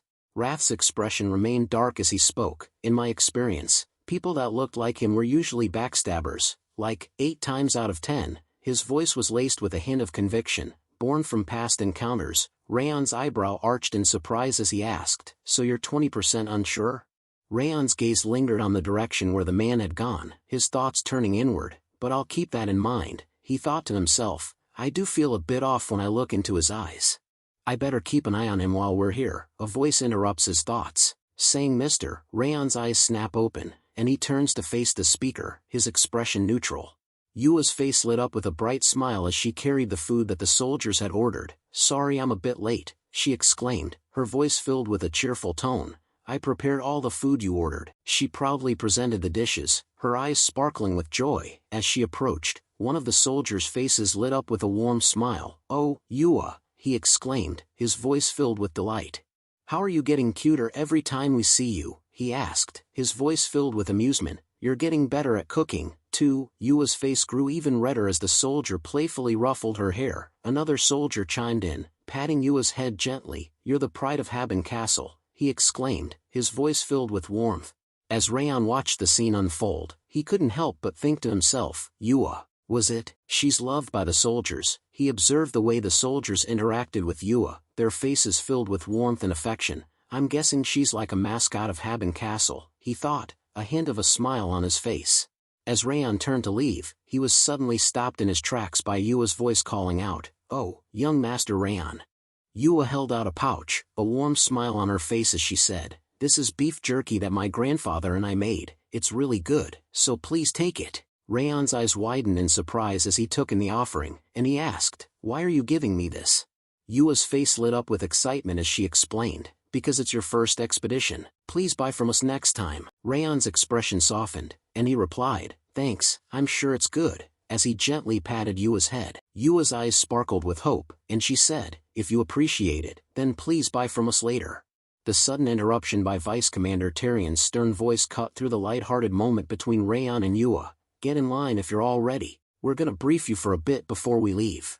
The atmosphere shifted from casual to formal, and Raon's expression turned serious as he fell into line, his eyes fixed on Vice Commander Tyrion. Tyrion's voice was firm and clear as he outlined the mission objectives. "We have 2 objectives," he began. "One is to take down the ice trolls, and the other is to patrol the areas between Mount Sterling and the Northern Sea." He paused for emphasis, his gaze sweeping across the soldiers. "Our goal is to make sure no one is hurt." Wrath's expression remained stoic, his eyes fixed intently on Vice Commander Tyrion as he listened to the mission briefing. Raon's question broke the silence, and Wrath's gaze shifted to Raon. "What? You're looking really serious right now," Raon said, his tone light-hearted. Wrath's gaze drifted towards the mountains, his eyes narrowing slightly as he focused on the landscape. His thoughts turned inward, and he sensed a subtle energy emanating from the mountain, that energy coming off the mountain. "It's not strong, but I can feel it," he thought to himself. Wrath's thoughts were interrupted by his own speculation, and he wondered, could it be him? His gaze turned serious, and his expression became more intense. When Raon asked him about his serious look, Wrath's response was curt, "It's nothing." His tone was dismissive, and he didn't elaborate further, leaving Raon to wonder what was on his mind. As Tyrion gave the order to move out, the group began their journey towards their destination. Raon fell into step alongside the others, but his eyes kept drifting towards Wrath, his gaze filled with suspicion. Raon's expression was questioning, and he seemed to be trying to read Wrath's thoughts, wondering what was behind Wrath's unusual behavior. The soldiers' call-out echoed through the air as they handed over their bags to Raon's scouting team. "Hey scouts, take over the bags before you depart." The soldiers' warning was stern. "Be prepared to get it good if you lose even one of them." Another soldier chimed in with a smirk. "Yeah, treat them as you would treat your lovers." The comment was followed by a jab. "Oh, maybe you don't know what that's like since you've never had one before." As the soldiers departed, Raon called out to Raiden, "Captain Raiden, why is the snow attack squad asking the scouts to take their bags?" Raiden's expression turned serious, and he turned towards Raon with a hint of concern. "Oh, it's your first mission with them, right?" Raiden's gaze drifted towards the snow attack squad as he continued. "They say they need to conserve their strength for combat since they're the main fighters." His tone was matter-of-fact, but a hint of frustration crept in as he added, "Ever since those guys got assigned here, it's been like this every time. It's frustrating, but we've got no choice," he said, his voice low. "As scouts, with no authority and less strength, we just have to suck it up and do what they say." Raon's expression turned somber, and he fell silent, absorbing Raiden's words.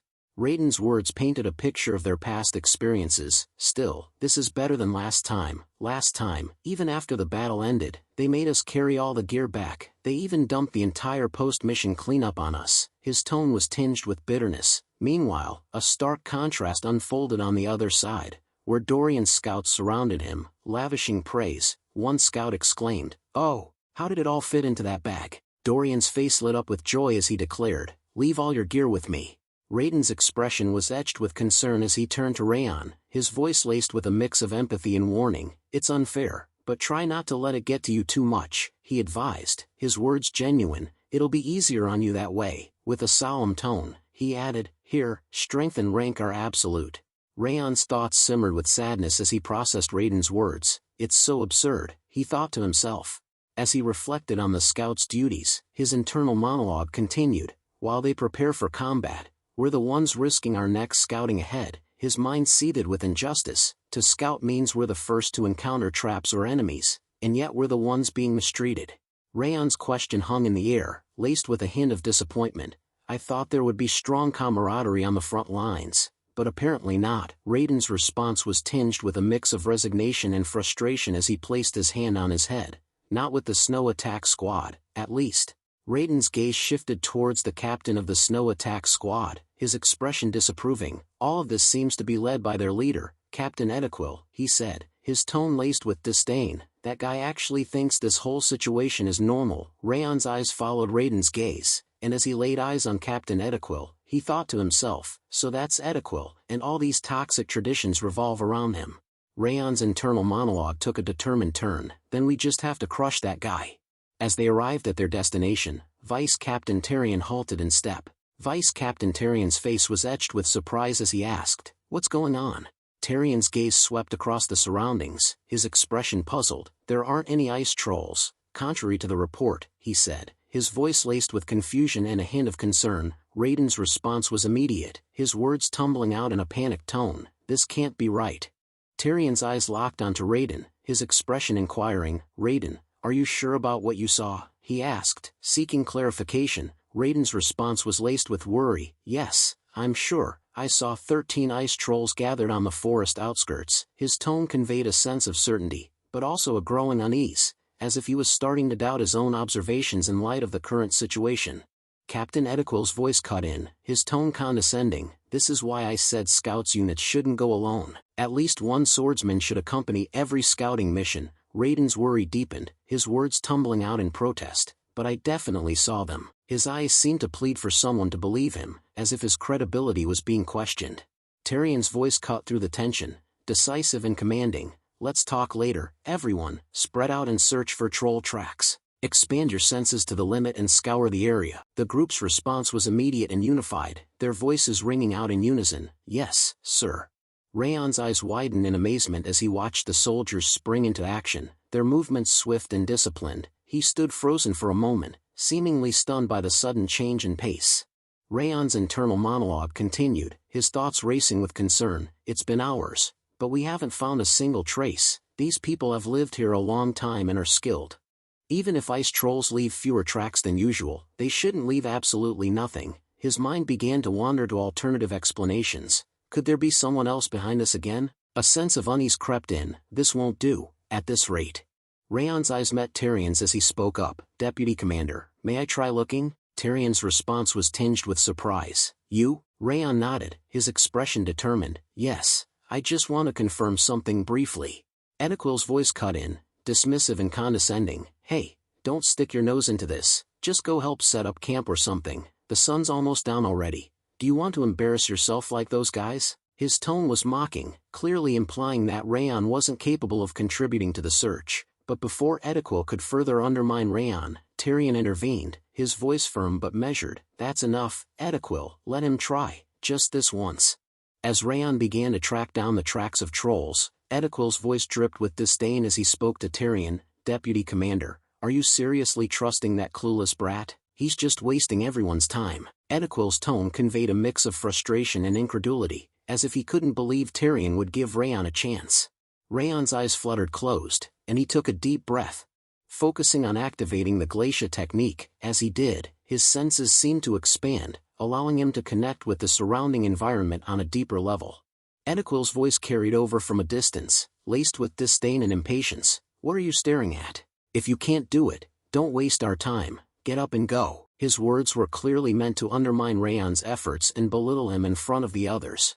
Raon's eyes snapped open, and he exclaimed, "I found them." Ediquil's expression shifted from skepticism to surprise, and he took a step forward, his voice incredulous. "What?" The sudden change in Raon's demeanor had caught Ediquil off guard, and for a moment, his dismissive attitude faltered, replaced by a glimmer of curiosity and perhaps even a hint of surprise. Still in a crouched position, Raon's words dropped like a bombshell. "They're near the frozen valley northeast of Mount Sterling." The soldiers' faces reflected their shock, their eyes widening in unison as they exchanged disbelieving glances. Ediquil's face reddened with frustration and anger as he shouted at Raon, "You brat, do you think this mission is some kind of joke? Are you telling me you pinpointed their exact location?" His voice echoed through the area, the words laced with venom and incredulity. Raon nodded in agreement, his voice steady. Yes, I'm sure. Is there a problem? Ediquil's face twisted in anger, his teeth gritted. As he began to shout, do you think it's funny to mess around in this kind of situation? Can you take responsibility for your words? Raon's calm demeanor was unwavering. I'm not foolish enough to joke around under these circumstances. Just as Ediquil's anger seemed to be escalating, Tyrion intervened, his voice a calming presence. Ediquil, calm down, you're getting too emotional.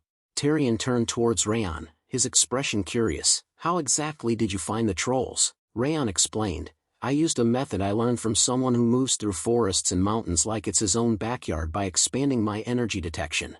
Ediquil's voice trembled with incredulity. Energy detection? Do you realize how far it is to the frozen valley? You can't possibly confirm that with just that. His tone was laced with skepticism, as if Raon's claim was absurd. Ediquil turned to Tyrion, seeking validation for his doubts. Tyrion, did you hear that? Do you really believe what he said?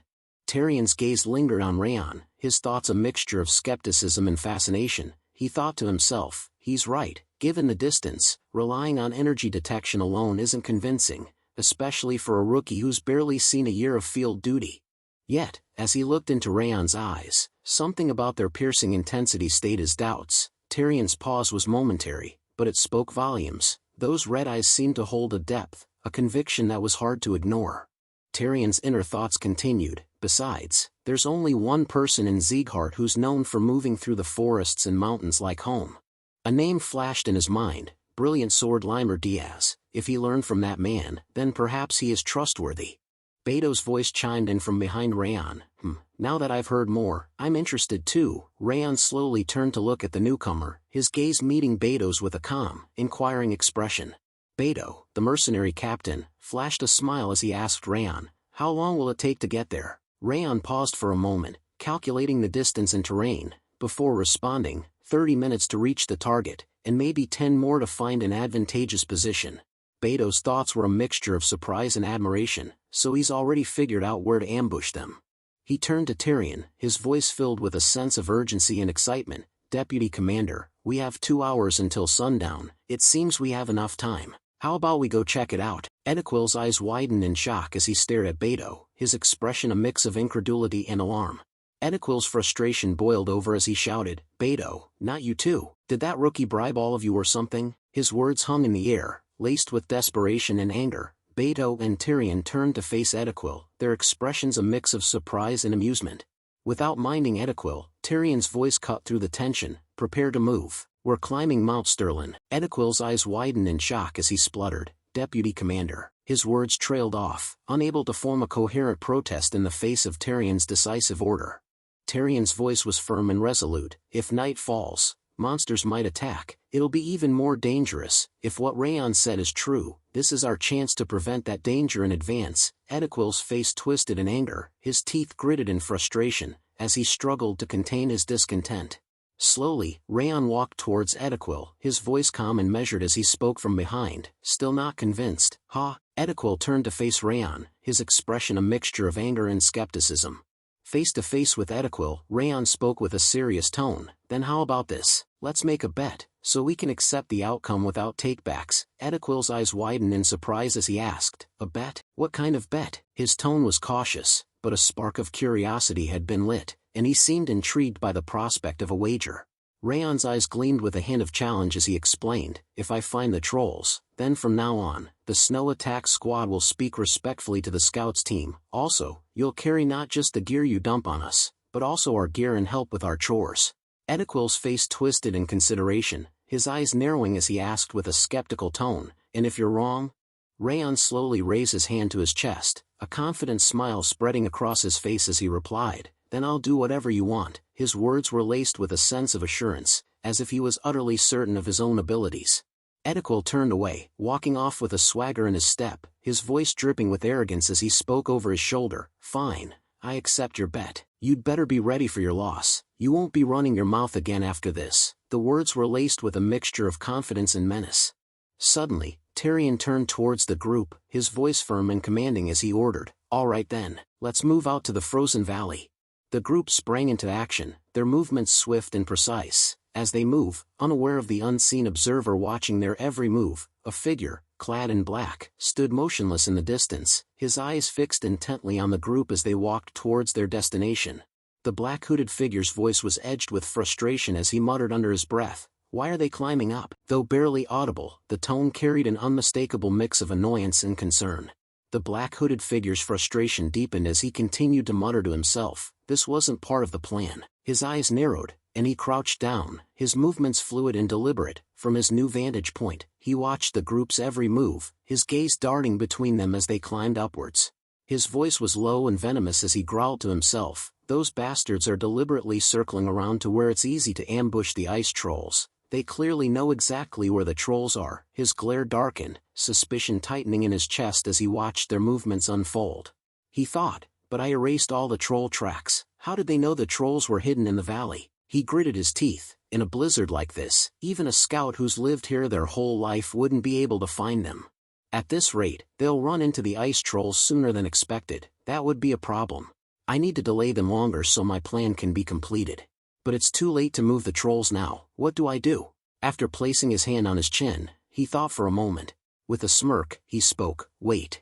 A sly grin spread across his face as he recalled his control over the ice trolls, a plan beginning to form in his mind. Yes, this could work perfectly, he thought, his eyes gleaming with malevolent intent.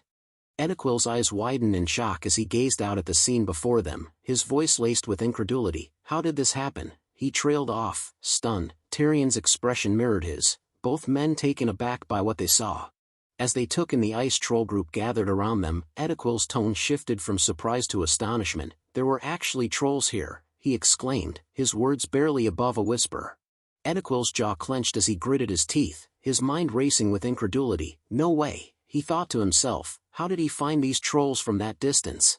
Ediquil's eyes snapped wide open in shock, his face twisted in a mixture of surprise and indignation. "You didn't forget our bet, did you?" Raon's words hung in the air, and for a moment, it seemed like the entire world had come to a standstill.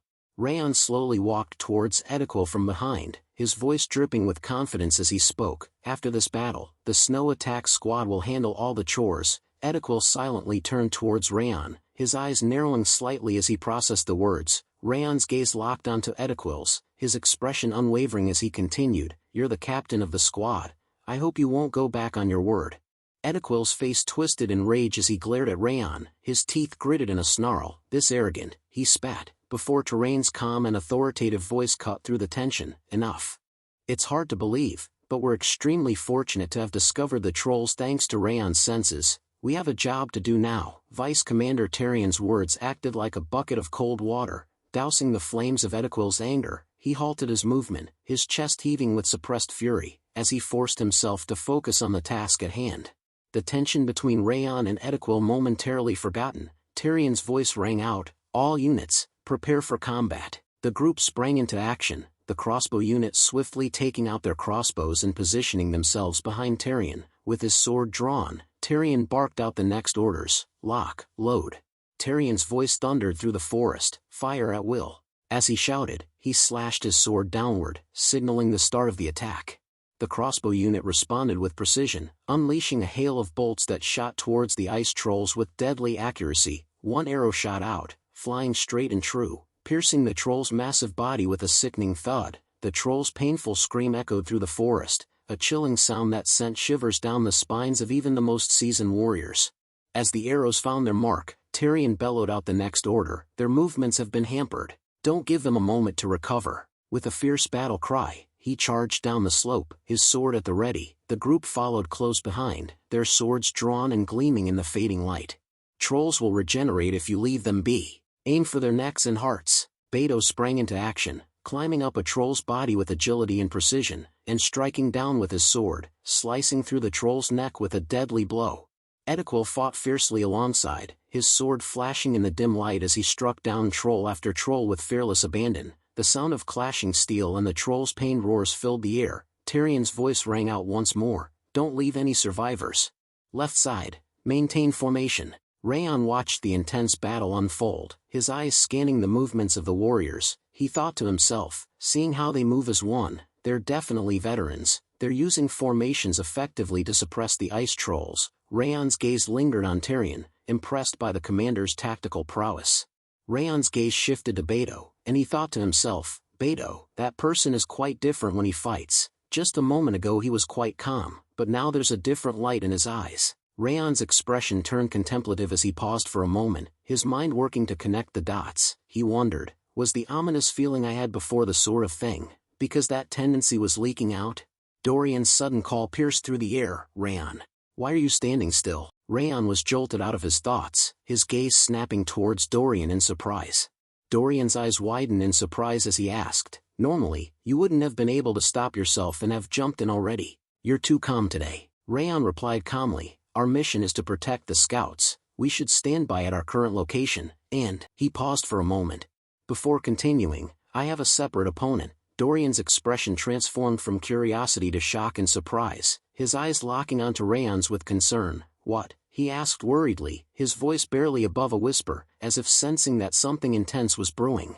Raiden's voice rang out, Scouts, don't approach.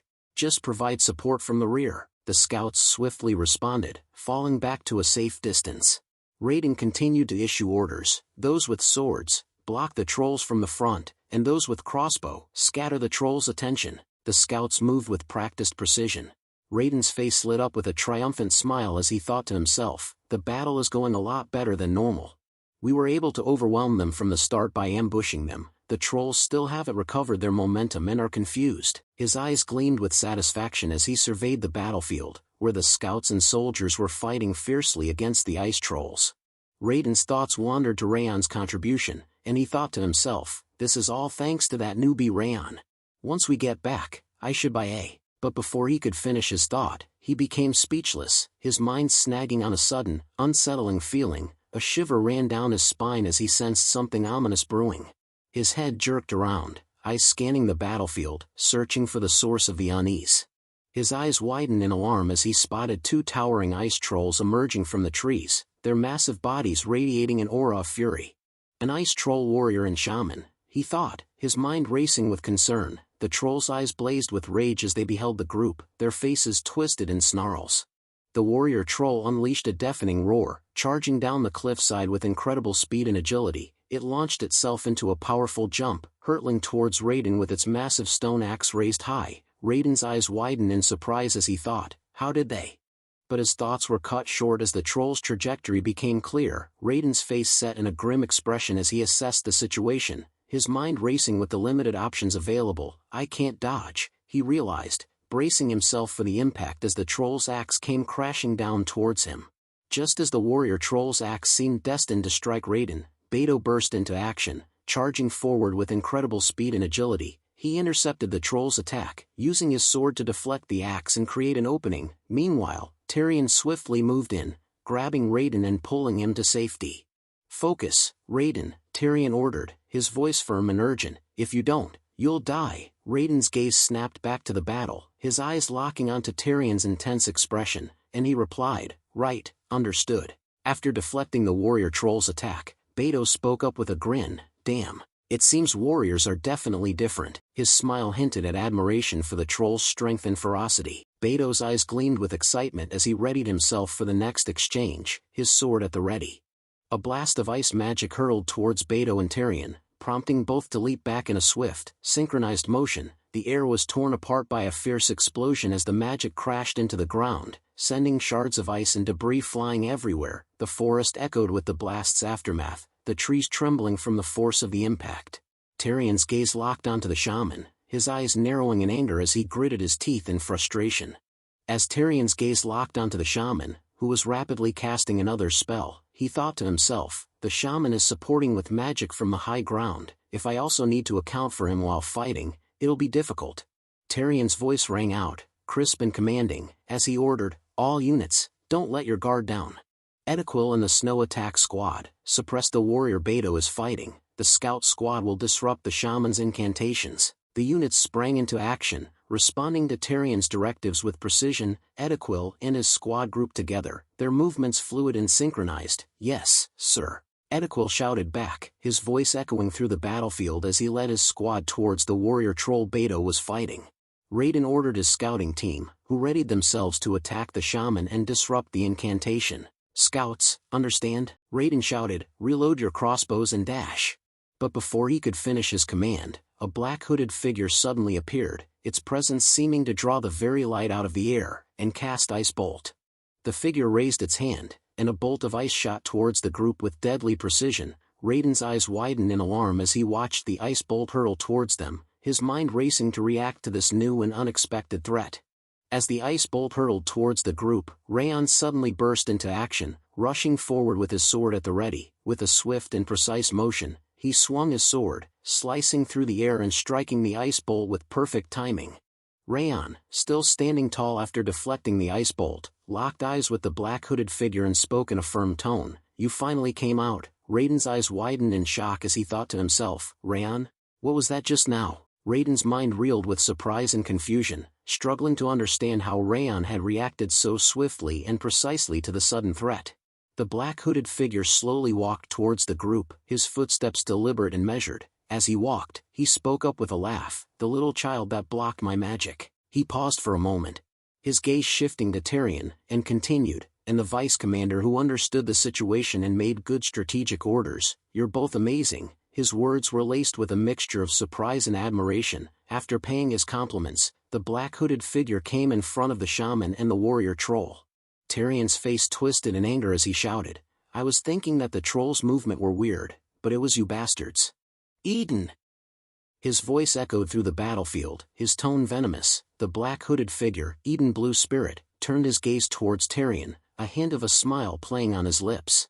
Eden's Blue Spirit spoke up with a laugh, "Don't get so worked up." Suddenly, a dark, ominous aura erupted from Eden as he cast a curse towards the group. "Sorcery, Cold Shadow Demon Curse," he declared, his voice dripping with malevolence. "I won't leave a single one of you alive." Tyrion, Edequil, and Beto were shocked and panicked by the sudden turn of events, their eyes fixed on Eden's Blue Spirit as it seemed to grow in power. A massive, crushing pressure descended upon the group, forcing them down to the ground. As they knelt down on the ground, Beto struggled to speak, "This is..." But before he could finish, Edequil chimed in, his voice laced with alarm, "I'm suddenly getting chills and my body won't move." The three of them tried to stand, but their bodies seemed rooted to the spot, refusing to obey their commands. Tyrion's face contorted in frustration and anger as he gritted his teeth, his eyes blazing with fury. Eden's Blue Spirit spoke in a cold, calculated tone, "For our most noble restoration plan." Tyrion's gaze locked onto the Blue Spirit, a look of worry etched on his face as he sensed the gravity of the situation. The Blue Spirit continued, its voice devoid of emotion, "I shall take your lives today." With a wave of its hand, Eden began to cast out a spell, his voice dripping with malice as he uttered a single, chilling word, "Die." The air seemed to respond to the command, dark energy swirling around the group as if eager to obey Eden's deadly decree. Just as Eden was about to complete his incantation, Raon burst forward, his sword flashing in the dim light. With a swift motion, he shattered the curse that had immobilized the group, freeing them from its grasp. Before Eden could react, Raon's sword sliced through the air, striking down the Blue Spirit and disrupting the incantation. The Blue Spirit recoiled from Raon's blow, its ethereal form wavering in surprise. "What? How can you move under my curse?" it exclaimed, its voice laced with incredulity. Raon's expression remained calm, his eyes locked onto the Blue Spirit as he announced, "You wouldn't know. I've lived my whole life." He paused for a moment, his gaze never leaving the Blue Spirit, before readjusting his stance, preparing for the next strike. As he rushed towards the Blue Spirit, his voice took on a resolute tone, with a stronger curse and stronger cold energy. With a swift and deadly motion, Raon unleashed his rabid Fang sword technique, employing the savage Fang dance to devastating effect. The sword sliced through the Blue Spirit with precision and ferocity, leaving a trail of dissipating energy in its wake.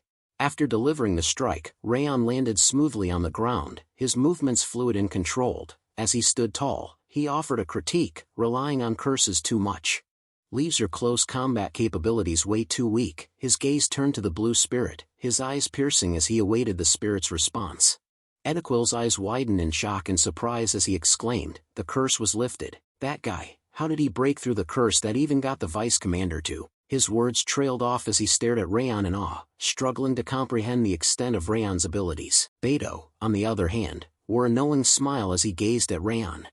With the curse lifted, Tyrion's voice rang out, sharp and commanding, "We're still in combat. Suppress the remaining trolls before they can reorganize. His words snapped the group back into action, and they quickly refocused on the battlefield. Tyrion's order was a call to capitalize on the momentum shift, and the group sprang into motion, ready to take down the remaining trolls and gain the upper hand in the battle.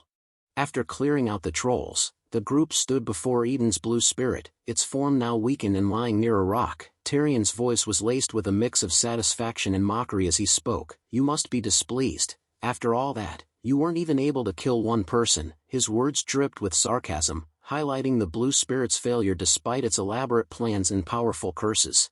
Tyrion's voice rose to a commanding tone as he ordered the blue spirit, "Now tell me why you ambushed us, then I will give you mercy and end your life painlessly." The blue spirit, however, responded with a laugh, its voice filled with defiance. "Mercy? I don't need something like that," it said, pausing for a moment before continuing. "In fact, you all should want to kill me quickly." Tyrion's expression shifted to one of surprise as he spoke. "What?" The blue spirit's voice dripped with mockery as it continued. "My motive from the beginning was just to split up Haben Castle's troops." While a scout, after pointing out at Haben Castle, spoke to Raiden, "Over there, at Haben Castle." Raiden's gaze followed the scout's pointing finger, his eyes locking onto the castle in the distance. The blue spirit's tone remained taunting. "Since we're here already, I'll give you a present. Thanks to your pathetic mercy." Its voice then shifted to a fierce tone. "Haben Castle shall fall in this battle." Just as the blue spirit finished speaking, a loud explosion rocked Haben Castle, the shockwave echoing through the forest and catching Tyrion off guard. Tyrion's voice took on a serious tone, laced with a growing sense of unease. "What do you mean we should have killed you already?" The blue spirit's reply was delivered with a smug tone. "Thanks to your pathetic mercy, Haben Castle shall fall in this battle." It let out a mocking laugh, continuing, "Even if you don't like it, you'll see soon enough." Tyrion's eyes widened in shock as he asked, "What?" Edequil's sudden exclamation cut through the tension. "Sir Tyrion, please look behind you." Tyrion's gaze snapped towards Edequil, his expression shifting from intensity to surprise and worry. Edequil's finger extended, pointing towards Haben Castle. As he continued, "There's smoke coming from Haben Castle." Tyrion's head swiveled, his eyes locking onto the sight of the castle in the distance, and his jaw dropped in shock as he took in the scene. The smoke billowing from the castle's direction painted a dire picture, and Tyrion's face reflected his growing alarm. Tyrion's eyes widened in horror as he murmured, "What the hell?" Raiden's voice followed, laced with incredulity, "But Haben Castle is an indestructible fortress." His words trailed off, his gaze fixed on the burning castle, as if struggling to reconcile the impossible with the reality unfolding before them. The blue spirit's mouth split open, revealing a bloody grin as it spoke. "The original plan was to use you as bait to pull Milland out here, but things didn't go as planned.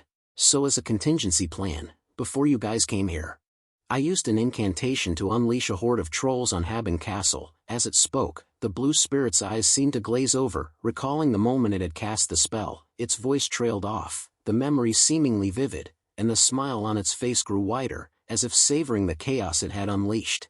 The blue spirit's grin grew wider as it continued. "They'll probably be wreaking havoc inside the castle by now." Its laughter echoed through the air, a cold, mirthless sound. Suddenly, Tyrion's anger boiled over, and he slapped the blue spirit across the face with a swift, precise motion. The blue spirit's head rocked back from the impact, and it spat out a mouthful of blood, its smile now twisted and grotesque. Tyrion's grip tightened on the blue spirit's collar as he growled, "Stop running your mouth, blue spirit." His voice was low and menacing, but the blue spirit's confidence didn't waver. "Haben Castle won't fall just because a few trolls got in," Tyrion asserted, his words laced with determination, as if trying to convince himself as much as the blue spirit. While Raon's thoughts turned inward, Tyrion isn't wrong. Even if Haben Castle's elite squads are out here, Commander Milland is still inside the castle. As he recalled the commander's menacing face, Tyrion's expression turned resolute, and he spoke up, "You can't destroy Haben Castle with mere ice trolls." His voice was firm, conveying his confidence in the castle's defenses and Commander Milland's abilities. After hearing the words, blue spirit's laughter erupted, violent and unhinged, catching the group off guard. They watched in surprise as the blue spirit's body shook with mirth. As its laughter subsided, it gasped out a few words. Maybe there were only ice trolls. Its voice dripped with sarcasm, implying that the true horror was yet to be revealed. The group's eyes locked onto the blue spirit, sensing that something was terribly wrong, and that the situation was far more dire than they had initially thought. Suddenly, the The ground lurched violently, sending the group stumbling to maintain their balance. Ediquel's voice rose in alarm. The ground is suddenly shaking. Beto's voice followed, laced with concern. Is it an earthquake? The group's unease grew as the tremors intensified, making it difficult for them to stand steady. Raon's thoughts racing, he thought to himself, no, it's not a normal earthquake. No way! His mind was reeling, trying to comprehend the cause of the intense tremors. Meanwhile, the blue spirit's voice dripped with condescension as it spoke to Tyrion. Did you really think Eden would have prepared so shabbily? Its tone was taunting. You were always dancing in the palm of my hand. The blue spirit's words culminated in a declaration. The only thing you can do now is watch the fall of Haben Castle from afar. The blue spirit's words ended in a crescendo of madness. Arrogant bastards. You will now wallow in despair. Its laughter echoed through the air, a cackling sound that sent shivers down the spines of those who heard it. Tyrion's response was immediate and decisive. Without hesitation, he gripped his sword and in a swift, deadly motion, cut down the blue spirit's head. The action was devoid of thought or mercy, driven solely by rage and a desire to end the spirit's taunts. Ediquel's voice trembled with fear and worry as he called out, Vice Commander Tyrion. But before he could finish, Tyrion cut him off, his voice firm and commanding, Tell this to all units.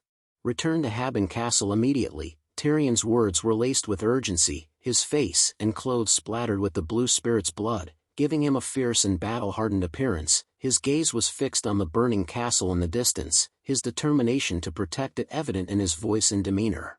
The scene shifted to Haben Castle, where flames engulfed the fortress, illuminating the darkening sky as snowflakes fell around it. The screams of the people echoed across the castle walls, a cacophony of terror and panic.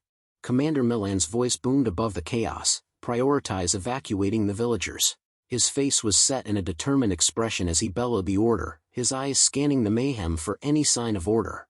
Milan pointed to a spot where the flames were spreading rapidly, his voice carrying above the din. First squad, suppress the fire. Second squad, block the ice trolls. His orders were crisp and clear, and the soldiers sprang into action. Sometimes later, after Tyrion and the group returned to castle, Tyrion approached Milan, his expression grim, and reported, Commander, all deployed units have returned. Milan turned to face him, his eyes scanning Tyrion's blood-stained clothes and the look of determination on his face. Good, Tyrion, Milan said, his voice firm with approval. Milan's expression turned serious as he asked, We're currently being ambushed by a horde of ice trolls. Did you find anything out of the ordinary while deployed? Tyrion's voice remained calm despite the gravity of the situation. We actually had something related to report, so we came back immediately. He paused, then began to explain, This ambush is the work of Eden. Milan's eyes widened in surprise. I did think something was off. I see. So Eden was responsible. Tyrion's report continued. We took care of the blue spirit that was summoning ice trolls at the scene. He paused, his brow furrowed in concern, before continuing, but after hearing his words, and this earthquake, it seems their plans won't end with the trolls. His voice trailed off, laced with doubt, but something is strange. He gazed out at the gruesome battlefield ahead, his eyes scanning the chaos and destruction. Milan's gaze locked onto Tyrion, his expression thoughtful, as he asked, There isn't really much for those bastards to gain from targeting Haben Castle like this. Tyrion's response was measured, Forgive me, we weren't able to find out their goals, however. He hesitated for a moment, the weight of his next words palpable, before revealing, due to their intervention, a monster wave will occur earlier than expected. Milan's eyes widened in shock, his face frozen in stunned silence. Tyrion's voice pressed on, his words painting a dire picture, the traces of the ice trolls and monsters that were gathered by them, and the earthquake just now. There's a high chance of them causing a wave to head in this direction. As his words spread among the soldiers, panic began to set in, their faces paled, and their eyes darted towards the horizon, as if expecting the wave of monsters to materialize at any moment. The soldiers' murmurs grew louder, their panic palpable. The inside of the castle is a mess because of the ice trolls, and now a wave on top of that, one of them said, his voice laced with desperation. Another soldier gripped his head tightly, his voice trembling with fear. We're finished, we're all going to die. The atmosphere was thick with dread, and Raon's eyes scanned the scene, his face etched with worry. Raon's thoughts turned grim as he assessed the situation. The soldiers were on the brink of panic, their irrationality slipping away with each passing moment. A battle against a monster wave would be daunting enough, but with his troops in this state, it would be nearly impossible. Commander Milan's voice boomed across the courtyard. All of you, calm down.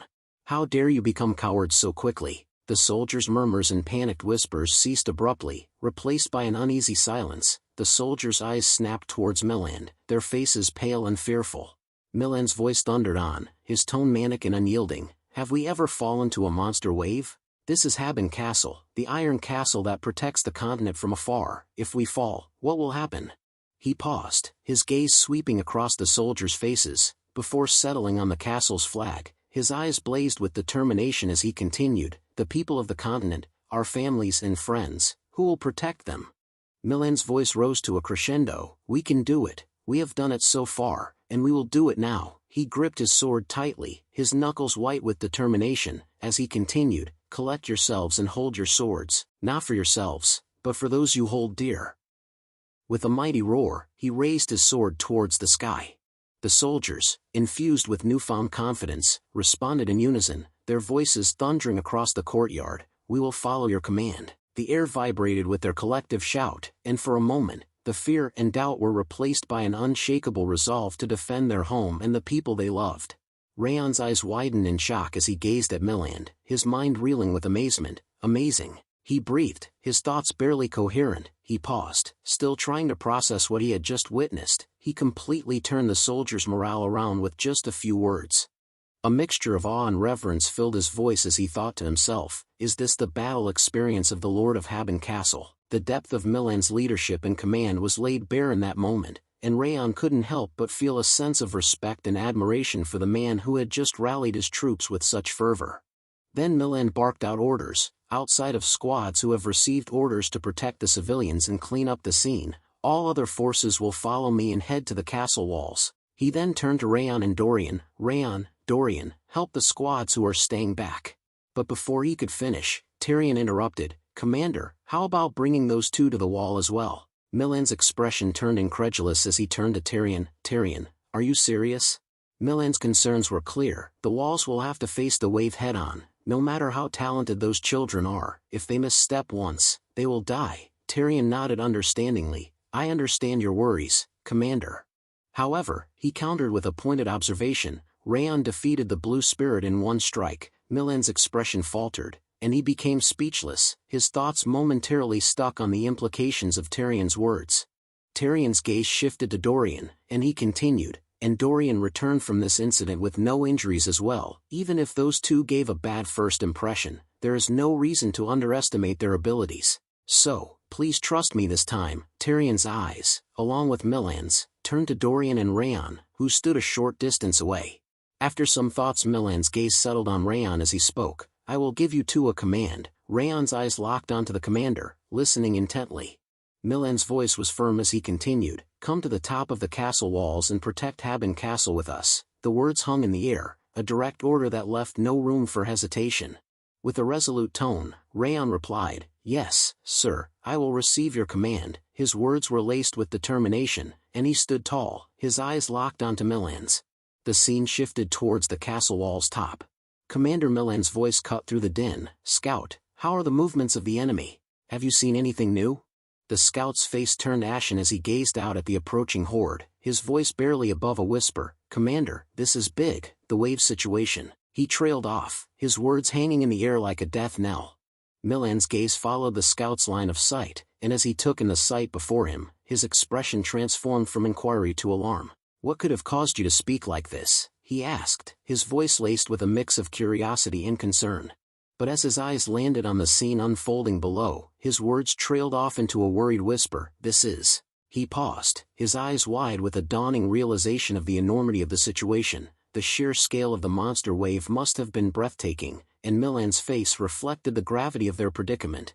Beto's voice was laced with concern as he turned to Edequil. Have you seen a wave like this before? Edequil's response was tinged with worry. No, this is a first for me as well. The uncertainty in his voice was palpable, and the weight of their situation hung heavy in the air. Raon's eyes widened in awe as he took in the sight before him, his curiosity giving way to stunned silence. The sheer magnitude of the monster wave was breathtaking, and he stood frozen, unable to find the words to describe the horror unfolding before his eyes. As Raon's gaze fell upon the monstrous horde, Instructor Limer's words echoed in his mind. And Raon, you're going to the north, Haben Castle, the eternal battlefield, where you will fight monsters that come from the North Sea and Mount Sterling every day. They call it Hell's Battlefield because you will never have a chance to put your sword away.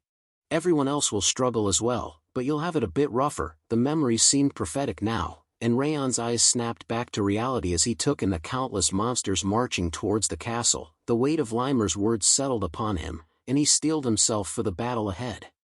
Milan's voice was firm as he asked one of his subordinates, "What's the scale of the wave?" The vice commander Tarian reply was laced with worry. "We have identified 1,000 of them, but given their continuous approach, there are likely tens of thousands." The Tarian's voice trembled slightly as he admitted, "This is also my first time seeing this many before." Raon's eyes widened in horror as he thought to himself, "Those words are correct. I can't even count them with my senses." The sheer scale of the monster wave was numbing, and he became shocked still, his mind reeling from the implications. The words "this is a wave on Haben Castle" echoed in his mind, and he felt like he was staring into the abyss. Suddenly, Commander Milan turned sharply to Raon. "Raon, do you know about waves?" Commander Milan's sudden question caught Raon off guard, and he turned to face the commander with a look of surprise. After a moment's hesitation, Raon's expression turned worried as he replied, "Yes, I know at least a bit about them." His voice was tinged with a mix of apprehension and uncertainty, as if unsure how much he really knew about the monster waves or what the commander was getting at. Raon took a steady breath and began explaining to Commander Milan, "In the process of stopping a wave, there are always countless casualties. The reason there are endless reconnaissances and expedition missions is to prepare for waves and reduce the damage by even a little." As he spoke, memories of his training and past experiences flooded back, and he recalled the countless stories of bravery and sacrifice that had been drilled into him. His words were laced with a sense of grim resignation, as if he knew that the upcoming battle would be a brutal and unforgiving test of their mettle. Destroyed castle walls can be rebuilt, and new castle gates can be made again. However, his expression turned grave as he added, "But dead people do not come back." The weight of his words hung in the air, a poignant reminder of the true cost of their battles against the waves. With a serious expression, Milan ordered Raon, "So please, protect as many soldiers as possible. That is your mission." Raon's face set in determination as he replied with a confident tone, "I understand." His voice was firm and resolute, conveying his commitment to fulfilling his duty and doing everything in his power to safeguard his comrades. As the thunderous roars of the monsters echoed through the area, Raon and Milan gazed out at the battlefield. The air was electric with tension, and Milan's voice was laced with a sense of urgency as he spoke to Raon, "It looks like we no longer have the time to talk." Commander Milan turned to the soldiers, his voice ringing out across the battlefield, "All of you, lift your swords. I understand that everyone is scared of this wave scale." The soldiers stood in silence, their faces set with determination.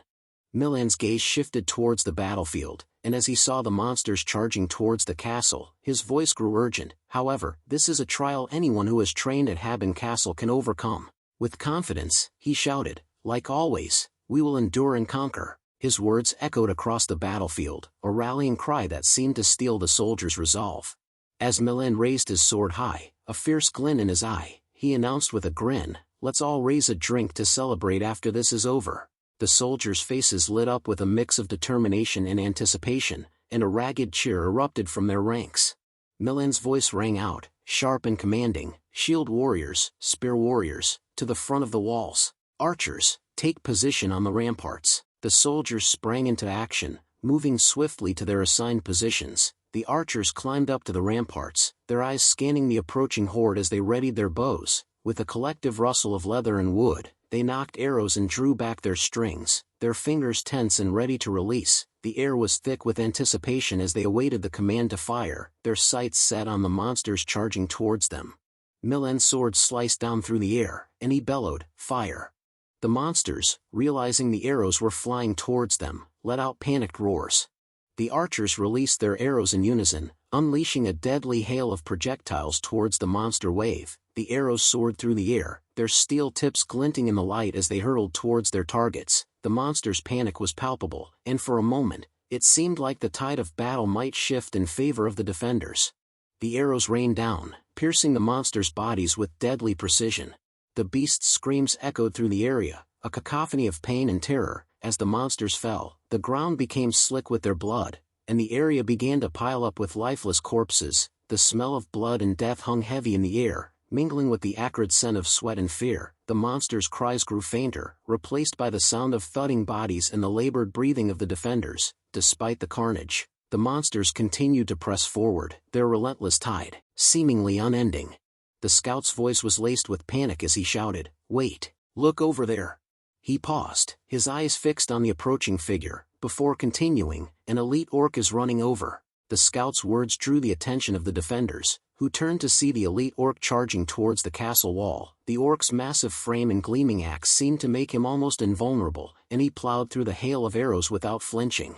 "Shit, he's targeting the gates," someone shouted, panic etched in their voice. "Block him quickly." The order was barked out, but before anyone could respond, another defender chimed in, "Arrows aren't working." The elite orc continued to charge towards the gates, his axe flashing menacingly as he dodged and weaved between the arrows. The flash of lightning illuminated the darkening sky, striking the elite orc with incredible force. The orc's body stiffened, and it crumpled to the ground, motionless. Milan stood tall on the walls, his sword still crackling with electrical energy. "I will protect these gates," he declared, his voice ringing out across the battlefield. The sudden display of power left the defenders stunned, but one soldier quickly rallied them, shouting, "Everyone, come to your senses. Commander Milan is with us." The soldier's words snapped the defenders back to attention, and they gazed at Milan with renewed hope and determination. The scout's warning cry echoed across the castle walls. "They're climbing the castle walls. Block them. We can never let them climb over." The orcs, fueled by their ferocity, began to scale the walls with their daggers, showing no signs of fear. Milan's voice rang out, calm and authoritative, "As soon as they reach the top, fire your aura to drop them." As the orcs crested the wall, the defenders sprang into action, charging towards them with a fierce determination. The soldier's cry of pain echoed through the castle walls as he fell. "Whack! An orc got over. Save me!" The orc, having successfully climbed over, charged towards the fallen soldier, its blade raised high. But before it could strike, Raon burst forward, his movements swift and deadly. With a precise strike, he finished off the orc. Raon's expression was etched with concern as he asked the soldier, "Are you hurt anywhere?" The soldier, still in awe of Raon's strength, shook his head and replied, "No, thanks." His eyes lingered on the massive body of the orc, a testament to Raon's incredible prowess. Raon's gaze swept across the battlefield, his eyes taking in the seemingly endless horde of monsters. He thought to himself, "This truly is hell, even though I feel like I've already killed a few hundred. It doesn't look like I've even made a dent to their numbers." His gaze fell upon the front lines, where wave after wave of monsters continued to surge forward, their numbers showing no signs of dwindling. The scout's voice rang out across the castle walls, "All units, prepare for impact. A boom skull is approaching on the right side of the castle." Raon's expression turned grave. Before Raon could react, a deafening explosion erupted behind him. Boom! The explosion sent Raon flying, and he crashed to the ground, dazed and disoriented. As he struggled to sit up, clutching his head in pain, he thought to himself, "Cook, there's even a suicide bomber monster boom skull. Are soldiers all right?" The blast had caught him off guard, and Raon's concern for his comrades' safety immediately took priority over his own injuries. He winced in pain, his ears ringing from the explosion, and quickly scanned his surroundings to assess the damage and check on the soldiers nearby. The explosion's aftermath was chaotic, with soldiers crashing to the ground, some dying, and others injured. The air was filled with cries of pain and despair. One soldier clutched his leg, shouting, "Kuuk, my leg." Another screamed, "My arm, where did my arm go?" Raon's eyes widened in horror as he took in the carnage. He thought to himself, did they get caught in the explosion and fall off the wall? As he stood up, he shouted to his injured comrades, "Please wait there, I'll..." But before he could finish, an aura message from Commander Milan interrupted him. "Don't go, Raon." The sudden message made Raon pause, and he thought to himself, is this an aura message? Raon's expression changed as he recognized Commander Milan's voice. Milan's voice echoed in his mind, "Protect the walls that haven't fallen. If you focus on the small things, the big things will crumble. You have to endure it." Raon's thoughts repeated themselves, his mind weighing the importance of defending the walls against the desperation of his injured comrades. That's the correct decision to make. If we give up the walls to focus on the injured, the defense we've centered on this place will eventually collapse. Yet, as he gazed at the fallen soldiers, their anguished cries piercing the air, Raon's resolve faltered, his eyes lingered on the injured, his expression a mix of determination and compassion, as he struggled to reconcile his duty with his humanity. Raon's face was etched with sadness as he gazed at the soldiers, his thoughts inward and conflicted. He struggled to make a decision, his emotions warring with his duty. But then, he gripped his sword tightly, and a resolute look crossed his face. I'm not a commander, he thought to himself, acknowledging the limits of his role and the decisions that lay beyond his authority. With a surge of determination, Raon leapt off the walls, plunging into the midst of the monster wave below. His thoughts were clear. My mission is to prevent the soldiers of Haben Castle from dying. Without hesitation, he charged forward, his sword flashing in the sunlight, driven by his desire to protect his injured comrades. Raon's actions were a testament to his bravery and selflessness, as he put himself in harm's way to safeguard the lives of others. As Raon stood before the monster horde, Wrath's voice erupted from his body. You're insane. Did you even think before jumping down? Do you think you can hold out while protecting the soldiers down here? Raon's response was laced with determination. It'll be hard, but I'll have to push my senses to the limit and try. Just as Wrath was about to retort, a snarling orc charged towards Raon. Wrath's voice was laced with venom and disdain. You idiot, to think you'd make such an emotional decision. The only thing in front of you is a dog's death now. The words were meant to cut deep, and Raon's gaze didn't waver, his determination to protect the soldiers unwavering despite Wrath's harsh words. With blade of requiem in hand, Raon's thoughts turned inward, an emotional decision. That's true, even though the right thing to do in this situation is to run away. In this life, I swore to myself that I'd live not as an assassin but as a swordsman. His eyes burned with determination as he steeled himself for the battle ahead. With unwavering confidence, Raon declared, before I fall, not a single one will get past me. I will definitely endure and survive. His voice echoed through the battlefield, a declaration of his unyielding resolve. Without hesitation, he charged forward, his sword flashing in the light as he plunged into the heart of the monster horde. The battlefield was a blur of chaos and carnage as Raon slashed down orc after orc, his sword slicing through the enemy ranks with deadly precision. Amidst the mayhem, he thought to himself, this hell. The battle raged on, with Raon slashing, and slashing again, his movements a blur of steel and fury. He showed no signs of fatigue, his sword arm relentless as he cut down monster after monster. The air was thick with the stench of blood and sweat, and Raon's dress and body were drenched in the crimson fluid, a testament to the unending carnage. Raon's hands were a mess, his skin torn and shredded, covered in his own blood as well as that of the monsters he had slaughtered. Despite the excruciating pain, he refused to stop, pouring every last drop of his aura into his sword strikes. The only sensation Raon's hands seemed to register was the familiar feel of his sword slicing through flesh and bone, a morbid rhythm that drove him forward. With each strike, he dashed forward, pushing through the monster wave with a singular focus. The battlefield had become a surreal landscape, with the crimson hue of monster blood dominating Raon's vision. As he charged forward, a mountain of dead monsters piled up behind him, a grim testament to his unrelenting ferocity. The sheer number of creatures he had slaughtered was staggering, and yet Raon showed no signs of slowing down. Raon's roar of rage echoed across the battlefield as he charged forward. Without pause or hesitation, he cut down group after group of monsters, his movements a blur of steel and fury. Fear seemed a distant concept, as if Raon had transcended the bounds of mortal concern, driven solely by his unyielding fury and determination. As the night wore on, the moon rose high in the blood-soaked sky, casting an eerie glow over the battlefield, but even as it reached its zenith, the moon began its slow descent, waning in the darkness. As the first light of dawn crept over the horizon, Raon stood wearily in front of the walls, his sword still clutched in his hand. The battle-scarred landscape around him was a testament to the ferocity of the fight, with the bodies of monsters strewn about in every direction. The aftermath of the battle was a grim reminder of the carnage that had unfolded. Raon's gaze swept across the battlefield, and he saw that the monsters had been vanquished, but at what cost? The ground was littered with the bodies of the fallen, and the air was heavy with the stench of death. Raon's expression was somber, his eyes filled with a mix of sadness and exhaustion as he took in the devastation. Meanwhile, a lady's eyes gleamed with intrigue as she gazed at Raon's face in her crystal ball. A sly smile spread across her face as she thought to herself, Raon Sieghart. Her thoughts drifted back to her original objective, the destruction of Haben Castle and the acquisition of the incarnated body. Her long nails clicked softly as she placed her hand on her face, her mind whirling with calculations and schemes. The lady's masked face gleamed with an otherworldly intensity as she gazed at Raon's visage in the crystal ball. The hood that shrouded her head seemed to absorb the light around her, making her eyes sparkle like stars in the darkness. Her smile grew wider, a cold, calculated smile that hinted at secrets and schemes. "But I've gotten an unexpected harvest," she murmured, her voice barely audible. The crystal ball seemed to glow with an eerie light, illuminating the shadows on her masked face. As she contemplated the possibilities that Raon's presence presented, the scene shifted in Haben Castle in a room.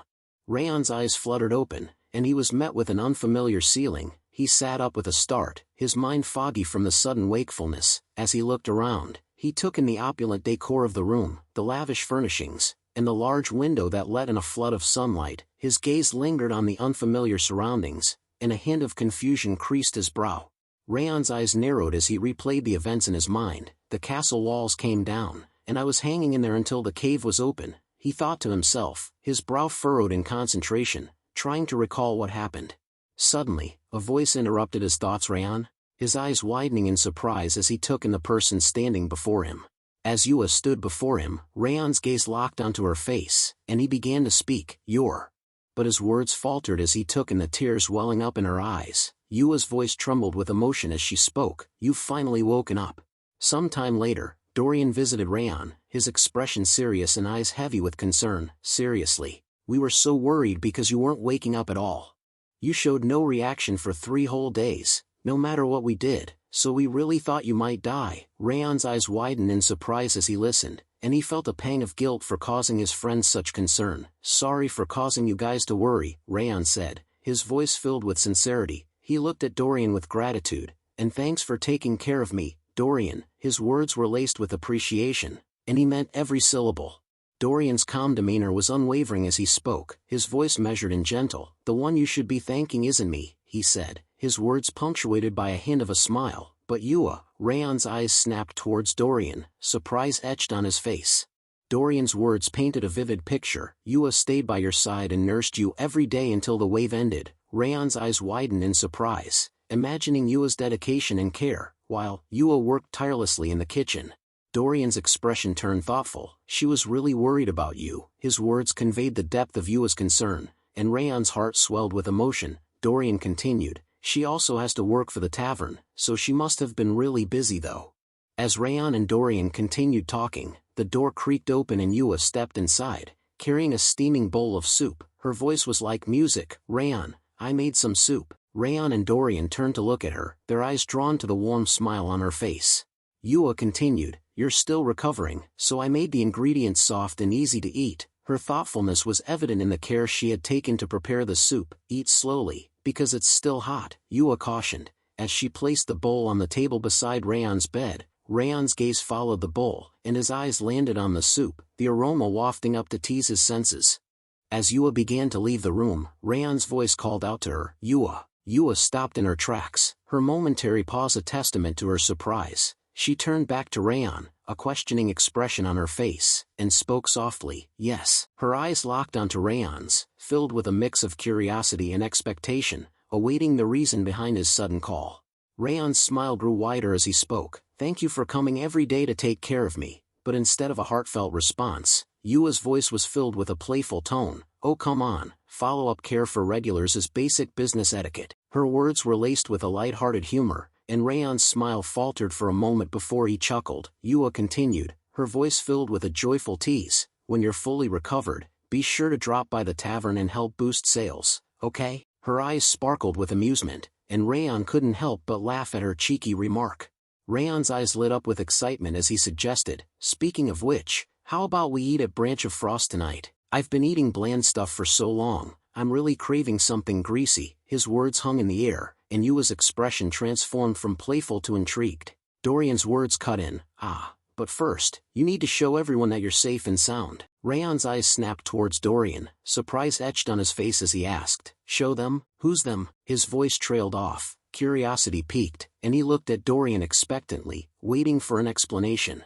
As Raon finished dressing up, Dorian opened the door and gestured for him to follow. "The people waiting for you, of course," he said, his tone casual, but Raon's face paled as he processed Dorian's words. "Why are you making such a big deal about this?" He trailed off, his voice laced with unease. As Raon stepped out, a person shouted, "The hero of Haben Castle has awakened." Raon's eyes widened in shock and surprise as he took in the sea of faces gathered in front of his room. The crowd's cheers and applause were deafening, and Raon's gaze darted from one person to another, unsure of what to make of the commotion. One of the group members spoke up, "You're finally awake. Raon, thanks to you, the Haben castle was protected." The crowd erupted in cheers and applause again, and Raon's face turned bright red with embarrassment. Another person chimed in, "I was so worried when I heard you might not wake up." A chorus of agreement followed, with some people sharing their own stories of concern and relief. A soldier stepped forward, his voice filled with gratitude. "Raon, thank you for saving my comrades."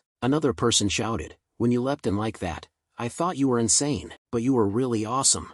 Another person shouted, "Drinks are on me tonight." The crowd cheered and chanted, with some people clapping and whistling. Another person chimed in, "I'll never forget this debt of gratitude." The atmosphere was electric, with everyone seemingly eager to celebrate Raon's awakening.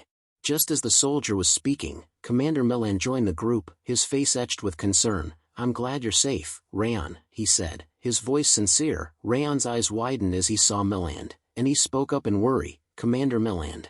Milan's expression turned somber as he continued, "This wave was unlike any that had been seen before. It happened earlier than expected, and the scale was much larger than usual." His voice was filled with a mix of awe and gratitude. "Normally, we would have seen a high number of casualties.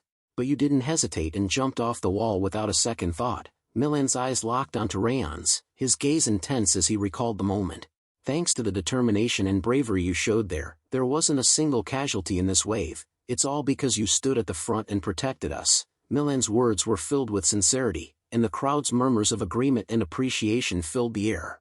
Milan's expression was solemn as he placed his hand on his chest, his voice filled with genuine gratitude. "You came here as a mercenary, but we are all deeply indebted to you." His words hung in the air, and the crowd's murmurs of agreement and appreciation grew louder. Milan continued, his voice sincere, "On behalf of Haben Castle, I offer you our sincerest thanks."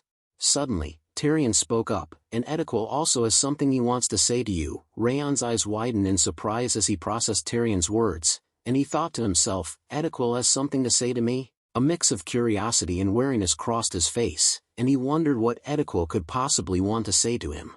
Edequil's voice was laced with guilt as he spoke, "Raon, I've been wrong about you this whole time." Raon's eyes locked onto Edequil, his expression a mix of shock and surprise. He couldn't believe what he was hearing, and his gaze searched Edequil's face for any sign of insincerity.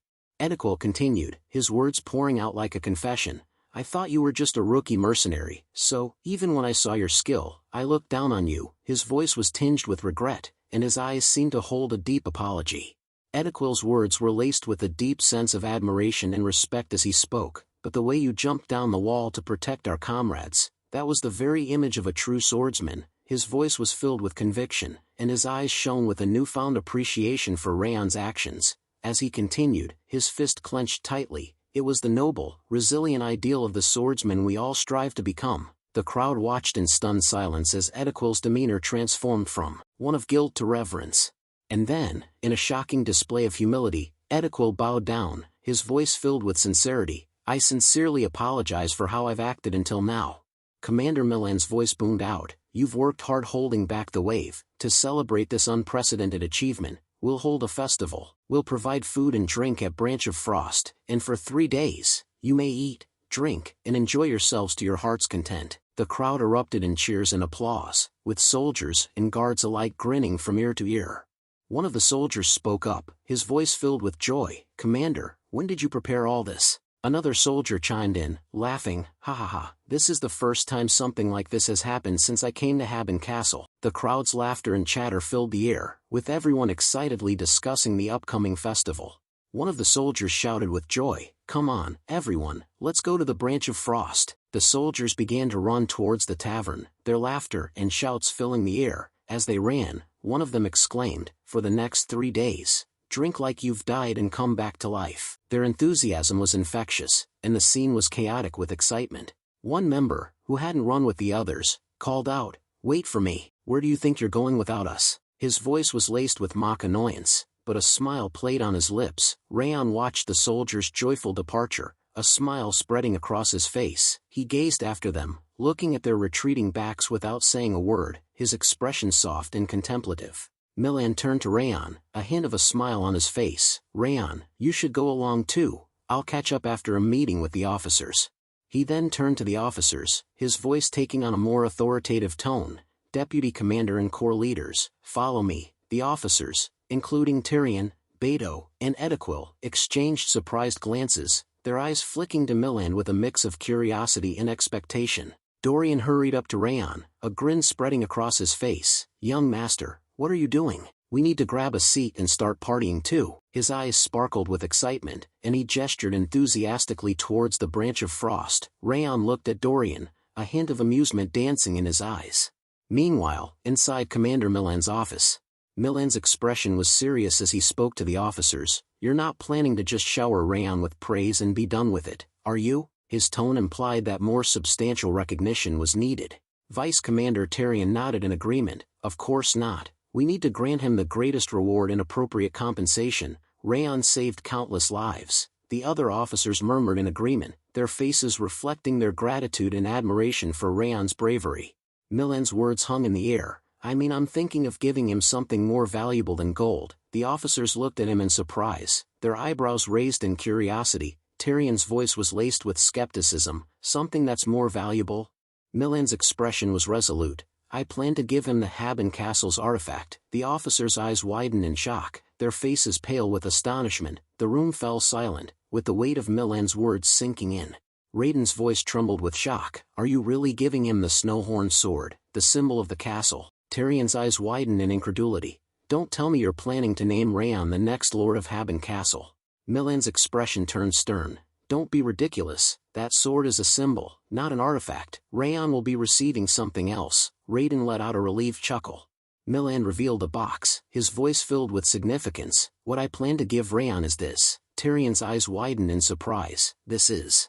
Before he could finish, Milan confirmed, yes, armor made from the mana stone of the Orc Lord. It's called the White Soul Armor. As Milan opened the box, the officers gasped in awe. Beholding the breathtaking armor, the White Soul Armor shone with an ethereal glow, its intricate design seeming to pulse with an inner light. Milan's voice was filled with conviction as he continued, it's said to be more valuable than the Snowhorn sword, the castle's symbol. But when you think of what Raon's done, this is the least we can offer. His eyes shone with a deep sense of gratitude and admiration for Raon's bravery. Milan's tone turned solemn. He risked himself to save others. I'll only feel at ease if I can at least protect him with this. The officers nodded in agreement, their faces reflecting their understanding of Milan's words. Raiden's face lit up with enthusiasm. I agree. This will be the perfect gift. Tyrion nodded thoughtfully. Considering how many lives Raon saved, nothing would truly be enough. Edequil's voice cut through the conversation. Commander, I have a question. Tyrion turned to Edequil in surprise, his eyebrows raised slightly. Milan nodded. Go ahead, Edequil. Edequil's calm voice asked, Raon is not just an ordinary mercenary, is he? The room fell silent, with the officers exchanging shocked glances. Commander Milan's expression turned speechless, his eyes locking onto Edequil's with a mixture of surprise and wariness. Edequil's eyes seemed to bore into Milan's, his voice steady as he continued, after remembering Raon's martial arts. The martial art he used wasn't something simple. No matter how talented, a mere mercenary couldn't reach that level. Edequil's expression turned thoughtful. I've known he wasn't just a regular mercenary for a while now, but I think it's time you told us the truth. The weight of Edequil's words hung in the air, implying that Raon's abilities and background were more complex than they initially seemed.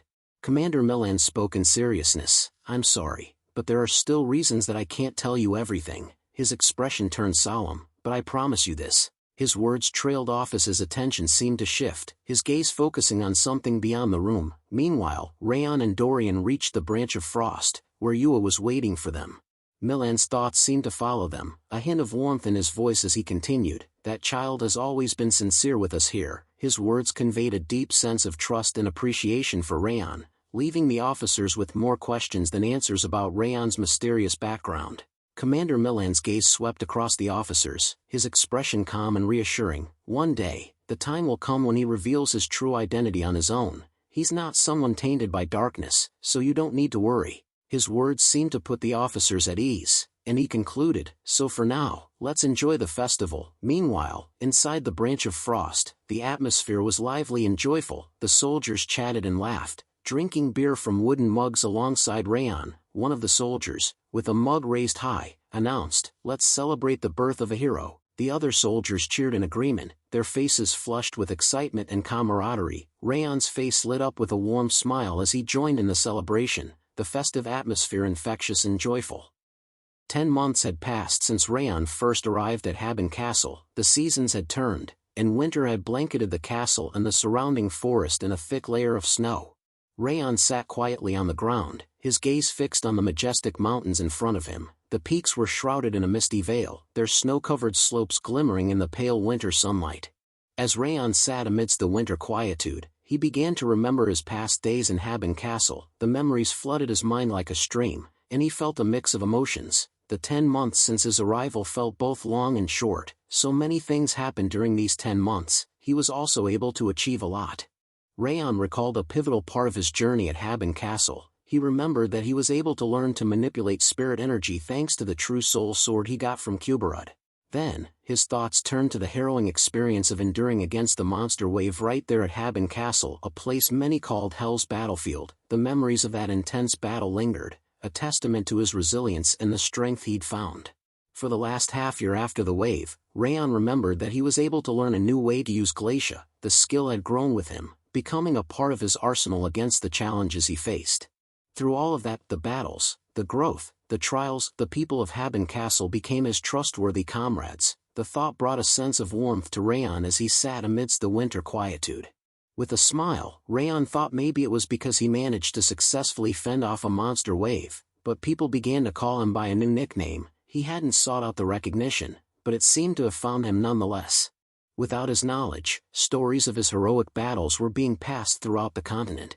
The scene shifted towards the northwest of the continent, to the vast and unforgiving expanse of the Levine Desert. The landscape transformed abruptly from the snowy mountains and forests of Haben Castle to the endless dunes of sand and rock that characterized the desert.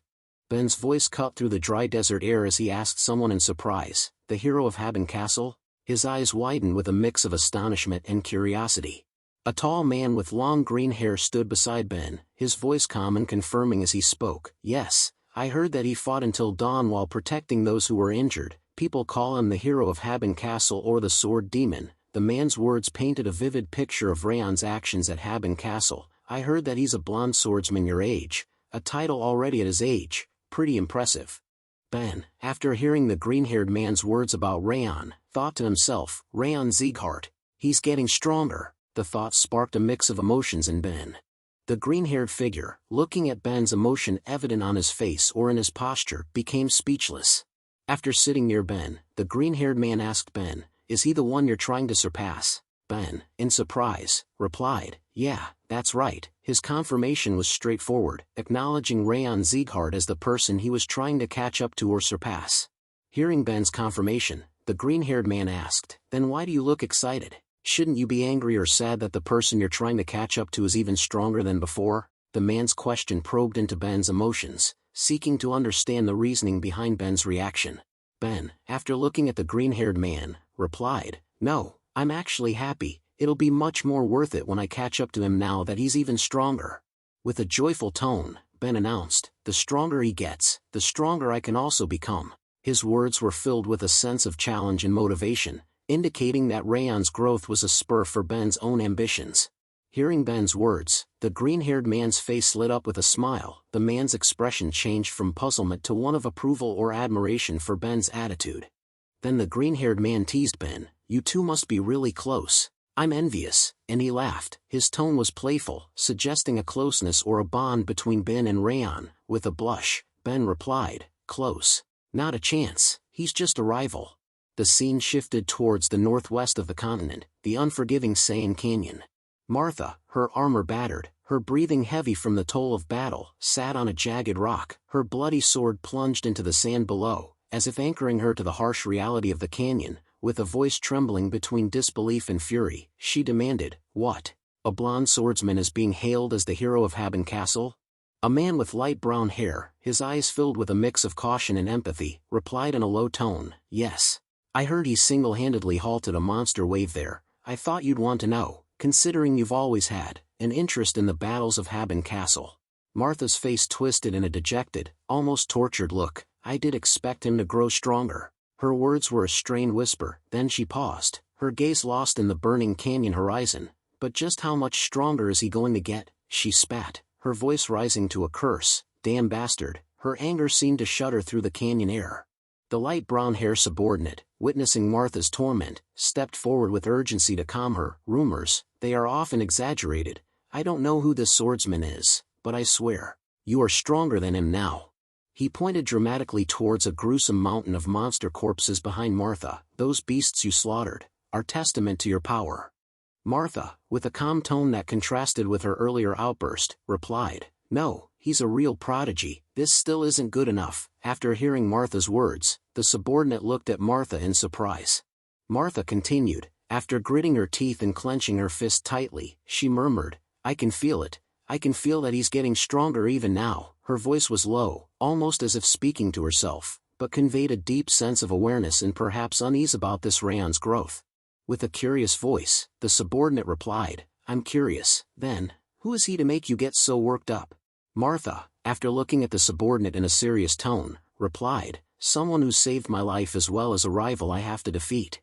The scene shifted towards the Khatan jungle. Inside a base, some of the female soldiers sat near Ronan, then began chatting. One of them spoke, well, I know that there were reinforcements above the walls, but how does it make sense for a single person to go down there into the battlefield to protect all those injured people? Another lady chimed in, I'm sure it's all just a rumor. How could a kid do all that? Her tone was skeptical about the tales of Raon's deeds at Haben Castle. Another female soldier asked Ronan, didn't you say that he's your friend? What do you think? The question directed at Ronan saw her perspective on the stories. Ronan slowly replies, I'm sure the rumors are true. He's definitely capable of such feats. Her words confirmed the validity of the stories about Raon's actions at Haben Castle. Hearing Ronan's words, one of the female soldiers asked in a curious tone, hey, Ronan, just how strong is he? I feel like he has to be weaker than you. The soldier's question sought a comparison between Ronan's strength and Raon's. Ronan, after looking down, replied, no, he's stronger than me both physically and mentally. Her admission was straightforward, acknowledging Raon's superiority in both aspects. After hearing this, the female soldiers asked in shock, what? You're kidding? Their reaction was one of disbelief. Another female soldier asked, there's no way someone is stronger than you. Her tone was one of disbelief, challenging the idea that anyone could surpass Ronan in strength. Another lady chimed in, yeah, you got through this jungle in just 6 hours. Even an experienced warrior needs 8 hours. A lady who sat on a tall tree branch spoke, you take on a different atmosphere whenever the topic is about him. Is he like your rival or something? Are you here to get better than him? Her observation noted a change in Ronan's demeanor when discussing Raon. Ronan, after thinking a bit, replies, no, I'm not here to become stronger than him. Her words clarified that his goal wasn't to surpass Raon in strength. The lady in the tree asked, then why? Her question sought Ronan's motivation for training or wanting to become stronger. Ronan, who was sitting, explained, I want to become stronger enough to be able to aid him by his side, so that I'm not a burden, so that I can help him. Her words conveyed a desire to be strong enough to support Raon. While Raon sat in snow in meditation. After closing his eyes, Raon thought, all right, the more I use it, the more Glacia's sense feel more vivid. As he looked around the surrounding using Glacia, he thought, what a ridiculous technique, now I can see much farther even if I have my eyes closed. His thoughts conveyed a mix of amazement and perhaps a bit of disbelief at the capabilities of the Glacia technique. After remembering Wrath's anger in the past, he thought, there's a reason Wrath was so mad when I got this skill. He remembered Wrath shouting at the system when he got the skill, this can't be happening. Raon's recollection of Wrath's intense reaction underscored the significance of the Glacia skill and Wrath's opposition to it. After opening his eyes, Raon looked at Wrath who floated mid-air and was looking at mountains intensely. Raon thought, but he's been quiet lately. He's always looking at the peak of Mount Sterlin. I need him to make bets or something to get something out of him.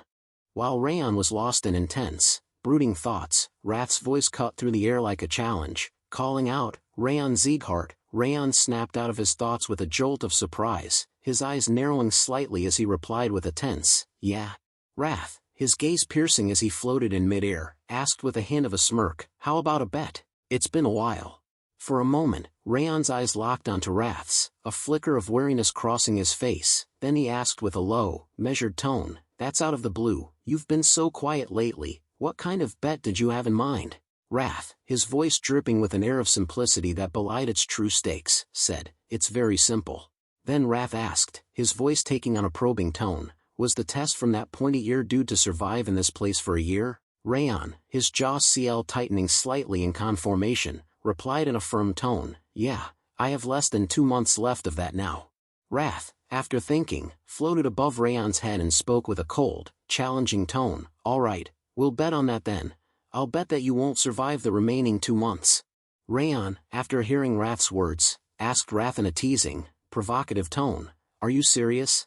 Wrath, in a burst of anger, shouted, "I don't ever lie." After seeing Raon's doubtful gaze, he murmured with growing ire, "What's with that doubtful look on your face?" Raon simply replied with a calmness that contrasted with Wrath's anger, "You've lied tons of times though." Raon, after looking at Wrath, thought inwardly, is he really stupid? He considered his situation. I have less than 2 months left until graduation, and the wave is over too, there is less risk of Eden attacking too. After remembering the new reinforcement, Raon thought, after the death of the Blue Spirit, Balker and Norwin's forces have been dispatched here. If Eden has any kind of intelligence, they wouldn't try another attack. All I need to do is train and then return to Sieghart, and he thought, there's no reason for me to not accept this bet. After brief thought, Raon accepted the bet, saying, "All right, I'll accept your bet." Wrath, after hearing this, spoke with a joyful tone, "Now that's a wise choice." Wrath's reaction was one of satisfaction, pleased with Raon's decision to accept the bet regarding his survival in the remaining 2 months. 1 month passed after Wrath's bet against Raon. Raon stood in the market, looking at the evening sky, and thought, it's been 1 month since I accepted Wrath's bet, which leaves 1 month until my graduation exam is finished. As he gazed out, he noticed a man waving a hand towards him, and he waved back with a smile. The market was full of busy people doing their work and chatting, creating a lively atmosphere. While walking through the street, Raon's thoughts continued. Despite Wrath's ominous warning, the peace of Haben Castle continued. He recalled Wrath's outburst towards Mount Sterlin, where Wrath had screamed at the mountain, calling it a lazy bum. Things seemed to be going differently than he had thought. This memory of Wrath's unusual behavior added a layer of intrigue to Raon's understanding of the situation.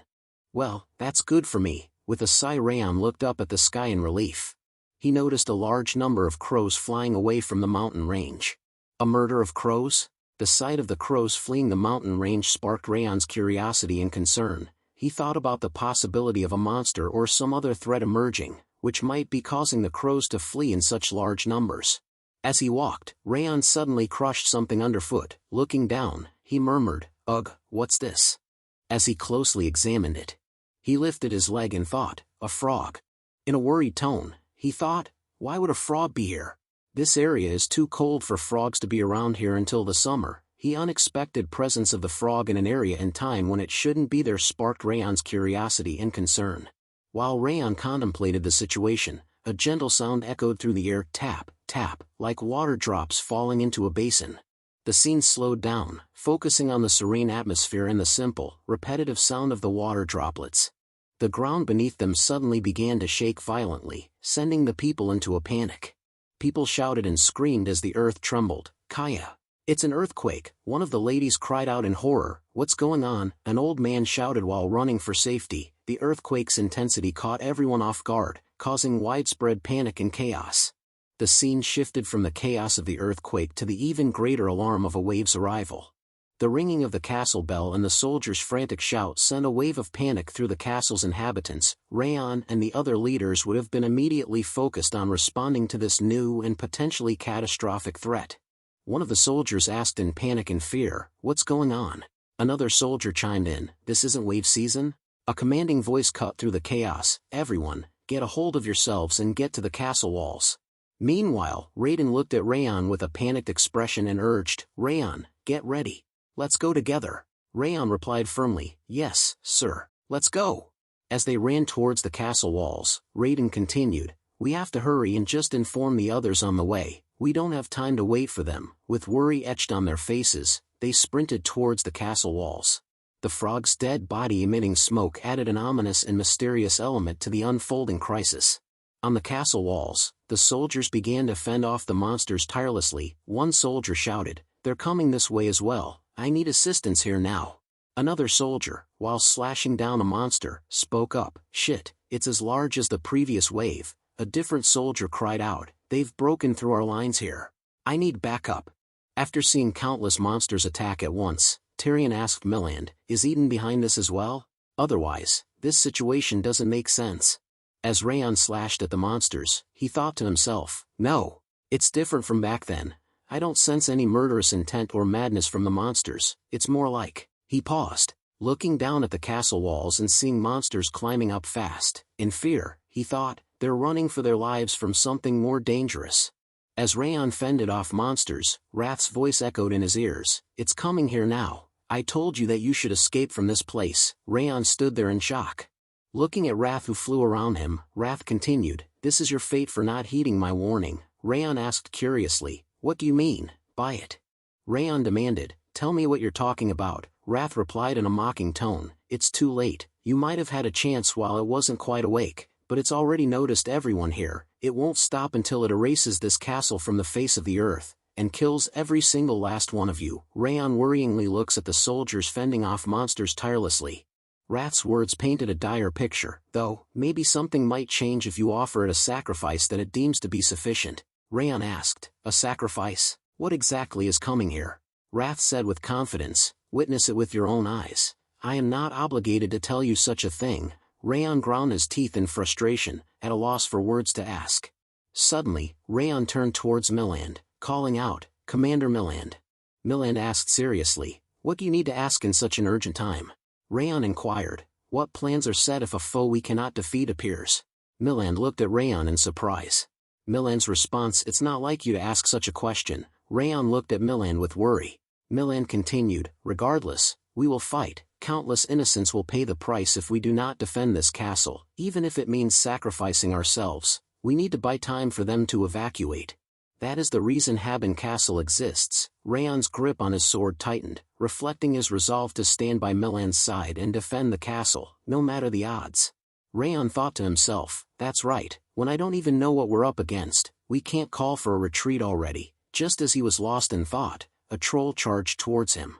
As the battle raged on, Raon thought that he needed to focus on stopping the wave of monsters. With a swift motion, he spotted a troll behind him and slashed it down. The sky grew darker, and the moon rose high in the night sky.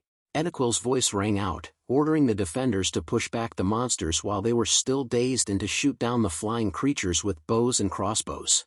Meanwhile, Raon's gaze fell upon a ridiculous sight: animals fleeing from the forest. He became speechless, wondering if even the animals were evacuating like the crows had earlier. He couldn't recall this happening in the previous wave. Suddenly, after seeing animals also running, Milland ordered Tyrion, "Send some troops to evacuate the civilians." Tyrion asked in shock and worry, "What?" Milland continued, "Including the civilians outside the castle. Now. There's no time to waste." Tyrion, after hearing the order, ran and responded, "Understood." Milland's voice echoed in his mind as he sent an aura message to Raon, "Can you hear me, Raon? If things get dangerous, you need to get out." Raon was taken aback, wondering what Milland meant. The commander's words were laced with concern and trust. "I understand what you meant earlier now. You saw further than me. You are capable of a higher future. Keep your life safe, for your own future." Raon, in shock, gripped his sword tightly.